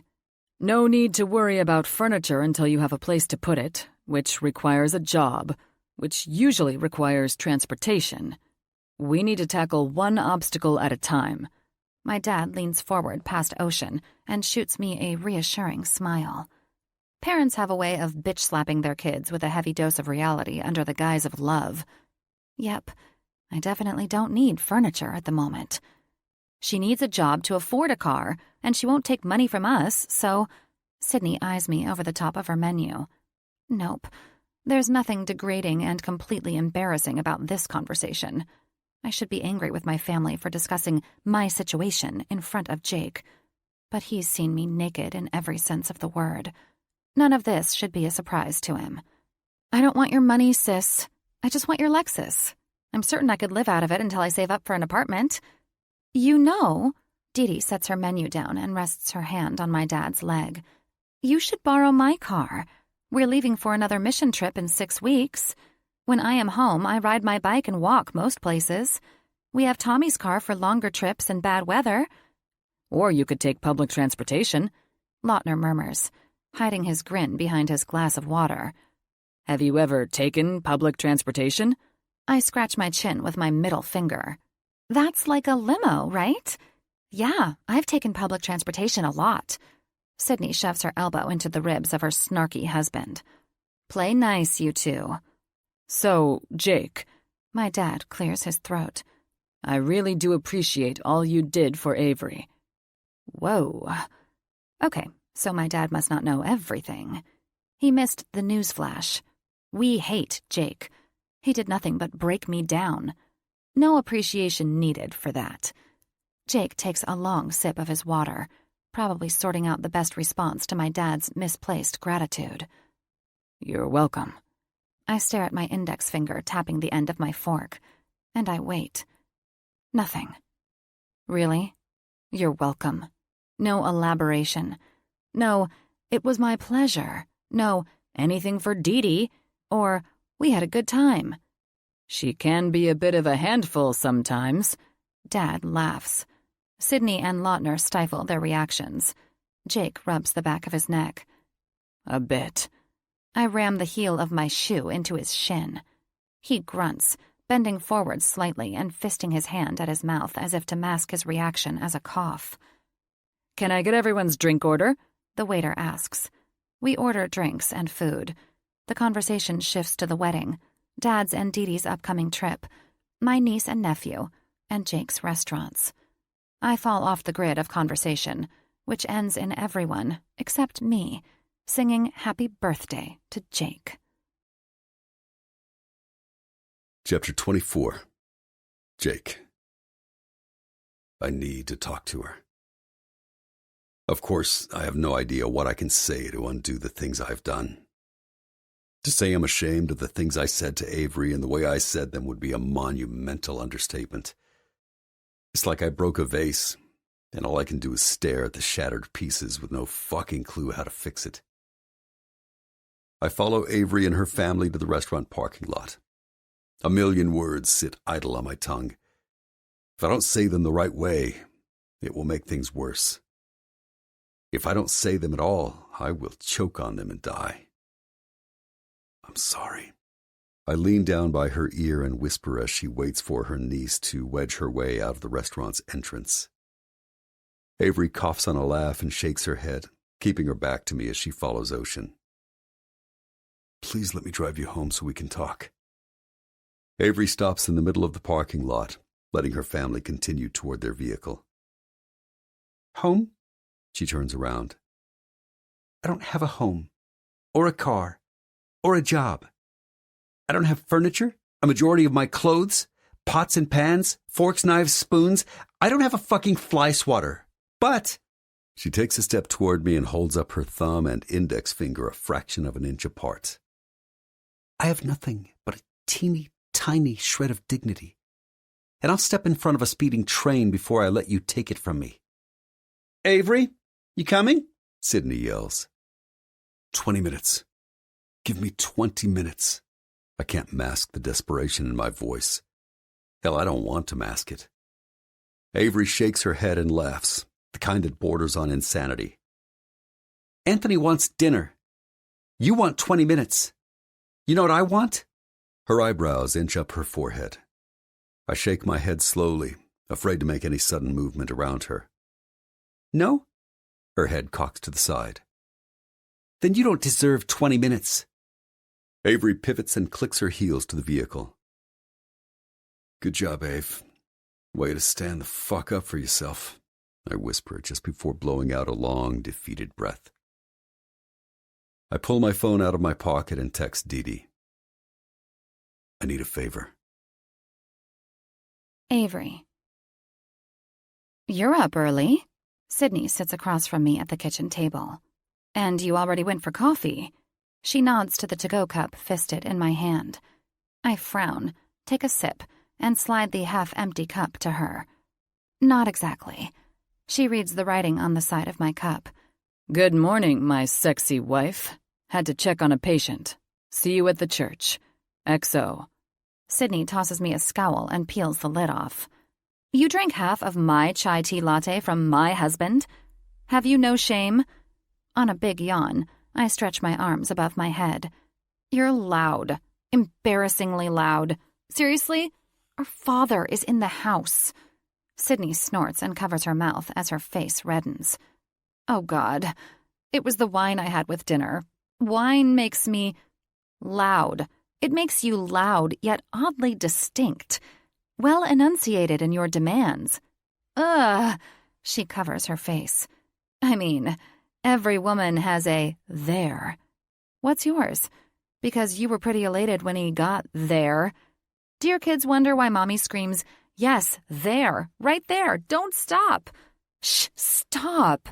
She drops her hand-covered face to the table next to the latte that's a bit too sweet for my taste. What does Lautner do when he sees Dad? Like, a high five for thoroughly nailing his daughter? Dad has some health issues, but I don't think impaired hearing is one of them. Sydney lifts her head to speak, then clamps her jaw shut as Dee Dee walks into the kitchen, tying her robe. Good morning. We smile at Dee Dee and return pleasantries. She pours a cup of coffee and joins us at the table. Someone had a good night. Dee Dee takes a sip of coffee, but not before smirking. Oh, God. Sydney covers her face again. Don't be embarrassed. I have a feeling Tommy will make me sing later, too. No! Sydney and I yell at the same time. I shake my head. Sorry, you can call him Tommy, Dickie, or Harry, but he's still our dad. And in our naive little world, Our daddy doesn't ever go there like Lautner or... My posture deflates. Dee and Sydney stare at me, sympathy pouring from their tiny frowns. Jake. I say his name on a slow sigh. He was good at going there. Really, really good. And by there, you mean... Dee bites her lower lip. Wherever your there might be. I cut her off. Dee nods slowly. Oh, my there is... Nope. I hold up my index finger and wave it side to side. It was a statement, not a question. Sydney snorts, and Dee grins while nodding. Fair. There's a knock at the front door. Sydney slides the cup back to me as she stands. I don't want your backwash. She answers the door and returns with an envelope. Special courier delivery. I take the envelope with my name on it and open it. Who's it from? Sydney asks, while taking a seat again at the table. I shake my head, reading his message. Anthony, I mumble as a key drops onto the table. It's the address for a storage facility where he's keeping my stuff. You have a month to empty out your stuff, $1,000 in your checking account, and a new phone will be delivered tomorrow to your sister's house. Don't ever contact me again. What? Are you serious? Sydney picks up the key and inspects it. Did you message him or call him after dinner last night? No. I set down the letter and stare at it, rereading his words. Don't ever contact me again. Sounds like he's mad. How did he go from begging for dinner to this? Sydney slides the key back to me. Who cares? We'll get that storage unit emptied tomorrow. You need to take that $1,000 and open an account at a different bank and make sure the phone is brand new and with a different provider. You need to completely cut him out of your life. Amen. Dee holds up her mug of coffee like a toast. Me? I read the letter a third time. It makes no sense. Anthony thrives on winning. This isn't him winning. It's him surrendering. Dee, I'll get Ocean up and have Dad watch Asher. We are going to get our hair done because it's your wedding day. Sydney's so much better at Team Dee than I am. But I'll get there. I stare at my fingernails. They are neat and trimmed, but I should have gotten them painted. Men are done ruling my life, toying with my emotions, and trampling my self-esteem. Do we have time to stop someplace so I can get a couple coats of polish on my nails? Sydney grins. Absolutely. Fuck me, I whisper. Shh, Sydney nudges my elbow. We're in church. She grits through her fake smile as Jake walks Dee down the aisle. Jake Matthews in a suit. My ovaries just exploded, sending a volcano of heat down to disintegrate my panties. I didn't think I could possibly hate him more, but I do. He gets an extra dose of hate from me today because of how fuckable he looks in that black suit and mustard and white tie that matches the color of our strapless dress barn dresses. I think it's that Jake looks completely out of place in a suit, which makes him look vulnerable, despite everything else about him that screams confidence. Peeling my gaze off Jake, I watch my dad. He often looked at my mom that way. I don't remember all the looks he gave her. I was young. But I remember this one. It's bittersweet because I'm happy for him, but I miss my mom. It's bittersweet because I caught a few glimpses of Jake looking at me like that on our trip. But that's all they were. Glimpses. I deserve a man who looks at me like that, even on my worst day.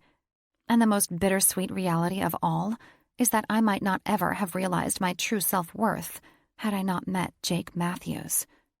A tear releases from one eye. I quickly wipe it off my cheek. The minister starts to speak of second-chance love. Another unavoidable tear. My dad mouths, "I love you," to Dee, and 10 more tears insist on breaking free. Lautner winks at Sydney. More stupid tears. Jake, from the front pew next to Asher, hands Ocean a handkerchief to give me, and I die. Pull it together, Sydney whispers. I blow out a slow, shaky breath and think of something, anything to damn the emotions. Focusing on Dee and my father, I think about tonight, their wedding night, and how she's going to ask him to go there. And then I imagine where there might be and what he might do to her when he gets there. Yep, that dries up all the tears. Now I need to deal with the bile crawling up my throat. I pronounce you husband and wife. Our tiny gathering cheers as my dad kisses Dee Dee. It's soft and fairly quick. PG for the grandkids. He takes her hand and leads her out of the sanctuary. Lautner follows them with his wife and 2 beautiful children. The minister waits, but after a few moments of me staying rooted to the same spot and Jake unmoving from his seat on the pew, he exits the sanctuary as well. And then there were 2. I can't not look at him. Just his presence manages to demand my attention. I know what you want. He leans forward, resting his elbows on his knees. I tighten my grip on my small bouquet, tighten my jaw, tighten the chains around my heart. Acceptance. You want me to accept you for who you are. The good, the bad, and everything in between. Acceptance. I play with that word in my mind, applying it to the things that I've done, the person I am, the dreams I have, and the fears that haunt me. No, I take 3 steps to walk toward the back of the sanctuary. Jake grabs my wrist. Ave. Like his grip on me, his voice leaks desperation. I jerk my arm from his grasp. I don't want you to accept me. I don't accept how you've treated me. I don't accept Anthony cheating on me.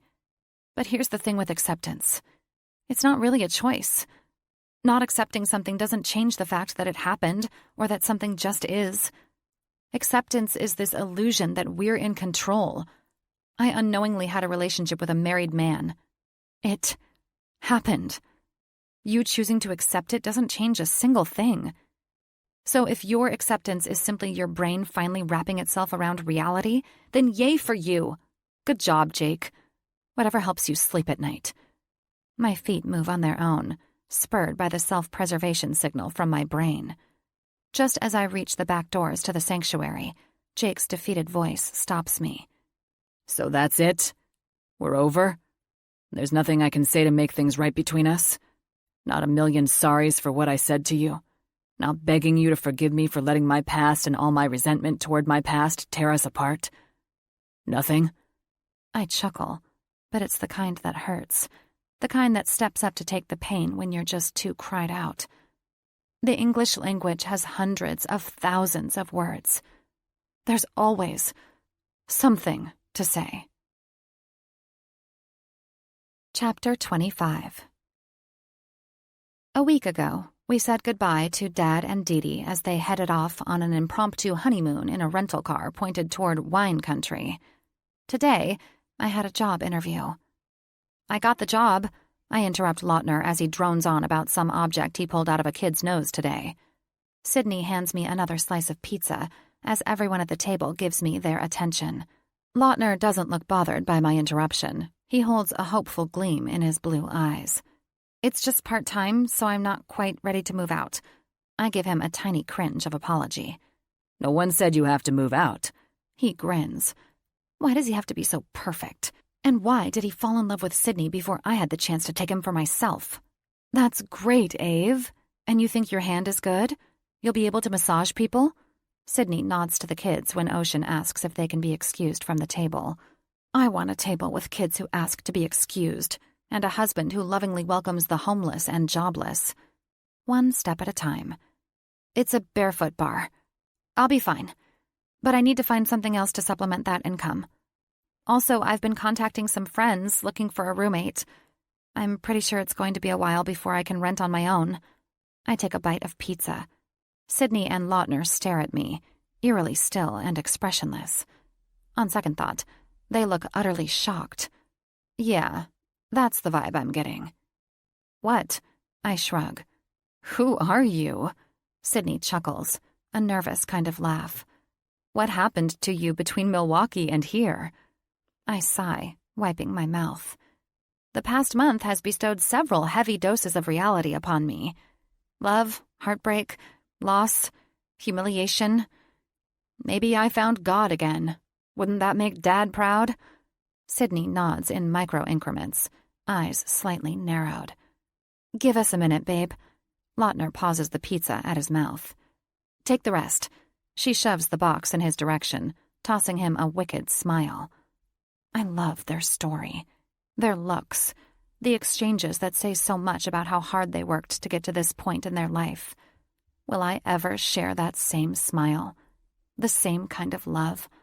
He stands, bending over to bite her neck. She jumps and giggles.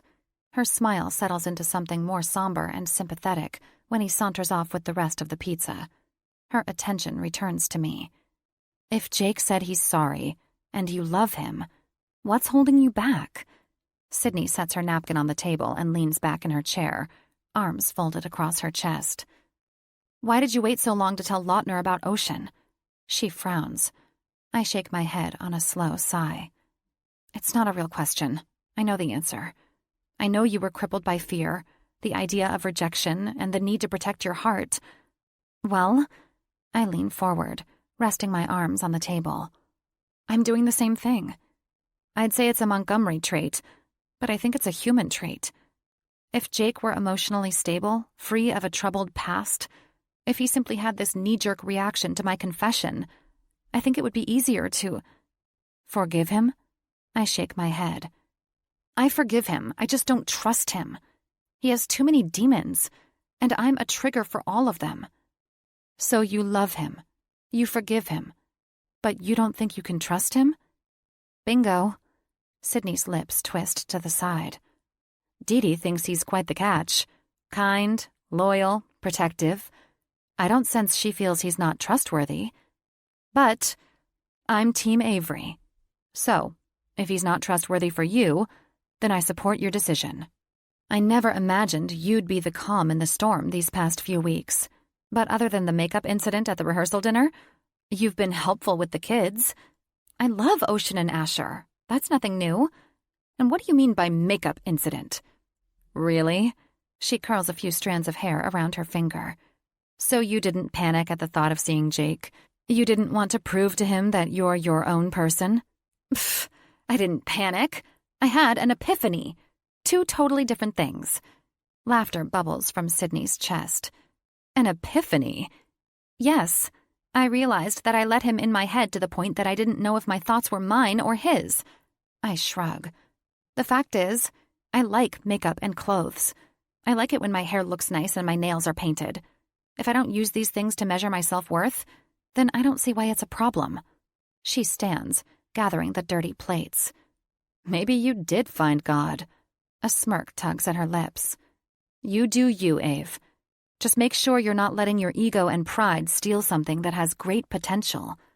I help her clear the table, opening my mouth several times before clamping it shut. Sydney gives me several knowing glances, taunting me to react, to say more. He's a good kisser. I break the silence. Yeah? Sydney gives me a raised eyebrow. Biting back my grin, I nod. If he could love me the way he kisses me, you'd be the jealous sister for once. I wink at her. Jake. 2 weeks later. Sage Leaf Cafe, Los Angeles. Yo, Jake. A group of women out in front are asking for you. Hot ones. Seth wipes his hands on a white bar towel and grins at me before pushing his way back through the swinging door to the front of the restaurant. I finish entering a few sales figures into my accounting program and shut my laptop. You didn't think I was going to leave without saying goodbye, did you? Dee Dee saunters around the counter and gives me a big hug and kisses me on the cheek. My gaze falls over her shoulder to Sydney, Ocean, and Avery, and my chest tightens. How was wine country? I force confidence and enthusiasm into my words. Avery makes me nervous and anxious and awkward. It's not easy being friendly but not overbearing. Confident, even when I want to beg her to just tell me how to make things right. Beautiful. We stayed at 3 different B&Bs. I don't want to go home, but duty calls. The honeymoon is over. She grabs my hand and pulls me around the counter. I wanted to have lunch with you and my new favorite girls before leaving. Know a good place to eat? Sydney chuckles when I smile, and Avery's lips turn up just a fraction. Her airy white top accentuates her tan. Her denim miniskirt is probably designer, like her bag and shoes, but her hair is messy, perfectly windblown, and her face bears very little makeup. However, that gaze of hers, it ping-pongs around the room like it's too much to look at me for more than a few seconds. This intensifies the pain in my chest. Dee gave me Avery's new phone number. My thumb has hovered over the call button 100 times. I've driven past Sydney's house at least another 100 times. Words. So many damn words. I can't find the right ones. When I think I've figured it out, this little voice in my head convinces me to find new ones, better ones. But right now, I can't find a single one. Or do you not have time for us? What? I shake out of my Avery daze and refocus on Dee. Real funny. Yeah, I do happen to know a place. Hey, Seth, we'll be upstairs. Can you please bring up an assortment from the menu? You got it. Upstairs? Did you finish repainting? Dee asks. Yep, last week. Follow me. I lead them up the back stairs to my apartment. At the top of the stairs, I hold open the door for everyone. Avery is last in line. She risks a quick glance at me while bending down to slip off her platform sandals. I give her my best smile. Maybe it will help me channel the best words. This table is amazing. Sydney runs her hand along my irregular-shaped table, made from several old tree stumps. Thanks. It was custom-made from an eco-friendly furniture store up in San Francisco. And your view. Ocean, come look at the surfers. Sydney waves Ocean toward the wall of windows. Avery takes slow steps around my studio apartment with her fingers dipped into the front, shallow pockets of her miniskirt. She says nothing but seems to give everything a thorough inspection. Can we walk down to the beach? Ocean asks. Maybe after lunch. You guys surf? I get everyone glasses of fresh citrus water. Ocean and Lautner surf. I take pictures. Sydney sits at the table, running her hand over the glossy, smooth surface again. Ave, do you surf? I ask like she's a recent acquaintance. Not like having her here in my space has my heart hammering against my chest, because all I want to do is go back in time and change how I reacted to her confession. She cocks her head at a black and white photo of me from my very last fight. I was more ripped then, my head shaven, one eye swollen shut, unrecognizable to anyone who didn't know me then, except for my tattoos. It's not a glamour shot. But I won. Sometimes, she mumbles, cocking her head to the other side. Rarely. Sydney rolls her eyes. More than you. Avery's tone remains even, like she's answering on autopilot, not at all bothered by her sister challenging her. My lungs trap my breath as Avery's finger brushes along the photo over my swollen eye and the trail of blood down my cheek. Blood, sweat, and tears. That's what Gavin told me it would take to beat my undefeated opponent. I'm pretty sure that it's going to take so much more than that to make things right with the woman I love. After 3 quick knocks, I open the door and take the trays of food from Seth. Thanks, buddy. I serve the food, giving Dee a wink when she leaves the chair next to Avery for me. Avery pulls her phone out of her purse and glances at something on the screen for a few seconds before sliding the phone back into her purse. New phone? I hand everyone napkins. Yes. She inspects my face like she's still trying to connect it to the one in the photo. New phone. And she got all her stuff back from Anthony without a fight or meeting him for dinner. Dad gave his God works in mysterious ways speech. And Lautner's friend owns a car dealership, and he's loaned Ava a used car to test drive until she gets a full-time job. Sydney taps her fork on her lower lip. Which, really, another part-time job would work. Right, Ave? Avery lifts the top of the bun to her chickpea sandwich, probably looking for bacon. Maybe. Avery's back to giving massages, mostly barefoot bar, Dee adds. But it's only part-time. Avery has a true fan club today. That's good. She deserves it. I take a bite of my sandwich and wait for Avery to look at me, but she doesn't. I know the owner of the cafe downstairs. He has a part-time opening if you can run a blender and a juicer. This gets her attention. Eyes wide, lips parted. I shrug. No guarantee. I'm just saying I could put in a good word for you. Sounds perfect. Sydney grins. Avery whips her head toward her sister, shooting her a traitorous scowl. What? It does. It's a job, not a career. It will help you get back some independence until you can regroup and figure out where you want to be long term. Avery takes a bite of her food and doesn't say another word or look at anyone for the rest of the lunch. Can we go to the beach now? Ocean tugs on Sydney's arm. Yes, sweetie. You two coming? Absolutely. Dee Dee sets the rest of the dishes by the kitchen sink and gives me a sideways glance while lowering her voice. Her family wants to know what you did to her. They say she's not the same person she was before the trip. I lift a questioning brow at Dee Dee for a few seconds, then glance back at Avery and Sydney, who aren't paying attention to us. I don't know. My gaze returns to Dee Dee. Why'd you hurt her? I didn't mean to. I just didn't know how to deal with things. And by things you mean you didn't think before you lashed out about something that wasn't her fault? Rubbing my hand over my face, I mumble my frustration with a low groan and take another glance over my shoulder. Yes. It's just that in the moment, when she told me about the affair, it took me back to everything Meg went through. And it felt like Avery was partly to blame. She told you about the affair? I nod. Dee Dee leans closer, keeping her voice low. She voluntarily told you about it, and you acted that way? Another nod. You fucked up. My head jerks back. Missionary Dee Dee dropping the F-bomb is a new experience for me. Well, she smirks, picking invisible lint from the sleeve of my t-shirt. There's really no other good way to say it. Avery is my family now, but you are too. So figure out a way to make things amicable.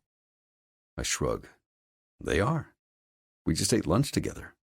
We did fine at the wedding. No, she's being fake friendly for my benefit. She's secretly hating you because she loves you and you changed her. Now she doesn't know what the hell to do with herself. You fucked her up. Fix it. Ocean used the restroom. Let's go, ladies. Sydney interrupts our hushed conversation. Ave? Sydney tugs on the hem of Avery's shirt to get her attention. Avery looks up over her shoulder, standing close to the window by my bed. No. She glances at me. I need to have a few words with Jake. Sydney nods, jerking her head toward the door to the stairs. Ocean and Dee Dee follow her. We'll be back in an hour or so. Sound good? Dee Dee lifts an eyebrow at Avery. She nods. Then Dee Dee scowls at me with a stern warning in her eyes, just before the door clicks shut behind them. Avery walks to the middle of the room again, rubbing her hands down the front of her skirt 3 times. I ease into my recliner and wait for her to set the tone for whatever is supposed to be said. Dee Dee told me about Gavin's death. I try to clench my jaw and hold still to hide my reaction. The day will never come that his name alone doesn't cause every muscle in my body to tighten with regret. It was an accident. I know it. But it doesn't change the consequences. Bad things happen all the time as a result of an accident. Gavin died. He was a good person. My mom died. She was a good person. Megan's baby died. He was perfect and completely innocent. But my father, the opposite of good and innocent, still walks the earth. So fucking unfair. I'm sorry. And I'm sorry I unknowingly slept with a married man. I'm sorry I tried to poison you. I'm sorry you got roped into taking Swarley and me on your special road trip. I'm sorry for every second of inconvenience, for the oxygen I stole from your sacred little bubble. I never asked for an apology. I'm not apologizing for you. I'm apologizing to you. She turns her back to me once again, staring at the black and white photo. I just want to hold her and make things right. After a minute or two of silence, her posture deflates. part of me wishes I could have known you when this photo was taken. I would have loved to have been the girl waiting in your corner. I would have loved to have known that Jake, the fearless one who didn't hold on to his anger. This, she steps closer to the photo. This was the stripped-down version of you. This was your acoustic song. I know this because when I left Megan's house, I felt like how you look in this photo. Battered. Nearly broken. Exhausted. Unrecognizable. But She turns back toward me with tears in her eyes. Also victorious. Stronger. Changed. You did that. You gave me a fight when I needed it. You taught me to take a punch and get back up. You showed me that what we see on the outside can be very deceiving. A scar doesn't mean you were weak. A scar means you survived. A scar is a badge of strength. When she blinks, several tears slide down her cheeks, but she doesn't move to wipe them away. You left scars, but now I'm stronger. So, thank you. I love you, Avery. The words tumble out. I hate how empty they probably sound to her, but it's all that's in my head and my heart. She nods, slowly brushing away the tears and sniffling. I know you do. But it won't last because it was built on something weak. Your expectations of me. And I can't stand on those forever. I will stumble and fall. I will crash and crumble. And eventually I won't be recognizable to you because you'll always remember me at my best, when loving me was easy. That's not true. I lean forward, resting my elbows on my knees. Isn't it? I think you see your mom in my fragility. You definitely see Francine in the things I like. And I think when I told you about my relationship with Megan's husband, you saw your father in me. I'm this all-encompassing demon you're determined to slay. If you can love me in spite of all the things you hate about me, then you win. You're running. That's what this is. You're running, and you're blaming it on me. She chuckles, shaking her head and slipping her fingers into her front pockets again. I'm here. I'm not going anywhere. You're the runner. You're the one who will be leaving for Milwaukee. And that's okay. I'm okay, Jake. But not in spite of you. I'm okay because of you. There's a clawing need just under my skin, a need that makes my heart race. I don't want us to end, but I don't know what to say. Words. The fucking words. If I could just hand her my heart, wouldn't that be enough? Would it have to be served with some grand explanation? Here, Ave, take it. It's yours. If it's not, I'm sorry, or I love you, then what is it? How can she look so beautiful, so resigned to what's happened, yet so confident at the same time when this is unraveling every fiber of my heart? She smiles. It's stunning and real. I'm going to find them at the beach. I leave in 2 weeks. Maybe we could... Desperation twists and crashes around in my head like a tornado. Have dinner or something before I leave. I stand, slipping my hands into my pockets, mirroring her. These hands itch to touch her, but I don't think she's mine to touch anymore. Rolling her lips together, she nods a half-dozen times. Maybe breakfast or lunch downstairs? We can discuss my part-time employment at your cafe. I need another job for a while. She shrugs. I'm willing to swallow my pride and admit it. The job is yours. No. She holds up a hand. You interview me. Hire me only if you find my qualifications acceptable. I don't want any coworkers thinking I got the job out of pity or because I slept with the boss. It's running a juicer and blender. Seth makes all the other food. I'm sure you're plenty qualified. Her lips twist. I want to kiss them. I want to drop to my knees and beg for time to rewind. But I step closer, leaving a few inches between her bare feet and mine. I'll train you before I head back home. Home, she whispers, staring at our feet. Ave. I take the final step and cup the side of her face. She leans into my touch, closing her eyes, face wrinkled like it pains her. I miss you so fucking much. And I know it's somehow not enough, but I am truly sorry for what I said to you, for how I treated you. If I could take it back, I would. Her hand covers mine as she draws in a shaky breath. I miss your touch. Inching closer, I feather my lips across her opposite cheek. Then let me touch you. Jake. My mouth covers hers, swallowing her weak plea. Her hands press to my chest and curl into fists, bringing me closer, deepening our kiss. Please don't stop. Please let me show you what you mean to me. Her tongue slides into my mouth. My hands slide into her hair. We moan in unison. How could I forget how much I love kissing this woman? She tastes like the orange and lime slices in the water.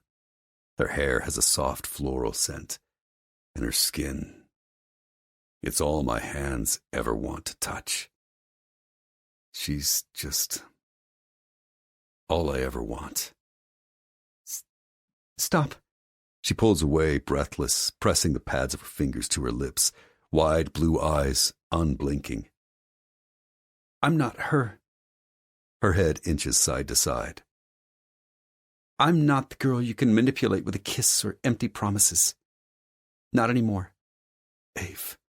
I run my fingers through my hair. I'm not manipulating you.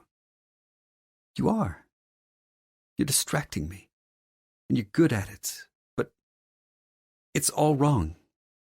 You can't throw out temporary apologies and half-ass I love yous just to get into my panties. My jaw falls open and stays there. How can she honestly believe that?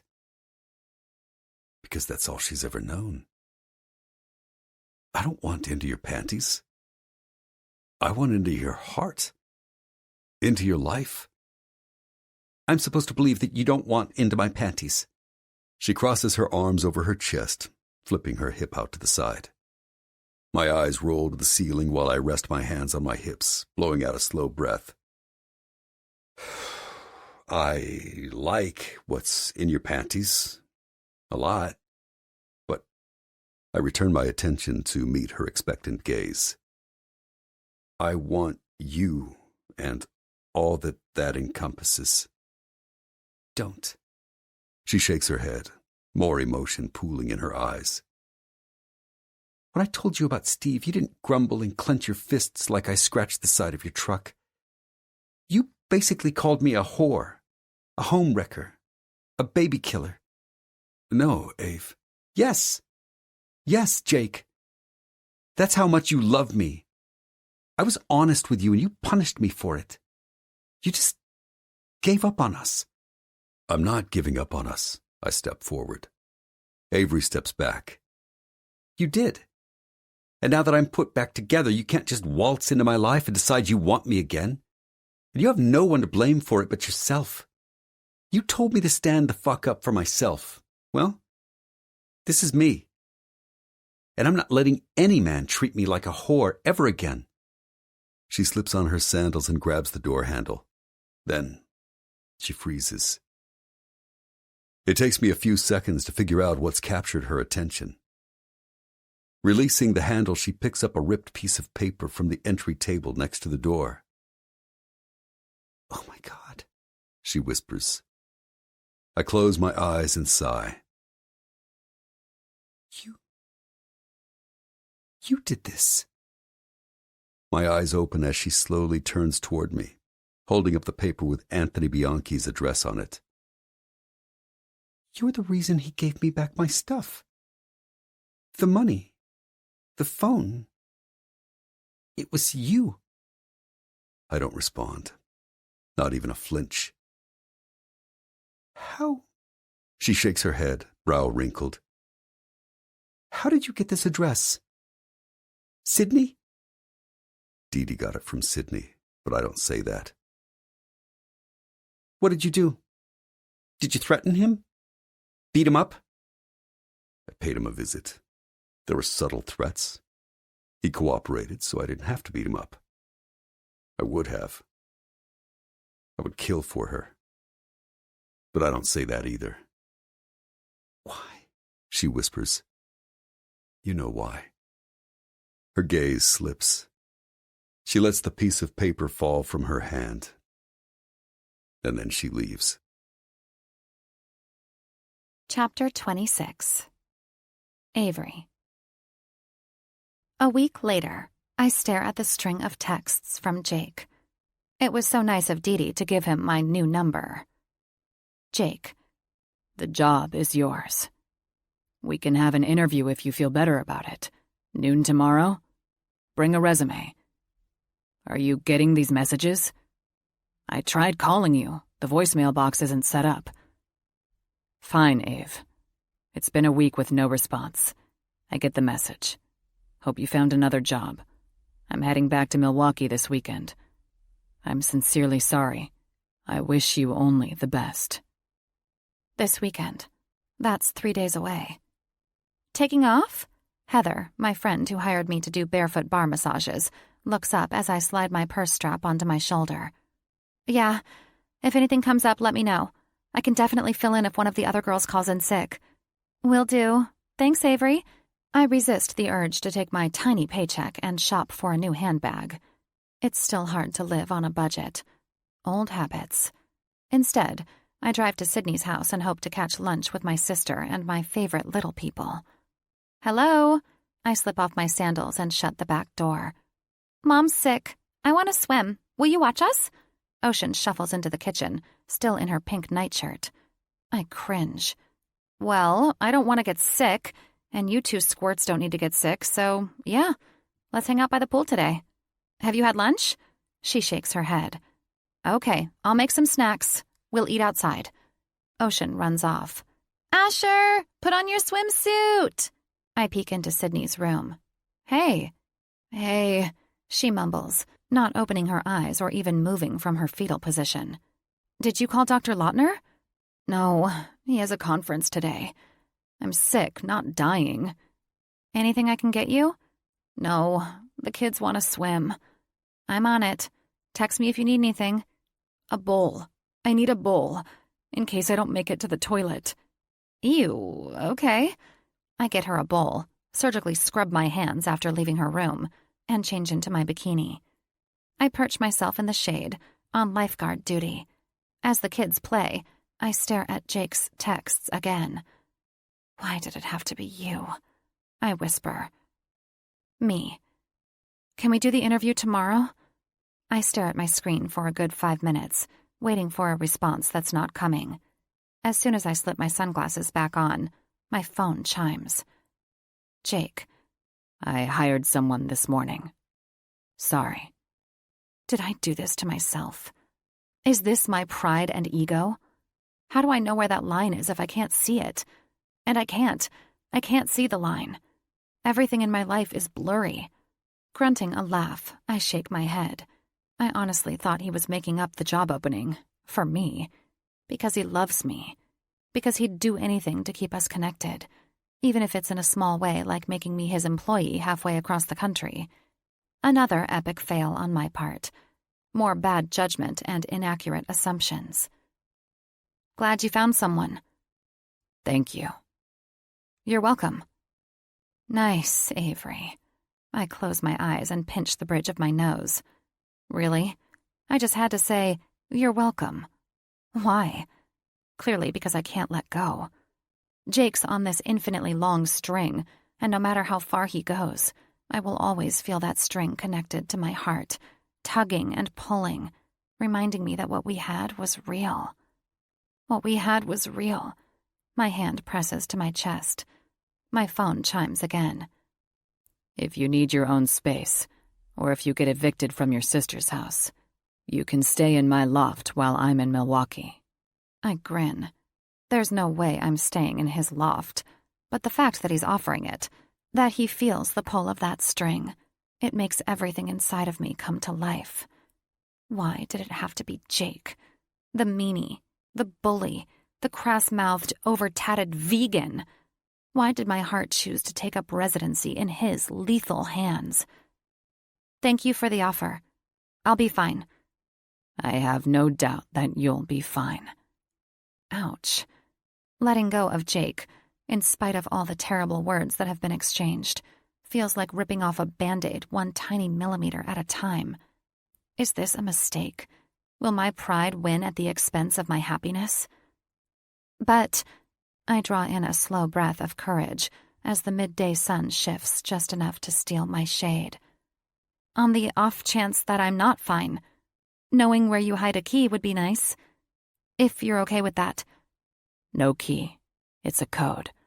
You can enter from the back of the building. 91169 #.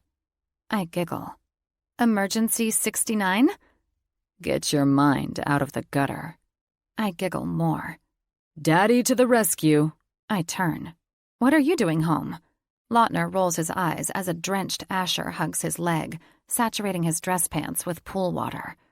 My dear daughter messaged me. Ocean smirks, beached out on a floating recliner. Your mom is not going to be happy that you messaged your dad. I'm here. It's fine. Family first.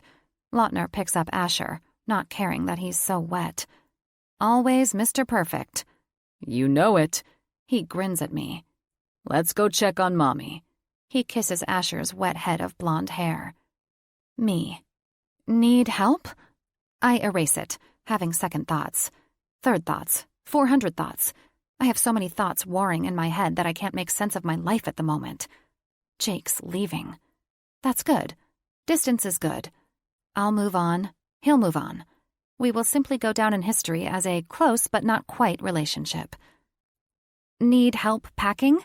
Gah, my stupid hands do their own thing. My body has never cooperated with my common sense when it comes to Jake. I'm basically packed. Just a few things to throw in my bag at the last minute. His next text is a facepalm emoji. Not something I'd expect from him. It makes me giggle. He's on his game with me today.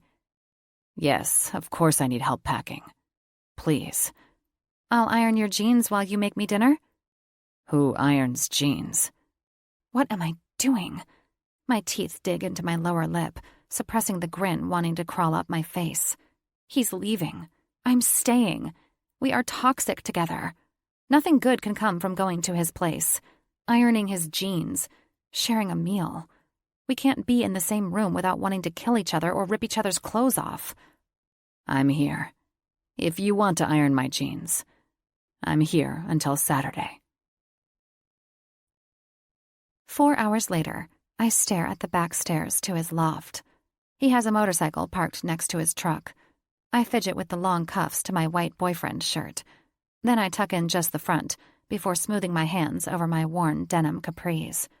Still, all these weeks later, I attempt to run my fingers through my hair running down my shoulders onto my chest, but it stops just below my chin. It's like I've lost a limb, and I'm feeling the weight of phantom hair draped down my chest and back. My feet wobble in my black heels as I take the stairs in slow motion. Why am I so nervous about seeing a man I spent weeks with in a tent and traveled miles with him in his pickup truck? My shaky fist knocks twice on the metal door. Hey. He opens the door, grinning while attempting to tug on a t-shirt over his wet head. Freshly showered Jake with a naked chest, ripped jeans, and bare feet. This was a really bad idea. Nice shirt. I roll my eyes. Jake looks down like he has no idea what it says.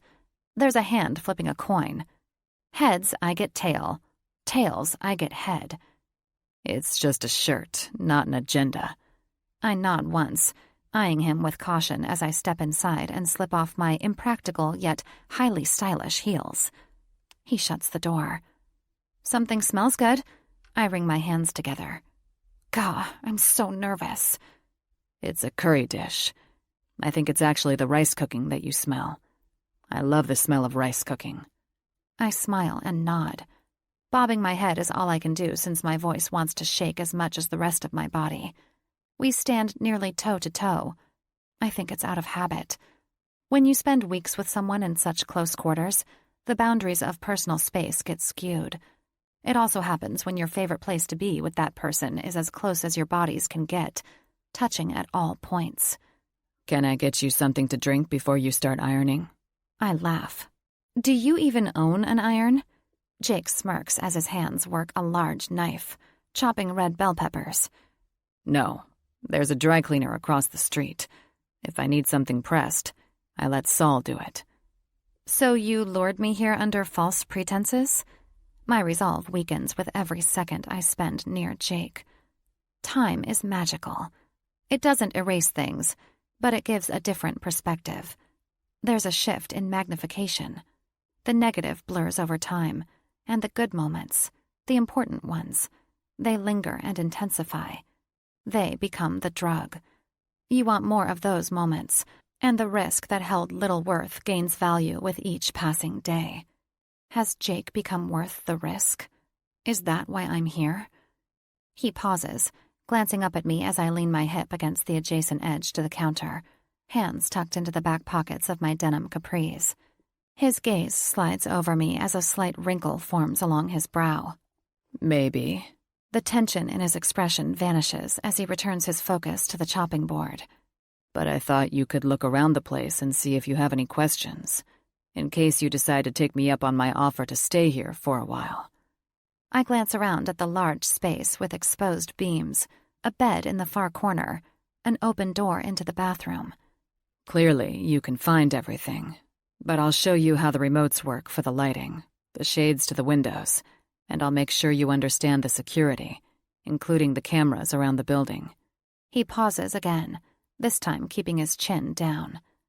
I'm sure you've stayed or lived in places with fancy lighting and security. My ego jumps to its feet, fists up. Instead of letting it throw the first punch, I focus on his words and the tone in his voice. He made a simple assumption.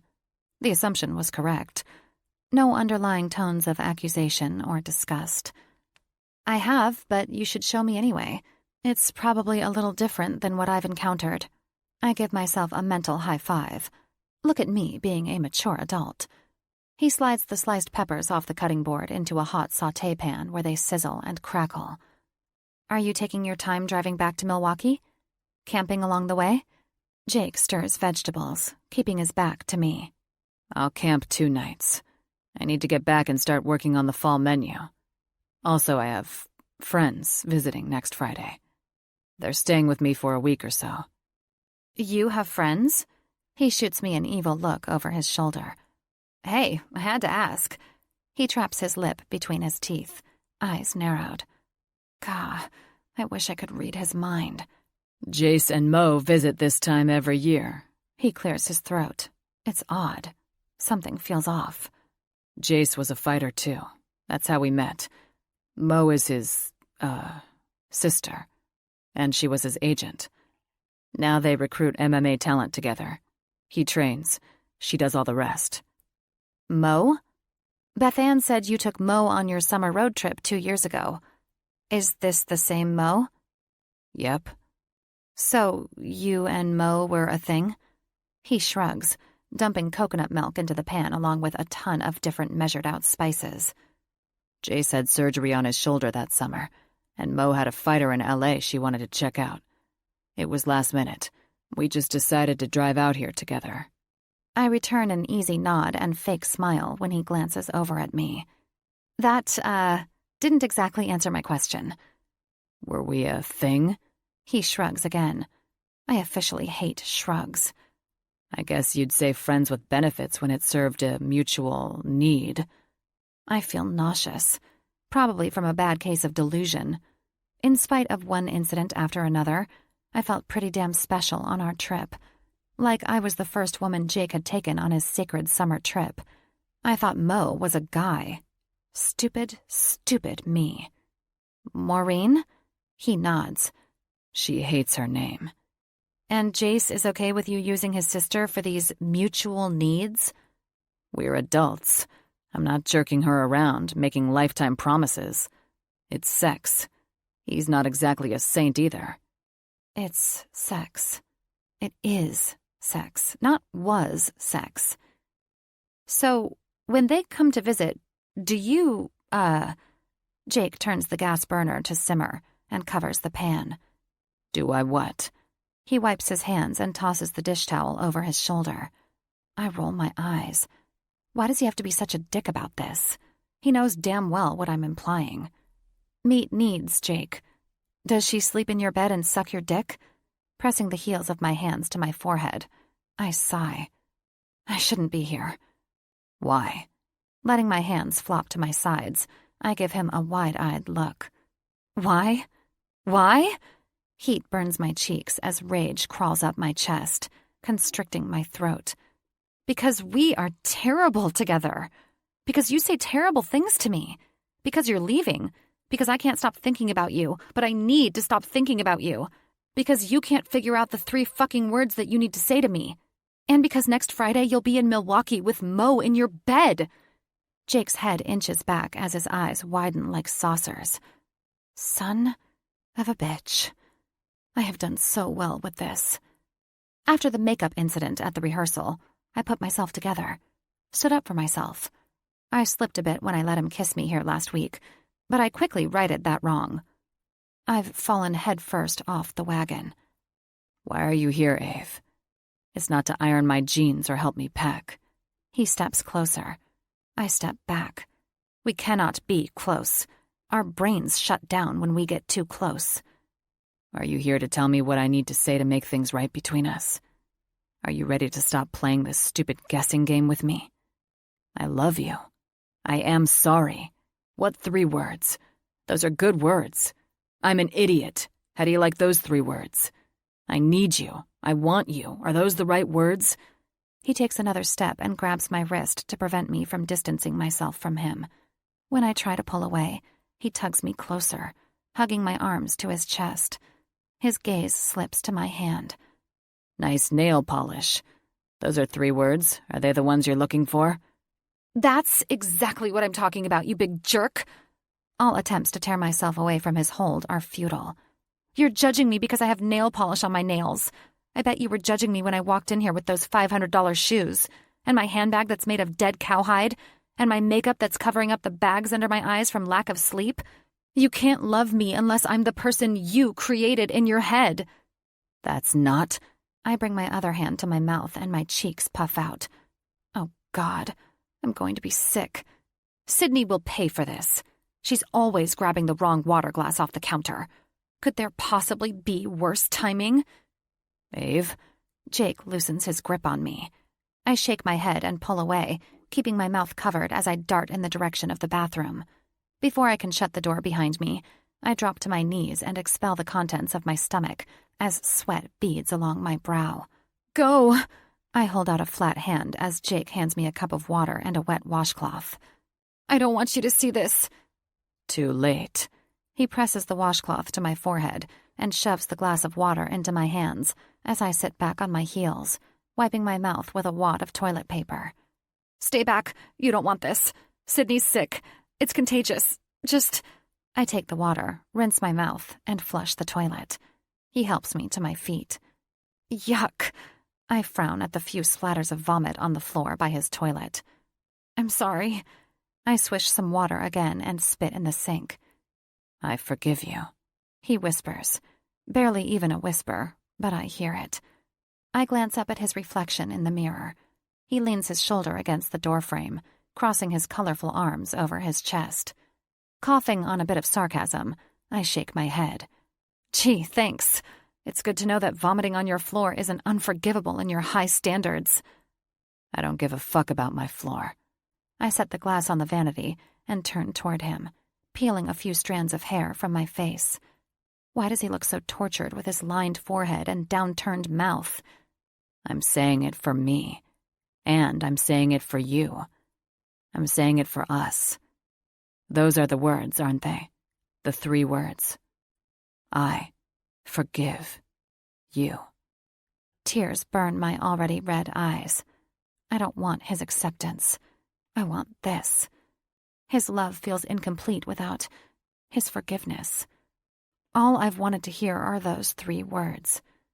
Maybe it's being raised in a church, or maybe it's because I've made a lot of mistakes. But for whatever reason, forgiveness is the pinnacle of love. It's unconditional. It's a baptism of the soul. You think love isn't the answer. You think I can't truly love you unless I forgive you for Steve, for Megan's baby, for poisoning me, for absolutely anything and everything about you that can be perceived as an imperfection. You're so wrong. The tears fight their way to my cheeks. Jake steps toward me. I'm sick. I hold up my hand. So what? He palms the back of my head and brings me into his chest. I nuzzle his neck and let more tears find their way to my cheeks and his shirt.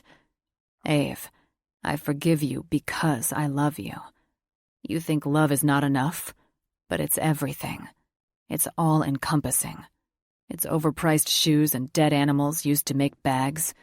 It's bright red nail polish and dark eyeshadow. It's jeans named after women and eyelashes that fall off. It's dog shit on shoes and untimely cases of head lice. I laugh through my tears. I didn't have head lice. You did. They ate through your hair extensions. Shut up. I cringe, pressing my hand to my nauseated stomach. Thank you, Sydney. Thank you very much. Here. He releases me, rifles through the bottom vanity drawer, and pulls out a new toothbrush. Do I want to know why you have a supply of new toothbrushes? I take the toothbrush after he puts a dab of toothpaste on it. He nods to the electric toothbrush by the sink. Because I use that one most of the time, but the dentist gives me a new one every 6 months. Over time, you get a collection. I stare at him in the mirror, using the toothbrush in my mouth to hide my grin. After a quick brush, I shuffle my bare feet toward the kitchen where he's shutting off the stove. Sorry about dinner. I'm not hungry now. I just want to go home. I'll drive you. He grabs his keys off the counter. No, my car is here. I'm feeling a bit better, you know? That slight reprieve after you vomit. He nods once. Of course he knows. I poisoned him. But I'd better get going before a new wave hits. I'll get your car to you tomorrow. So either you stay here tonight, or I drive you home. At the same time, I say, home. He says, stay. You leave in 3 days. You don't need to get sick. I'm leaving in 3 days. It's why you should stay. I frown. He's so stubborn. I'll sleep on the sofa, I concede. Jake sets his keys back on the counter. You'll sleep in the bed. I'll sleep on the sofa. I'll wash my hands and take extra vitamins. The frown won't wipe off my face. It's no longer his stubbornness. It's me. I feel like crap. I hate being sick. I'm the worst at being sick. He doesn't want to see this. At least at home, I have access to a doctor who's used to whiny patients. I need to lie down. I need a bowl. I need a blanket. I hug my stomach and walk toward the bed. I need water, not too warm, not too cold. And my phone. It's in my purse. I melt onto the bed, curling my body into itself on my side. I'll get you everything you need. Jake covers me up with his blankets. I close my eyes and pray for this bug to be quick. I'm a wuss. Wusses can't stay sick too long. It's just a law of nature. Perfect temperature water, your phone, a bowl, and some ginger candy. He lines up everything on the nightstand. Anything else? The bed dips as he sits on the edge, stroking my hair and my back. Don't get sick, and don't stay. Where am I going to go? He chuckles. I crack open my eyes. I mean Saturday. You go home. I don't want you to stay here for me. You're not an LA person. You said it yourself. And I need to get my life back in order before I can be truly lovable. I need time. I need to go slow. This elicits more laughter. I'm leaving Saturday. I have a business to run and guests coming next week. You'll have all the time you need to do your thing. Guests. This makes me more nauseous. But, Ave... Jake kisses the side of my head. I'll return. He goes into the bathroom. I grab my phone, cringing with every little move. Me. You suck. I hope you feel better, but you suck. Sydney. Where are you, and why do I suck? I'm visiting a friend, and now I'm staying here because I'm vomiting. Would it kill you not to use my water glass? Ugh. Thanks for sharing your virus. Do you want Lautner to come get you? No, I don't want to move. I just want to make you feel bad for getting me sick. Sorry you're sick, but it's not my fault. BS. I don't have a virus. I'm pregnant. I stare at the screen. She's pregnant. I'm going to get another little niece or nephew. Not even the painful urge to retch can keep me from smiling. OMG! We've told no one, so you know nothing. Got it? OMG! Love you too. Feel better. Call if you need us. Is that a smile? Jake shrugs off his shirt as he comes out of the bathroom. I stare for a few seconds. His jeans are unfastened as well, just barely hanging onto his hips. Ave? Huh? I glance up. He grins. Were you just smiling? Yeah, Sydney is, well, I can't tell you. But I didn't get this virus from her because what she has is not contagious. He studies me with a narrowed gaze for a few seconds.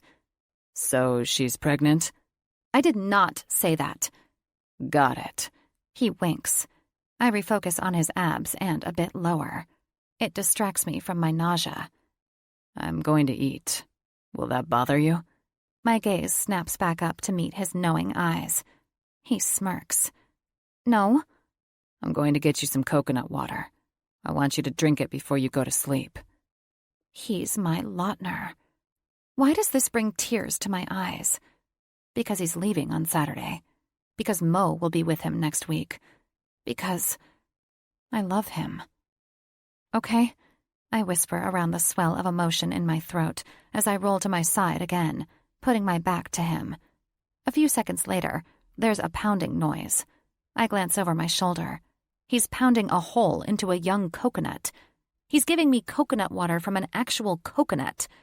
He might be better than Lautner. Thank you. I dab the corners of my eyes and ease to sitting. Glass straw. Fancy. He hands me the coconut. Only the best for you. He smiles. I frown. I brought you coconut water in a can when you were not well. When you poisoned me. He lifts an eyebrow. Yeah, when that happened. My lips wrap around the glass straw. Go eat, I mumble. He leans forward, kissing me on the forehead. Get some rest. Feel better. I fall asleep. By the time I wake up, Jake's asleep on the sofa. The dim lighting under the kitchen cabinets gives me just enough light to make it to the bathroom, where I vomit the coconut water. As I reach to flush the toilet, a cold, damp cloth gets pressed to my forehead. I'm so sorry you're not feeling well. Jake whispers in my ear, sliding his other hand around my waist to help me stand. Closing my eyes, I rest the back of my head against his shoulder. Water? He holds out a glass of water. I lift my head and take a drink, swishing and spitting in the sink. I should brush my teeth again, but I'm just too tired. It must be the middle of the night. When Jake scoops me up in his arms, I don't protest. When he lays me on the bed next to him, I murmur a thank you. When he molds his body to the back of mine, his face in my hair, his arms around my waist, I hold my breath and cry silently. I want this, Jake. Every single day. Chapter 27. I wake up, alone. Then I see the sprig of lavender on the pillow next to mine, and a short note. 3 simple words. You are beautiful.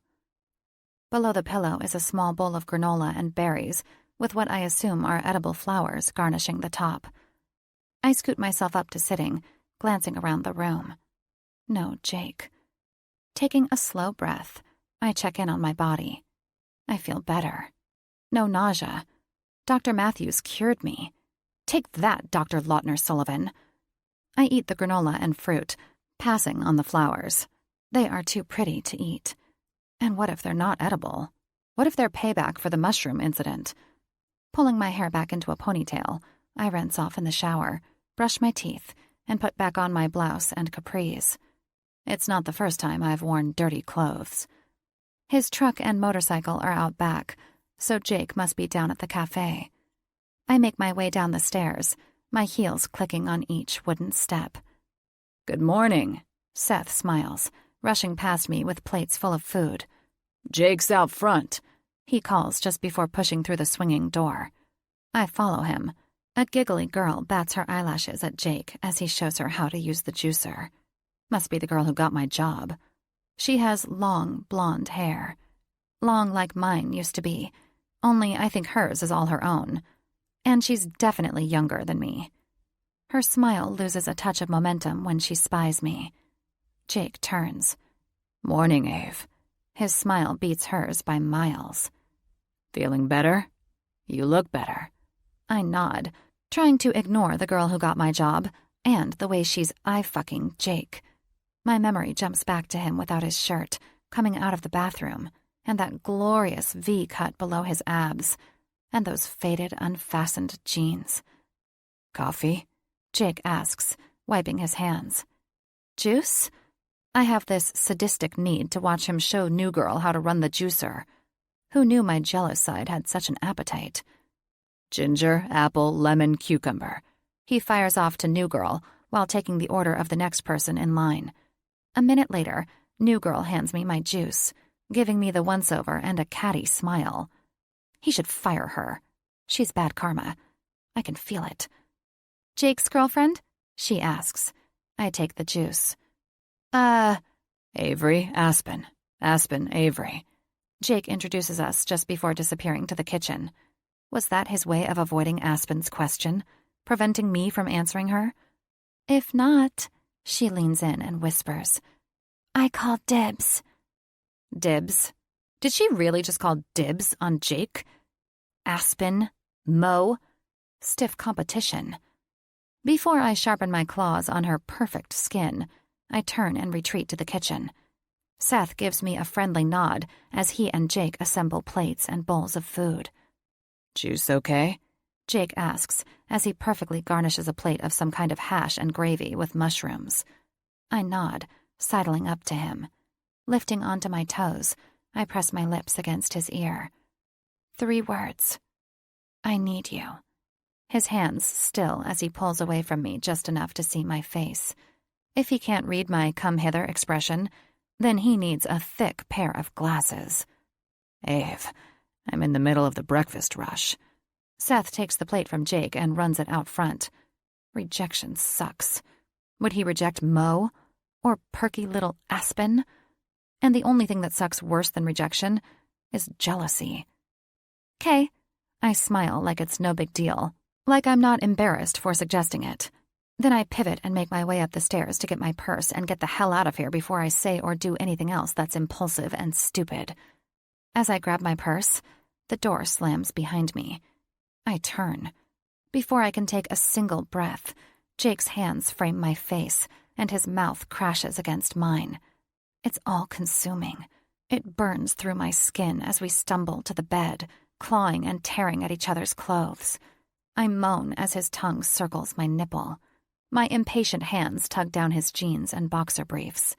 He attacks my mouth again, easing us to the bed. It's slow and methodic, yet every stroke is deliberate and perfectly timed. Guiding my knees to my chest, he pushes into me. Thoughts vanish. Toes curl. My torso twists and jerks. There. He's finding my there. He's the best at bending me to his will. He's the best at prolonging this feeling, finding the edge and keeping me there. It's torture. God, I love his kind of torture. I love you, Ave. He whispers in my ear as he pulls my hair gently, re-entering me from behind while my body trembles on all fours. Within seconds, I'm there. Mystical, magical, there. I've fallen off the edge. I've arrived. Collapsing onto the bed, my face buried into the pillow, Jake grips my hips and slams into me 3 more times, my name a guttural moan from his lips. His sweaty body falls onto mine, his chest to my back, his labored breaths warm against my ear. Sorry for disrupting your breakfast rush, I mumble into the pillow while turning my head to the side. My lungs can't find oxygen with his dead weight blanketing me. No, you're not. He rolls off me and smacks my ass. I giggle as he pulls me to his chest, our legs scissoring together. I'm really not. Thank you for the note and the lavender. Tipping my chin up, I smile at him. My fingers trace the lines of his chest and the ink that covers it. He stares at me with a serious look for several moments before submitting to a tiny smile. Was this your idea of going slow? Felt fast to me. We could try it again, only slower. This pang in my heart keeps me from fully appreciating his humor. What are we doing? Really, we couldn't be more opposite. Do you think what we have is what 2 people on a stranded island feel? Do you think we ended up in bed together for a lack of a better choice? And now that we've rejoined reality, do you think regret will set in? I'm no longer your first choice. He messes with a few strands of my hair, focusing on them instead of holding my gaze. I'm not talking about me. I just said we so you wouldn't feel like I was specifically talking about you. But now that you're questioning me, I'll admit, I'm talking about you. You don't think you're my first choice? His eyes meet my gaze again. I think you know I'm not as bad at sex as what you originally assumed. We grin. But I also think Dee Dee marrying my dad connects us, and maybe that connection feels hard for you to break. What if your loyalty to Dee Dee is what's really keeping you tied to me? His lips twist as he scratches his head, tugging a bit at his messy, blonde hair. That would be tragic. You're making fun. Not nice. I push away. He grabs my waist just as my feet touch the floor at the side of the bed. It was a road trip. He kisses my neck. The truck didn't break down. We weren't stranded. We weren't even away from what I assume you're referring to as reality for very long. I wasn't sex-starved and desperate. You weren't an impulse. What I feel for you right now, with a world of other choices, is real. I want you. My next breath holds back the tears. I want to be strong. Not for Jake. I want to be strong for me. I like to shop, and I like impractical shoes and manicured hands and feet. I know. He chuckles, kissing my neck again. And I have a past dotted with moments and decisions I'm not proud of. But it's made me the person I am right now. So if you want me, then you have to love you as a whole, not the parts I find most attractive. I have to love you, all of you. Yes, I whisper. I think you going back to Milwaukee is good timing. I need to get a better job and find a place of my own to live. You need to spend time with your friends. Maybe when you have Mo at your place and I'm halfway across the country, you'll have a better perspective of your feelings for me. His grip around my waist stiffens. His whole body pressed to my back goes rigid. I twist around to look at him. Jake releases me and sits back against the wood headboard, covering his midsection with a pillow. What? I pull the sheet to my chest, since we're apparently covering up now. Why do you have that look? That constipated look? About Mo. I tighten my grip on the sheet held to my chest, feeling extra vulnerable. I may have fictionalized her a bit, to gauge where we stood. I wanted to know if you'd be jealous, if you still cared, if you still wanted us. My eyes widen, lips part. What? You made her up? My head jerks back. He tips his head up, tightening the cords in his neck as he scratches his chin. Mo is Jace's dog, golden retriever. She's beautiful, and I took her camping with me 2 years ago while Jace scouted a fighter. My shock transforms into a full scowl. You? ass! I toss the sheet aside and collect my clothes from the floor like I'm mad at them more than him. No, I love my clothes. Yep, I love them more than the liar in the bed. If I didn't love these black Jimmy Choos so much, I'd jab the heel into Jake's eye. Ave. He grabs his jeans at a much slower pace. Before he gets them fastened, I have my bag on my shoulder, frantically fishing my keys out of it. Bye, Jake.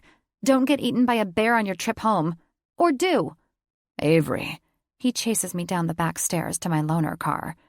I don't like liars. 1 minute you're declaring your love, and the next minute you're eating chocolate mousse from the pussy of another woman. He grabs my door before I can shut it. Stop. He leans into my car. No shirt, no shoes, jeans still unfastened. I lied because I wanted you. I just needed to know if we stood a chance. I didn't lie because I am cheating on you. Doesn't matter.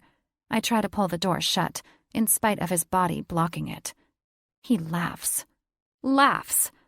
Fine, Ave. I love this stubborn side of you, too. I'm leaving Saturday. I will be back. In the meantime, get a better job, or don't. Find another place to live, or don't. I don't care. I'll want you, love you, and need you no matter what. I'll wait as long as it takes for you to get that. Move. Now. I start the car. Fasten in, baby. He stretches the seatbelt across my body and locks it. I grit my teeth and stare straight ahead, hands death-gripping the steering wheel. Why? Why? Why does he have to be terrible and amazing all the time at the same time? If you forgive me before Saturday, call me. If you don't, I'll call you from my first stop. I won't answer your call. Drive safely. I love you. He kisses me. I don't pull away, but I don't move my lips. You're a jerk, and I've never loved anyone the way I love you. Jake claimed every beating cell of my heart in under a month. But for now, I need to be pissed off at him. Also, I'm not feeling so awesome at the moment. He shuts the door and waits for me to back out before he retreats up the stairs. Hey, Sydney smiles, slathering sunscreen on the kids in the kitchen. I swallow the rising bile and run to the bathroom. So much for the juice Aspen pressed for me. I flush the toilet, rinse my mouth, and splash cold water on my face. Lucky Jake. He's going to be sick. We swapped all the germs this morning. I feel marginally bad about his impending illness. That bad? Sydney asks from the doorway. I shake my head, drying my face with a hand towel. I was better. Felt fine this morning. Then, boom, the second I left Jake's, I started feeling nauseous again. Jake's? I cringe. That's the friend you were visiting? You spent the night there? I went to make amends of sorts, you know, since he's close to Dee Dee, and now Dee Dee is family, so... Sydney smirks. For Dee Dee, huh? How mature of you. Move. I brush past her to get to my bed before I pass out or vomit again. Don't give me that stupid smirk. Have you told him? Collapsing onto the bed, I curl into a ball. Told who what? Told Jake that you're pregnant? I squint. I thought we discussed this last night. What you have is not contagious, which I'm so happy for you. And as soon as I don't want to die, I'll give you a big hug. But you don't want to get sick, so let's keep our distance for now. She sits on the edge of the bed. I said to keep your distance. I cover my mouth to hide my germs. A smile slides up her face. I'm already pregnant. You can't infect me with your pregnancy. Sydney, you know that's not it. I frown. Anthony thought I was going to marry him someday and have children with him. I wanted him to believe it. Hell, I wanted to believe it. But I've always known my children would be the kind you adopt. You were told there's a slim chance of getting pregnant. That's not 0%. I'm on the pill anyway. You take it when you're supposed to take it. Never missing. Not one single time. Did you use condoms? I try to roll my eyes, but I'm too weak, too nauseous. Condoms? No, we didn't have condoms. We were so fucking irresponsible. I can't even come up with a good reason. It just didn't feel real. The whole trip was just not real. It's feeling mighty real right now. Because I kinda sorta took my pills, and as a result, I have 2 kids and a 3rd one on the way. You don't have endometriosis, I grumble. When was your last period? I'm irregular, so that doesn't mean anything. I close my eyes like our conversation is over, but really I'm thinking hard.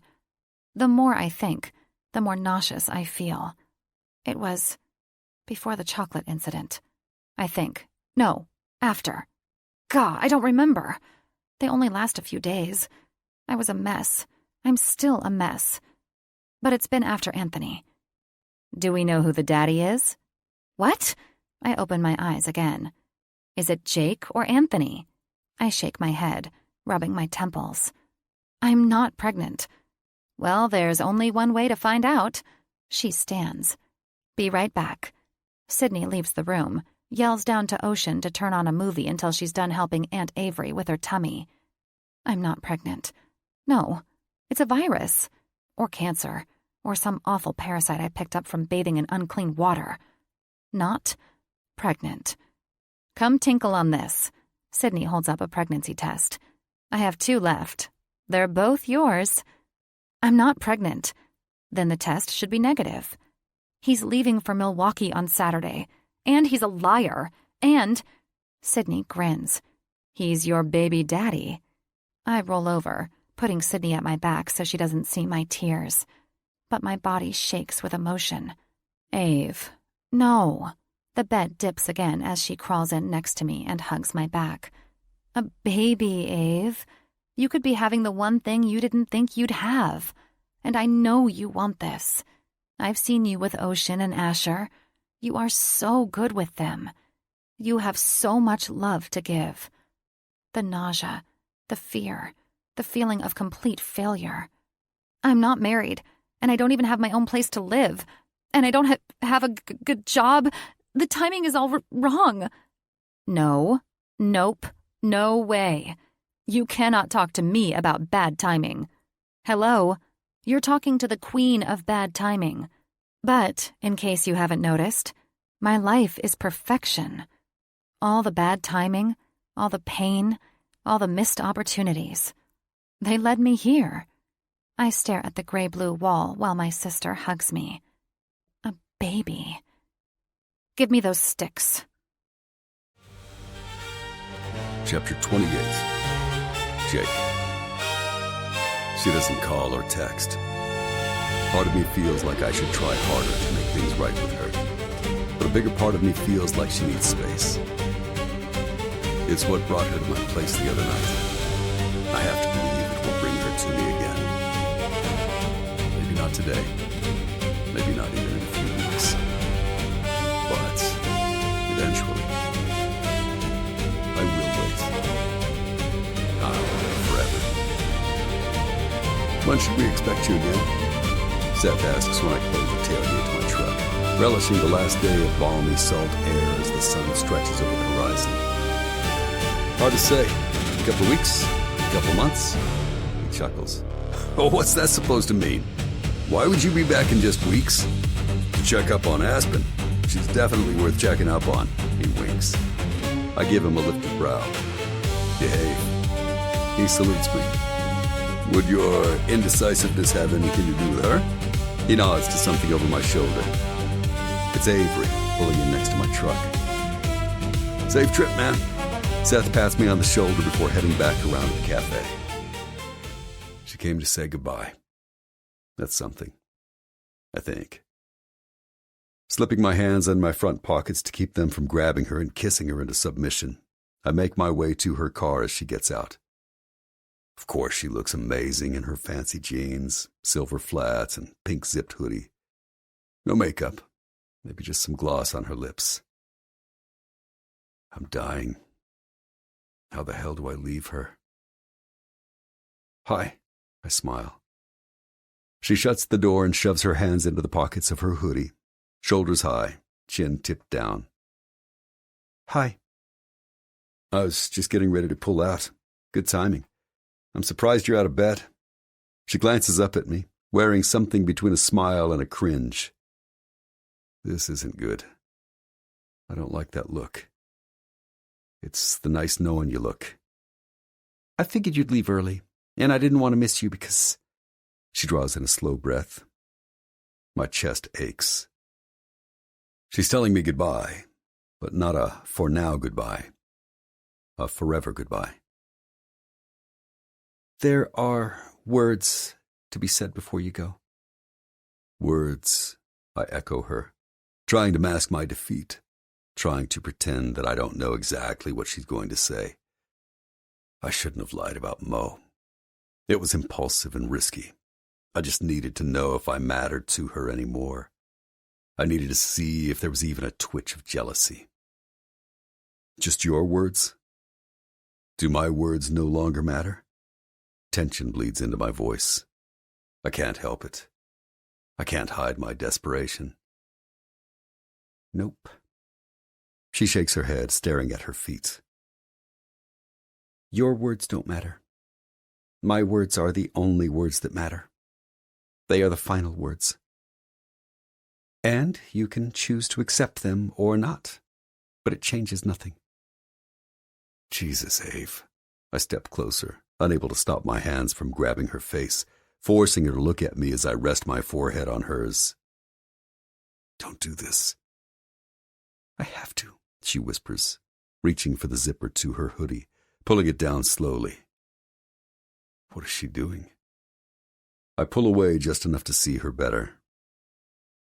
Fuck me. She keeps her gaze down as I read her white t-shirt with black lettering. Congratulations, you knocked me up. Baby feet are stamped on the belly of the shirt.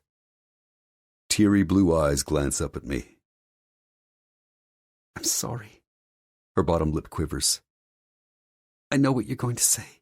We should have... Shut up. She swallows hard, blinking once to release the tears. I hate the fear in her eyes. This... Emotions strangle my words. This day. This... very... moment. I thread my fingers through her hair, forcing her to look at me with her tear-drenched face. It's the greatest moment of my life. I'm scared, she whispers. I kiss the tears from her cheeks. I kiss her forehead. Then I kiss her lips. I'm not, Ave. I'm not scared. I'm relieved. I'm tired of running from the demons. I'm tired of chasing something I can't see. For the first time in so many years, I can breathe. Her arms slide around my neck and her body melts into mine, her face in my neck. I lift her off the ground. Her legs wrap around my waist. I love you, she says on a long sigh. Yeah, definitely the greatest moment of my life. She's never said those exact words to me. I don't think she probably realizes it. I felt her love in a touch, an innocent smile, a tiny glance. Not until this moment has she said the actual words. Avery Montgomery has finally given herself permission to love me. All of me. All of us. What are you doing? She looks up as I open the passenger door to the truck. Getting you fastened in. I set her in the seat. Where are we going? I latch her seatbelt and bend down. Pulling up the front of her shirt, I press my lips to her flat belly. Milwaukee. What? No. I can't go with you. I have a job. I live here.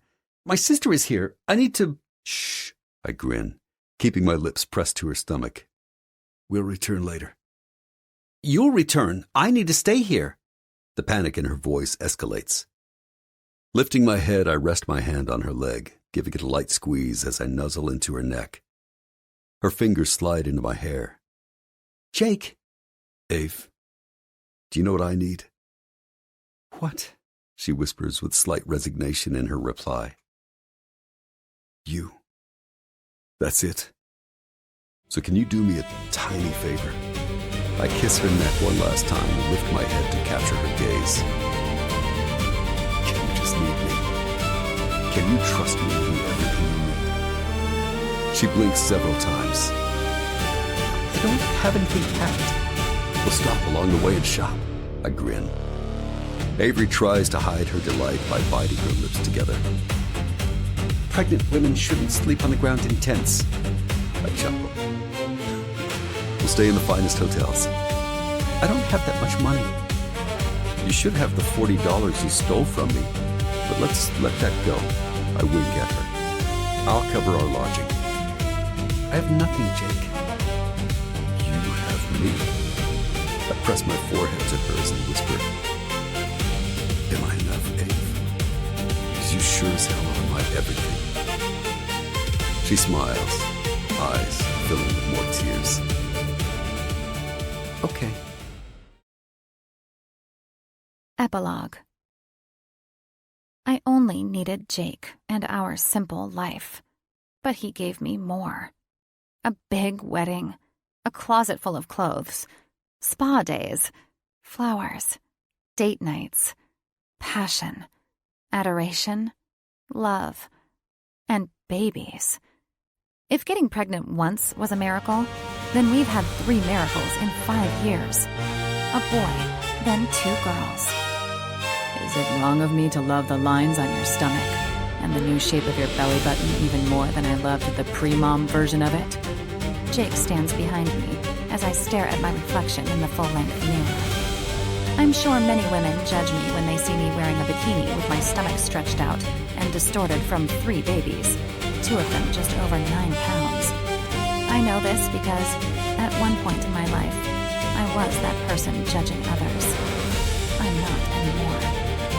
Jake snakes his hands around me, palms pressed to my not-so-perfectly flat stomach, just above my bikini bottoms. He kisses my shoulder. I cover his hands with mine and smile at his reflection, at my reflection. I love my body. I don't just say the words. I mean them to the depths of my soul.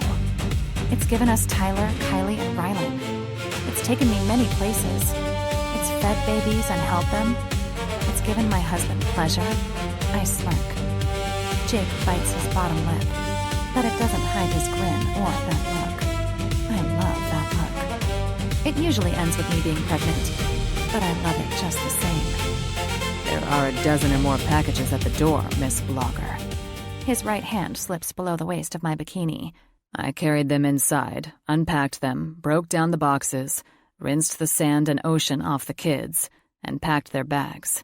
Your dad and Dee Dee should be here soon to get them. Packages! I grin as my eyes grow heavy from his touch. Mommy! Grandpa and Grandma are here! Tyler calls. My eyes snap open. Jake removes his hand from the inside of my bikini bottoms. Go tell our kids goodbye. I'll be in the shower. Join me when you get them out the door.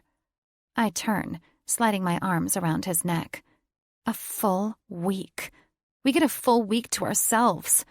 We haven't had a road trip to ourselves since I was pregnant with Tyler. Whatever will we do, Mr. Matthews?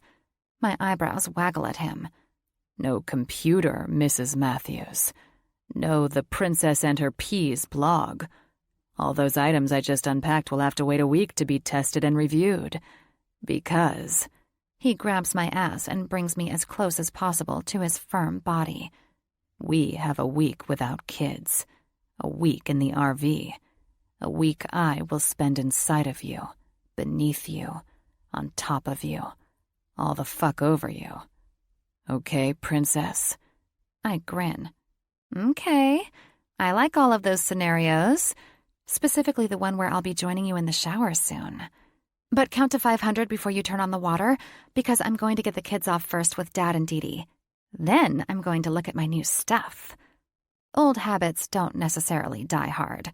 Some habits just never die, and my love of fashion is one of them. However, I changed my ways. My love for fashion shifted to eco-friendly fashion. I started a very successful blog about it, and companies send me all the things to test, try, and review on my blog. Handbags, clothes, shoes, accessories, makeup. I make money doing my favorite thing. We spend most of the year traveling in the RV with the kids to check up on Jake's restaurants. He and Addie now own 11 Sage Leaf Cafe locations in the U.S., and they have plans to open one in London next spring. Me? London and fashion? Yes, please. Jake closes his eyes, rubbing me against him with a little more intensity. 499? 498? I giggle, pressing a quick kiss to his lips before running out to the living room of our conservative house along the beach, a few miles from the cafe in L.A. Dee Dee and my dad took over the loft 2 years ago to be closer to family as we ran out of space when Rylan was born. Where's Trip's stuff? Dad asks as Dee Dee scoops up Rylan and takes Kylie's hand. The mutt's coming with us. I wink. You're taking a 500-pound dog with you on a romantic getaway? I chuckle, giving kisses to each one of my beautiful children, all blonde-haired, blue-eyed babes. Trip is not 500 pounds. Close enough. Dad smirks. We found Trip 3 years ago at a campsite. No one else was there. He had no collar, no chip, and he was a nice, medium-sized dog. A mix of some sort. We took him home. I obsessed over his rapid growth the following months, so I ordered a DNA test for him. Yeah, Trip is mostly a mastiff, aka a small horse. Jake and I fell in love on a road trip with a dog. After 3 kids, we want to reconnect on a road trip, and we want to take Trip with us. I already called Sydney and told her you wouldn't be dropping Trip off on your way to Disney with the kiddos. Well, Dad gives Trip a twisted grin. He does love to camp. Trip cocks his head to the side. I hear the water turn on in the master bathroom. Okay then, did you already put their bags in the car? I do my best to funnel everyone toward the door because... Jake? Shower? Alone time? Tommy put them all in the back. Dee Dee smiles. Love you, babies. They all get one more round of hugs and kisses from me. Thank you both. Dad and Dee Dee nod. Where's Jake? Dee Dee asks. The shower, I think? Bye, guys. Thanks. Jake peeks his head around the corner, wearing nothing but a white towel barely holding him to his waist. Dee Dee waves at him, then shoots me a sly grin. I turn 10 shades of red, returning a tight-lipped smile. Yeah, Dee Dee, as soon as you leave with our kids, I'm all over that. 5 years without one night of uninterrupted sleep. 5 years of sprinting through sex before someone calls Mommy or Daddy. 5 years of a child in the middle at some point, every single night. 5 years of dirty diapers, spit up, and leaky boobs. I'm going to ride the Jake train for a solid week. And if Trip enjoys time alone with his humping pillow without one of the kids trying to take it from him, well, that's just a bonus. The door closes behind them. I restrain myself from sprinting to the bathroom. When I pull open the glass door, Jake slicks back his wet, now longer hair, as rivulets of water venture down his perfectly inked body. Ave, he grins. I step inside, closing the door behind me, trapping the steam in with us. Tell me how you love me. I press my lips to his chest as my hand slides lower, forcing his breath to catch. His eyes drift shut for a few seconds before he kisses the top of my head. I love you like an acoustic song. The words mean more. The emotions are magnified. It's like the stars. During the day we don't see them, but at night when the world around us feels stripped and bare, they shine so brightly.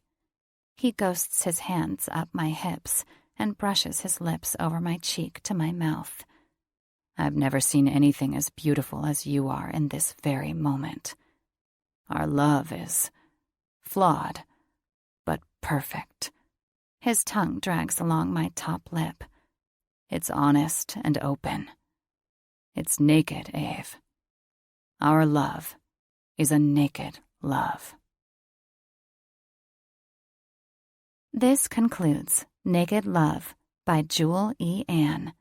Narrated by Stephanie Rose and Troy Duran. Copyright 2019 by Jewel E. Ann. This unabridged audiobook is published by arrangement with Jewel E. Ann and was produced in the year 2019 by Tantor Media Incorporated, a division of Recorded Books, which holds the copyright thereto. Please visit tantor.com for more information on our growing library of unabridged audiobooks.